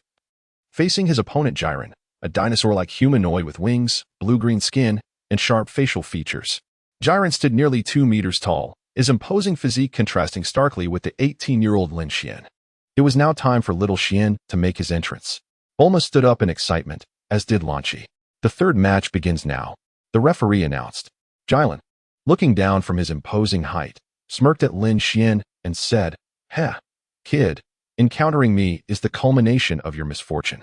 Just look at your frail frame. The only reason you have the audacity to face me is sheer luck, and perhaps the weakness of your opponents in the preliminary rounds. However, your good fortune ends here." Jiren's gaze was laced with disdain and derision towards Lin Xian. He dismissed Lin Xian altogether, brimming with confidence in his own prowess and strength. To him, Lin Xian was merely a lamb awaiting slaughter, while he, Jiren, was a predatory dinosaur in search of prey. "Why do you and that worthless Wolf King enjoy spouting nonsense so much?" Lin Xian asked with a slight smile, his lips curling in amusement. "Humph," Jiren snorted, fury igniting within him. Baring his teeth, he retorted, "Let me enlighten you on what it means to know your place." With that, Jiren's body surged forward, charging at Lin Xian. For an ordinary person, being struck by this dinosaur man would surely result in catastrophic consequences, if not death. Yet, Lin Xian remained unperturbed, his expression calm and his eyes as tranquil as water. As Jilin closed in, he let out a wild roar of laughter and swung his fist, the force of his charge merging with the power of his blow, creating a ferocious explosion of energy. Lin Xian remained stationary, slightly tilting his body to evade the oncoming attack. Upon realizing his strike had missed, Jilin's eyes flickered with a hint of surprise, yet he persisted in his assault, relentlessly launching strikes towards Lin Xian. Nevertheless, Lin Xian remained unmoved. All of Jilin's attacks failed to make contact, not even grazing the hem of his garment. After a flurry of strikes, Jilin's breath grew somewhat labored, punctuated by intermittent gasps for air. Lin Xian cast a disdainful glance at Jilong, and it was now his turn to act. Jilong barely had time to react before a cry of anguish pierced the air. Lin Xian, with a swift upward motion, delivered a light punch to Jilin's abdomen. Even though it was merely a casual blow, Jilin appeared to be in excruciating pain. His expression contorted and beads of sweat cascading down his face. Gritting his teeth, he bent over, clutching his stomach as he knelt on the ground, letting out a muffled groan. Soon after, he expelled a mouthful of bile onto the floor, his face reflecting disbelief. The audience witnessing this scene erupted in fervent applause, their voices buzzing with excitement. Did you see that? Just one punch. This young man has brought that dinosaur-like human to his knees. Impressive. Truly deserving of being in the top 8. They are not ordinary individuals. This year has certainly been worthwhile. What is this? You haven't seen my true strength yet. If you had witnessed his performance in the preliminaries, you wouldn't utter such words. How handsome. This charming young man is not only striking in appearance but also possesses remarkable strength. Go on, handsome, continue to fight. The female audience members, smitten, gazed at Lin Xian in awe, their voices rising in fervor. Xiao Xian, you are amazing. Bulma shouted from the sidelines. Xiao Xian, you are the best.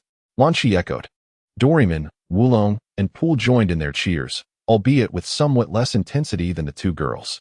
Upon hearing their cheers, Lin Xian turned back, smiling and waving at them, a gesture that sent Bulma and Lan Qi into further rapture. Oh dear, Doraemon is rendered speechless. Meanwhile, Jilin had managed to rise to his feet, facing Lin Xian once more, though his complexion had paled. It must be noted that the dinosaur man's resilience against blows exceeded that of ordinary humans. A regular person would have long succumbed to such a hit. Jilin's gaze darkened, the earlier arrogance and disdain replaced with a newfound respect. It was precisely his hubris that had led him to forego watching the first 2 matches of the top 8. Had he witnessed them, he would not have underestimated Lin Xian. Kid, that punch you threw earlier was painful. I did not expect you to be so formidable, Jilin conceded. However, prepare yourself, for I shall return with tenfold the strength. How amusing. You certainly overrate yourself, Lin Xian replied with a smile. Lin Xian's tone, imbued with disdain, struck Qilong like an invisible slap, leaving him flushed with embarrassment. Damn it! Qilong gritted his teeth, his eyes, reminiscent of brass bells, widened in fury as he fixed a fierce glare on Lin Xian. If looks could kill, Lin Xian would have been rendered into 1,000 pieces, experiencing death a myriad of times. Qilong launched yet another assault, relentlessly throwing punches at Lin Xian, but to no avail. Just as before, Lin Xian remained immovable, eluding every strike. Attempting to target Lin Xian's lower body, Qilong found himself sent flying by a swift kick from Lin Xian. Lin Xian's kick was even lighter than the punch he had delivered earlier. Yet, despite its lightness, being struck by Lin Xian's foot was no trivial matter for Ji Lang. He was sent flying off the stage. Had he not possessed wings that allowed him to soar, he would have undoubtedly been eliminated by now. Ji Lang returned, circling above the arena, surveying Lin Xian from his lofty vantage point. With an air of arrogance, he proclaimed, "Haha, you have truly angered me this time. My young adversary, do not say I did not warn you. My abilities are quite fearsome. I shall beat you into a pitiful state, with your bones shattered." Ji Lang's words brimmed with self-assuredness. Upon hearing this, Lin Xian disowned the nature of the ability he was referring to. Lin Xian possessed a profound understanding of the terrifying abilities that Kirin boasted. During his inaugural participation in the World Martial Arts Tournament, he had previously ensnared Goku with a magical chewing gum that he expelled, which resembled a swimming ring.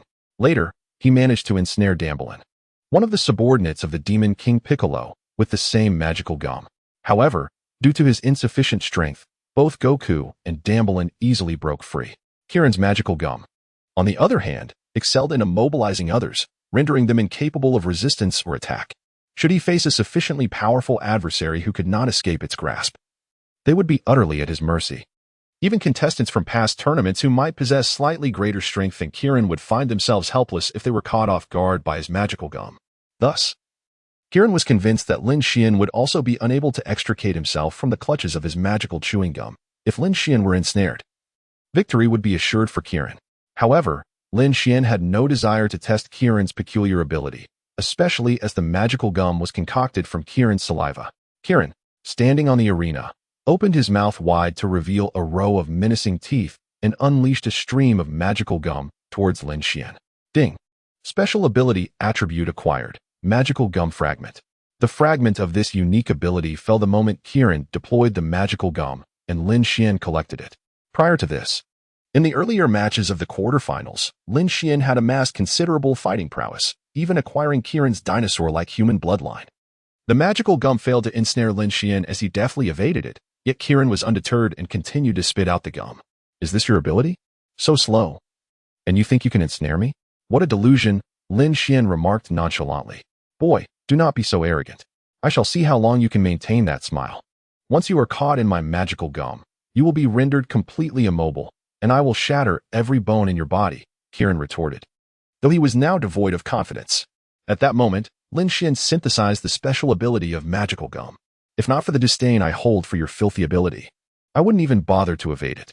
Do not overestimate yourself. Let me tell you, I can wield that trump card too. Lin Xian was eager to experiment with this newfound ability. You arrogant fool, Kieran began, but before he could finish, he witnessed a stunning sight that nearly made his eyes pop out. Lin Xian also expelled magical gum, leaving Kieran frozen in place, muttering to himself, "Impossible, this cannot be." As he spoke, beads of cold sweat began to trickle down his forehead. It was no wonder. He relied on his unique ability for a comeback, only to find that Lin Xian possessed the same power. As Kieran uttered his disbelief, he found himself ensnared by Lin Xian's magical gum and plummeted from the sky. Lin Xian approached Kieran step by step, proclaiming, "It seems the match has come to an end. Allow me to escort you."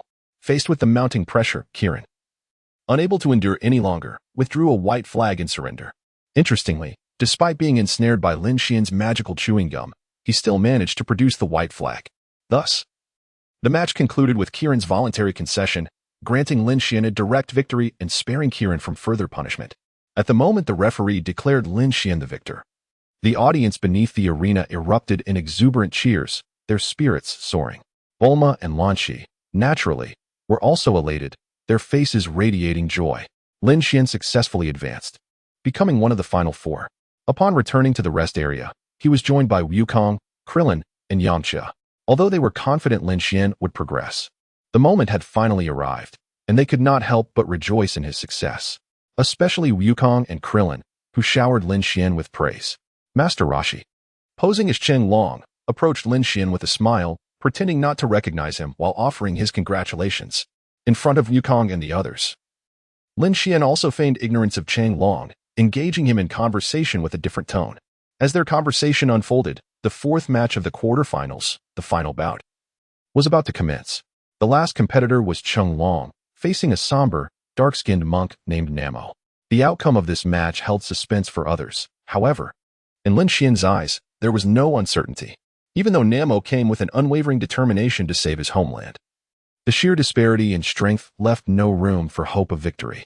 As anticipated, after only 2 rounds of combat, Namo was struck by Chen Long's lightning-fast speed, collapsing in despair and disbelief, leading to Chen Long's advancement into the top 4.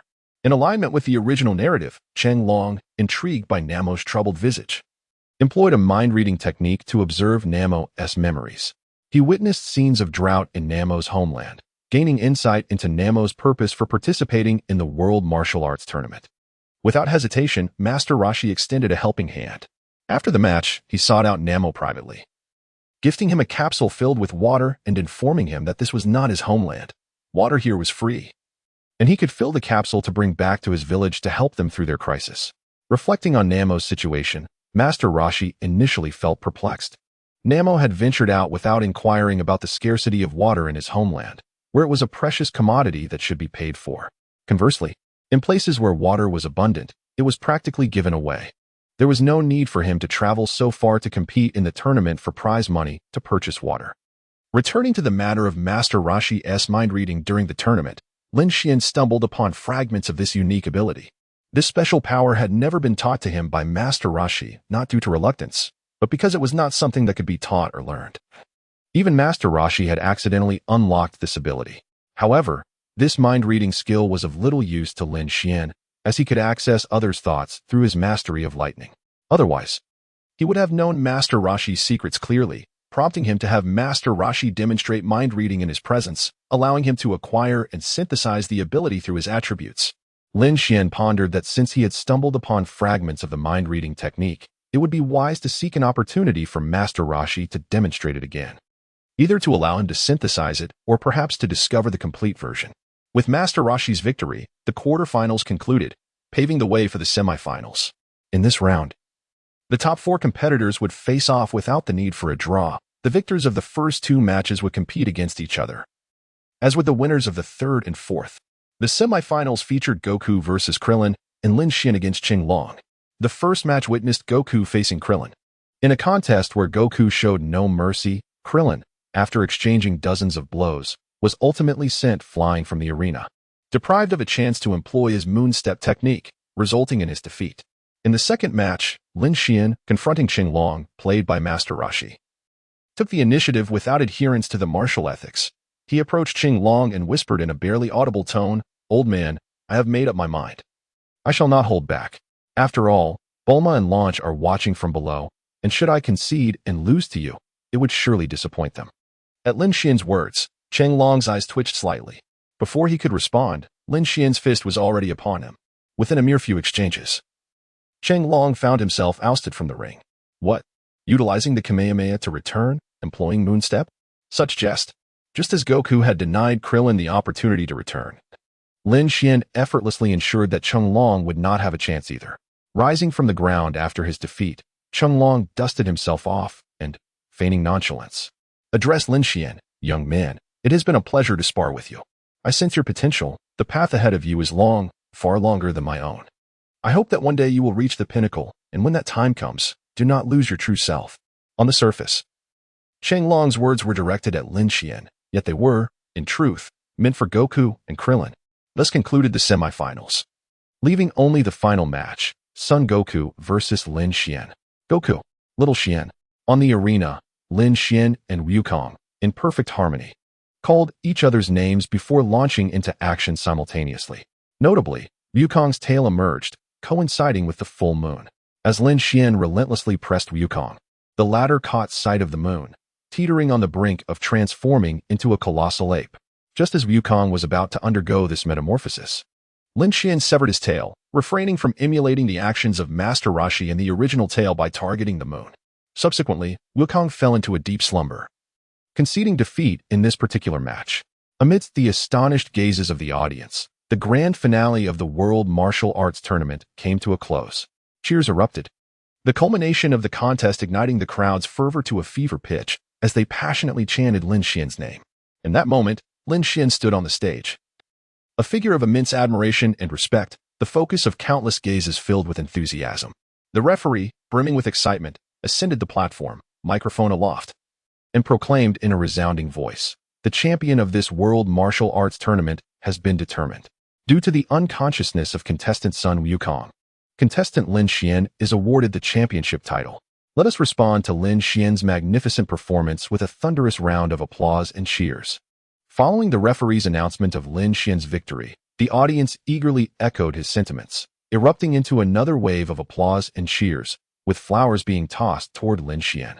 Thus, the World Martial Arts Tournament drew to a formal conclusion. Under the guidance of the event staff, Lin Xian received the prize of 500,000 for winning the martial arts tournament. Exiting the competition venue, he was warmly greeted by Bulma, Goku, and others. Bulma hurried forward, her face alight with joy, smiling at Lin Xian as she exclaimed, "Congratulations, Xiao Xian, for winning the championship of the tournament." Following her lead, Lan Qi, Oolong, Yamcha, and the recently awakened Goku, along with Lan Feng, who had agreed to join the Golden Army, and the now transformed Master Rashi, all extended their congratulations to Lin Xian. There's nothing remarkable about it. It was merely a championship that one could win with their eyes shut. Lin Xian waved his hand dismissively, downplaying the significance of his achievement as the champion of the world's foremost martial arts tournament. However, his nonchalant remarks incited the ire of those around him, prompting Goku, Krillin, and Yamcha to roll their eyes in disbelief. In response, Lin Xian swiftly changed the subject, saying, all right, let us go die. Come, I shall treat you all. Especially those who participated in the tournament. You must replenish your energy after expending so much during the competition. Yay! Goku exclaimed, jumping with excitement. That's fantastic, Xiao Xian. I happen to be quite hungry. Let us hurry. Master Roshi interjected, saying, this time, let me take you all to a restaurant. When Goku inquired about Master Roshi's whereabouts during the competition, the old master chuckled and concocted a casual excuse. Aside from Lin Xian, who was privy to the truth, no one else harbored any suspicions, and Lin Xian did not deliberately expose him. Thus, Master Roshi managed to evade detection. On their way to the restaurant, Master Roshi reiterated to his disciples, Goku and Krillin, the words that Chunlong had previously shared with Lin Xian, emphasizing that Chunlong's insights were indeed valid and should be remembered not only by Lin Xian but also by them. Goku and Krillin assured him they would remember. And although Master Roshi did not emerge as the champion of the world's martial arts tournament under Chunlong's name, his earnest efforts were not in vain. During this time, Oolong, clad in golden armor, engaged in conversation with Lan Fong, while Bulma, disapproving of Lan Fong, refrained from speaking to her and instead pulled Lan Chi to stand in solidarity with her. Under Master Roshi's guidance, Lin Xian and the others arrived at a restaurant reputed to be a century-old establishment, the very same one where Master Roshi had treated them after the martial arts tournament in the original narrative.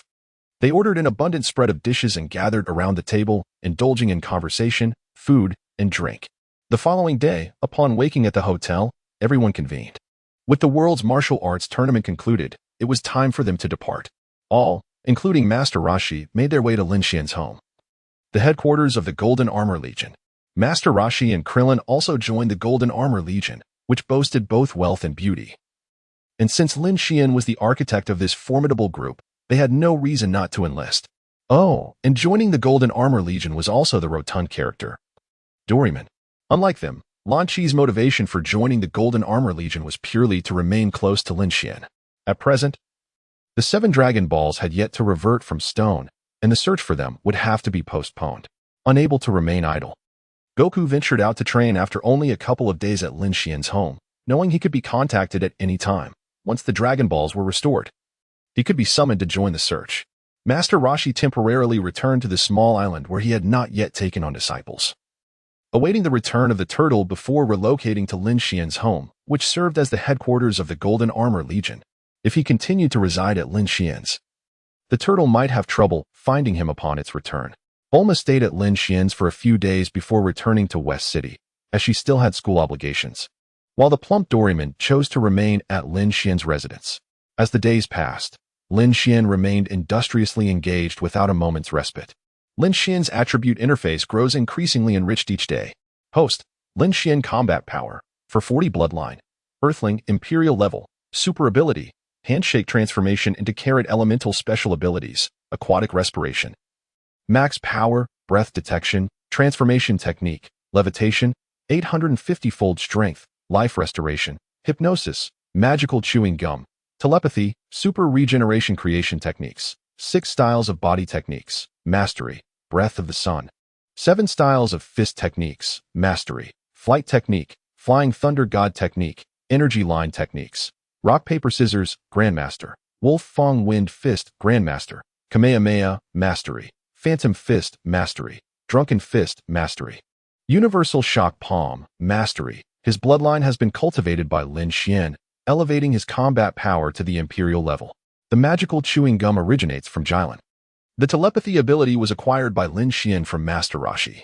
With the enhancement of his bloodline to the Imperial level, Lin Xian's lifespan has extended to 5,000 years. As his lifespan surpassed that of ordinary individuals, he gradually developed self-healing capabilities. The higher the bloodline's rank, the more rapid the self-healing ability becomes. For Lin Xian at the Imperial level, if a wound were to be inflicted on his arm, it would cease bleeding and heal within mere seconds, leaving no trace of a scar. However, This alone does not suffice to merit the title of super regeneration. There are additional reasons to be disclosed later. The creation technique section now includes two special abilities, the Flying Thunder God technique and Energy Line. The Flying Thunder God technique is an S-rank space-time ninjutsu developed by the second Hokage, Senju Tobirama, in the anime Naruto. It is a form of body flicker technique that allows for instantaneous movement through a designated technique. The practitioner can pre-mark a target with the Flying Thunder God technique, enabling instantaneous teleportation for themselves or objects in indirect contact with their chakra. The practitioner can transfer large targets multiple times when they are invigorated. This technique can be employed for offensive maneuvers, shortening the distance of long-range ninjutsu, creating disturbances, ambushing opponents, and relocating targets. It can also be utilized for evasion during emergencies, allowing for escape without the need to form hand seals. The Flying Thunder God technique, devised by Lin Xian, does not consume chakra, but rather harnesses the energy intrinsic to the Dragon Ball universe. It does not require the conventional seals. As long as one possesses sufficient strength and abundant energy, it enables travel from Lin Xian's primary spacetime to other parallel dimensions. Transitioning from the 7th universe of the primary spacetime to any of the additional 11 universes is but a trivial feat. The Flying Thunder God technique represents a novel form of instantaneous movement, distinct from the instantaneous movement depicted in the original Dragon Ball series. Lin Xian, whose bloodline has ascended to the imperial level, found the creation of the Flying Thunder God technique to be relatively effortless. The ability known as Energy Line was an accidental invention of Lin Xian, inspired by the capabilities of two individuals, one being a Quincy from his own world, and the other, Don Quixote Doflamingo from the world of One Piece, who possesses the String fruit. The Quincy, a member of the Pride Troopers from Universe 11 in Dragon Ball Super, can emit energy from his palms, ensnaring opponents like a rope, while dispersing thread-like energy that detonates upon contact. The threads he manifests are of a resplendent golden hue.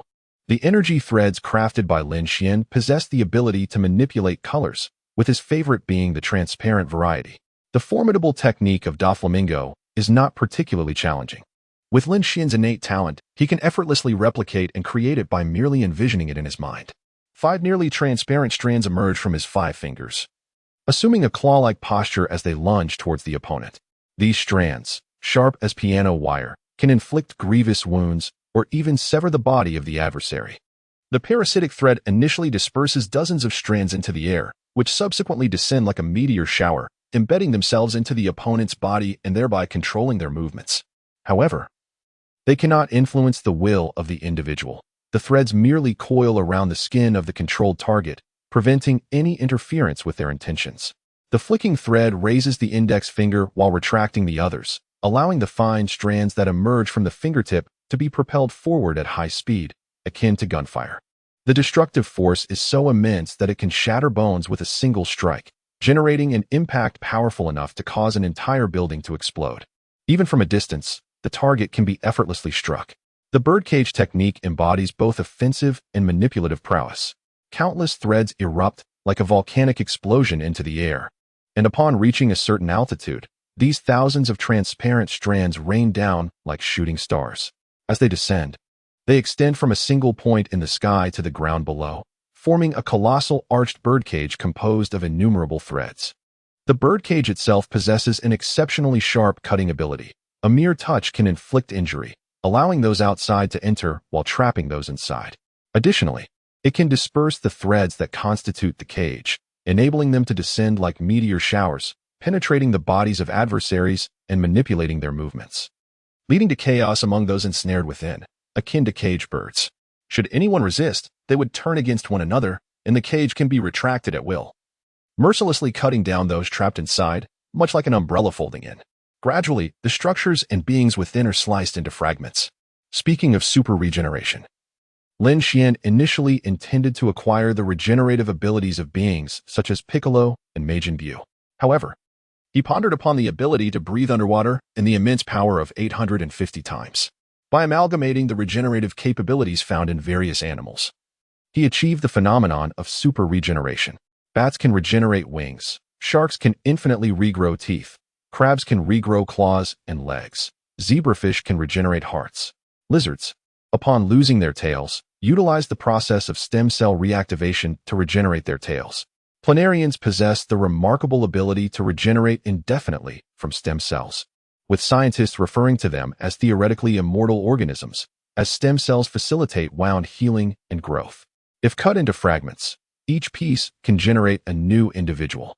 Ribbon worms can completely regenerate from a small piece of tissue, and even if severed in half, these distinctive worms can regrow entirely, even when deprived of their heads.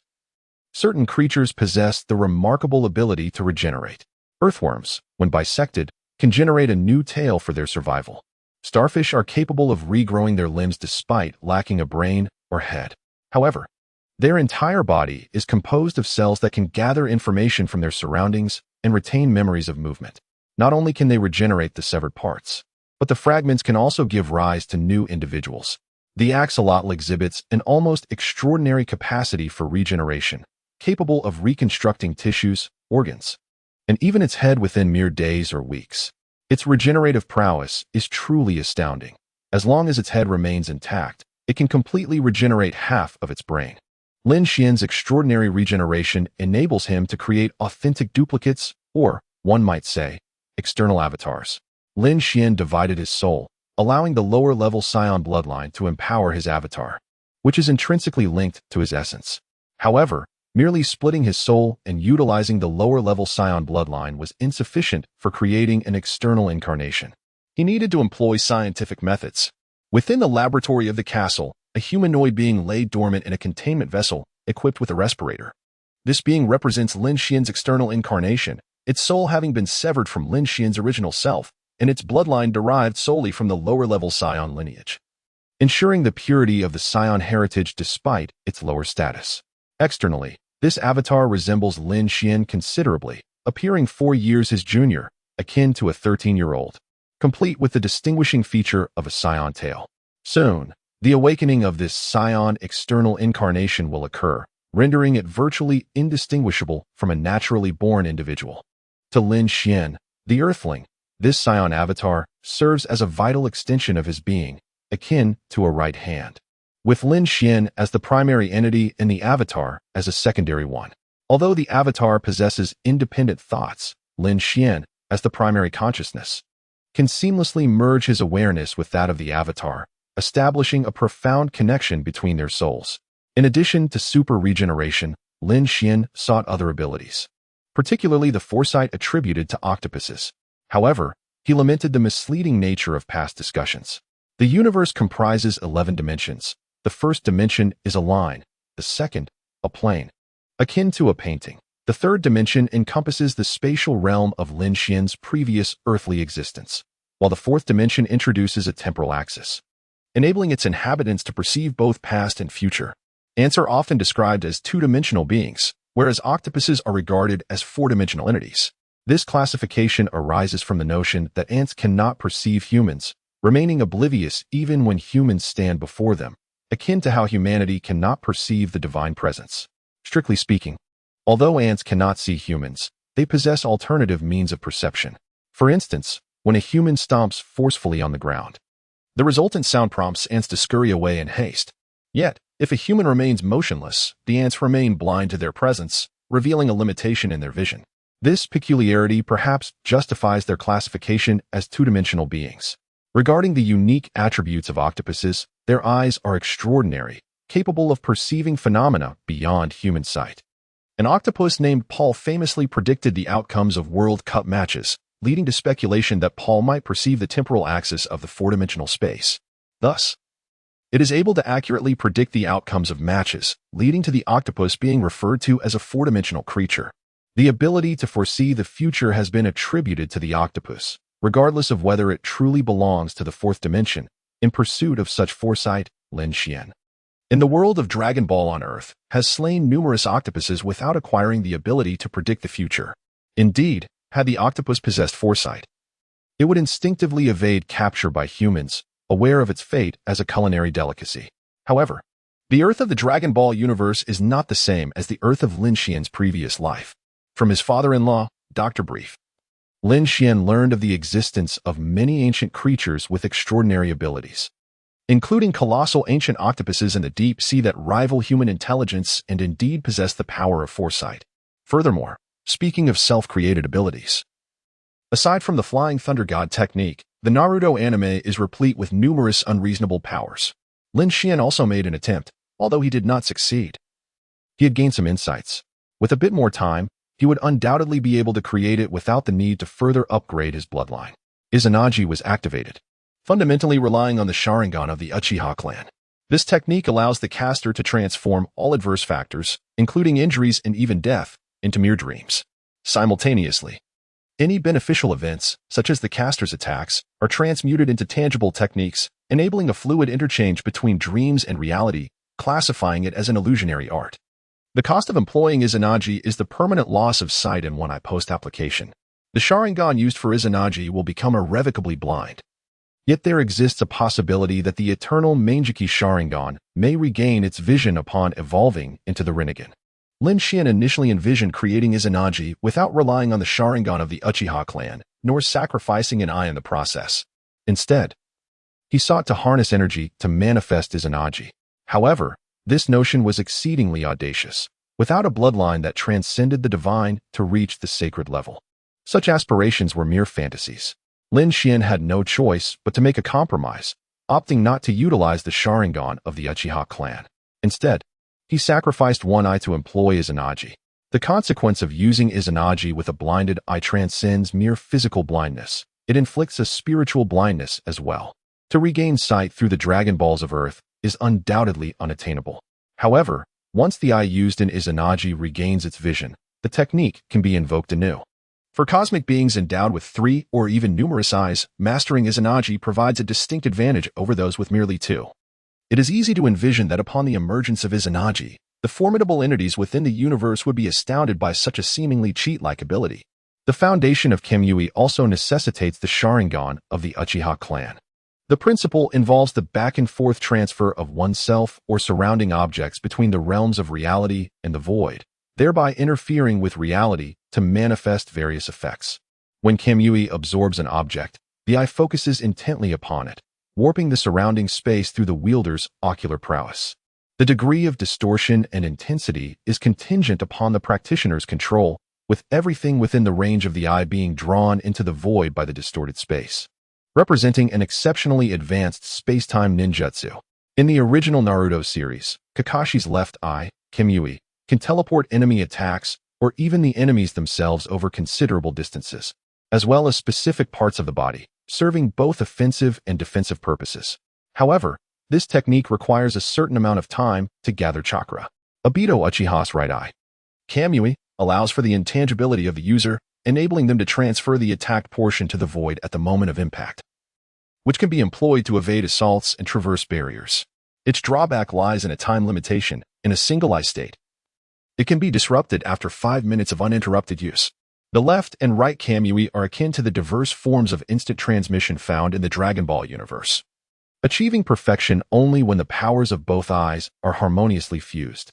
Lin Xian's aspiration to create divine might does not necessitate the ocular prowess of the Uchiha clan. Although spatial abilities are rare within the Dragon Ball universe, they are not insurmountable. As the saying goes, sheer strength can dismantle myriad techniques. In the original narrative, Goku's father, Bardock, withstood Frisia's assault without succumbing, even in a state where Frisia's combat strength barely reached 530,000. His energy was potent enough to rend the fabric of time and space, enabling Bardock to traverse back to the past on Planet Plant. Subsequently, with the assistance of the Planteon named Bebi, Bardock regained his health. However, Planet Plant caught the attention of the cosmic pirate, Child, who is indeed a progenitor of Frisia.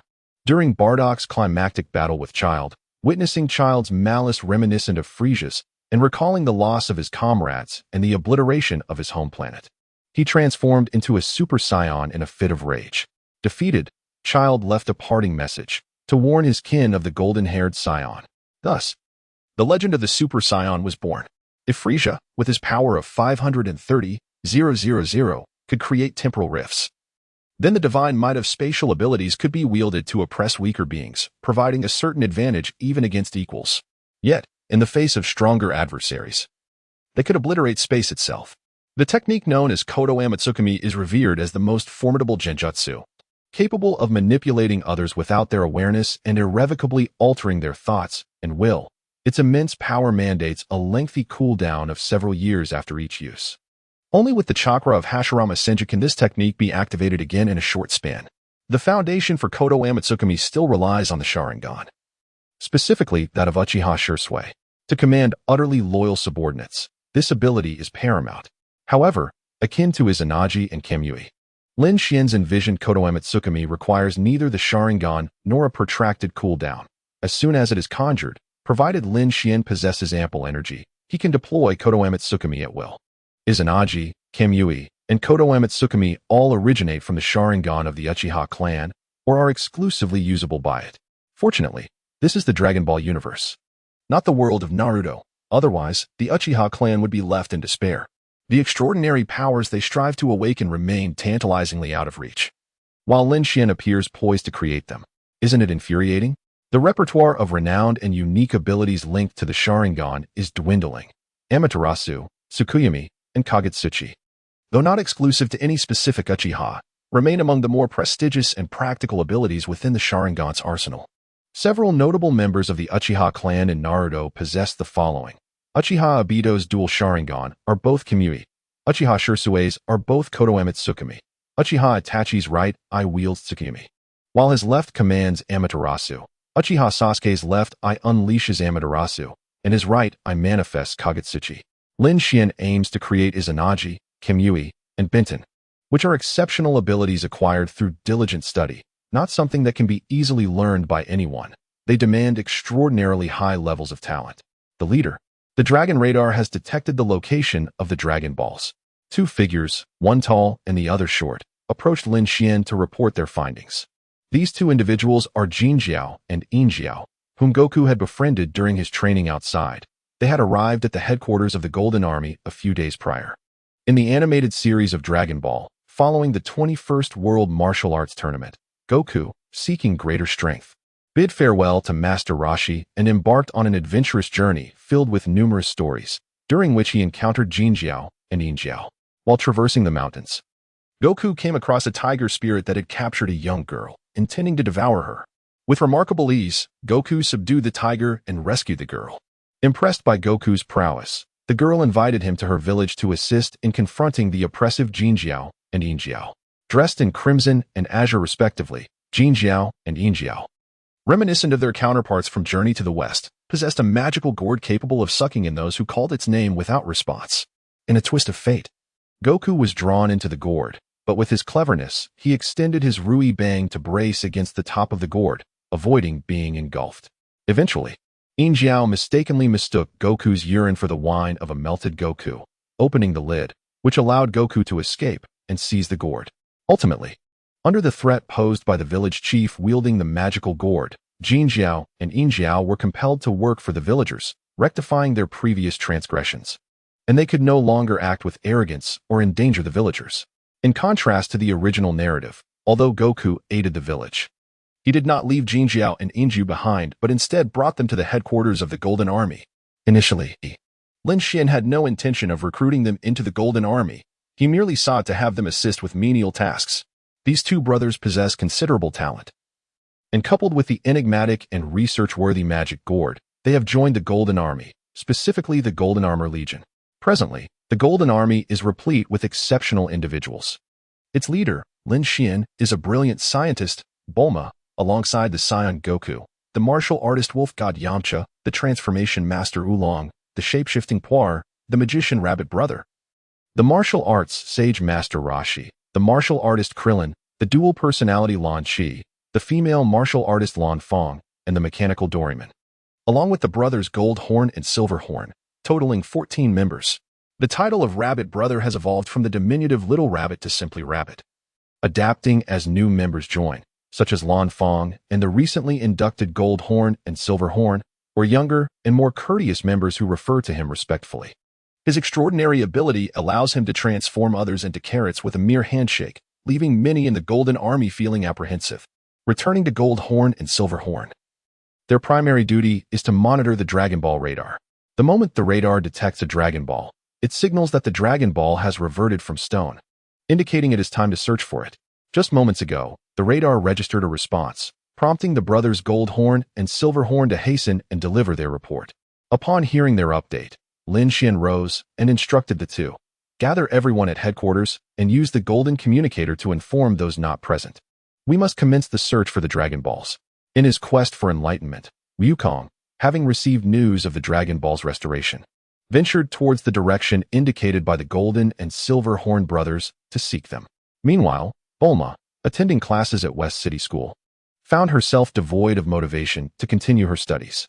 At the headquarters of the Golden Army, Lin Xian decided to leave someone behind to guard the premises, and the Turtle Hermit volunteered for the task. Rather than residing in Lin Xian's castle, the Turtle Hermit settled into a quaint abode amidst the cherry blossom grove. Beside a lake, as he preferred the salty waters of the ocean, Lin Xian provided him with a small sea pond, while the Turtle Hermit chose to stay behind. Everyone else was eager to pursue the Dragon Balls, particularly those who had never encountered them before. Lan Qi had transformed into a golden-haired version of herself, her powers far surpassing that of ordinary humans, yet she retained her penchant for wielding firearms.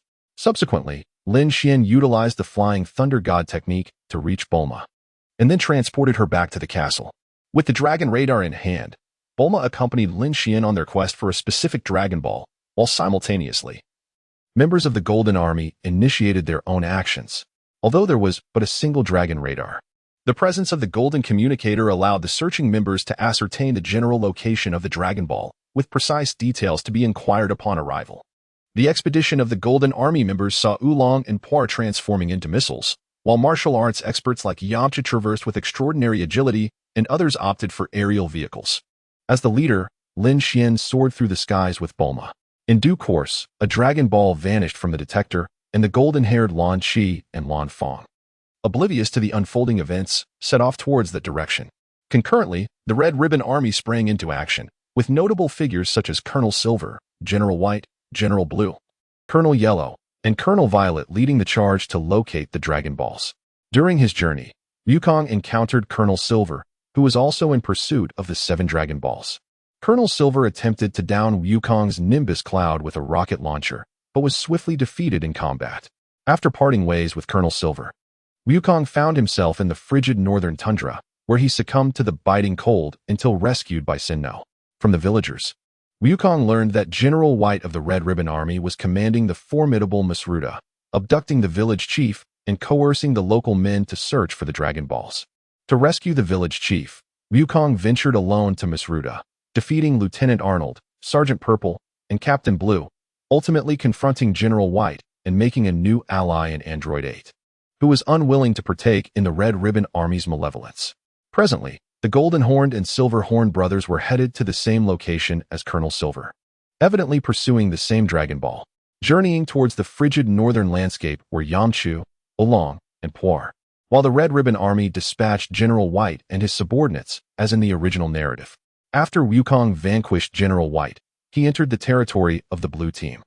Upon hearing of Wukong's solitary defeat of the White Team, General Blue dispatched reconnaissance aircraft to monitor Wukong's movements.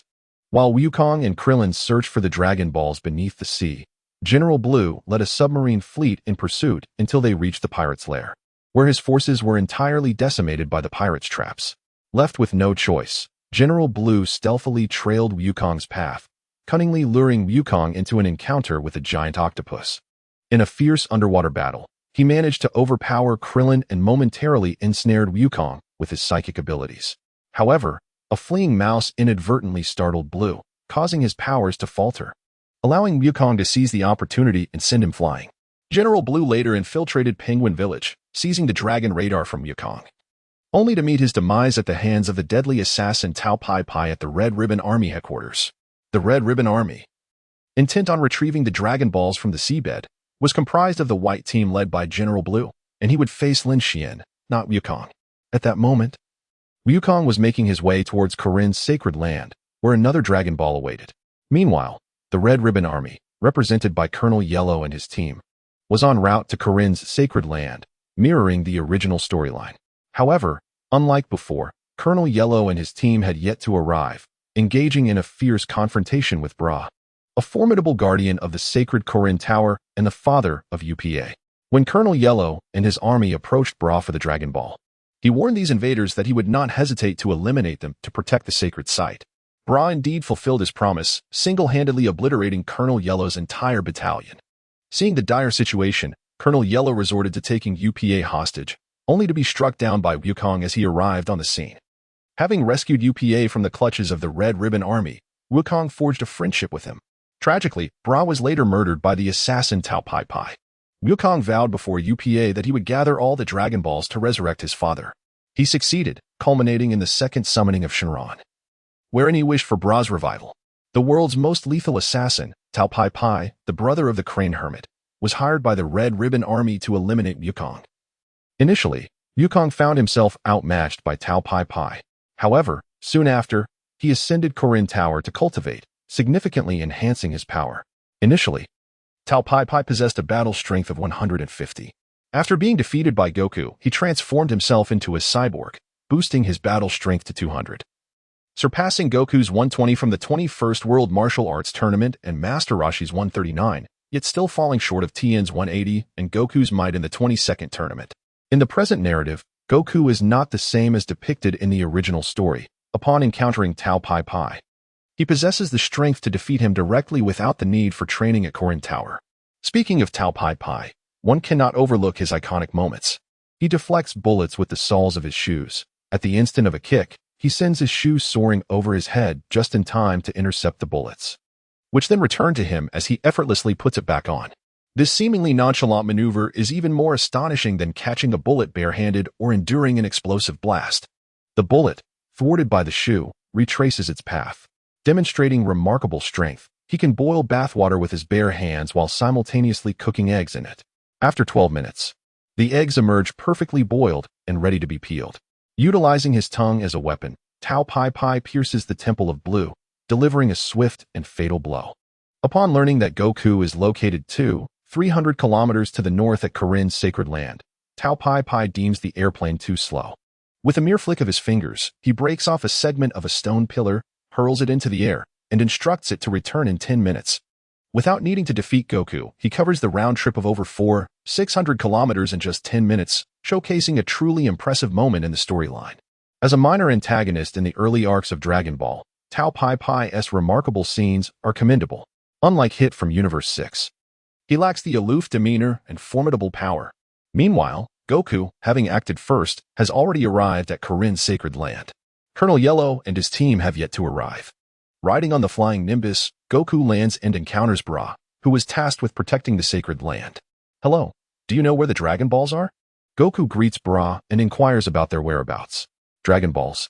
What are those?" Bra responds, puzzled.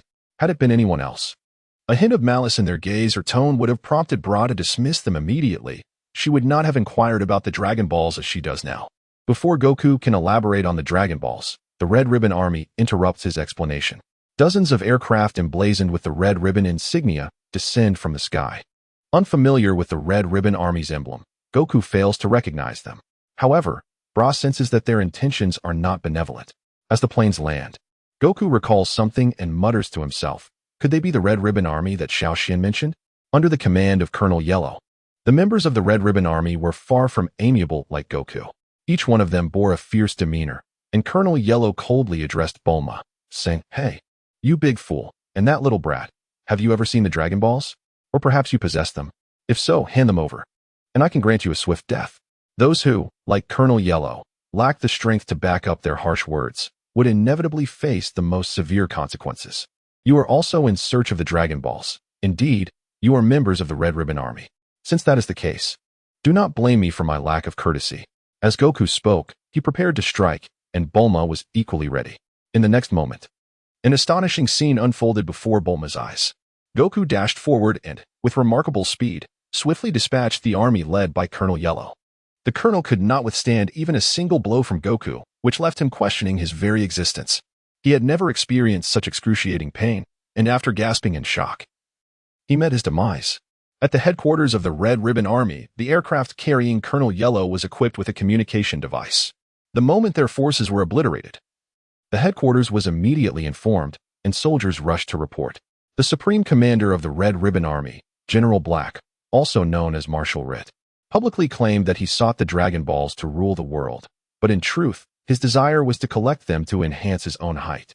Upon learning that the army led by Colonel Yellow had just landed and was annihilated by that child Goku, he furiously overturned a table. With gritted teeth, Rit fumed. Damn it.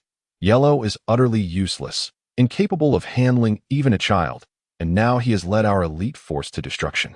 If it weren't for the communication device still functioning, we might have remained oblivious. Observing Rit's fury, his aide, Lieutenant Black, dared not speak. After a considerable time had passed and Rit's anger had somewhat subsided, Lieutenant Black cautiously inquired, Marshal, should we dispatch another army? No, that will not be necessary. Rit waved his hand dismissively. Lieutenant Black then asked, Marshal, are we to abandon the Dragon Ball? Abandon? Rit narrowed his eyes. It is impossible to forsake the Dragon Balls. I simply do not wish to send more men to their deaths. To annihilate an elite force of the Red Ribbon Army in such a manner, we must send someone equally formidable to confront him. I have already decided to hire the world's foremost assassin, Tao Pai Pai, to eliminate that boy who destroyed Yellow and the Yellow team. Lieutenant Black, eager to flatter, exclaimed, as expected of the Marshal, your intellect is unmatched.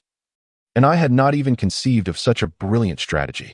Rit, filled with pride, replied, of course. If you could match my prowess, you would not be my subordinate.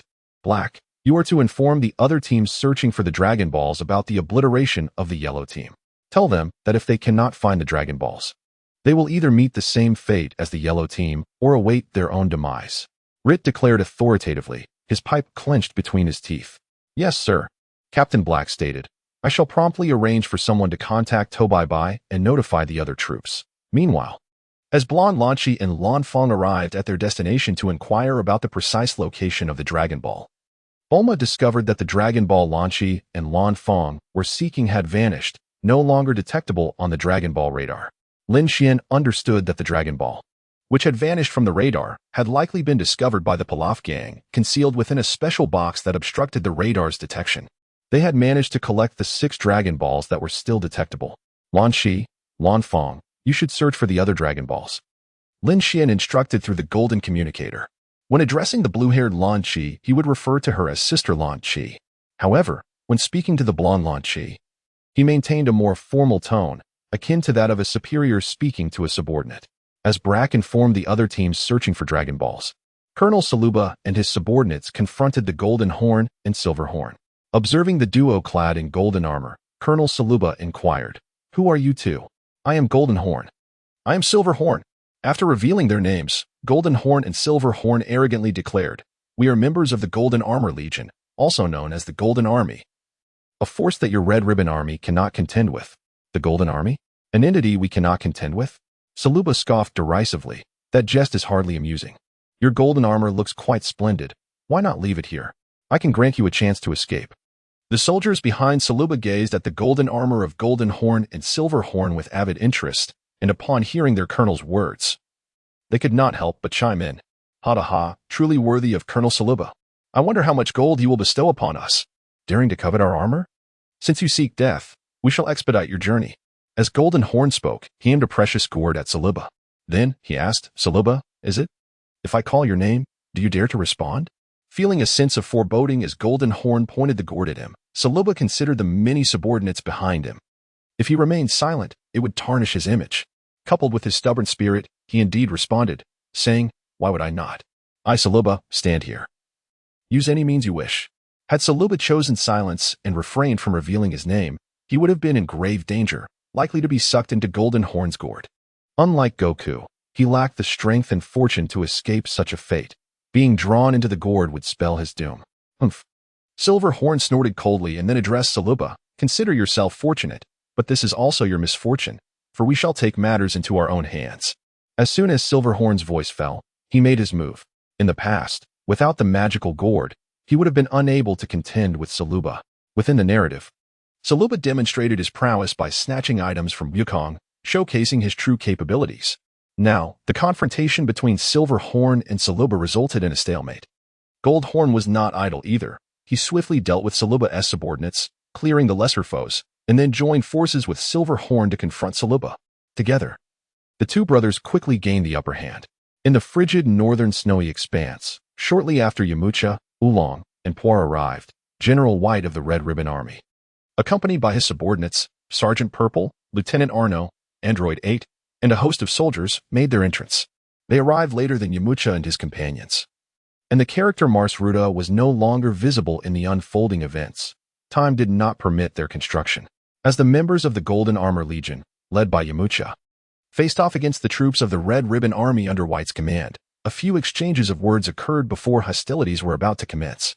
General, dealing with this brat and a pig dozen tea require my intervention. Lieutenant Arno, Android 8, and even the soldiers can handle these three, remarked Sergeant Purple. This individual, a trusted confidant of General White, appeared to be a genuine ninja, boasting exceptional verbal skills, claiming mastery of invisibility techniques and the tatami strike technique. In reality, these were merely rudimentary props or deceptive tricks, and his so-called ability to use the shadow clone technique stemmed from the fact that he was one of quintuplets. In essence, he possessed no real ninja skills, and he and Satan likely hailed from the same school of thought, both relying solely on their verbal prowess, thereby tarnishing the reputation of true ninjas. If only the ninjas from the world of Naruto were present. Otherwise, Sergeant Purple would meet a most unfortunate fate. His actions were akin to putting a sheep's head on display while selling dog meat, utterly disgraceful to the ninja legacy. If we were to classify his verbal skills under ninja techniques, it could only be termed as mouth escape. Upon hearing Sergeant Purple's remarks, a soldier boldly declared, "General, leave it to us, but we would like a set of their golden armor." "Indeed, hand them over to us," echoed the sentiments of the other soldiers. Observing the leading soldier, White chuckled and chided, "Good lad." However, before White could continue, Oolong interrupted. "You call anyone a pig?" And those lackey soldiers dare to lay hands on Lord Oolong's golden armor. With that, Oolong, disregarding Yamcha and Puar, took the initiative. In this icy terrain, the cold was biting, yet Yamcha, Oolong, and Puar, having mastered the breath of the sun technique, felt no chill. Currently, Oolong's hands ignited with intense flames, melting the snow beneath him. Swiftly, he unleashed a fiery fist, sending the searing flames hurtling towards General White and his entourage. "General, be careful." The purple soldier sought to distance himself from White, yet he found himself in dire straits. Nevertheless, White, who lacked any remarkable abilities, managed to survive under the protection of Lieutenant Arno. "Oh, you've actually survived. And you as well," the Dragon Ball character Oolong remarked, with you referring to White and you all-encompassing Lieutenant Arno, Android 8, and Oolong. Apart from White, the other three survivors were far from ordinary. Android 8, the eighth in the Android series, was a creation of Dr. Gero. Lieutenant Arno, a pure robot manufactured by the Red Ribbon Army, could launch missiles from his mouth, and his mechanical hand could be propelled to strike at foes. Oolong, another monstrous creation of the Red Ribbon Army, was entirely pink, with a supple physique capable of emitting electrical currents, allowing him to rebound any attack. In the narrative, Goku defeated Arno and Oolong using clever tactics. Arno ceased his assault on Goku only after losing his head, after Goku broke through a wall. The chilling wind that swept through left Oolong frozen in place and subsequently shattered him. At that moment, however, Oolong did not freeze as he had in the story, although cold was indeed his nemesis, preventing him from countering attacks. The conditions in the original narrative, where the heat of Mazaruda clashed with the frigid wind, had not been replicated here. Without the chilling gust, Oolong remained unaffected. "Puar, choose an opponent. We shall engage as well," Yamcha declared. "I choose you." Puar decided upon Oolong, transforming into his likeness. Yamcha faced off against Android 8, while Oolong was left to contend with the robot Arno and White. "Wait, perhaps we can have a discussion," White said, sensing the precarious situation. Oolong scoffed, "There is nothing to discuss with the Red Ribbon Army." Meanwhile, Android 8 dodged Yamcha's onslaught and stated, "Though I was created by the Red Ribbon Army, you perceive me as an ally of theirs. However, I do not wish to commit any malevolent acts on their behalf nor engage in combat with you. Can we not come to an understanding?" "Oh?" Yamcha paused, slightly taken aback, then smiled, "Interesting. Since you do not wish to serve the Red Ribbon Army, I might let you go, but..." On Goku's side, he found a Dragon Ball in Bra's possession, which turned out to be the 4-star ball, a cherished relic of his grandfather, son Gohan, bringing him great joy. Meanwhile, after capturing Saruba, Golden Horn and Silver Horn consulted the Golden Communicator to ascertain the whereabouts of Bulma's Dragon Balls, successfully locating them. Returning to Yamcha's confrontation, White and the monstrous Bulong were vanquished, while the robot Arno was severely damaged. Android 8 agreed to accompany Yamcha to the headquarters of the Golden Army. Yamcha recognized the potential value of both Android 8 and Robot Arno, believing they could serve as valuable research material. Subsequently, they contacted Bulma and successfully located the Dragon Balls. At this moment, Lin Xian and Bulma have arrived at the seaside, preparing to search for the Dragon Balls that have fallen into the ocean. Blue, accompanied by his subordinates, has also come to this location. Before embarking on the quest for the Dragon Balls, they must first confront the members of the Red Ribbon Army.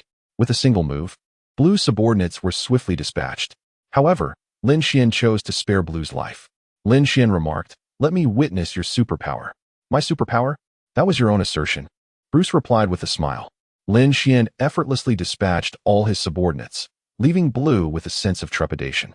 However, Blue possessed unwavering confidence in his supernatural ability, aptly named Blue Eyes. This power was officially recognized. By merely locking his gaze onto an opponent, should they meet his eyes, they would become completely paralyzed, rendering them immobile. Additionally, he could manipulate objects with his ability. Ding. Acquired supernatural attribute, visual paralysis fragment. Ding. Acquired supernatural attribute, object manipulation fragment. Ding. Acquired supernatural attribute, visual paralysis fragment. Ding. Acquired supernatural attribute, object manipulation fragment. Blue's supernatural ability, Blue Eyes, had been classified into two distinct powers within the attribute acquisition system: visual paralysis and object manipulation. Visual paralysis fragments, 150 object manipulation fragments, 150 the previous supernatural ability, handshake transformation, required a total of 300 fragments for synthesis, while the combined total of visual paralysis and object manipulation also amounted to 300 fragments. As for Lin Xian's combat power, he too had collected some, but it was negligible and inconsequential at this stage. With his eyes wide open, Blue exclaimed to Lin Xian, "My supernatural ability seems utterly ineffective against you." The vast disparity in their combat prowess rendered Blue's powers futile, leading him to erroneously believe that his abilities had simply failed. Resolving to confront Lin Xian physically, he abandoned the use of his powers. With Blue now rendered insignificant, Lin Xian swiftly dealt with him. Following this, Bulma produced a submarine, and together with Lin Xian, they descended into the depths of the sea in search of the Dragon Balls. Lin Xian was well aware of the precise location of the Dragon Ball. Under Lin Xian's guidance, Bulma maneuvered the submarine into an underwater cavern. Following the tunnel of the submerged cave, they arrived at a chamber deep within, a space that surprisingly contained air. To their astonishment, such a place existed beneath the sea. It must have been artificially created. Bulma disembarked from the submarine. Lin Xian remarked, "You are indeed correct. This place is a product of human ingenuity. Previously, a band of pirates plundered these waters, and this served as their clandestine stronghold, a sanctuary for their amassed treasures. No wonder you're so knowledgeable, Xiao Xian," Bulma exclaimed, her eyes sparkling with admiration. She then surveyed her surroundings and added, "The pirate's treasure truly ignites one's anticipation. We are here in search of the Dragon Balls, yet we have stumbled upon unexpected riches." As Lin Xian and Bulma ventured further, they illuminated the long row of lights within the cave tunnel. After traversing a short distance and bypassing a series of traps set by the pirates, they arrived at an underwater port. The phrase "a world apart" aptly describes this scene. First, there was a spacious underwater cavern, and now they stood before an expansive underwater port.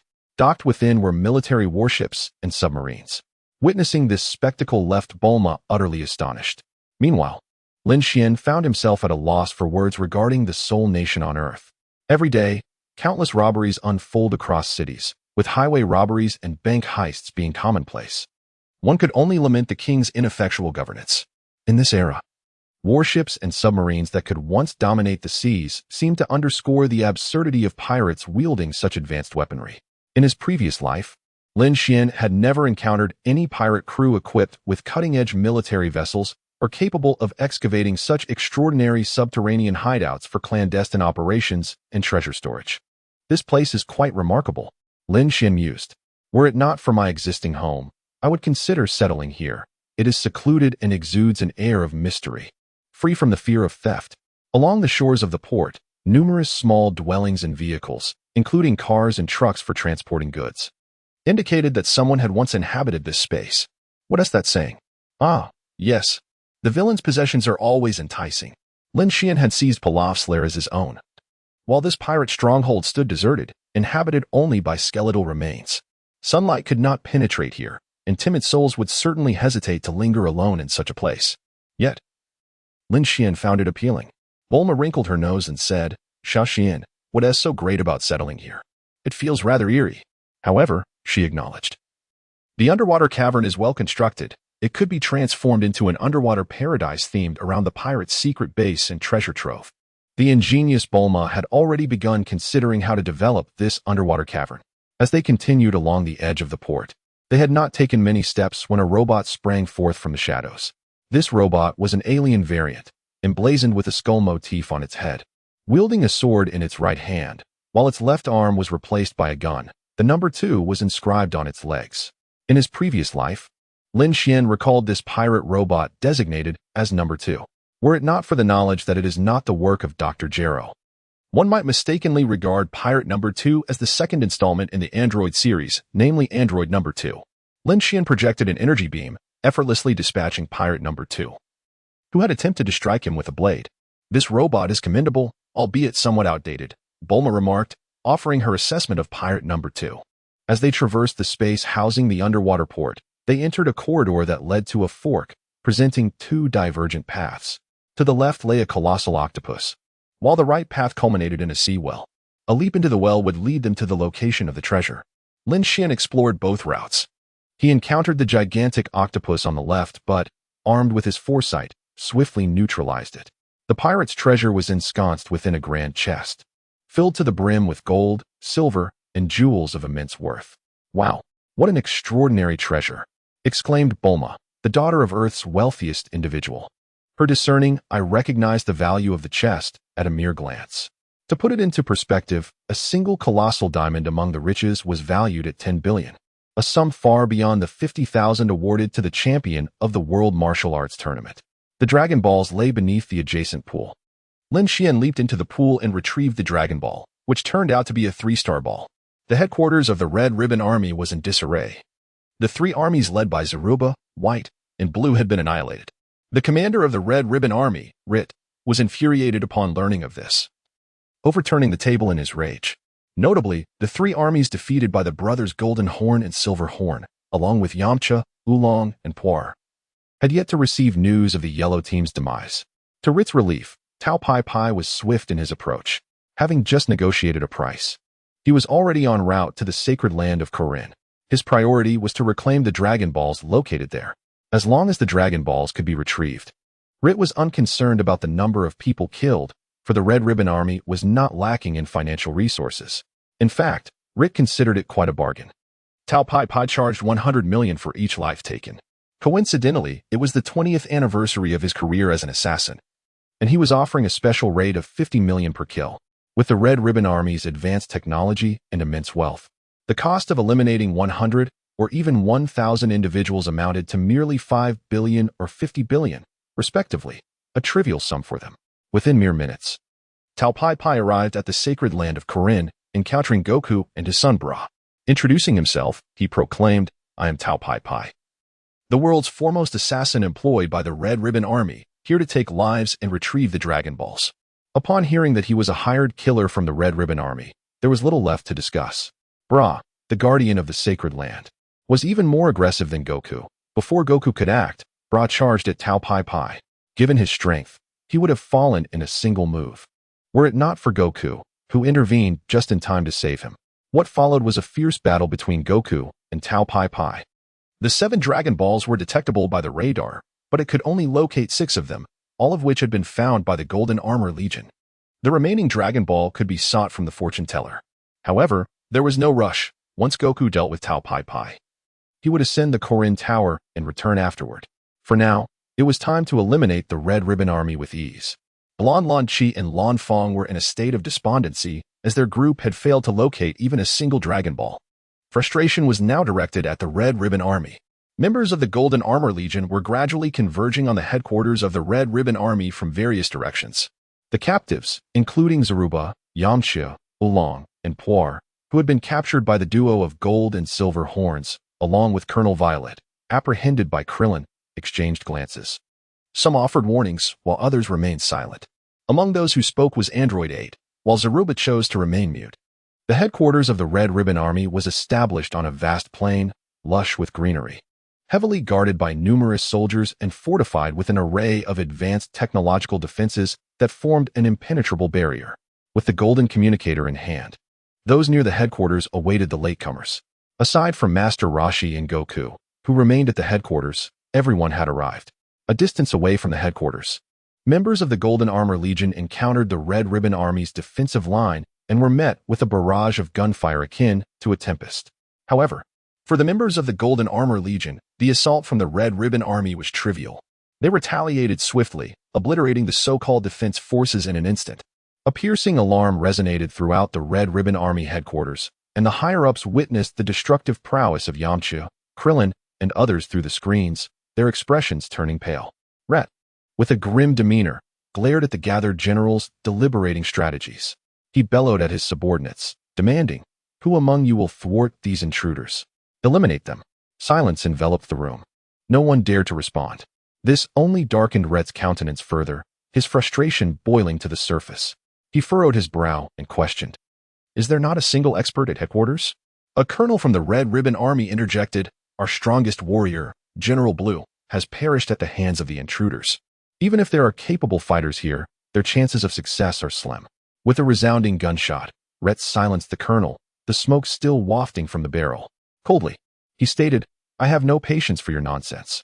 If only Tao Pai Pai were here, as the world's greatest assassin, he would surely handle the intruders." Rhett's thoughts turned to Tao Pai Pai, only to erupt in anger. That scoundrel promised to return in 10 minutes. It has long surpassed that time. The high-ranking officials of the Red Ribbon Army remained mute, as the last speaker now lay lifeless on the ground, his body still warm. Outside the headquarters of the Red Ribbon Army, the ground lay in disarray, marred by craters and devastation. The assailants were members of the Golden Armor Legion, while their leader, Lin Xian, refrained from taking action. The mere headquarters of the Red Ribbon Army was beneath his notice. Those captured by Yamcha and his companions stood beside Lin Xian. Observing the annihilation of the Red Ribbon Army, Bulma and Doraemon stood behind Lin Xian, intervening only occasionally with their advanced weaponry for ranged attacks. The members of the Golden Armor Legion navigated through a hail of bullets, each employing their own tactics. "Die, you wretches!" Lan Shi, with her golden hair, roared fiercely, dispatching dozens of soldiers. The soldiers outside the Red Ribbon Army headquarters were nearly eradicated. The remaining soldiers, having lost their will to fight, succumbed to panic, discarding their weapons and fleeing in all directions. The members of the Golden Armor Legion paid no heed to the retreating soldiers as they advanced into the headquarters of the Red Ribbon Army, a place that inspired fear in countless hearts. The grand and majestic structure stood uniformly, adorned with an array of military equipment. While aircraft circled above and armed soldiers were stationed everywhere. "Here lies the legendary headquarters of the Red Ribbon Army," Clint exclaimed in awe. "It's nothing special," Brother Rabbit remarked. "Indeed, today, we shall rid the world of this menace," Lanfang quipped playfully. "Whether we rid the world of this menace or not matters little to me. The Red Ribbon Army must possess immense wealth. Surely more than the pirate treasure that Xiaoxian and Bulma discovered," Lan Shi asserted. Following this, the slaughter continued unabated. After most of the soldiers at the Red Ribbon Army headquarters were eliminated, the members of the Golden Armor Legion confronted the commander, Ryder, along with the surviving high-ranking officials. Bang, bang, bang. The sound of gunfire erupted as those unwilling to await their demise took the instinctive action to retaliate. "Let me handle this." Yamcha stepped forward, extending his hand to catch all the bullets, then flicking them back. The high-ranking officials of the Red Ribbon Army, apart from Ryder and his aide, Brack, met their demise. "Fools," Yamcha remarked with indifference. Ryder and Brack, unable to retreat any further, found themselves cornered against the wall. In desperation, Ryder shouted at Brack, "Why aren't you protecting me? Have you forgotten your duty?" "I understand. I will protect you."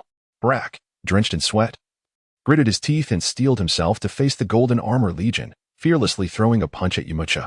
Yamcha easily caught Brack's fist and, with a gentle flick, hurled Brack's towering form like a sack, crashing through the wall, bearing the brunt of the force, and plummeting from a height, meeting his end on the spot. Waste. Rhett witnessed Brack fall without even a single move against Yamcha, and he couldn't help but curse under his breath. Now, there was no one left to protect him. He was merely a diminutive and feeble individual, a mere soldier from the Red Ribbon Army, far surpassing him in strength. Thus, Rhett, bereft of dignity, knelt down. After kneeling, he repeatedly bowed his head to Lin Xian, exclaiming loudly, "I implore you to spare my life. I can offer you anything you desire. I possess a vast wealth of treasures that I can bestow upon you." He displayed a keen awareness of the situation, understanding how to plead for mercy and to whom he should direct his supplications. Observing Rhett's abject demeanor, Lin Xian smiled. While the expressions of the Golden Armor Legion members varied in response, Lin Xian smiled and remarked, "By ending your life, I too can acquire the treasures you speak of. Why should I spare you?" "Indeed, Xiao Xian speaks the truth." Bulma addressed Ruder, saying, "You are steeped in wickedness, burdened with grave sins. To eliminate you serves the greater good and is a commendable act." Haha. I had never imagined that one day my brother and I would act in service of the people, targeting a threat to the world. Jin Jiao erupted into laughter. The members of the Golden Armor Legion, well aware of the heinous deeds committed by the Red Ribbon Army, deemed them deserving of death. In response to Ruder's pleas for mercy, not a single soul stepped forward to defend him. The captives, observing Ruder's demeanor, were engulfed in a whirlwind of thoughts. Lin Xian disregarded Ruder's pleas for mercy. Upon receiving a signal from Lin Xian, Yamucha picked up a bullet from the ground and flicked it with his finger. The bullet traversed Ritter's forehead at a speed surpassing that of a handgun, leaving no room for a scream as he collapsed to the ground, his eyes reflecting profound resentment. After resolving the matter with Ritter, they began to scour the treasures he had left behind, as well as the legacies of the Red Ribbon Army. It is noteworthy that Lin Xian did not encounter Dr. Gero at the headquarters of the Red Ribbon Army, nor did he find his corpse, leading him to surmise that the doctor had either fled immediately or was never present at the headquarters at all. 2 days later, at the headquarters of the Golden Army, which is Lin Xian's home, there were now a former assassin, 2 former colonels of the Red Ribbon Army, and 3 robots. The former assassin was Tao Bai Bai. After Goku had defeated him, he spared his life, but, concerned about his potential for mischief, brought him here. When Tao Bai Bai encountered Master Roshi, both were taken aback upon seeing each other, as they had not anticipated crossing paths in this manner. Master Roshi and Crane Hermit were sworn rivals. And since Tao Bai Bai was the brother of Crane Hermit, their recognition was inevitable. The 2 former colonels of the Red Ribbon Army were, of course, Silver Bulb and Violet. With the Red Ribbon Army eradicated, there was no need for them to accompany their former organization to the grave. The 3 robots comprised Android 8, Robot Arnold, and Pirate Number 2. These 3 had either been repaired by Brief or upgraded if they were functioning well. Android 8 had the bomb within him deactivated. Presently, all 3 possessed combat capabilities exceeding 100. This was due to the high-tech weaponry Brief had installed in them, allowing them to spew flames and shoot lasers from their eyes. Furthermore, their intelligence had been standardized to match that of humans. They possessed independent thought and emotions, akin to the previous Android 8 and the character Doraemon. Lin Xian's intention was merely to show the 3 robots their new home, not to employ them against anyone. As new members joined the Golden Armor Corps, its ranks began to stratify. With Lin Xian as the leader, the total membership of the Golden Armor Corps reached 20, and with Lin Xian's doppelganger, the number increased to 21. Just yesterday, Lin Xian's scion doppelganger had awakened. In order to distinguish himself from his doppelgangers, Lin Xian bestowed upon his scion counterpart the name Lin Yu. Today, Goku descended from the Karen Tower and, upon returning to the headquarters of the Golden Army, Lin Xian led him and the members of the Golden Armor Legion to visit the fortune teller, an elderly woman known as Granny Fortune. She is the sister of Master Roshi, a miserly character who adores wealth and delights in watching others engage in combat.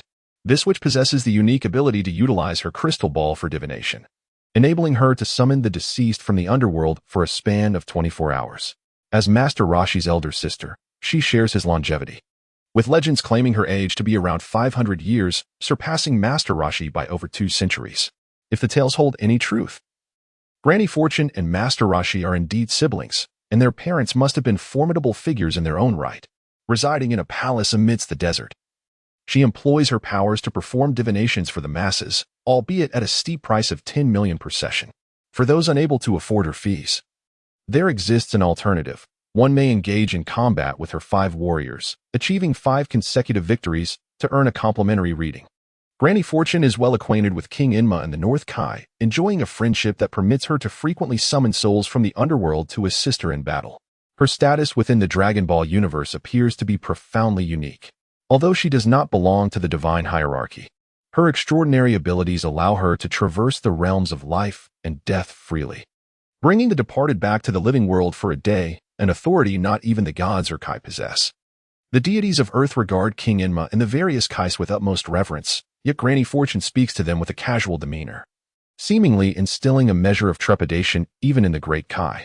During their journey, Goku inquired of Lin Yu, "Lin Yu, what is your relationship with Xiao Xian? Why do you share a tale with me?" Although Xiao Xian and the others had likely explained it, he still found himself perplexed. Lin Xian's doppelganger, endowed with a tail, is also a scion, and his bloodline is even derived from Goku. This connection allowed Goku to find a kindred spirit, prompting him to pursue Lin Yu with inquiries. In response, Lin Yu patiently elucidated the concepts to Goku. However, in contrast to the Earthling Lin Xian, the scion Lin Yu, while engaging in conversation with patience, harbored an underlying and indelible aura of hostility. After a thorough explanation, Goku finally grasped the notion of an external manifestation. Beside Lin Xian, Bulma remarked, "Look, Xiao Xian, Goku and Xiao Yu are having quite a good chat." At this juncture, Bulma suddenly inquired, "By the way, now that we have gathered all the Dragon Balls, what wish do you intend to make?" Yamcha, Krillin, and others leaned in with keen interest, eager to hear the answer to this intriguing question. "Let's talk about it later." Lin Xian refrained from disclosing what they were most curious about, instead waving his hand with a smile, saying, "Wishes are such a curious thing. Isn't it true that one can always desire more?" Lin Xian had already contemplated his wish, but preferred to keep it to himself for the time being. In the oasis of the desert, a palace belonging to the fortune-telling old woman was constructed upon a serene lake. The members of the Golden Army, led by Lin Xian, arrived at the entrance, where a lengthy queue had formed, consisting of individuals seeking divination. Silverhorn spoke up, "Chief, shall we continue to wait? I could dismiss those in line, or we could simply enter, for the walls here cannot hinder us. What do you think, old man? The fortune teller is your sister," Lin Xian said playfully to Master Roshi. Before Master Roshi could respond, a pink entity resembling a ghost and donning a straw hat floated out, approaching Lin Xian and inquiring, "Are you here to seek the fortune teller?" "Indeed," Lin Xian nodded. The ghostly figure continued, "Will you pay for the divination, or do you wish to engage in a contest instead? If you choose the latter, you may have to wait a little while. We prefer to compete for our divination, but we do not wish to wait." Upon finishing his sentence, Lin Xian led the members of the Golden Army inside. The individuals who had been waiting ahead of them were all fierce and intimidating, confident in their own strength and eager to compete rather than pay for a reading. Those who opted to pay had long since been admitted. Now, with Lin Xian and his group attempting to cut the line, those in front were displeased. The fierce countenances of Tao Bai Bai, Si Lu Ba, and the Violet, Gold, and Silver Horn brothers had always suggested their formidable natures long before they became members of the Golden Army. To put it succinctly, the pretenders of ferocity encountered true ferocity. The individuals ahead were swiftly tossed aside by Si Lu Ba and the others, seeing the potential for chaos as Lin Xian led his group with an air of disruption. The pink straw hat ghost hurriedly floated inside to report to the fortune teller. "Madam, trouble brews, for someone seeks to disrupt the proceedings." Within a palace, the fortune teller regarded the Golden Army members as they entered. Upon spotting her brother, Master Roshi, she furrowed her brow and asked, "Wu Tian, what do you mean by this? After so many years apart, you bring others to disrupt my space? Or have you come to instigate trouble with your own entourage?" "Sister, you misunderstand," Master Roshi quickly clarified. After hearing his explanation, the fortune teller's expression softened somewhat. Lin Xian smiled and said, "Divination Granny, do not wear such a forlorn expression. We merely wish to cut in line. And we certainly do not expect you to provide a free reading due to your acquaintance with the old gentleman." With that, Lin Xian conjured a diamond through his extraordinary power and tossed it to the divination Granny. "What an endlessly fascinating ability," Klein remarked. The others nodded in agreement. When it came to wealth and extravagance, they acknowledged Lin Xian as unparalleled. As for the divination Granny, the moment she received the diamond, her eyes widened in astonishment. The diamond in her hand was worth at least 200 to 300 million. To conjure a genuine diamond out of thin air, what sort of power is this? The divination Granny inquired with curiosity. In response, Master Roshi proudly explained to the divination Granny, as if the ability to create diamonds were his own. "A wish granted by Shanran has bestowed such superpowers upon him," she murmured, clearly aware of the Dragon Balls and Shenron. Following this, the divination granny turned to Lin Xian and asked, "Young man, what do you mean by this? I charge 10 million for a single reading. You must be aware of that." Lin Xian shook his head and said, "Divination granny, I believe you have misunderstood my intentions. I present you this diamond not as a request for divination, but rather as a means for you to impart your divination skills to me. Before that, we shall engage in a contest to earn the opportunity for divination. Do you wish to learn my art of divination?" The divination granny paused for a moment, then replied with a tone of regret, "My divination techniques are not easily mastered by just anyone. I could teach you, but you would not be able to grasp it. What a pity." The regret expressed by the divination granny stemmed from the realization that she could not retain the diamond in her possession. Although she had a fondness for wealth and this diamond was fortuitously acquired, Lin Xian was the disciple of her brother, making it difficult for her to simply dismiss the diamond. Seeing the divination granny preparing to return the diamond, Lin Xian firmly stated, "Divination granny, please feel free to teach me your art. If I succeed in mastering it, consider the diamond as tuition. If I do not, let this diamond serve as a gift from a junior to you. In any case, I am not lacking in money, nor in gold and jewels. I can acquire as many diamonds and gold as I desire. What does it mean to be generous? What does it mean to be impressive?" In that moment, all was revealed through Lin Xian's words. Upon hearing him, the divination granny joyfully accepted the diamond and remarked to Master Rashi, "Wu Tian, you have gained an excellent disciple." Meanwhile, Master Rashi, while responding with a smile, mused to himself, "Just because others cannot master your divination techniques does not imply that Lin Xian cannot. Once he acquires your skills, it will be interesting to see your reaction." Before the contest, the divination granny wished to provide Lin Xian with a complimentary reading. After all, she had already received a diamond and was not particularly concerned about a mere 10 million, but Lin Xian declined her offer. Among the 5 henchmen of the divination granny, he aimed to select one with a particular ability and technique. The first of the divination granny's henchmen was the Batman, who could transform into a bat or a human and had the ability to drain the blood of others, resembling a vampire. The second was the Invisible Man, whose power was not particularly formidable, but he possessed the ability to become invisible. The third was a mummy, who had a certain level of strength in the original storyline. Even Yabanch could not defeat him, being dispatched by Goku in a single move. The fourth was the Demon Man, who had a unique technique called Demon Beam. Anyone with selfish intention struck in the heart would explode, a remarkable skill, albeit unfortunate that in the original narrative, it encountered the pure-hearted or perhaps Navi Goku. If a more formidable individual wielded this technique, it could potentially eliminate opponents of equal standing, unless faced with someone like Goku. The fifth was Gohan, Goku's deceased grandfather. Lin Xian summoned Wukong here with the intention of facilitating a meeting between the two. The abilities of the Transparent Man and the demonic techniques of the Demon Man, specifically the Demon Beam, were Lin Xian's targets. As Lin Xian insisted on engaging in a contest, the fortune-telling elder had no choice but to acquiesce. She guided Lin Xian and his companions to the arena. Kellen inquired of Lin Xian, "Elder brother, will you participate personally, or shall one of us take the stage?" "I shall take the stage," replied Lin Yu. As an avatar of Lin Xian, Lin Yu was acutely aware of his creator's intentions. His participation in the contest would be executed with precision. Very well, Lin Xian readily agreed. Consequently, those who wished to compete and those who did not were compelled to withdraw, leaving Lin Yu alone on the arena. Soon after, his first opponent emerged, a bat that transformed before the eyes of the spectators into a diminutive human figure clad in boxing gloves, known as the Batman Chirp. Chirp. Chirp. The Batman gazed at Lin Yu, emitting a series of high-pitched sounds. "Make your move. Otherwise, you shall find yourself unable to act," Lin Yu declared. Upon hearing Lin Yu's words, the Batman refrained from attacking directly. Instead, he morphed back into a bat, attempting to surprise Lin Yu and siphon his blood. In response, Lin Yu remained unfazed. As the bat drew near, he deftly flicked his tail, which acted as a whip, sending the bat soaring into the lake. Thus, the fortune-telling elder's first combatant was eliminated. Lin Yu's second opponent, the Transparent Man, ascended the stage while remaining unseen. Were it a mere ordinary individual, they would be vulnerable to ambush.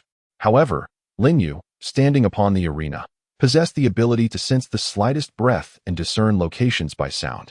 He had myriad methods at his disposal to capture the Transparent Man. Meanwhile, the spectators below, at the very moment the Transparent Man took to the stage, witnessed Lin Xian collecting fragments of the Transparent Man's unique ability. Wukong, Master Rashi, and Tao Bai Bai, each employing their own techniques, also detected the presence of the transparent man on the stage, with the most common method being sound recognition. Believing that Lin Yu could not see him, the transparent man approached Lin Yu with the intent to launch a surprise attack, only to be swiftly toppled by a kick from Lin Yu. As long as the transparent man remained invisible, the fragments of his unique ability continued to fall incessantly. Had he cooperated and allowed Lin Xian to unleash the full potential of his transparency, Lin Yu would have been disinclined to utterly obliterate him. Naturally, aside from the fragments of transparency, Lin Xian also acquired a meager amount of combat power, which was hardly worth mentioning. The transparent man, seeking punishment, persistently attempted to ambush Lin Yu, the consequences of which were all too predictable. On the stage, the fortune-telling old lady grew increasingly anxious. Although she was indifferent to Lin Xian's victory and offered free divination, Lin Yu's performance was akin to swatting insects. He had already defeated one of her henchmen and was now playfully toying with her second henchman, causing repeated failures. It is worth noting that her 5 henchmen were typically invincible. It had been many years since a single individual or faction had dared to challenge her 5 henchmen. The first round featured the Batman, followed by the Transparent Man in the second round, both having vanquished 99. 9 of those seeking free divination through combat. They had triumphed over past opponents with the same ease that Lin Yu displayed in overcoming them now. The fortune-telling old lady began to sing, attempting to salvage her dignity. Many individuals remained by Lin Xian's side, while Lin Yu, who stood on the stage, had been defeated yet still allowed others to take the stage. Was there an intention to disrupt Yugu with song? Kellen instantly discerned the fortune-teller's ulterior motive. The turtle sage remarked, "This invisible, transparent ability is indeed enviable and rather insidious. However, believing that sound interference could vanquish the young Yu is undoubtedly a delusion." Humph. Tao Bai Bai let out a cold snort, voicing no further words, yet he concurred with the turtle sage's assessment. Among Lin Xian's subordinates in the audience, many envied the capabilities of the invisible person. If only they could also become transparent, the possibilities would be endless. The fortune-teller's song had no effect on Lin Yu. He continued with his endeavors undeterred. Transparent shards, 100100. Synthesize transparency with merely 100 shards. To synthesize the abilities of visual paralysis and moving objects, each required 150 shards. Synthesizing the ability to transform a handshake into a carrot demanded 300 shards. The transparent ability, alongside the unique ability of levitation and the lower Scion bloodline, as well as the Turtle School's Kamehameha technique, all required 100 shards for synthesis. With the transparent ability acquired, the invisible person lost all value on the stage, and Lin Yu decisively kicked him into the lake, thus eliminating him from the competition. Now, Lin Yu was poised to face his third opponent, though not here. Lin Yu was led by the fortune-telling old woman into a place known as the Demon Toilet, while Lin Xian and others stood outside, observing. Lin Yu's third adversary, the mummy, emerged from the head of a malevolent stone statue, its outstretched tongue serving as their arena. Below lay a pool of highly toxic water. Notorious for its lethal nature, those unfortunate enough to fall in would be swiftly dissolved, leaving no trace behind. Unaware of Lin Yu's formidable prowess, the mummy warned him, "Surrender, or you shall perish." Surrender? Lin Yu scoffed, and in the next moment, the mummy was sent flying, embedded in the wall, thus eliminated. The third opponent was dispatched with a single, decisive blow from Lin Yu. Following this, his fourth challenger, the Demon Man, stepped into the fray. This formidable opponent had claimed victory in the World Martial Arts Championship on 2 occasions and was recognized by Master Rashi upon his entrance. The mere mention of a master stirred Goku's competitive spirit, igniting his desire to engage. Champion of the World Martial Arts Championship? Merely trash, Tao Bai Bai scoffed. But his expression changed abruptly as he recalled that his master, Lin Xian, was also a champion of the same tournament. Quickly, he amended his statement, declaring, "Aside from our leader, the champions of the World Martial Arts Championship are of no consequence. I, Tao Bai Bai, could easily dispose of them. Your strength indeed surpasses that of the Demon Man, but the disparity is not vast. Should you underestimate him, it may cost you your life." Lin Xian cautioned Tao Bai Bai. The Demon Man possesses a devastating technique known as the Demon Ray, which magnifies the wicked thoughts within a person's heart, ultimately leading to their explosive demise. I need not ask if you harbor any malevolent thoughts. Indeed, Master Rashi nodded in recollection. The Demon Man does wield this technique. It sends shivers down my spine. No one has ever survived after being struck by the demon ray. The gravity of the demon ray's potency elicited expressions of astonishment and surprise not only from Tao Bai, but also from the members of the Golden Army who accompanied Lin Xian. On the arena formed by the stone statue's tongue, Lin Yu and the demon man clashed.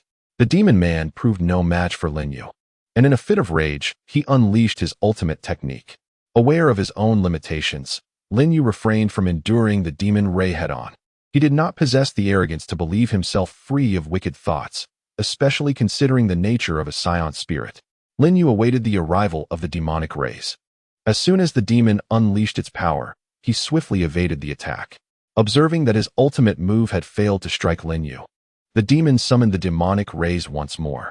Just before the demon could unleash the rays for the second time, the fortune-telling elder wished to intervene, fearing that Lin Yu might not withstand the onslaught and perish. However, before she could voice her concerns, she was interrupted by Lin Xian. In total, the demon executed the demonic rays 5 times before Lin Xian finally managed to amalgamate their essence. With the demonic rays now combined, it was time for the demon to take its leave. Lin Yu's 5th opponent was an elderly man donning a mask, who turned out to be none other than Sun Wukong's deceased grandfather, Sun Gohan, the esteemed elder disciple of the Turtle Sage. Sun Gohan possessed no remarkable abilities or techniques that Lin Yu deemed noteworthy, prompting him to forego the battle and instead send Wukong into the fray. Wukong, having been eager for the challenge, seized the moment with enthusiasm. Upon Wukong's entrance, Sun Gohan, upon recognizing his grandson, was filled with overwhelming excitement and requested the fortune-telling matron to provide a more spacious arena. Subsequently, without revealing his identity, he engaged in combat with Wukong. However, Sun Gohan found himself outmatched. He had struggled against Wukong in the original narrative, and the current circumstances were no different. Before long, he voluntarily conceded defeat. As he did so, he removed his mask. "Grandfather, Gohan!" exclaimed Wukong and the Turtle Sage in astonishment. "Wukong, Master Wu Tian." Sun Gohan greeted his grandson and mentor warmly.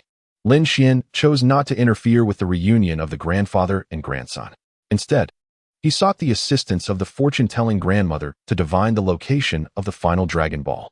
In less than 30 seconds, upon discovering the whereabouts of the 7th Dragon Ball, which was in the possession of Pilaf and his companions, he swiftly took to the skies. "It's you." Pilaf trembled at Lin Xian's arrival, while his 2 subordinates, Xiaowu and Ashu, were in an even more precarious state. Pilaf inquired of Lin Xian, "How did you know we were here?" Lin Xian remarked, "You need not concern yourself with this. Simply hand over the Dragon Balls." "How infuriating." Pilaf seethed, his teeth clenched, filled with boundless resentment. Lin Xian had previously snatched away his opportunity for wishes and usurped his home. Now, he sought to seize his Dragon Balls. Pilaf had anticipated this turn of events. However, what baffled him was how this loathsome individual had managed to locate him. Despite the fact that his Dragon Balls were concealed within a special box, one that could thwart the detection of Dragon Radar, Pilaf was resolute in refusing to surrender the Dragon Balls. On the contrary, he harbored intentions of pilfering the 6 Dragon Balls from Lin Xian's possession. The stage was set for an epic confrontation. Yet, Lin Xian, with a mere strand of parasitic energy, manipulated the movements of Pilaf and his entourage, compelling them to relinquish the Dragon Balls willingly. Subsequently, Pilaf and his 2 companions were sent flying by Lin Xian. Having cast the 7 Dragon Balls upon the ground, Lin Xian called out, "Arise, Shenron." In an instant, the sky darkened, and a cerulean dragon emerged, swirling majestically in the heavens. "State your wish. Any desire I can fulfill. But only one wish is permitted." The moment the dragon uttered these words, its expression shifted to one of peculiar bemusement. Had it not been contrary to its nature, it would have been tempted to exclaim, "Not you again, brat." As darkness enveloped the sky, Shenron had indeed been summoned by the young master. Bulma murmured to herself, reflecting on the events. Meanwhile, after Lin Xian departed from the fortune-teller's abode, the members of the Golden Army each employed their unique tactics to pursue him. Yet, their speed paled in comparison to Lin Xian's swift movements.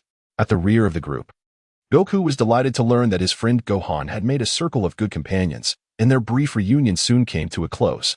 Lin Xian had already made his wish to the Divine Dragon. As the dragon's eyes gleamed with a crimson light, it proclaimed, "Your wish has been fulfilled. Farewell." Ding. Acquired a special ability attribute, minor miracle power. Lin Xian's fortune was quite favorable during merely his second summoning of the dragon to fulfill a wish.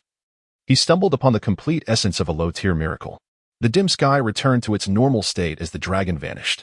Time rewound slightly, and Lan Qi shed her dual personality, transforming into two distinct individuals, the gentle blue-haired Lan Qi and the fierce golden-haired Lan Qi. Lin Xian's wish is quite evident. He wished to the dragon god to transform the dual personality Lan Qi into two corresponding individuals, the members of the Golden Army. Upon witnessing the dual personality Lan Qi now manifested as two distinct persons, speculated about Lin Xian's wish but sought confirmation from him nonetheless. After receiving his affirmation, the blue-haired Lan Qi was overwhelmed with emotion, while the golden-haired Lan Qi felt a sense of elation, relieved to finally be free from her counterpart, the blue-haired Lan Qi. Clin praised, "Brother, your wish is splendid." Not everyone concurred with Clin's sentiments, yet none dared to voice their dissent. "Wukong, this is for you." Lin Xian presented the stone-turned four-star ball to Wukong. "Xiao Xian, could this be?" Wukong inquired uncertainly. "Indeed." Lin Xian nodded, stating, "This is indeed the four-star ball transformed into stone. I intercepted it mid-flight." Upon hearing Lin Xian's words, Wukong accepted the stone four-star ball and cradled it in his arms. Following this, Lin Xian led the members of the Golden Army back to the fortune-teller as he intended to hone his divination skills. A year later, Lin Xian once again gathered the Dragon Balls and made another wish. This time, he completed the collection in under a minute. A year prior, he had intercepted the four-star ball. As for the other 6 Dragon Balls, Lin Xian had inscribed them with the Flying Thunder God technique, allowing him to instantaneously retrieve them. For 3 consecutive years, he summoned the Dragon God thrice, leading the deity to believe itself to be Lin Xian's exclusive dragon. Lin Xian has already acquired the humble power of low-level miracles to fulfill his wishes. So why then does he still seek the dragon god to grant his desires? The answer is quite simple. The low-level miracle power is akin to the currency of an ordinary person. Fulfilling a wish is analogous to spending money. Making a wish to the dragon god is equivalent to utilizing another's wealth to procure something for oneself. Prior to summoning the dragon, Lin Xian deliberated on 2 superpowers, but ultimately discarded one. The 2 superpowers in question were the ability to manipulate others through mere sight or telekinesis, with the commands issued being absolute. Even if it leads the other party to suicide, the power of mental control renders them utterly helpless.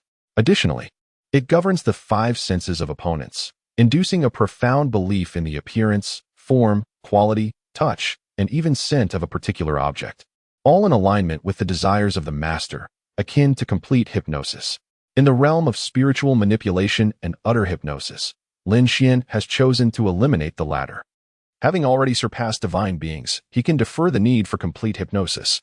After fulfilling his wishes with Shenlong, Lin Xian utilized the Flying Thunder God technique to arrive at Bulma's home in West City.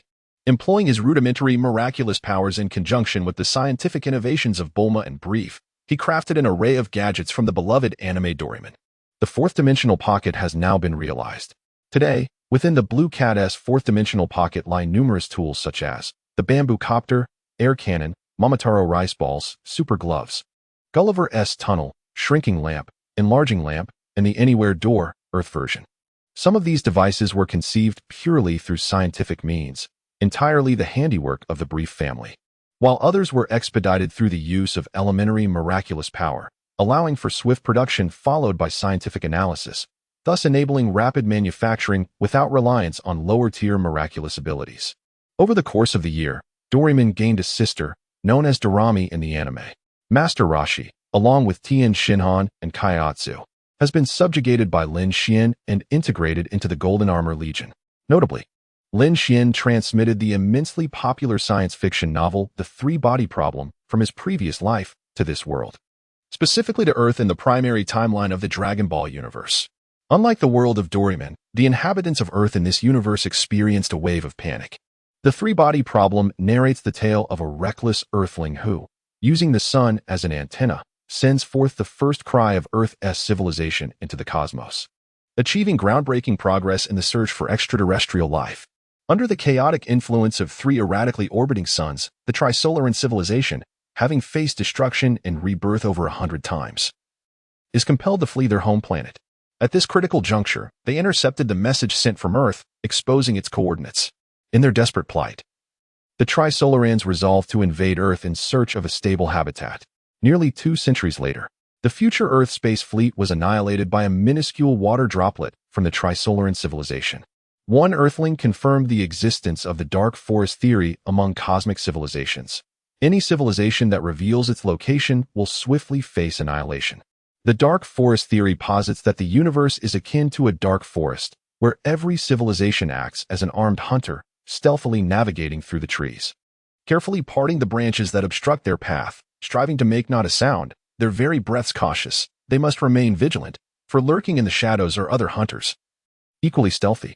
If he were to discover other forms of life, there would be but one course of action: to eliminate them with a shot. In this forest of existence, others become hell, an eternal threat. Any life that reveals its presence will swiftly meet its demise. This is the grim tableau of cosmic civilization.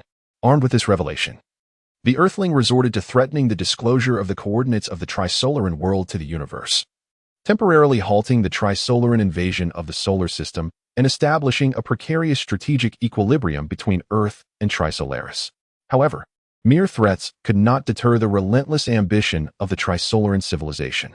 The Earthlings activated gravitational wave broadcasts, unveiling the coordinates of the Trisolaran star system to the cosmos.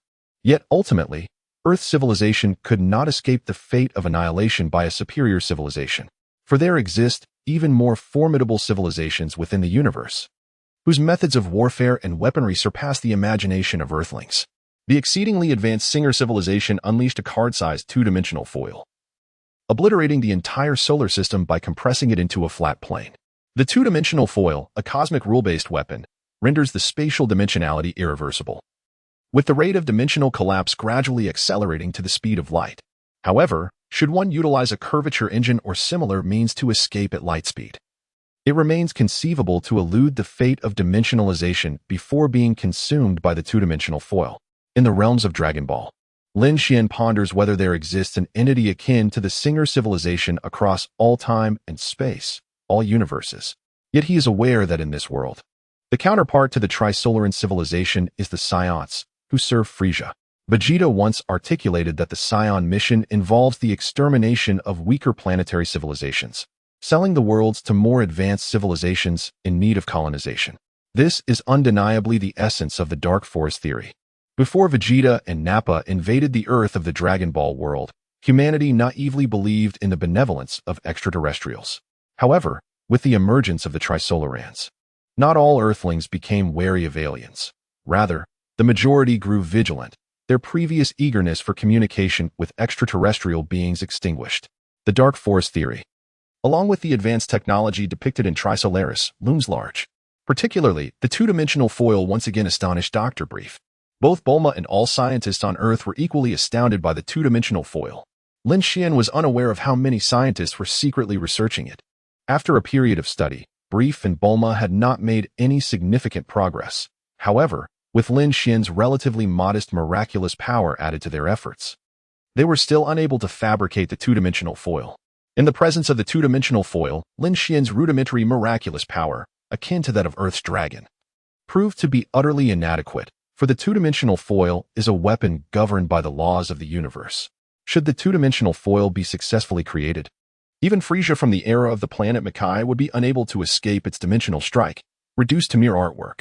At that time, Frisia's combat power was a mere 120 million, and his speed fell far short of light speed.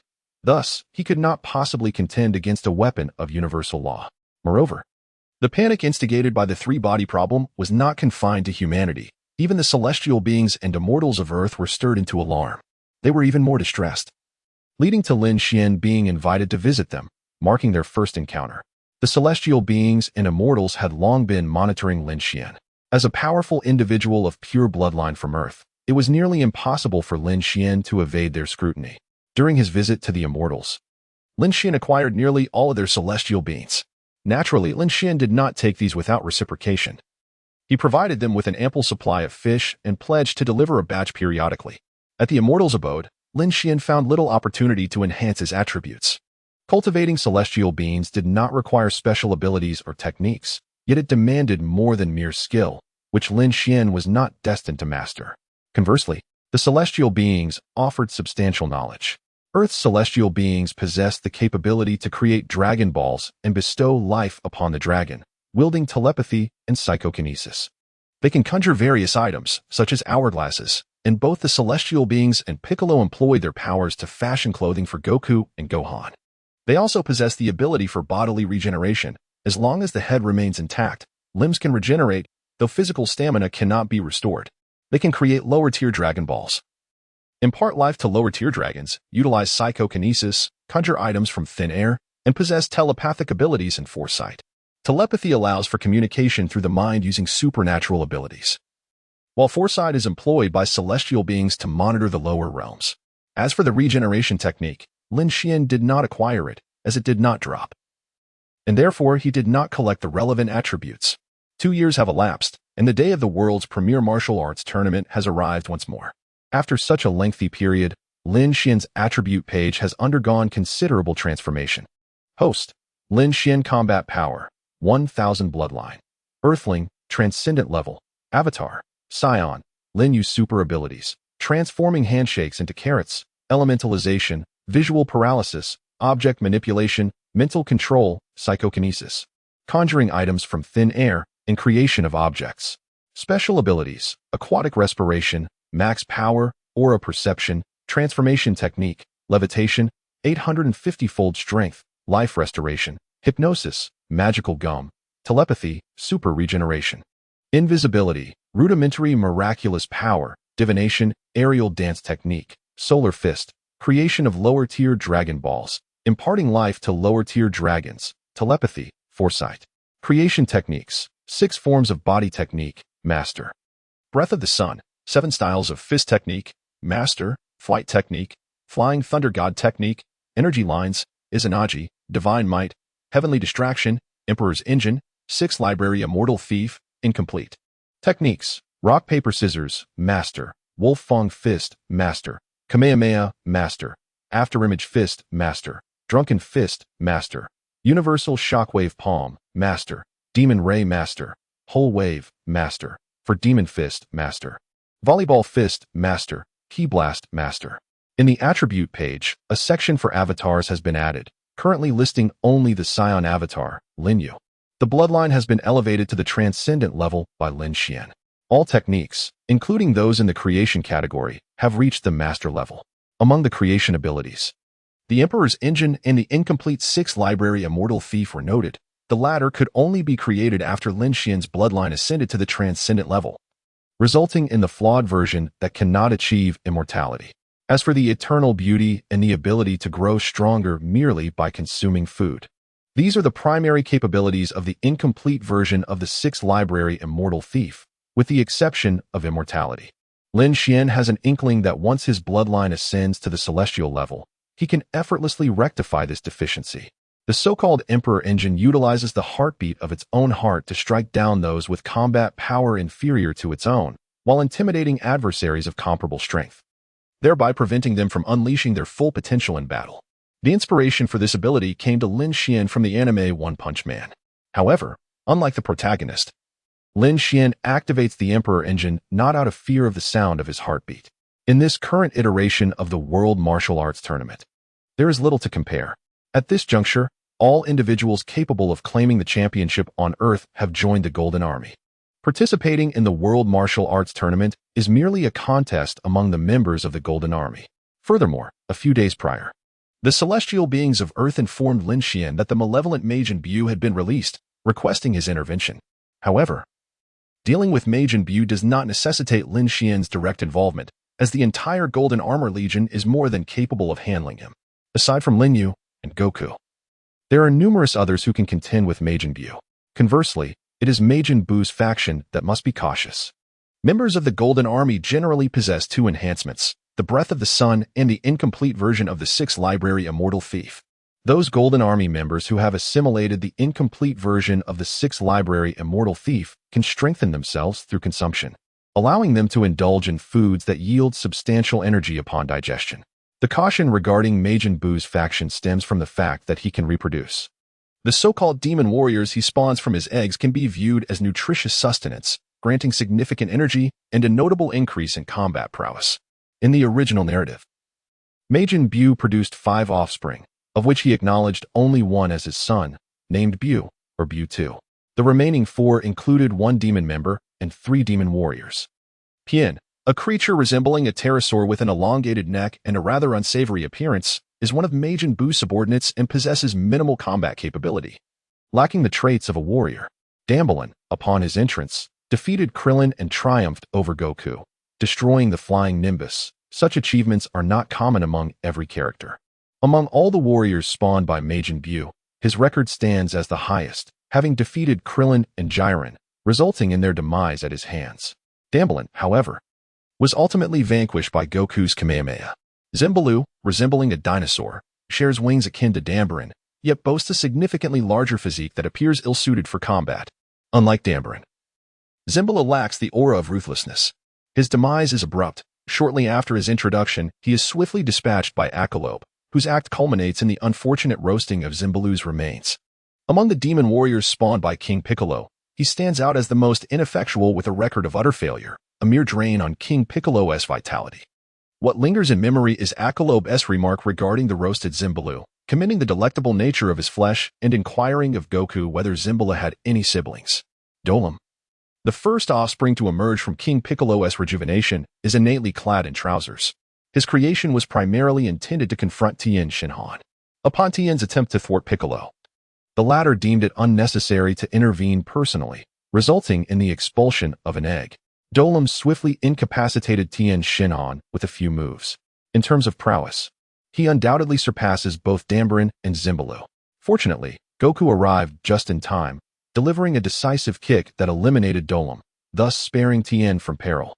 The act of spawning eggs consumes King Piccolo's youth, effectively draining his lifespan. However, following his rejuvenation, the repercussions of egg-laying have become less pronounced. Lin Xian has expressed a disinclination for such a peculiar ability. Thus far, King Piccolo has produced only 2 offspring, Pianono and Dambalin. Following the conclusion of this tournament, at the venue of the World Martial Arts Championship, they are destined to encounter Dambalin. King Piccolo has tasked Dambalin with the dual objectives of collecting Dragon Balls and eliminating formidable martial artists on Earth. Consequently, the Elite 8 of the tournament have become Dambalin's targets. The 4-star ball rests firmly in Goku's possession, facilitating both the acquisition of Dragon Balls and the elimination of competitors, making the tournament venue an unmissable opportunity for Dambalin. In South City, Bulma urged the members of the Golden Army, assuring them to focus on the competition, promising to deal with King Piccolo post-tournament. Prior to this, those who had not heard of King Piccolo or were confident in their own abilities dismissed him entirely. Nevertheless, the names of the past linger, the Turtle and Crane Hermits.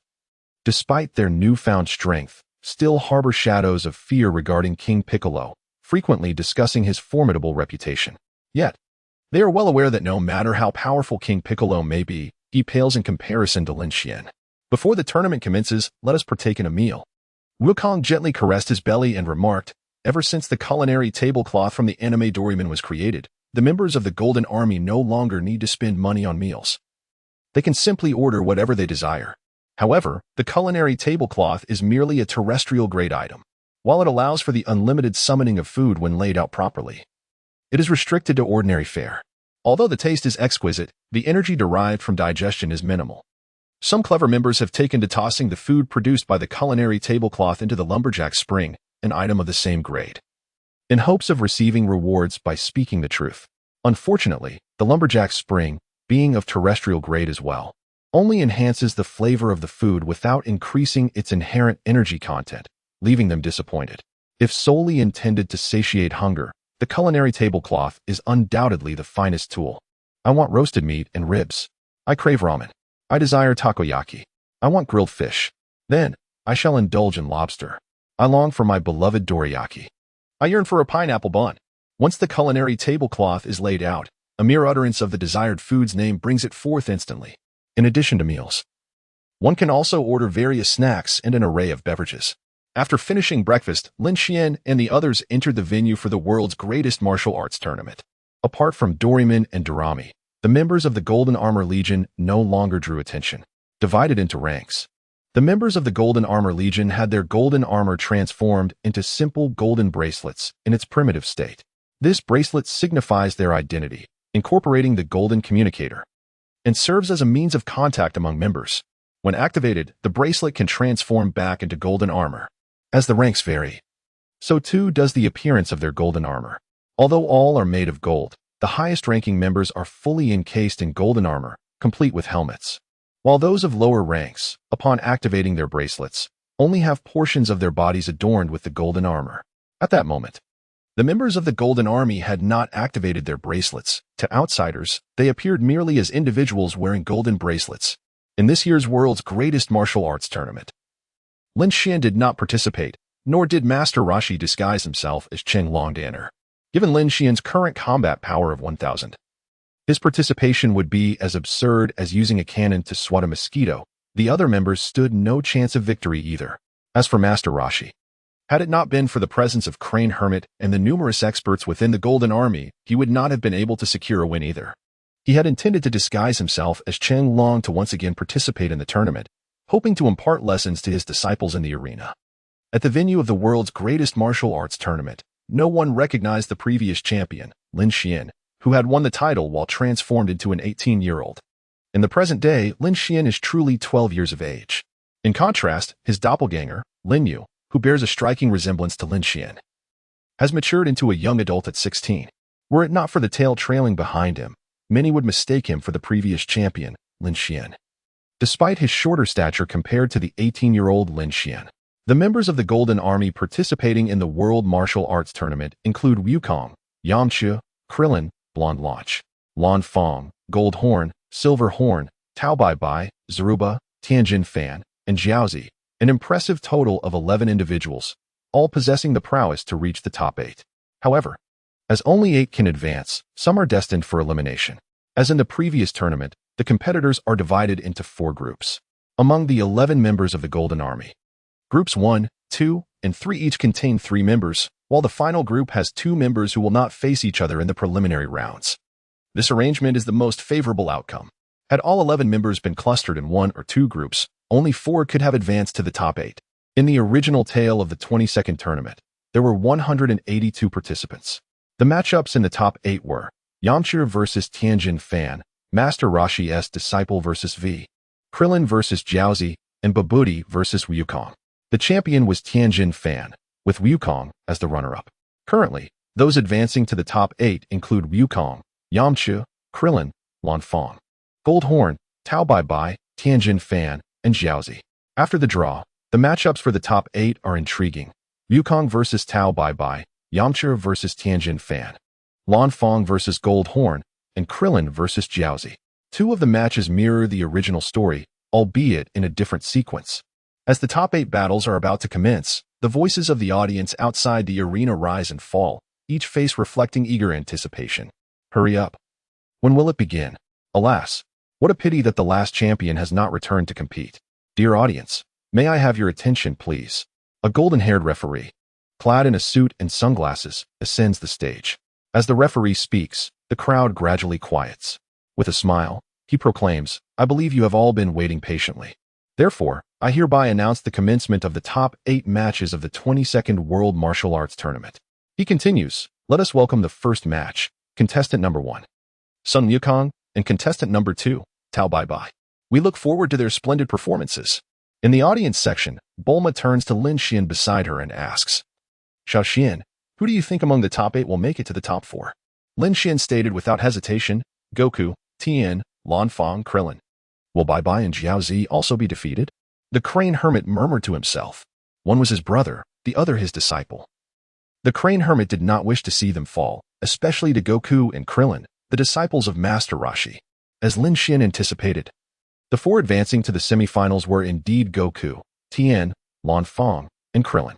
Oolong chuckled. Hee, if Lan Fong employs the tactics from the last martial arts tournament, I wonder if Krillin can withstand it? Pu'er interjected, "Rest assured, Lan Fong will not resort to such tactics again. She won't give you an advantage." "I know. I was speaking hypothetically." Hypothetically. Oolong pouted as his daydreams were dashed.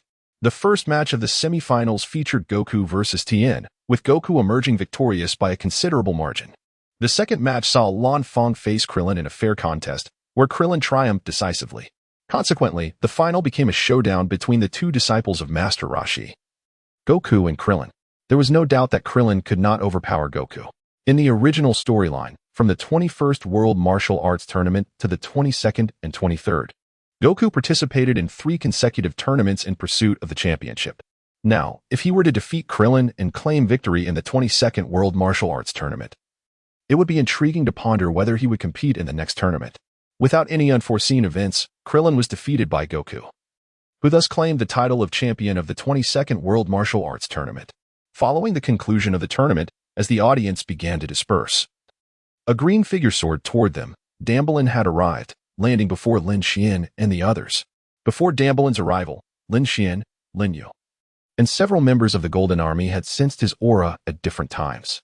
The Demon King Piccolo's minion has arrived, Lin Xian whispered. Hee hee. Lin Yu chuckled with intrigue. Indeed, it is you, the human experts, the ones wielding Dragon Balls, who are also targets I intend to eliminate. Glancing at the death warrant in his hand, and then at Lin Xian and the others, Damblin declared with an air of arrogance. Seeking death, Tao Bai Bai scoffed. Being the first to strike, Tao Bai Bai's attack was fueled by his own motives. He sensed Damblin's formidable strength, rivaling that of himself 3 years prior, when he was defeated by Son Goku. If he could consume Damblin, his power would surge. Cunning uncle, Jiaozi exclaimed. That fellow is my prey, Tao Bai Bai. You should step aside. Yamcha swiftly followed, colliding with Tao Bai Bai and charging toward Damblin. Yamcha, you are equally cunning. He is my prey. The recently arrived Goku pushed Yamcha aside and delivered a powerful punch towards Damblin. Not only were Tao Bai Bai, Yamcha, and Goku involved, but also Tien Shinhan, Krillin, and the Golden Horn and Silver Horn, along with Zaruba, who simultaneously launched their attacks. This group, while striving to reach Damblin, engaged in mutual shoving, intent on preventing one another from seizing the opportunity. Observing the members of the Golden Army rushing forward, Damblin remained entirely unperturbed, even displaying a mocking expression as he remarked. A bunch of foolish beings, eagerly rushing to their demise. It was rather absurd that, in their pursuit of a single individual, allies turned against each other. Doraemon expressed his disbelief. Doremi chimed in, saying, Brother, it's easy for you to speak without feeling any pain. We are robotic beings, incapable of fully emulating the abilities of the six-path immortals and devoid of a fighting spirit. Naturally, we don't concern ourselves with that fellow, unlike Goku and the others. In the realm of Doraemon, the blue robot and his counterparts also require sustenance. They too would suffer from hunger if deprived of food. However, unlike humans, who must digest and excrete waste, Doraemon can convert food entirely into energy through an internal atomic reactor, thereby eliminating the need for a restroom. Logically speaking, even if Doraemon consumed dirt, he could sustain himself. Yet, with his sense of taste, he naturally desires delectable cuisine. Additionally, it is worth mentioning that Doraemon's feet do not touch the ground.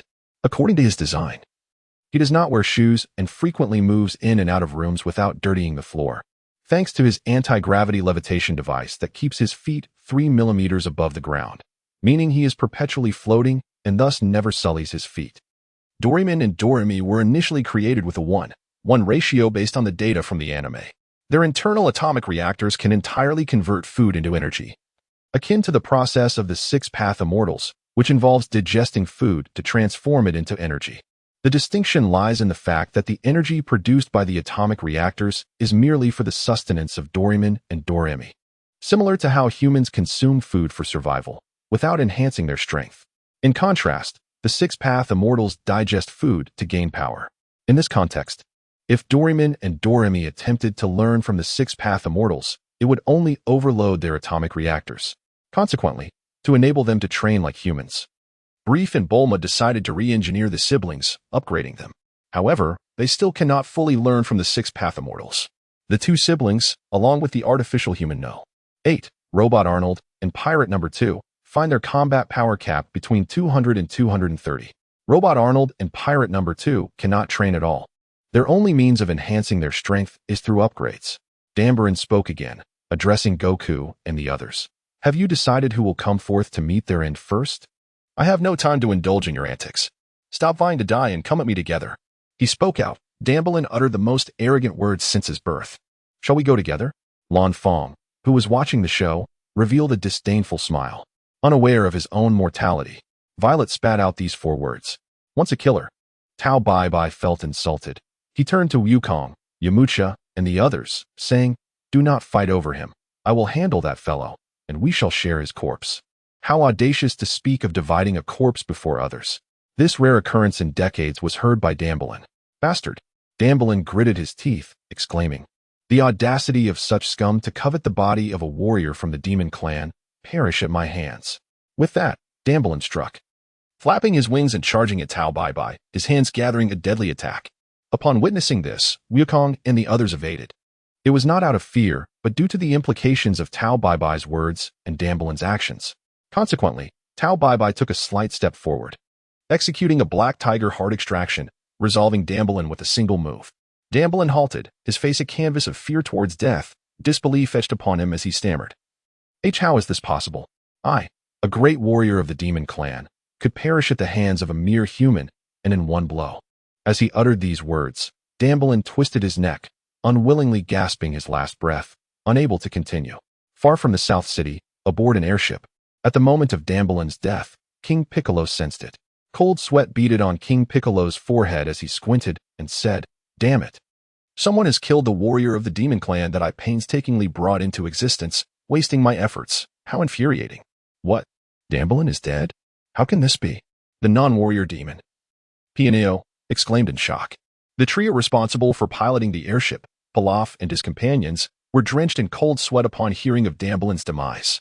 Subsequently, Pilaf addressed King Piccolo, saying, "It must be Lin Xian, the Golden Armor Legion. They're undoubtedly the ones who killed Dambalin." "Humph." King Piccolo snorted coldly, acknowledging, "I admit. I underestimated the Lin Xian you mentioned, as well as the Golden Armor Legion he established. Their ability to slay Dambalin indicates their considerable prowess." He then pondered, "Next, I must decide whether to annihilate them myself or to breed an even stronger warrior of the demon clan."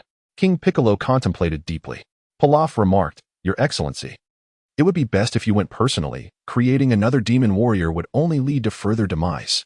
"Preposterous." With a fierce reprimand, Pianio startled Pilaf and his entourage. Observing this scene, the mighty King Piccolo mistakenly believed that Pianio desired him to produce another offspring. Trusting Pianio, he immediately commenced the process of egg-laying. Pianio wished to intervene, but it was already too late. He did not want King Piccolo to generate another demon warrior, at least not until he regained his youth, as it would be a waste of vital energy. His wrath towards Pilaf stemmed from the latter's unpleasant remarks. Creating another demon warrior would merely lead to more loss of life. Thus, Shinberu was born, his strength surpassing that of the original narrative, though King Piccolo had grown older and more frail.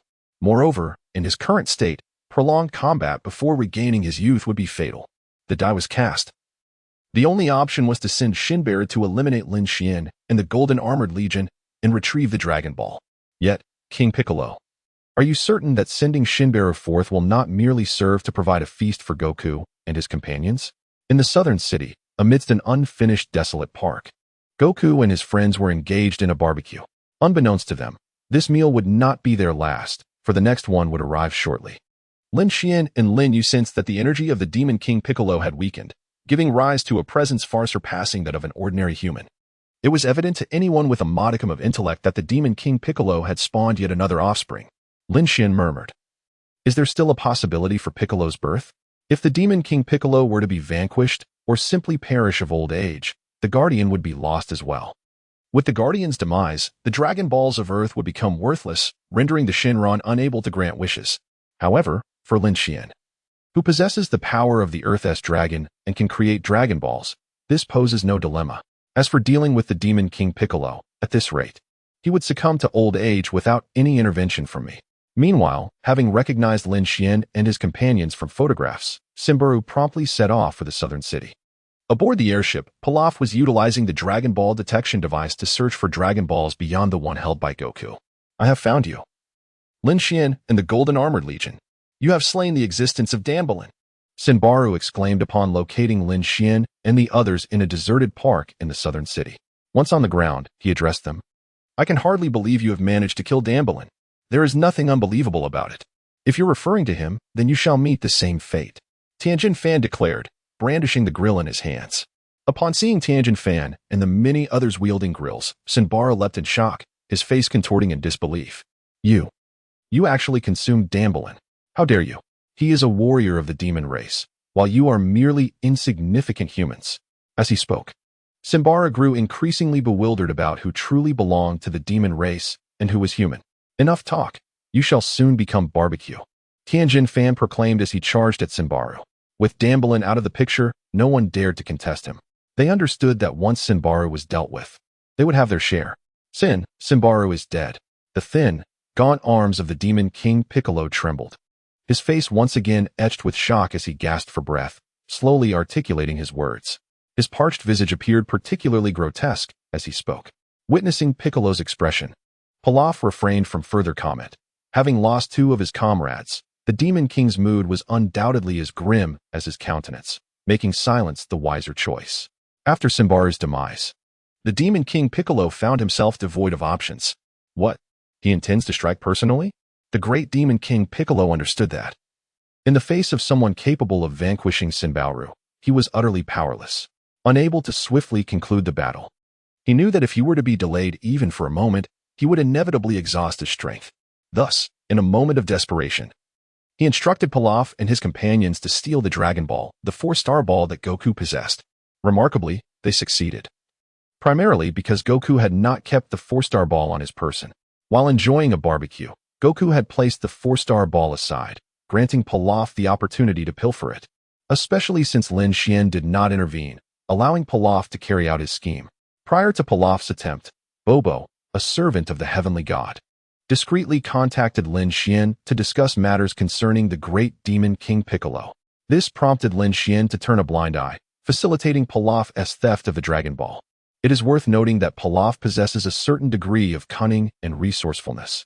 Indeed, had he not been resourceful, he would not have managed to locate the enchanted rice cooker that sealed the great demon King Piccolo amidst the vast ocean, thereby releasing him with the 4-star ball. Alongside the other 6 Dragon Balls collected from various locations, Piccolo finally gathered all 7 Dragon Balls. Descending from his airship, he beheld the Dragon Ball cradled in Pilaf's hands and, with a grin, accepted it.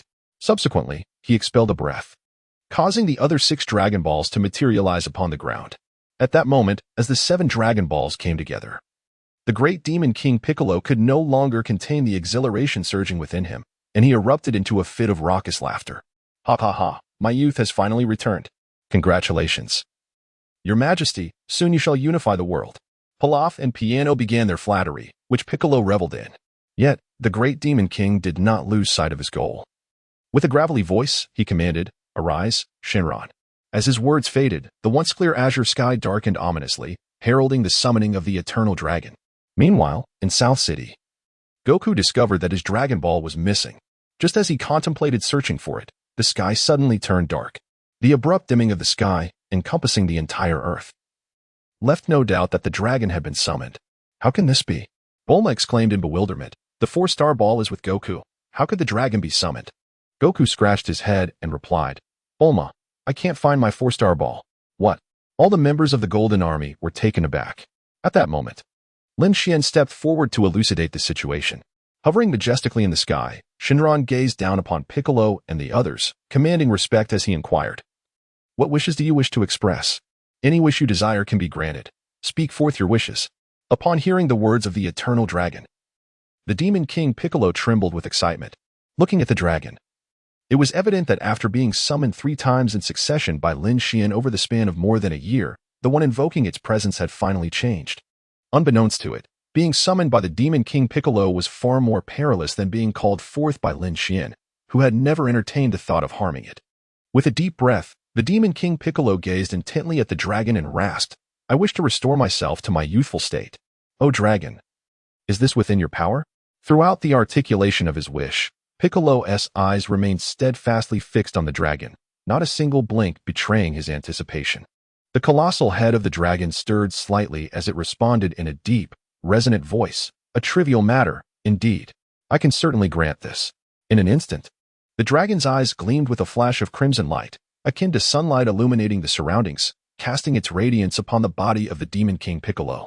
To the astonished gazes of Pianos and Pilaf, Piccolo seemed to undergo a remarkable transformation. The once emaciated figure, draped in shadows and devoid of luster, suddenly experienced a renaissance. His skin shimmered with vitality, muscles taut and robust, shedding the slackness of his former self for a newfound elasticity and vigor. The myriad wrinkles that marred his visage vanished in an instant, replaced by the countenance of a youth infused with a hint of malevolence. Slowly, Piccolo extended his powerful arms, marveling at his rejuvenated hands, nostalgia flickering in his eyes. He clenched his fists gently, instantly feeling an overwhelming surge of explosive power. In stark contrast to the fatigue-ridden body that had been on the verge of exhaustion, this restored youth felt akin to a rebirth. As he reveled in the formidable energy coursing through him, a profound elation overcame him. The strength of his prime had returned. Ha! At last, I have regained my youth. With my ultimate power, I am invincible. Soon, the entire world shall be under my dominion. The Demon King Piccolo erupted into another fit of raucous laughter. As he laughed, he raised his arms triumphantly, exuding an air of self-satisfaction. Meanwhile, Pilaf and his companions could not contain themselves and knelt on the ground in reverence. Simultaneously, Lin Xian and his doppelganger, Lin Yu, sensed a slight augmentation in Piccolo's energy.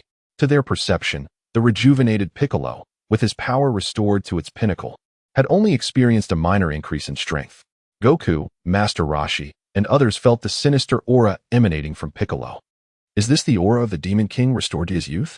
It feels rather unremarkable, Goku mused, glancing quizzically at Master Roshi. Likewise, Tien Shinhan cast a bewildered look at Crane Hermit. Perhaps, just perhaps, this was not the entirety of Piccolo's formidable might. The Turtle Hermit spoke slowly, indeed. The Crane Hermit nodded in agreement. Lord Piccolo, having calmed his tumultuous emotions, heard the voice of the dragon once more resonate in his ears. Your wish has been granted, and now I must take my leave. Upon hearing these words, a murderous intent filled Piccolo's gaze. Prior to summoning the dragon, he had resolved that regardless of whether the dragon could fulfill his wish, it would undoubtedly meet its demise. If the dragon failed to grant his wish, it would perish. If the dragon succeeded, it would still face death. The rationale was simple. The dragon wielded such extraordinary power. Should others obtain the Dragon Balls and make wishes, it could potentially jeopardize him. Similar to the incident with the Demon Seal Wave, he could find himself in peril once again. Aha! You need not depart. Instead, prepare to meet your end. A malevolent grin spread across Piccolo's face, characteristic of a villain. In the midst of the dragon's astonishment, Piccolo opened his mouth and unleashed a ferocious energy wave. The radiance of the energy wave was blinding, and for the dragon, it possessed no means of resistance. It could only watch as the wave surged toward it. Just as the dragon anticipated its imminent destruction, Lin Xian, accompanied by Bulma, Goku, and other members of the Golden Army, arrived through the Flying Thunder God technique. It had been forgotten. The 7 Dragon Balls bore the mark of the Flying Thunder God. Piccolo's energy wave was deflected by Lin Xian, landing on the distant ground where it erupted with a resounding explosion, creating a substantial crater. Relieved to be saved, the dragon exhaled deeply. Gazing at Lin Xian's silhouette, the dragon felt an overwhelming sense of admiration and familiarity for the one who had made 3 wishes upon it. Meanwhile, Piccolo's murderous intent intensified, accompanied by a hint of astonishment. You are Lin Xian? Indeed, you have effortlessly deflected my attack. Piccolo fixed his gaze upon Lin Xian, having recognized him from his photographs. A mere parlor trick, insignificant in the grand scheme. Lin Xian replied with a smile. In Lin Xian's words, the term trivial skills could either refer to himself or serve as a derisive jab at King Piccolo. Trivial skills? King Piccolo scoffed, then declared, just in time. As I restore my youth, before I slay this divine dragon and reign supreme, I shall obliterate you and your Golden Armor Legion. You are fortuitously present. With that, King Piccolo unleashed a wave of energy, significantly more potent than the one aimed at the divine dragon moments prior. I'll take this, Goku shouted, striking the iconic pose for the Kamehameha and exclaiming, Kamehameha, Divine Dragon, are you not departing? Lin Xian turned to the divine dragon behind him and inquired. I truly appreciate your assistance today, the divine dragon responded, before adding, in that case, I shall take my leave. Do take care. With those words, the divine dragon vanished, and the 7 Dragon Balls transformed into stone, scattering in 7 different directions. As per tradition, Lin Xian intercepted the 4-star ball. Honestly, for all the thanks, there was not a shred of action. Bulma grumbled about the divine dragon from the sidelines. The clash between King Piccolo's energy wave and Goku's Kamehameha resulted in a spectacular explosion, scattering debris in all directions. Witnessing his formidable attack so effortlessly countered, particularly by someone other than Lin Xian, left King Piccolo in a state of disbelief, momentarily disregarding the fleeing divine dragon. Impossible. I have regained my youth. At my peak strength, how could my terrifying energy wave be thwarted by a mere child? Infuriating. King Piccolo bellowed in a fit of rage. Following his roar, he cast a sinister grin at Lin Xian and the others, his hands gesturing violently as he proclaimed, "Weak humans, perish at my command." With an incessant flurry of movements, he unleashed every technique at his disposal. Ding. Acquired battle attribute, 190. Ding. Acquired technique attribute, fragment of the demon light cannon. Ding. Acquired battle attribute, 250. Ding. Acquired battle attribute, 260. After a barrage of attacks, there was merely smoke and no injuries. Those seemingly formidable strikes were thwarted before reaching the members of the Golden Legion, none sustaining any damage. Naturally, the Golden Legion members emerged unscathed.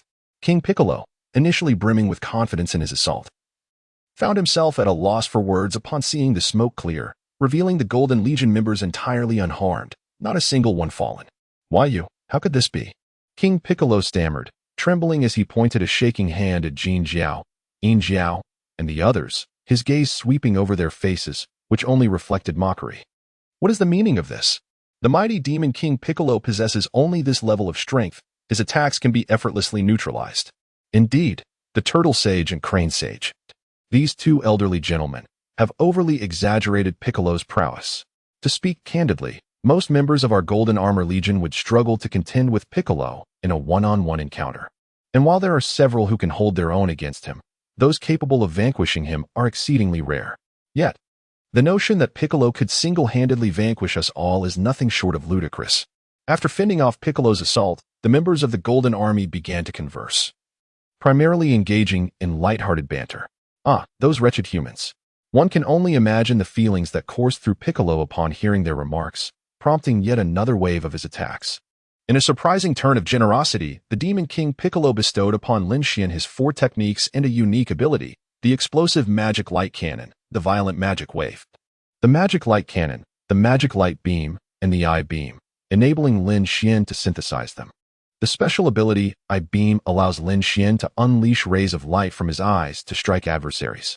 The violent magic wave channels all of Piccolo's strength to create a cataclysmic explosion centered on himself, representing his most formidable technique.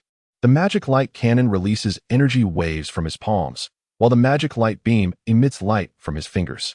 The explosive magic light cannon generates a massive explosion akin to that of a small nuclear bomb with a mere swing of his arm. Currently, Demon King Piccolo's combat prowess mirrors that of his youthful self in the original narrative, boasting a power level of 260. This serves as a testament to the astounding capabilities present in this world. In the realm of One Piece, the ancient weapon known as Pluton can obliterate an entire island with a single shot, a coveted treasure sought by all factions and pirates alike. Yet, the so-called ancient weapon Pluton pales in comparison to the effortless destruction that a simple movement of Piccolo's arm can achieve. One need not elaborate on whether a small nuclear bomb could annihilate an island. In Lin Xian's mind, an intriguing image emerged. The last time the hyperdimensional tunnel connected to the world of One Piece, it was unable to permit the passage of living beings. The system indicated that when the tunnel reappeared, it would be fully formed, allowing individuals from both realms to traverse between worlds. The assertion that Demon King Piccolo could effortlessly dominate the formidable figures of One Piece, including the Marine Admirals and the 4 Emperors, was a testament to Lin Xian's humility. It was not merely a matter of overwhelming superiority. Should the hyperdimensional tunnel manifest again during Piccolo's conquest of Earth, the numerous factions and avaricious pirates from the One Piece world might invade this realm. What would the admirals and 4 emperors be against Piccolo's mere gesture, leading them to their demise? Alas, the legendary Demon King Piccolo could hardly contend with even a single member of the Golden Armor Legion, let alone Lin Xian himself. How foolish of me to have exerted such effort, painstakingly retrieving him from the depths of the ocean, only to hope that he could deal with Lin Xian and the Golden Armor Legion. Otherwise, why would I release him? Am I simply indulging in folly? Yet, it was disheartening to discover that Piccolo was nothing but a useless being, rendering my efforts in vain. My attempts to appease him, to bow low before him, were utterly wasted. At this moment, Pilaf's furious voice cut through the tension. His words pierced Piccolo's heart like a sharp thorn. Remarkably, Pilaf had openly torn the mask off his relationship with Piccolo. Of course, driven by anger and emboldened by Lin Xian and the numerous members of the Golden Armor Legion present, Pilaf dared to speak so boldly. Knowing Piccolo was too preoccupied to respond, Piccolo, with his back turned, heard every word, and fury swelled within him to the point of near explosion. Piano, reacting swiftly, scolded Pilaf. "You fool, what are you saying? Are you tired of living?" "Huh?" Pilaf retorted with a cold laugh. "Can't you hear what I'm saying? Or are your ears deaf? Damn it, all of them must die." Piccolo cursed as he contemplated summoning assistance, whether to eliminate Pilaf or to confront the Golden Armor members. Any aid would be welcome, for he was no longer lacking in vitality after his restoration to youth. The creature born from the Dragon Ball saga to contend with Tien Shinhan had now emerged. "How disgusting," Bulma remarked, wrinkling her brow. Krillin concurred. "Indeed, it's revolting. Witnessing Demon King Piccolo give birth has completely sapped my appetite. Is that how the previous two we consumed came into being? Piccolo isn't female, is he?" This question arose from Goku, who was oblivious to the fact that beings like Piccolo transcended the traditional notions of gender. Lin Yu elucidated to Wukong. The corners of King Piccolo's eyes twitched uncontrollably upon hearing the words of the Golden Army members. Good heavens, he was birthed. The demonic warriors he spawned were, astonishingly, consumed as mere sustenance. A profound sense of helplessness washed over King Piccolo. How did he feel? It was akin to being unable to play the game, yearning to overturn the table in frustration. "Doralum, you go and eliminate those three rascals," King Piccolo commanded, not glancing back as he pointed at the Pilaf gang. "King Pilaf, we, Xiaowu, are beside Pilaf, so frightened that we can hardly articulate our words. My lord, let us flee." Asa stammered. "Flee?" Pilaf did not believe he could escape. Coming to a realization, Pilaf thought it better to align himself with the world's mightiest rather than grovel like a dog before King Piccolo. Thus, Pilaf addressed Lin Xian in the heavens. Lord Lin Xian, we surrender. I shall no longer oppose you or compete for the Dragon Balls. Please, save us. My scientific prowess can surely be of assistance." "Oh, to think you would solicit my aid. How intriguing." Lin Xian chuckled, taken aback by Pilaf's unexpected plea. His previous decisions to spare Pilaf's life were not born of mercy, but rather an acknowledgement of Pilaf's significant value, his scientific knowledge and innate talent. "Very well, henceforth, you shall be part of the Golden Armored Legion. Welcome home." Lin Xian welcomed Pilaf and his companions into the fold. The term home referred to the headquarters of the Golden Armored Legion, which was, in essence, Lin Xian's abode, formerly Pilaf's residence. Lin Xian has always raised Pilaf and his companions in a free-range manner, for he understands that one day they will undoubtedly seek his allegiance. Lin Xian believed that this day would mark the moment when Pilaf and his companions, upon making a wish with the Dragon Balls, would collectively revert to their infantile forms. In the original narrative, when Xiaowu first appeared, she appeared to be in her early 20s. After so many years, Xiaowu, Pilaf, and Aishio were inevitably transformed into an elderly lady and an old man. In Dragon Ball Super, the story reveals the circumstances under which Pilaf and his companions shrank in size. It was during the era of the androids when they utilized the Dragon Balls to wish themselves back to their infancy. At that time, their actual ages were no less than 45 years. Meanwhile, Bulma was in her early 30s, and Trunks was still a mere infant. If one were to consider the original storyline, Trunks would never have imagined that he was in a romantic relationship with an elderly woman, or even a grandmother. Perplexed, King Piccolo was taken aback by the situation. He had been released by Pilaf, who intended for him to accomplish two tasks. First, to conquer the world and share half of it with him, and second, to eliminate Lin Xian and the Golden Armor Legion. The circumstances before him confirmed to King Piccolo that he was not dreaming. King Piccolo met his demise, leaving no trace of his existence. This caused great regret among Goku and the others. Before his death, King Piccolo expelled an egg, which would become Piccolo Jr., the Piccolo of the future. Fearing that his son Piccolo would be consumed before he could grow up, King Piccolo entrusted Pianos with the responsibility of caring for him before his own passing. Lin Xian granted the Demon King Piccolo the opportunity to regain his youth, thereby bestowing upon him the chance for rebirth. Aware that the demise of the Demon King would also spell the end for the God of Earth, Goku and Tien did not pursue Piccolo. In this moment of vulnerability, the feeble Piano managed to evade a calamity. As for Dalamo, like Danbarin and Sinbaru, he met his end upon the grill. With the incident involving the Demon King concluded, the members of the Golden Army resumed their training, some ascending to the temple atop Karen Tower for their cultivation. As time swiftly passed, 3 years elapsed. Host, Lin Xian Combat Power, 10,000 Bloodline. Earthling, Celestial Grade. Avatar, Scion, Lin Yu Super Abilities. Handshake Transformation into Carrot, Elementalization, Visual Paralysis, Telekinesis, Mental Control, Psychokinesis, Materialization. Creation from Nothing, Action Manipulation, Transformation of Object Special Abilities, Aquatic Respiration, Max Power, Aura Perception, Metamorphosis, Levitation, 850-fold Strength, Life Restoration, Hypnosis. Magical Gum, Telepathy, Super Regeneration, Invisibility. Lesser Miraculous Power, Divination, Sky Dance Technique, Solar Fist, Creation of Low-Level Dragon Balls, Bestowal of Life to Lesser Shinran, Mind Link, Foresight Technique, Light Beam Vision. Preemptive Creation Skill Set, 6 Forms of Body Technique, Master, Breath of the Sun, 7 Techniques of Fist Combat, Master, Flight Technique, Flying Thunder God Technique, Energy Threads, Izanagi. Divine Might, Alternate Dimension God, Emperor Engine Signature Techniques, Rock Paper Scissors, Master, Wolfang Fist, Master, Kamehameha, Master, Afterimage Fist, Master, Drunken Fist, Master, Universal Shocking Palm, Master, Demon Ray Master. Whole Wave, Master, for Demon Fist, Master, Volleyball Fist, Master, Key Cannon, Master, Explosive Magic Light Cannon, Master, Violent Magic Wave, Master, Magic Light Cannon, Master.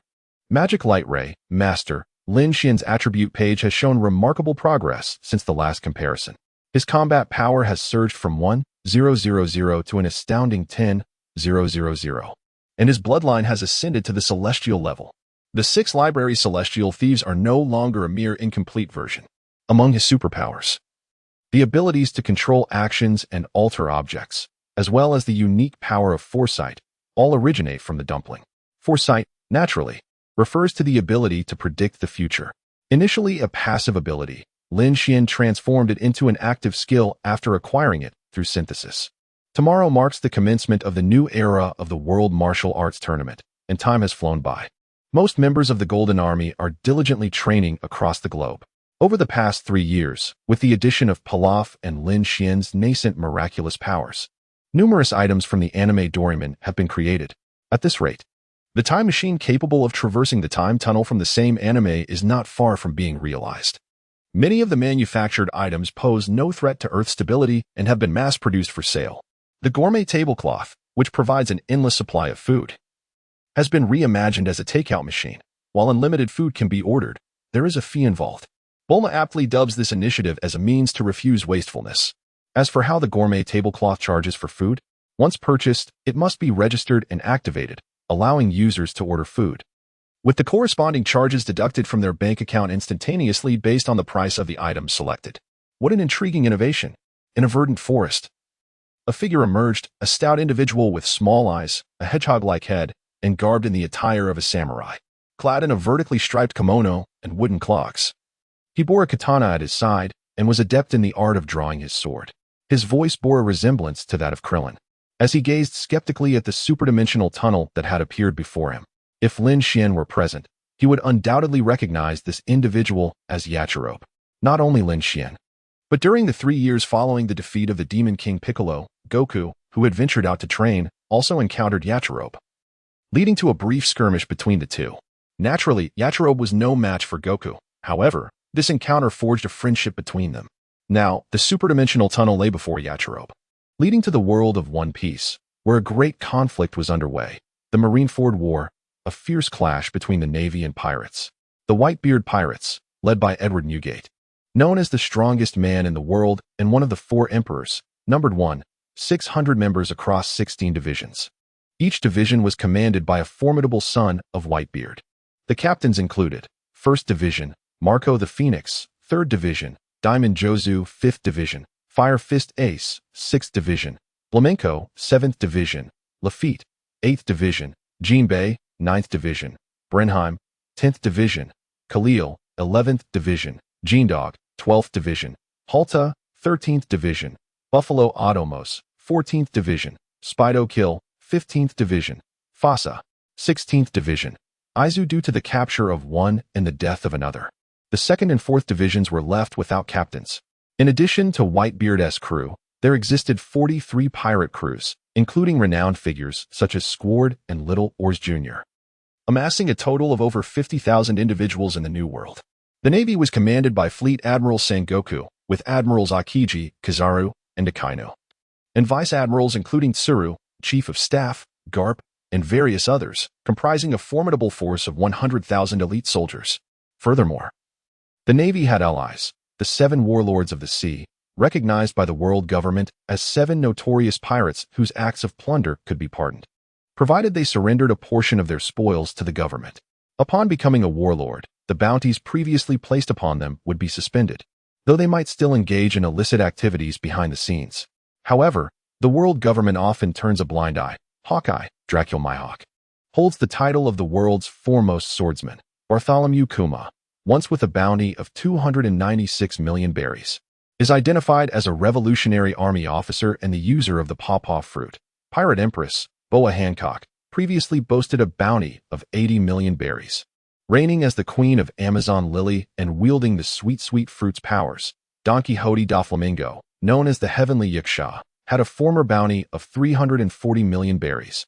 Possessing Conqueror's Haki and the string fruit abilities, Crocodile, Gecko Moria, once had a bounty of 320 million berries and is the user of the Shadow fruit. In a war involving over 150,000 people, renowned warriors from the world of One Piece converged at the Navy headquarters. The conflict was ignited when Blackbeard murdered the captain of the 4th Division, defecting from the Whitebeard pirates. The captain of the 2nd Division, Portgas d'Ace, attempted to capture Blackbeard but was instead seized, leading Blackbeard to surrender Ace to the world government in his pursuit of the title of Warlord of the Sea. Today marks the day of execution for Portgas d'Ace, and the Whitebeard pirates have come to rescue him. As the fierce battle raged on, a dimensional tunnel suddenly appeared. Standing opposite this tunnel was Akalobe, drawing the attention of the masses. When the war at the top commenced, numerous transponder snails broadcasted live updates, captivating the entire populace of the One Piece world. The abrupt emergence of the dimensional tunnel caught the eyes of ordinary citizens. This is Admiral Sengoku recalled unfavorable memories.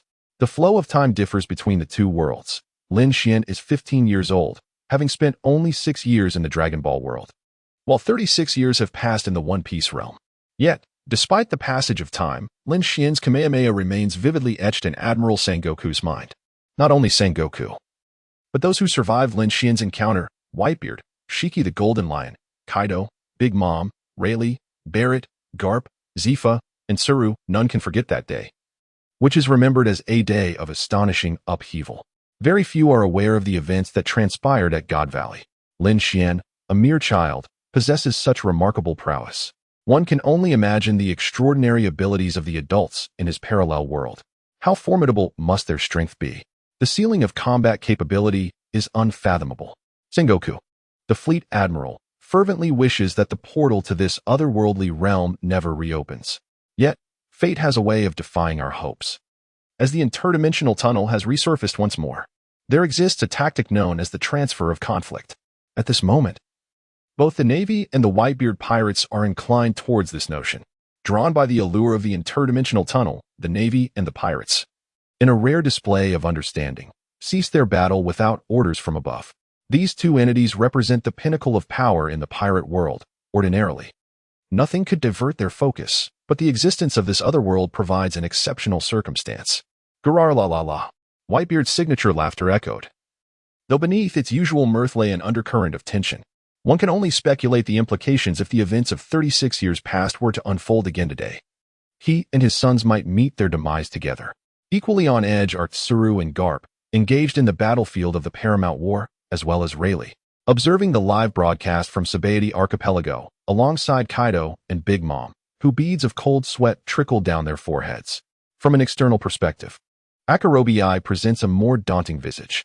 To Sengoku and his comrades, Lin Xian appears merely as a refined and handsome child, while Akarobi embodies the essence of a swordsman, having mastered the way of the sword to a terrifying degree.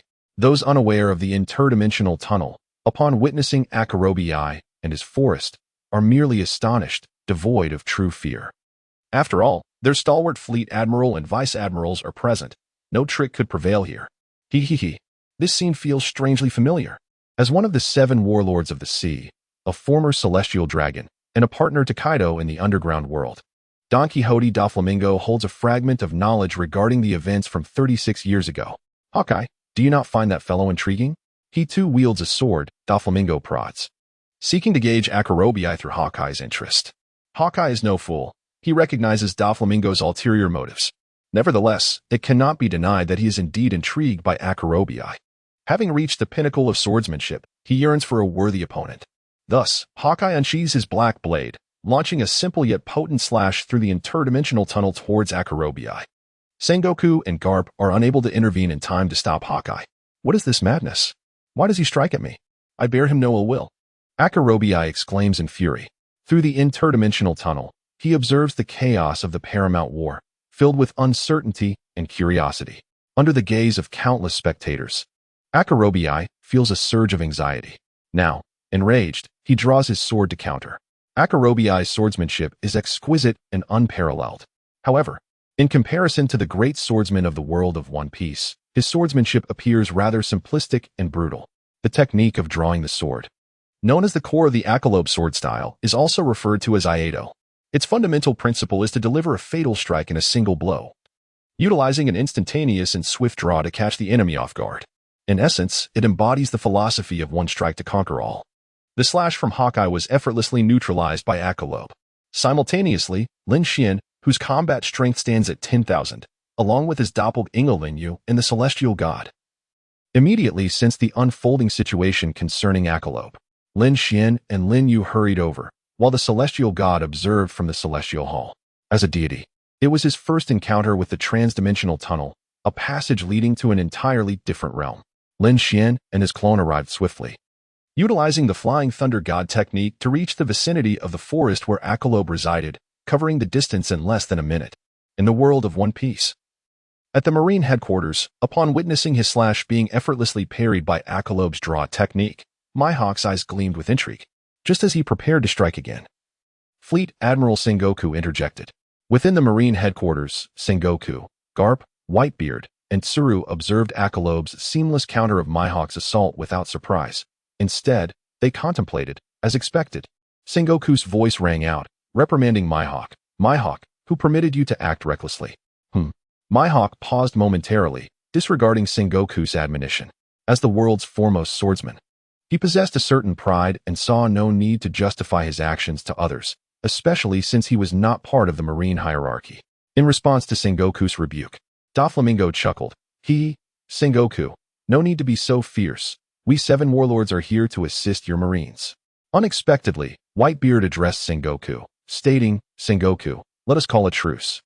Relinquish Ace to me, and we, the Whitebeard pirates, shall withdraw from the Marine headquarters. What do you say? Before Sengoku could respond, Admiral Akainu firmly rejected, not a chance.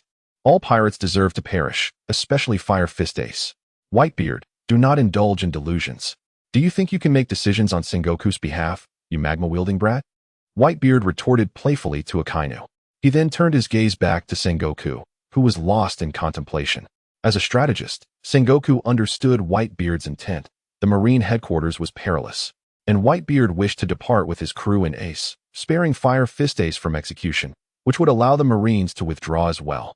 With 100,000 soldiers on the Marine side and 50,000 pirates, the two factions were embroiled in a fierce battle, with only a fraction of those numbers still alive. If history were to repeat itself as it did 36 years ago, those living souls would face annihilation. Despite the lateness of their exit from the Marine headquarters, Mihawk's reckless actions would surely provoke retaliation, placing the Marines in jeopardy. Yet, it was inconceivable for the Marines to simply await their demise. As Sengoku remained deep in thought, both sides, alongside the viewers witnessing the live broadcast, displayed expressions of disbelief. Is it really happening? Is the war coming to an end? Admiral Akiji pondered, scratching his head in confusion.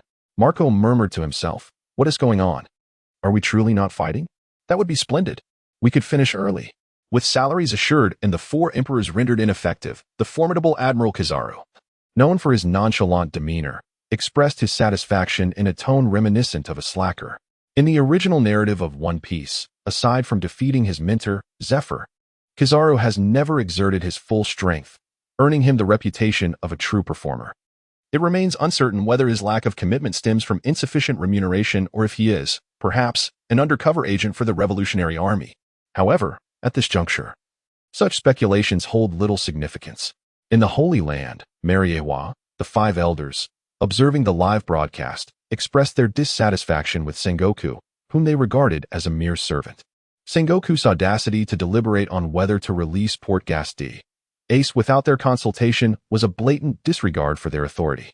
Similarly discontented were numerous celestial dragons in Mariewa, who, having not experienced the events of 36 years prior, remained oblivious to Lin Xian's terrifying prowess. Even though the red line had been breached by Lin Xian's Kamehameha, it did not deter some celestial dragons from harboring ambitions to explore the otherworldly and acquire slaves. As the world aristocrats, the celestial dragons could, if they so wished, uncover fragments of knowledge about the events from 36 years ago, and with continued inquiry, they could ascertain even more. "Excuse me, who are you?" As Lin Xian and Lin Yufei approached, a Chirobe inquired of them. Lin Xian casually remarked, "The leader of the Golden Armor Legion, Lin Xian." Lin Yu stood silently at the side. "What? You are Lin Xian, the leader of the Golden Armor Legion. I have heard Sun Yukong speak of you. I am a Chirobe, a friend of Yukong." At this point, a Chirobe, who originally intended to venture into the world of One Piece to confront Hawkeye, inquired of Lin Xian. "May I ask what brings you here? Is it because of me?" "You?" Lin Xian shook his head, gesturing towards the interdimensional tunnel. He replied, "I have come for it." The world of One Piece. The appearance of Lin Xian astonished Sengoku, Garp, and those who had previously encountered him. After a lapse of 36 years, Lin Xian had transformed from an 8 or 9-year-old child into a 15-year-old youth, yet they recognized him immediately. As for Lin Yu, who stood by Lin Xian's side, although he bore a striking resemblance to Lin Xian, he possessed an additional tail, leading Sengoku and others to mistakenly identify him as Lin Xian's elder brother. Garp, positioned beside Sengoku, remarked, "Sengoku, this is a significant predicament. Now we face 3 individuals."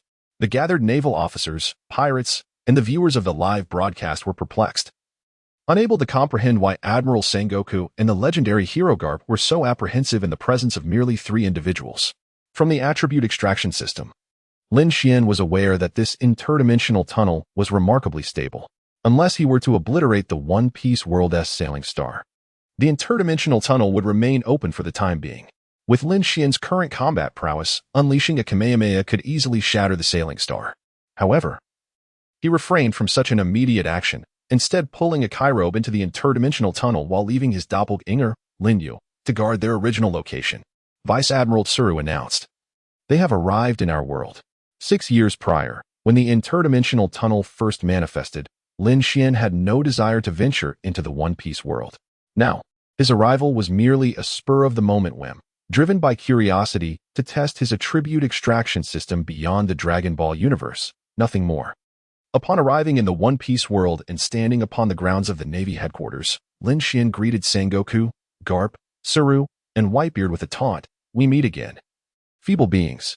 A wave of astonishment swept through the Navy headquarters and among the live viewers. Who is this audacious youth? How dare he call Father weak? I shall slay him. The brash young lad had the audacity to label Admiral Sengoku and Vice Admiral Garp as insignificant. Lin Xian arrived in this world, and before taking any action, he contemplated his attributes, which were mere fragments of observation haki. At the naval headquarters, those capable of wielding observation haki sensed Lin Xian's strength. This perception was not trivial. The faces of those who could utilize observation haki shifted dramatically. The overwhelming power emanating from Lin Xian was so profound that even their heightened senses induced a sense of trepidation, as if they were adrift on a fragile vessel amidst a vast and tumultuous ocean, besieged by raging storms and tsunamis, rendering them utterly powerless. Eventually, Sengoku spoke, inquiring of Lin Xian, "What is your purpose in our world?" Lin Xian replied with a smile, "I intend to bring about the destruction of this world, or rather, this very planet beneath our feet." Every time Lin Xian speaks, he shatters the preconceived notions of the navigators. The inhabitants of the navigating star are also intrigued, pondering what it means for you to arrive in our world and the implications of Admiral Sengoku's words. Some astute individuals, unaware of the full context, have boldly conjectured that Lin Xian and Akalob hail from an alternate realm. How infuriating. I shall never permit you to act in such a manner. The speaker is Carp. Lin Xian shook his head slowly and said, Kapu, speaking arrogantly is the behavior of the weak. To me, although you are diminutive, you are nonetheless a formidable force in this world, on this planet. I did not expect you to utter such words. Did you not witness my strength decades ago? Do you possess the capability to thwart me? Without a moment's hesitation, Kapu replied, Indeed, I am not your match, but should you seek to annihilate the world, I cannot simply stand by and do nothing. What? The Navy soldiers and pirate lackeys present, along with those watching the live broadcast, were left utterly astonished. This was the Navy hero Kapu, known as the Iron Fist, who had repeatedly forced the pirate King Roger into desperate situations. Though he did not hold the title of the world's strongest, he was certainly no weaker than Whitebeard. Yet this remarkable figure had openly admitted that he was no match for a mere youth. Sabaody Archipelago. Humph. Let us depart and pay a visit to the Navy headquarters to see this boy who is even beyond Kapu's prowess. Spoke Eustace Kidd, captain of the Kidd Pirates. Hailing from the South Sea, Eustace Kidd boasted a bounty of 315 million berries, ranking first among the 11 supernovas in the Sabaody Archipelago. A user of the magnet fruit, he possessed the ability to attract metallic objects and reflect them as well. One of his crew members remarked, Captain, isn't it too perilous to go to Navy headquarters? What is there to fear? The Navy has no time to deal with us. On the other side, Capone Beach made the same decision as Kidd. Capone Beach, captain of the Fire Tank Pirates, was one of the 11 supernovas with a bounty of 138 million berries, ranking 9th in the Sabaody Archipelago. Originating from the West Sea, he wielded the power of the castle fruit, enabling him to reduce his subordinates, cannons, and even horses to miniature sizes and conceal them within his body, restoring them to their original state upon release. One cannot deny the audacity of Eustace Kidd and Capone Beach. However, without such courage, they could never aspire to be supernovas. Observing the Kidd Pirates and Fire Tank Pirates heading to Navy headquarters, a crew member from the Hawkins Pirates inquired of his captain, Captain, shall we not go? No. If we do, our survival rate is 0. Basil Hawkins, captain of the Hawkins Pirates, shook his head. Basil Hawkins, one of the 11 supernovas, held a bounty of 249 million berries, ranking 3rd in the Sabaody Archipelago. He hailed from the North Sea and was both a magician and a fortune teller. Possessing the abilities of the straw fruit, one can rely on scarecrows to fend off attacks, and one can also transform into a scarecrow. Hawkins has yet to utter a crucial point. If they do not proceed to the Navy headquarters, their chances of survival remain at 0. Of course, should he venture to the Navy headquarters to bestow Lin Xian with enhanced abilities, Lin Xian would be quite pleased. The powers of the straw fruit are quite impressive. If one cannot prevail, they may utilize the scarecrow, in other words, a sacrificial pawn for self-preservation. At the bow of the Moby Dick, Whitebeard gripped his Naginata, the Shogun of Clouds, and with a hearty laugh declared, Gurura, Carp, standing on opposing sides, surprisingly shares a similar sentiment. The Vice Admiral and Chief of Staff, Crane, inquired of Lin Xian, must it be this way? Is there truly no room for negotiation? Lin Xian disdainfully remarked, do not pose such juvenile questions. If the world I inhabit were feeble, would its denizens refrain from invading my realm? Certainly not, for this is an immutable law when two worlds converge. The weaker party seeks to attach itself to the stronger in pursuit of gain, while the more formidable entity aims to conquer the lesser, also in the quest for profit. Lin Xian's words rendered Admiral He speechless, for they were undeniably true. The Navy, which prided itself on its sense of justice, could not help but retort against Lin Xian's assertions. Lin Xian ceased any further discourse, remaining stationary as he wielded his telekinetic powers. In contrast, Akirabai did not remain idle. At the moment Lin Xian unleashed his abilities, he directed his attention towards the eagle-eyed adversary. Ding. Acquired combat power attribute, 40. Ding. Acquired combat power attribute, 50. Ding. Acquired combat power attribute, 60. Lin Xian wielded telekinesis, effortlessly incapacitating countless individuals in an instant. Numerous naval commanders, alongside the captains of the Whitebeard Pirates, confronted him under immense pressure, their hockey fragments scattering like leaves in a storm. Suddenly, Lin Xian scoffed, stating, Ha! My body remains still. Yet I shall employ my telekinesis against you. You may perceive it as mere thought. If any of you can compel my body to move, I shall concede defeat and depart from this realm at once. Infuriating. Arrogant. What is this fool babbling about? No matter his strength, such hubris is unwarranted. To challenge us, over 10,000 strong, including numerous naval officers and the captains of the Whitebeard pirates, merely with his thoughts, is sheer folly. Indeed, even if this brat surpasses Vice Admiral Garp, it is utterly impossible to vanquish such formidable adversaries solely through thought. Ding. Acquired combat power attribute, 95. Ding. Acquired combat power attribute, 100. Ding. Acquired combat power attribute, 130. Ding. Acquired combat power attribute, 140. Achilleo and Mihawk dropped their most valuable attributes. Fragments of the Great Swordsman's technique and the Draw Sword technique. Just before Achilleo struck down Mihawk, Lin Xian synthesized the Great Swordsman's technique and the Draw Sword technique. Your swordsmanship is commendable, but alas, your strength is lacking. With these words, Achilleo swiftly ended Mihawk's life. Mihawk was thus dispatched with remarkable ease, igniting a tempest of outrage. It is worth noting that in the world of One Piece, the mightiest warriors seldom come to a conclusion without fighting for days on end. Yet, Mihawk and Achilleo had only clashed for 2 to 3 minutes, and it was Mihawk who had barely endured during that brief encounter. Two swordsmen then advanced against Lin Xian, Bista, the 5th Division captain of the Whitebeard Pirates, and Vice Admiral Spider. Their dual sword styles, the Great Swordsman technique and the 8-Sword technique, bestowed upon Lin Xian 2 additional unique abilities. Subsequently, he dispatched Bista and Spider with a mere thought. Bista, Spider, the Whitebeard Pirates and the Navy erupted in fury, charging at Lin Xian for vengeance. Ding. Acquired combat power attribute, 80. Ding. Acquired combat power attribute, 90. Ding. Acquired combat power attribute, 90. Ding. Acquired combat power attribute, 95. The 2 captains of the Whitebeard Pirates enabled Lin Xian to merge 2 Devil Fruit powers. Unlike consuming a Devil Fruit, the abilities Lin Xian acquired bore no adverse effects. And a new section for Devil Fruit powers appeared on his attributes page. Ding. Acquired combat power attribute, 100. Ding. Acquired combat power attribute, 105. In the naval domain, Admiral Sengoku and Vice Admiral Tsuru engaged in combat. One wielded the formidable power of the Buddha fruit, transforming into a resplendent golden Buddha, while the other employed the Wash fruit's abilities, attempting to cleanse Lin Xian's spirit. Ultimately, their efforts proved futile, merely allowing Lin Xian to acquire 2 Devil Fruit powers. What are you 7 warlords dawdling for? Hawkeye has already fallen. If you wish to avoid the same fate, unleash your most potent abilities. Sengoku, repelled by Lin Xian's telekinetic force, rallied the remaining 7 warlords. You are quite impressive. I shall turn you into a zombie, declared Gecko Moria, accompanied by his audacious proclamation. I am simply too beautiful. Anything I do is forgivable. Sweet, sweet Gale. Bearpaw Impact. 5-colored thread. Ding. Acquired combat power attribute, 40. Ding. Acquired combat power attribute, 50. Ding. Acquired combat power attribute, 60. Ding. Acquired combat power attribute, 70. Ding. Acquired combat power attribute, 80. Once again, 4 new Devil Fruit powers emerged. Though the Thread fruit was ineffective against Lin Xian, he decided to synthesize it, harboring other intentions.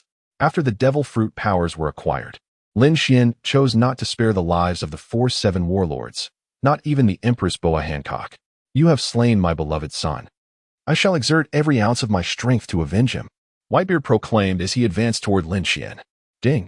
Acquired combat power attribute, 100. Ding. Acquired combat power attribute, 110. Ding.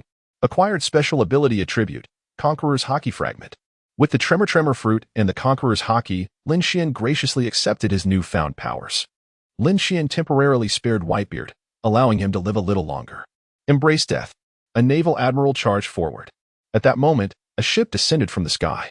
This vessel had come from Impel Down, and aside from Monkey D, Luffy, all aboard were criminals from the prison, having escaped thanks to Luffy's intervention. Ace, I'm coming. Monkey D, Luffy shouted as he plummeted from the air. Luffy, Fire Fist Ace and Garp were taken aback upon seeing Monkey D, Luffy.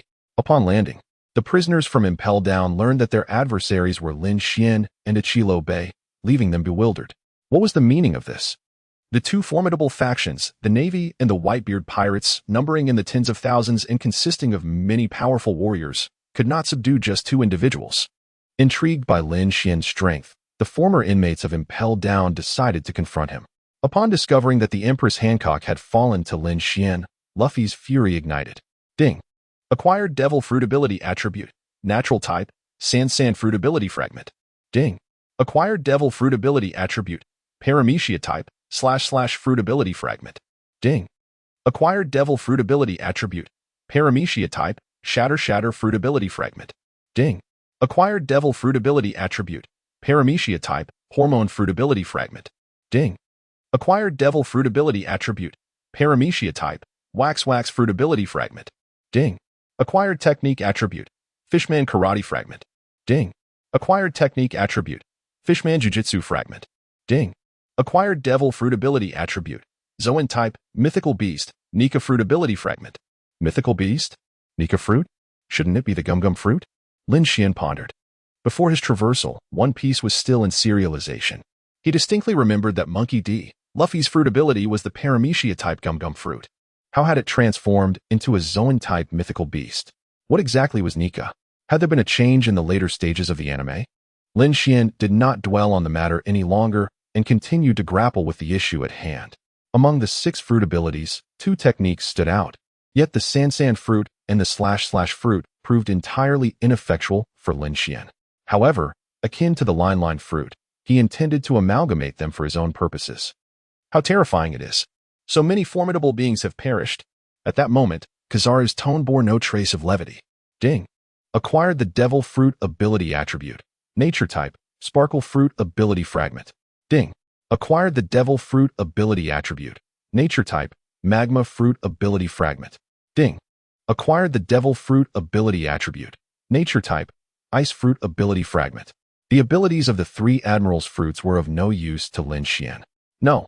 The elementalization of superpowers should be stated as the nature-type Devil Fruit abilities being ineffective for him, and many superhuman-type Devil Fruit abilities were similarly futile.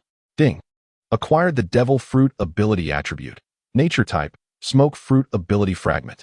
Ding. Acquired the Devil Fruit Ability Attribute. Superhuman Type. Barrier Fruit Ability Fragment.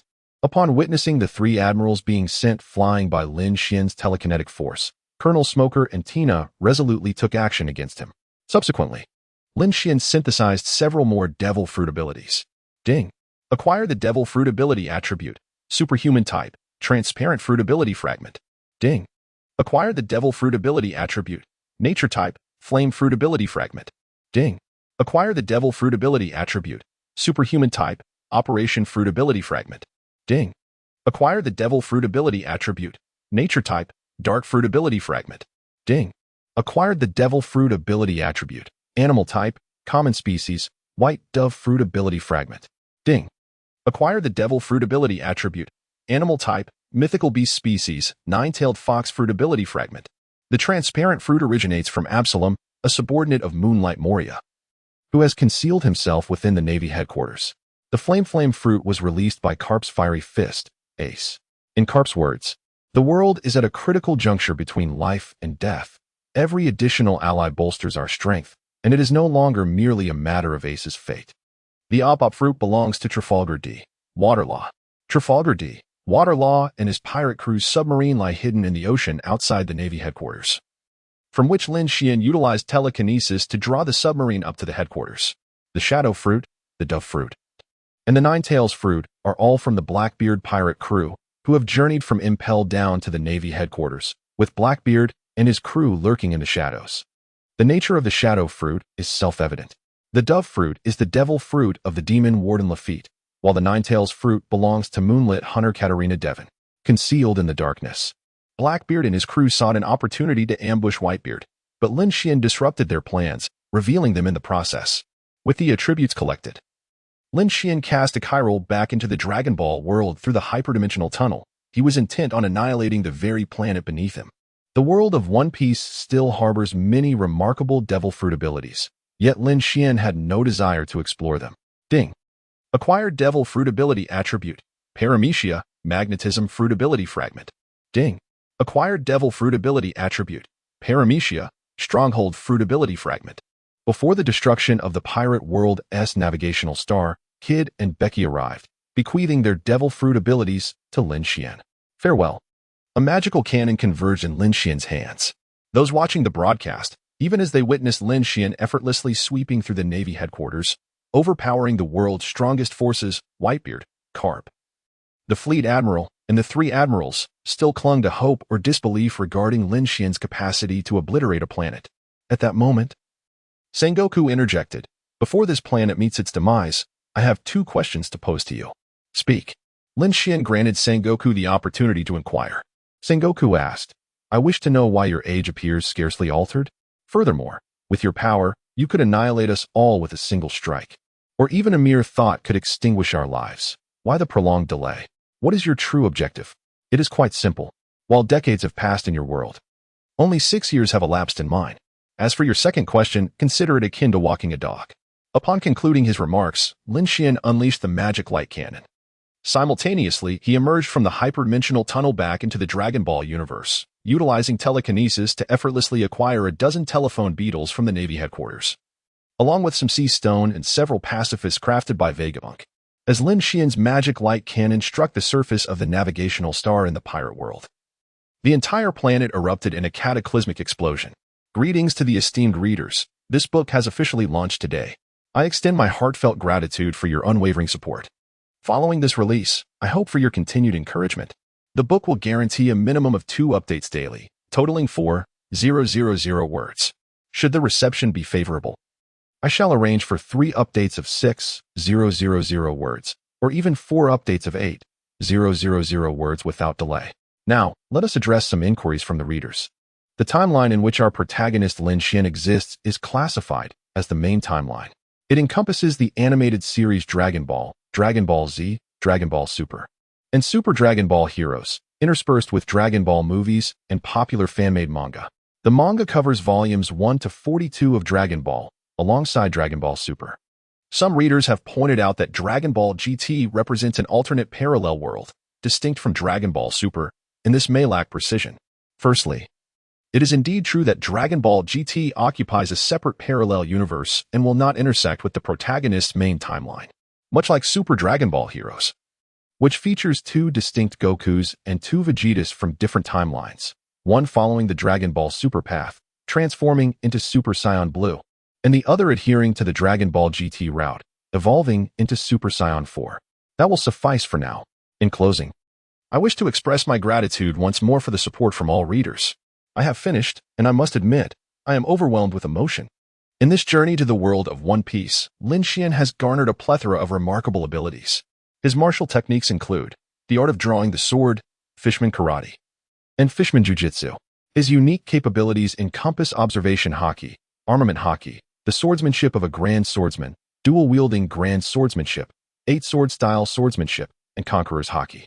His devil fruit powers consist of paramecia, pocket fruit, Zoan, mythical type, phoenix fruit, Zoan, mythical type, great Buddha fruit, paramecia, wash fruit, paramecia, shadow fruit, paramecia, sweet fruit, paramecia, paw fruit, paramecia, string fruit, paramecia, quake fruit, Zoan, regular type, barleytown fruit, logia, sand fruit, paramecia, slash fruit, paramecia, shatter fruit, paramecia, hormone fruit, paramecia, wax fruit, Zoan, mythical type, nika fruit, logia, flash fruit, logia, magma fruit, logia, ice fruit, logia, smoke fruit, paramecia, barrier fruit, paramecia, transparent fruit, logia, burn fruit, paramecia, surgery fruit, logia, dark fruit, Zoan, regular type, white dove fruit, Zoan, mythical type, 9-tailed fox fruit, paramecia, magnet fruit, paramecia, fortress fruit. The pocket fruit, belonging to the 6th Division captain of the Whitebeard Pirates, Blamank, allows its user to conceal a colossal wooden hammer within their body, with the only known storage area being his chin, which features 2 pockets concealed by fabric strips. Additionally, Lin Xian has discovered 29 types of devil fruit abilities, which he deems useless or unappealing, akin to mere trifles. He intends to distribute these to the members of the Golden Army. The fruits left behind by Lin Xian possess extraordinary powers, including the superhuman abilities of the wash fruit, the shadow fruit, the sweet fruit, the hormone fruit, and the surgery fruit. Within the lore of One Piece, Consuming a devil fruit alters one's genetic makeup, particularly in the case of zoan-type devil fruits. The various devil fruits that Lin Xian has discovered each possess unique abilities, akin to superpowers, revealing themselves as extraordinary talents. In essence, the genes and lineage remain unaltered. The cleansing fruit empowers one to purify the hearts of others, even transforming individuals into garments that can be hung out to dry. The shadow fruit enables the severing of another's shadow, facilitating the creation of zombies. The surgical fruit is deemed the most valuable, with the widest array of applications. The sweet fruit enhances one's allure, while the hormone fruit presents intriguing possibilities, prompting Lin Xian to retain them for personal use. Conversely, without the divine dragon's ability, the low-level miracle power, Lin Xian would be unable to bestow the attributes he has acquired upon others. A Chirold accompanied Lin Xian to the Golden Army headquarters, where he became a member of the Golden Armor Legion. Subsequently, Lin Xian was summoned to the Divine Hall by the deity to discuss matters pertaining to the alternate world. After his visit to the Divine Hall, Lin Xian proceeded to West City, where he delivered the telephone bug, Sea Prism Stone, and 4 pacifists to Brief and Bulma. Now, at the age of 23, Bulma, who is 8 years older than Lin Xian, no longer attends school. She traverses the distance between her home and Lin Xian's with regularity. Bulma gazed at Lin Xian and remarked, "Xian, why do I feel that you have become even more handsome? No, rather, more charismatic." Lin Xian chuckled and remarked, "Haha, when have I ever lacked charm?" Lin Xian was quite pleased with the abilities bestowed by the sweet fruit. He was already handsome, and with the powers of the sweet fruit, anyone who laid eyes upon him, regardless of age or gender, would be rendered immobile, akin to a statue. To prevent this, Lin Xian refrained from activating the powers of the sweet fruit, or rather, he did not employ its capabilities. Ahem. Brief deliberately coughed, interrupting Lin Xian and Bulma, and then addressed Lin Xian, "Xiaoxian, please introduce to us what you have brought." "Sure." Lin Xian nodded and pointed to the towering, 6-meter-tall entities known as the pacifists. "These are items I acquired from other planets. These 4 are called pacifists, designated P1, P2, P3, and P4, created by the leading scientists of that planet." "Other planets?" Brief was momentarily taken aback. Bulma pressed further, "Xiaoxian, when did you visit other planets? Why didn't you take me along?" "It was quite an unforeseen incident. Just recently, a disruption in space occurred, creating a spatial tunnel between that planet and our Earth. I ventured there, destroyed the tunnel, and prevented the inhabitants of that planet from invading Earth." Lin Xian opted not to mention the matter of the interdimensional tunnel, using the spatial tunnel as a pretext. "I see." Bulma felt there was something amiss. "Now, let me continue." Lin Xian pointed at the sea-floor stone and the handcuffs made from it. These stones and handcuffs are known as sea-floor stone, a rare mineral that exists only in a specific maritime region of that planet. They are peculiar stones, crystallized forms of the ocean, composed of elements similar to those found in the sea, and are extraordinarily hard. It is said they are as tough as diamonds. I wonder if our planet has any. "Sea-floor stone, you say?" Brief remarked, "I've never heard of it before, but that doesn't mean it doesn't exist." Lastly, these creatures resembling snails are called telephone worms, a type of animal used for communication.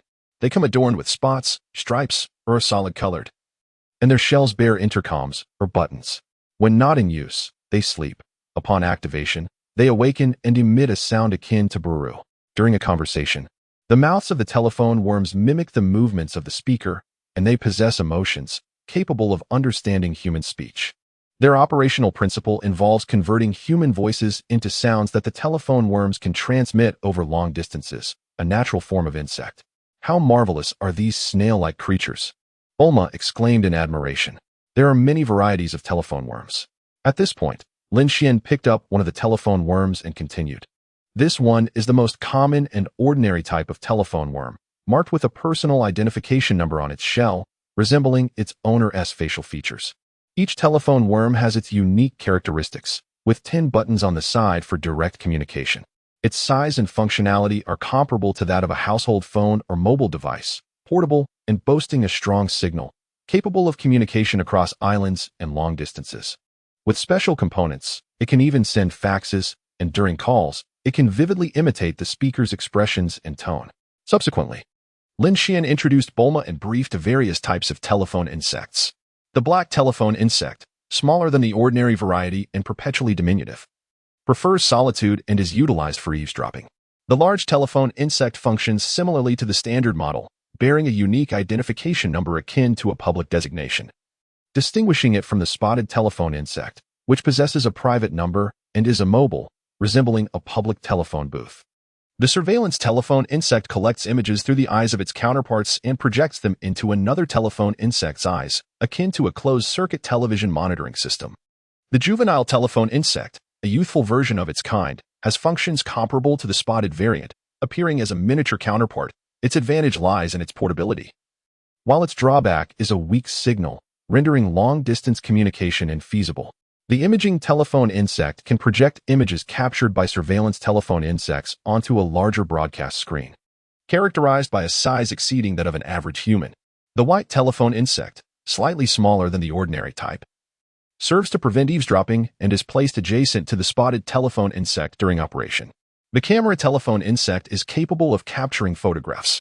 Additionally, there exist golden telephone insects that emit demon-slaying order signals and silver telephone insects that receive such signals. However, these two varieties hold little value. After Lin Xian introduced all the telephone insects, Bulma remarked, "These telephone insects are of no use to our Earth. Given our civilization, we have no need for their communication. After all, they are living creatures, and taking them to certain places would be inconvenient. Moreover, they require care on a daily basis." "Indeed," Lin Xian responded. "I brought them back because Earth lacks such creatures. I thought you might find them novel. You can keep them as pets. Let Earth have a new species called telephone insects." "Pets, you say?